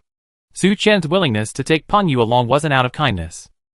Considering the dangers of the secret realm, if Peng Yu accompanied him, he could be used as a sacrifice if necessary. After Peng Yu left, Su Chen didn't rush to rest. He leaned against the headboard and began to recall Du Qiulin's words. Chapter 1062. Including Du Qiulin, the Vermilion Bird sect sent a total of 7 people. However, the other 6 disappeared one after another within the secret realm. Only Du Qiulin left the secret realm alive. Based on the above information, Su Chen drew 2 conclusions. First, Du Qiulin must possess something special, which is why he survived. Otherwise, he would probably have been completely forgotten by the Vermilion Bird sect, just like Li Pei and Ajie. Second, there should be 2 ways to leave the Purple Mountain secret realm. Normally, it should be similar to before. The passage can only be found after exploring the entire secret realm. The other way is through a randomly appearing passage. Du Qiulin most likely stumbled upon a random passage, and thus left the secret realm. The second conclusion needs to be verified after entering the secret realm, so we can set it aside for now. To verify the first conclusion, Su Chen needs to talk to Du Qiulin up close. This was crucial to their safe escape from the secret realm. Su Chen pondered for a moment, then picked up the landline by the bedside and dialed Lu Binwei's number. "Hello? Minister Lu, it's me, Su Chen." "Oh, little Su, what's up?" "It's like this." Su Chen briefly explained his request. "Oh, I see. It should be fine." Lu Binwei on the other end of the line readily agreed. "How about this? Wait a moment. I go and say hello to Cheng Kun." "Okay." At Cheng Kun's residence, Lu Hailong, with a bitter face, said to Cheng Kun, "Brother-in-law, the Purple Mountain secret realm is so dangerous. Can I not go?" "How can that be?" Cheng Kun glared at him, speaking earnestly. "I've taken such good care of you before, and there's already discontent both inside and outside the Vermilion Bird clan. If I exclude you again this time, what will others think of me? Besides, don't worry, Wu Zheng is leading this operation. He'd take good care of you for me. As long as you get out safely, I can take care of you again in the future, and outsiders won't be able to say anything." "You make it sound so nice. He won't take the risks himself, but he insists on sending me in." Lu Hailong cursed Cheng Kun inwardly, but outwardly he had to feign gratitude. "Thank you, brother-in-law. We're family, no need to be so polite." Cheng Kun waved his hand, followed by a cold laugh. "There's another reason I let you into the secret realm," Cheng Kun said. "Didn't you see? That kid Su Chen is also going into the Purple Mountain secret realm. He didn't even bring any of his men. This is a golden opportunity. As long as we tamper with things and kill him inside the secret realm, no one will know." Lu Hailong's eyes lit up. "That's right, brother-in-law is truly resourceful. You should learn from him." Cheng Kun leaned back on the sofa, stretching comfortably. "Once we take down Su Chen, we can easily annex the Watchers Alliance, and you can use the opportunity to strengthen your Ningxi society. Isn't that wonderful?" Imagining the beautiful scene, Lu Hailong almost blew bubbles of joy. Just then, Cheng Kun's communicator suddenly rang urgently. He picked it up and frowned slightly. "Brother-in-law, what's wrong?" Lu Hailong asked, puzzled. "It's Lu Binwei on the phone." Cheng Kun gestured for Lu Hailong to be quiet, then answered the phone. "Hey Lao Lu, what's up?" "Okay, I understand. I arrange it later." After hanging up the phone, Cheng Kun tapped the table lightly, a thoughtful expression on his face. "Brother-in-law, what did Lu Binwei want with you?" "He told me that Su Chen wants to meet with Du Qiulin." "Did you refuse?" Lu Hailong asked anxiously. "No." Cheng Kun shook his head. "Ah? Brother-in-law, you didn't refuse?" Lu Hailong was stunned. Their relationship with Lu Binwei and Su Chen wasn't good. Logically speaking, such a request should have been resolutely refused. Cheng Kun lit a cigarette and said slowly, "Su Chen wants to see Du Qiulin simply to inquire about the specific situation within the Purple Mountain secret realm. If he can analyze anything useful, it will only benefit us, not harm us." Lu Hailong thought about it carefully and realized that made sense. After all, the Purple Mountain secret realm was extremely dangerous. More than killing Su Chen, they hoped to escape the secret realm unscathed. Let's go, we go with you. Chung Kun stubbed out his cigarette and stood up. Half an hour later, in a small conference room. Besides Su Chen, Chung Kun, and Lu Hailong, Lu Benwei also arrived with Zhang Wei, Crow, Zhong Yayun, and Guo Ran. I didn't expect you to come, Lao Cheng. Lu Benwei said in surprise. Hee, Du Qiulin is currently the most important secret within our Vermilion Bird clan. I have to come along, just in case something goes wrong, right?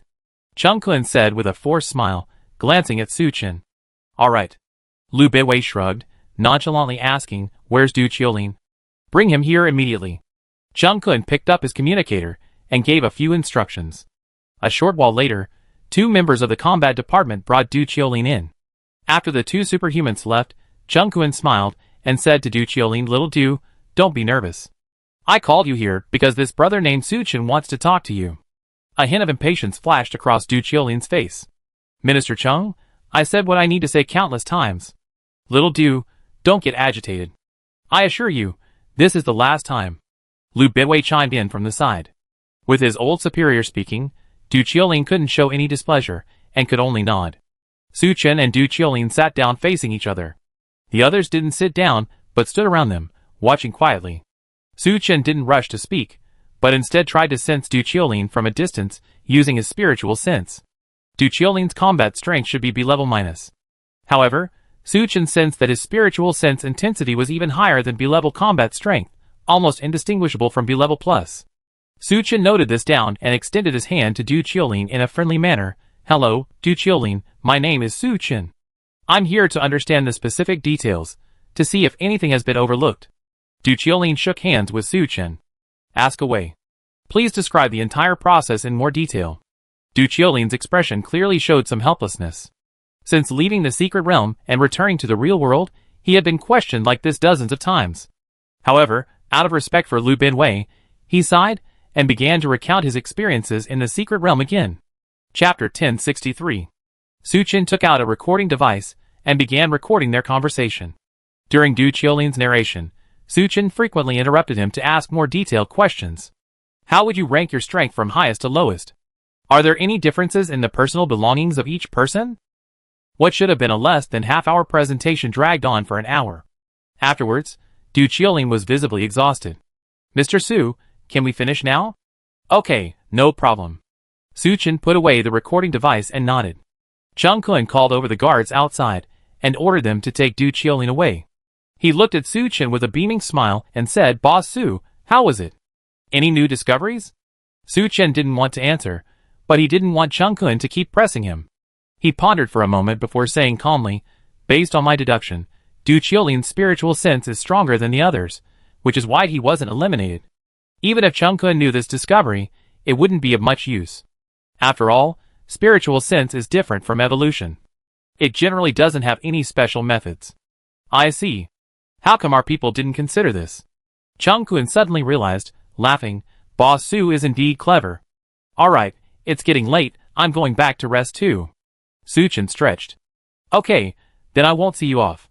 Chung Kun chuckled. Watching Su Chen and the others leave, Chung Kun's face darkened. Brother-in-law, is something wrong? Noticing the change in his expression, Lu Hailong asked suspiciously. That Su Chen must have made some other new discoveries. But he hasn't said anything, Chung Kun said coldly. That dog is too wicked. Lu Hailong cursed. But it's alright, I have other methods. Chung Kun revealed a sinister smile. After leaving the conference room, Lu Benwei didn't leave immediately with his men, but went to the room with Su Chen. Little Su, don't be nervous, Lu Benwei comforted him. Xiao Zhan and Ye Yun will be going to the Purple Mountain secret realm tomorrow. You can form a team and work together. Among the 4 of Zhang Wei, Crow and Guo Ran were considerably weaker. The strongest, Zhang Wei and Zhong Yayun, were top-tier superhumans even in the combat department. That's why they were also assigned to explore the Purple Mountain secret realm this time. That's great. Su Chen was delighted upon hearing this. Compared to someone like Peng Yu, Zhang Wei and Zhong Yayun were not only stronger, but also more reliable. He thought for a moment, and said in a low voice, to be honest, Minister Lu, I actually have other judgments based on my conversation with Du Qiulin just now. Oh! Then tell me quickly. Lu Binwei's eyes lit up, and he urged him hurriedly. Zhang Wei and the others also looked at Su Chen expectantly. They all wanted to know more about the secret realm, so they would have more assurance. Besides Du Qiulin's strong spiritual sense, I have two other judgments. First, the order of their disappearance is closely related to their strength. Secondly, anyone who makes a move inside will immediately suffer. Lu Binwei and the others were taken aback. Su Chen took a piece of paper and pen and began writing. Let's divide them into numbers 1 through 7 according to their strength. Ajia, being the weakest, was designated number 1. Du Qiulin was designated number 7. Before the ghosts appeared, their disappearance order followed this list. The group thought carefully and realized it was indeed as Su Chen said. The weakest, Ajia, was the first to disappear, followed by 2 slightly stronger individuals.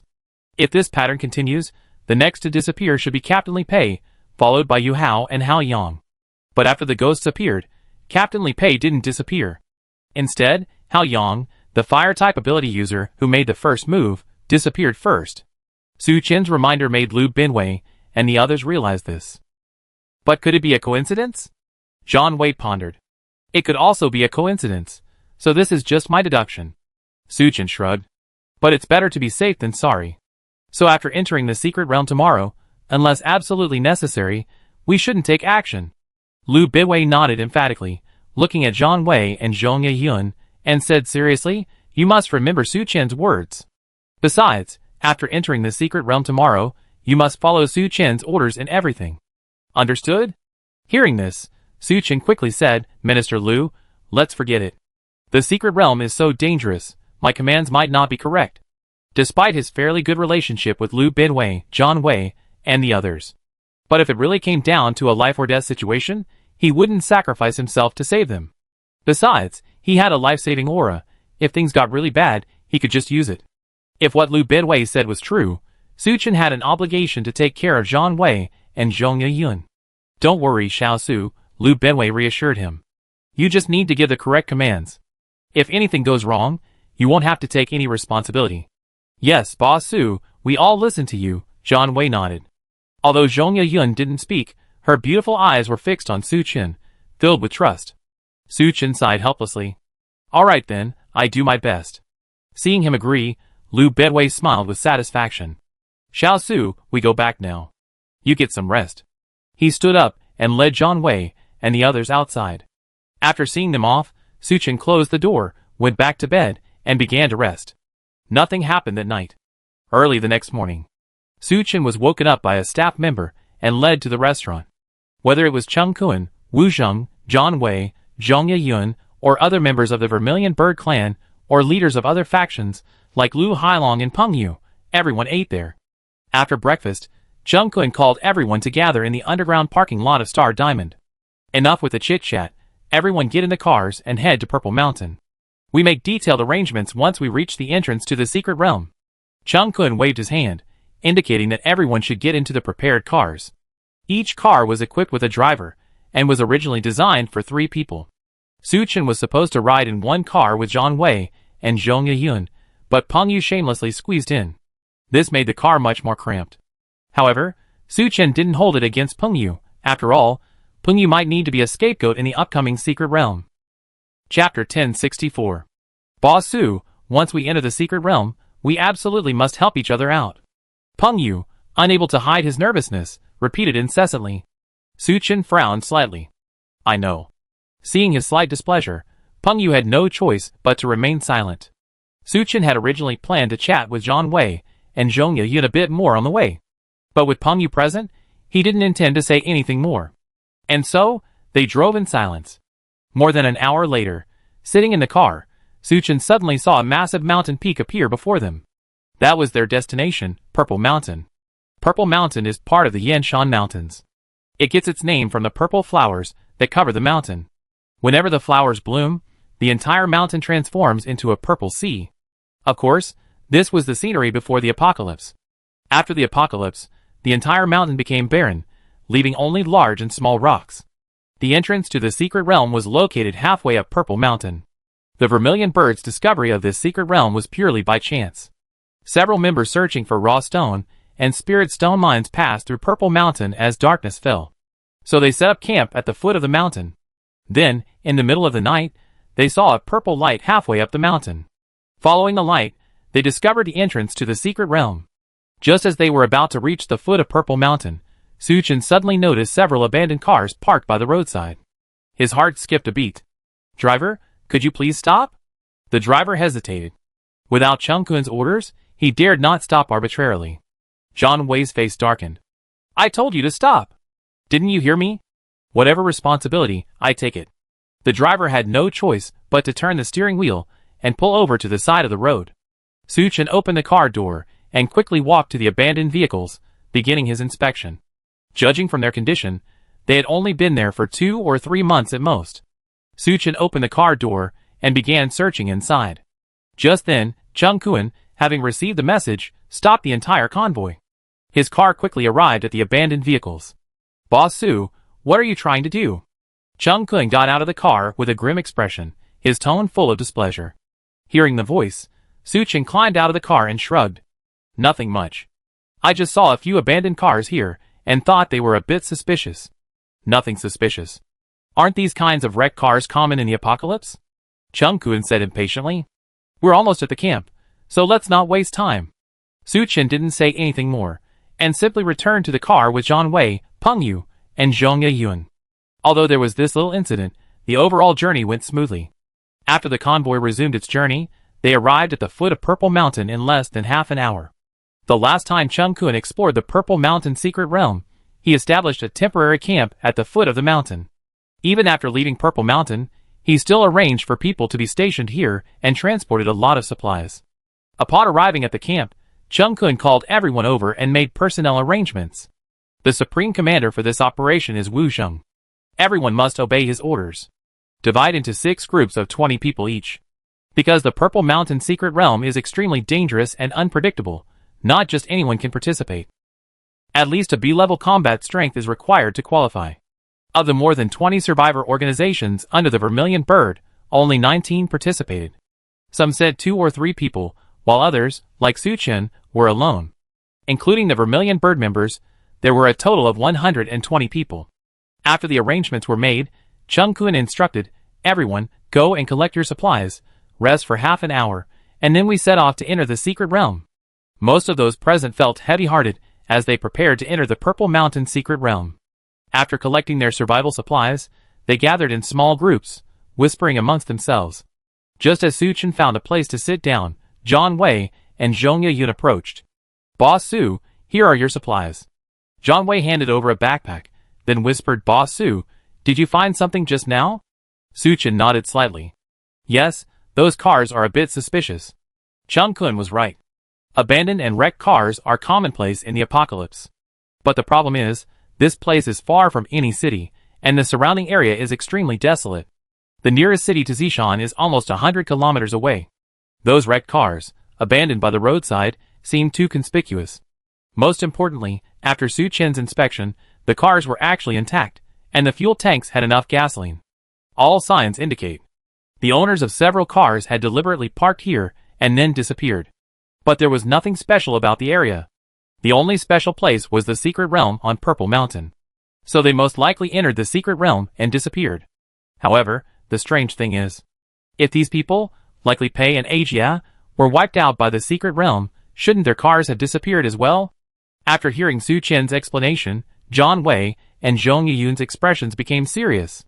If outsiders really had entered the secret realm, this was no small matter. It might even affect the Vermilion Bird's operations. "Should we inform Changkun?" John Wei asked softly. "Forget it, do you think he believed me?" Suchin retorted. Recalling Changkun's attitude earlier, John Wei also abandoned the idea.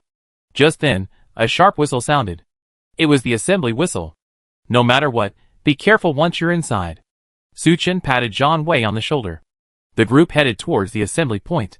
Once everyone had assembled, Changkun counted heads to ensure everything was in order, then waved his hand. "Let's go." The long line headed towards the mountainside. Soon, they arrived at the entrance to the secret realm. 2 massive boulders stood halfway up the mountain.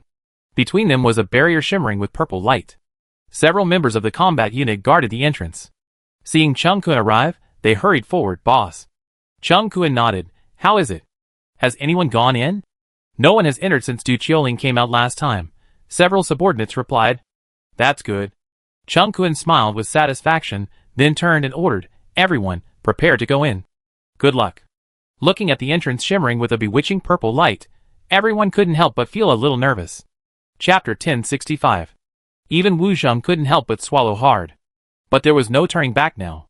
Brothers, let's do it. Wu Zheng nodded to the others, steeling himself, and was the first to enter the secret realm. The others followed closely behind. Soon it was Su Qian, John Wei, and the others' turn. Su Qian took a deep breath and strode into the secret realm. As usual, he only felt a blur before his eyes.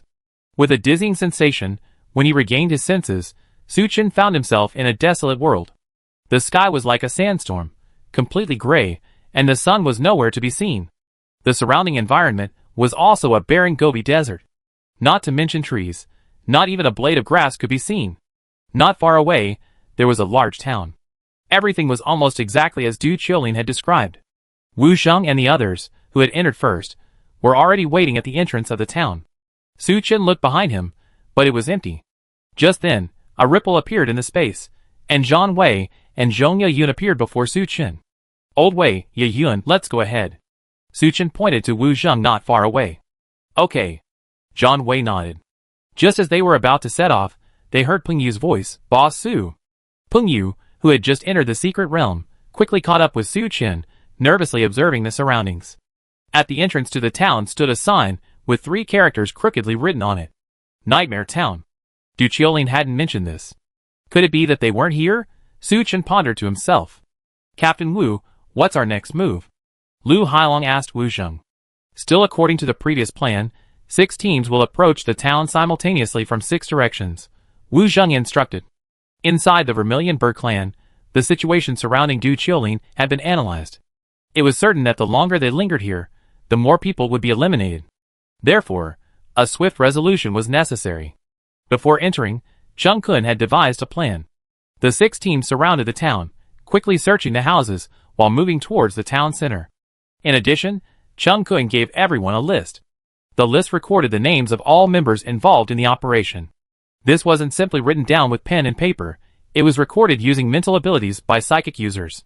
Upon receiving the order, the 6 teams sprang into action. Su Qian belonged to the 6th squad, and John Wei, Zhong Yeyun, and Peng Yu were naturally in the same squad as him. They were commanded by Yin Liang, the combat unit captain of the same rank as Wu Zheng. Perhaps Chung Kun had given him some instructions beforehand. His attitude towards Su Qian was quite polite. Under Yin Liang's leadership, the group began searching house to house. At first, everything seemed normal. The houses in this small town were all ancient buildings, with a style somewhat leaning towards the Ming and Qing dynasties. To be honest, in the gloomy weather, it was a bit eerie. Just as they were searching one of the courtyards, Zhong Yeyun, not far away, suddenly let out a scream. Everyone was startled and quickly moved closer to Zhong Yeyun. What's wrong, Yeyun? Su Qian stepped in front of Zhong Yeyun and said in a deep voice. Zhong Yeyun was initially a little nervous, but seeing this scene calmed her down slightly. She reached out and pointed to a painting on the wall. That painting just smiled at me. Everyone looked in the direction she was pointing. On the wall hung a portrait in ink wash style. Black and white lines outlined a man's face. His dark, hollow eyes were staring at everyone, grinning broadly. Seeing this painting suddenly in this environment was indeed unsettling. Su Qian didn't rush forward, but instead released his spiritual sense to probe the painting on the wall. However, no matter how his spiritual sense probed, the painting showed nothing unusual. Yin Liang, on the other hand, simply stepped forward and ripped the painting off the wall. He held it in his hand, examining it for a while before frowning and saying, "It's just an ordinary self-portrait, though it looks a bit scary." Yeyun, were you seeing things? The others also stepped forward one after another, examining the painting. But no matter how they examined it, it was just an ordinary painting. Maybe I'm seeing things? In the end, Zhong Yeyun was somewhat unsure. Su Qian simply stood aside silent. Everyone else had checked it, and their spiritual sense couldn't detect anything wrong. There were only 2 possibilities. Either Zhong Yeyun was seeing things, mistaking it. But she was a B-level combatant, how could she make such a mistake? Or the painting was too strange. Even with Su Qian's spiritual sense strength, he couldn't sense its oddity. Regardless of the possibility, the most appropriate course of action was to abandon it. Yin Liang thought so too. He took out a lighter from his pocket and lit the painting. Watching the painting gradually burn to ashes, Yin Liang smiled with satisfaction. Alright, everyone, let's not waste any more time and continue. The group put the matter behind them and continued exploring the houses ahead. However, shortly after they left, the ashes on the ground suddenly rose with the wind, turning into a cold, black mist. It quickly chased after the direction Su Chen and the others had gone. Half an hour after the team separated, the walkie-talkie on Yin Liang's waist suddenly rang. Wu Sheng's voice came through the walkie-talkie. Number 1 calling, all teams, take turns reporting the situation. As previously agreed, every half hour, Wu Sheng, as number 1, would call the other team leaders. Number 2 received, all 19 of my men are safe and sound. Number 3 received, all 18 of my men are normal. Number 4. Number 5. Hearing the voices on the walkie-talkie, Yin Liang and the others remained calm. Su Chen, however, frowned slightly. He felt something was amiss, but couldn't quite put his finger on it. After the first few reported, Yin Liang picked up the walkie-talkie. Number 6 received, all 20 of my men are safe and sound. Okay, number 1 received, all 19 of your men are safe and sound. I call you again in half an hour. Over. Just as Yin Liang put the walkie-talkie away, Su Chen finally realized what was wrong. Captain Yin, something's wrong. What's wrong? Yin Liang asked, puzzled. Didn't you realize that the other teams are all short-handed? Su Chen said seriously. Short-handed? Yin Liang looked at Su Chen in surprise. Didn't they all say everything was normal?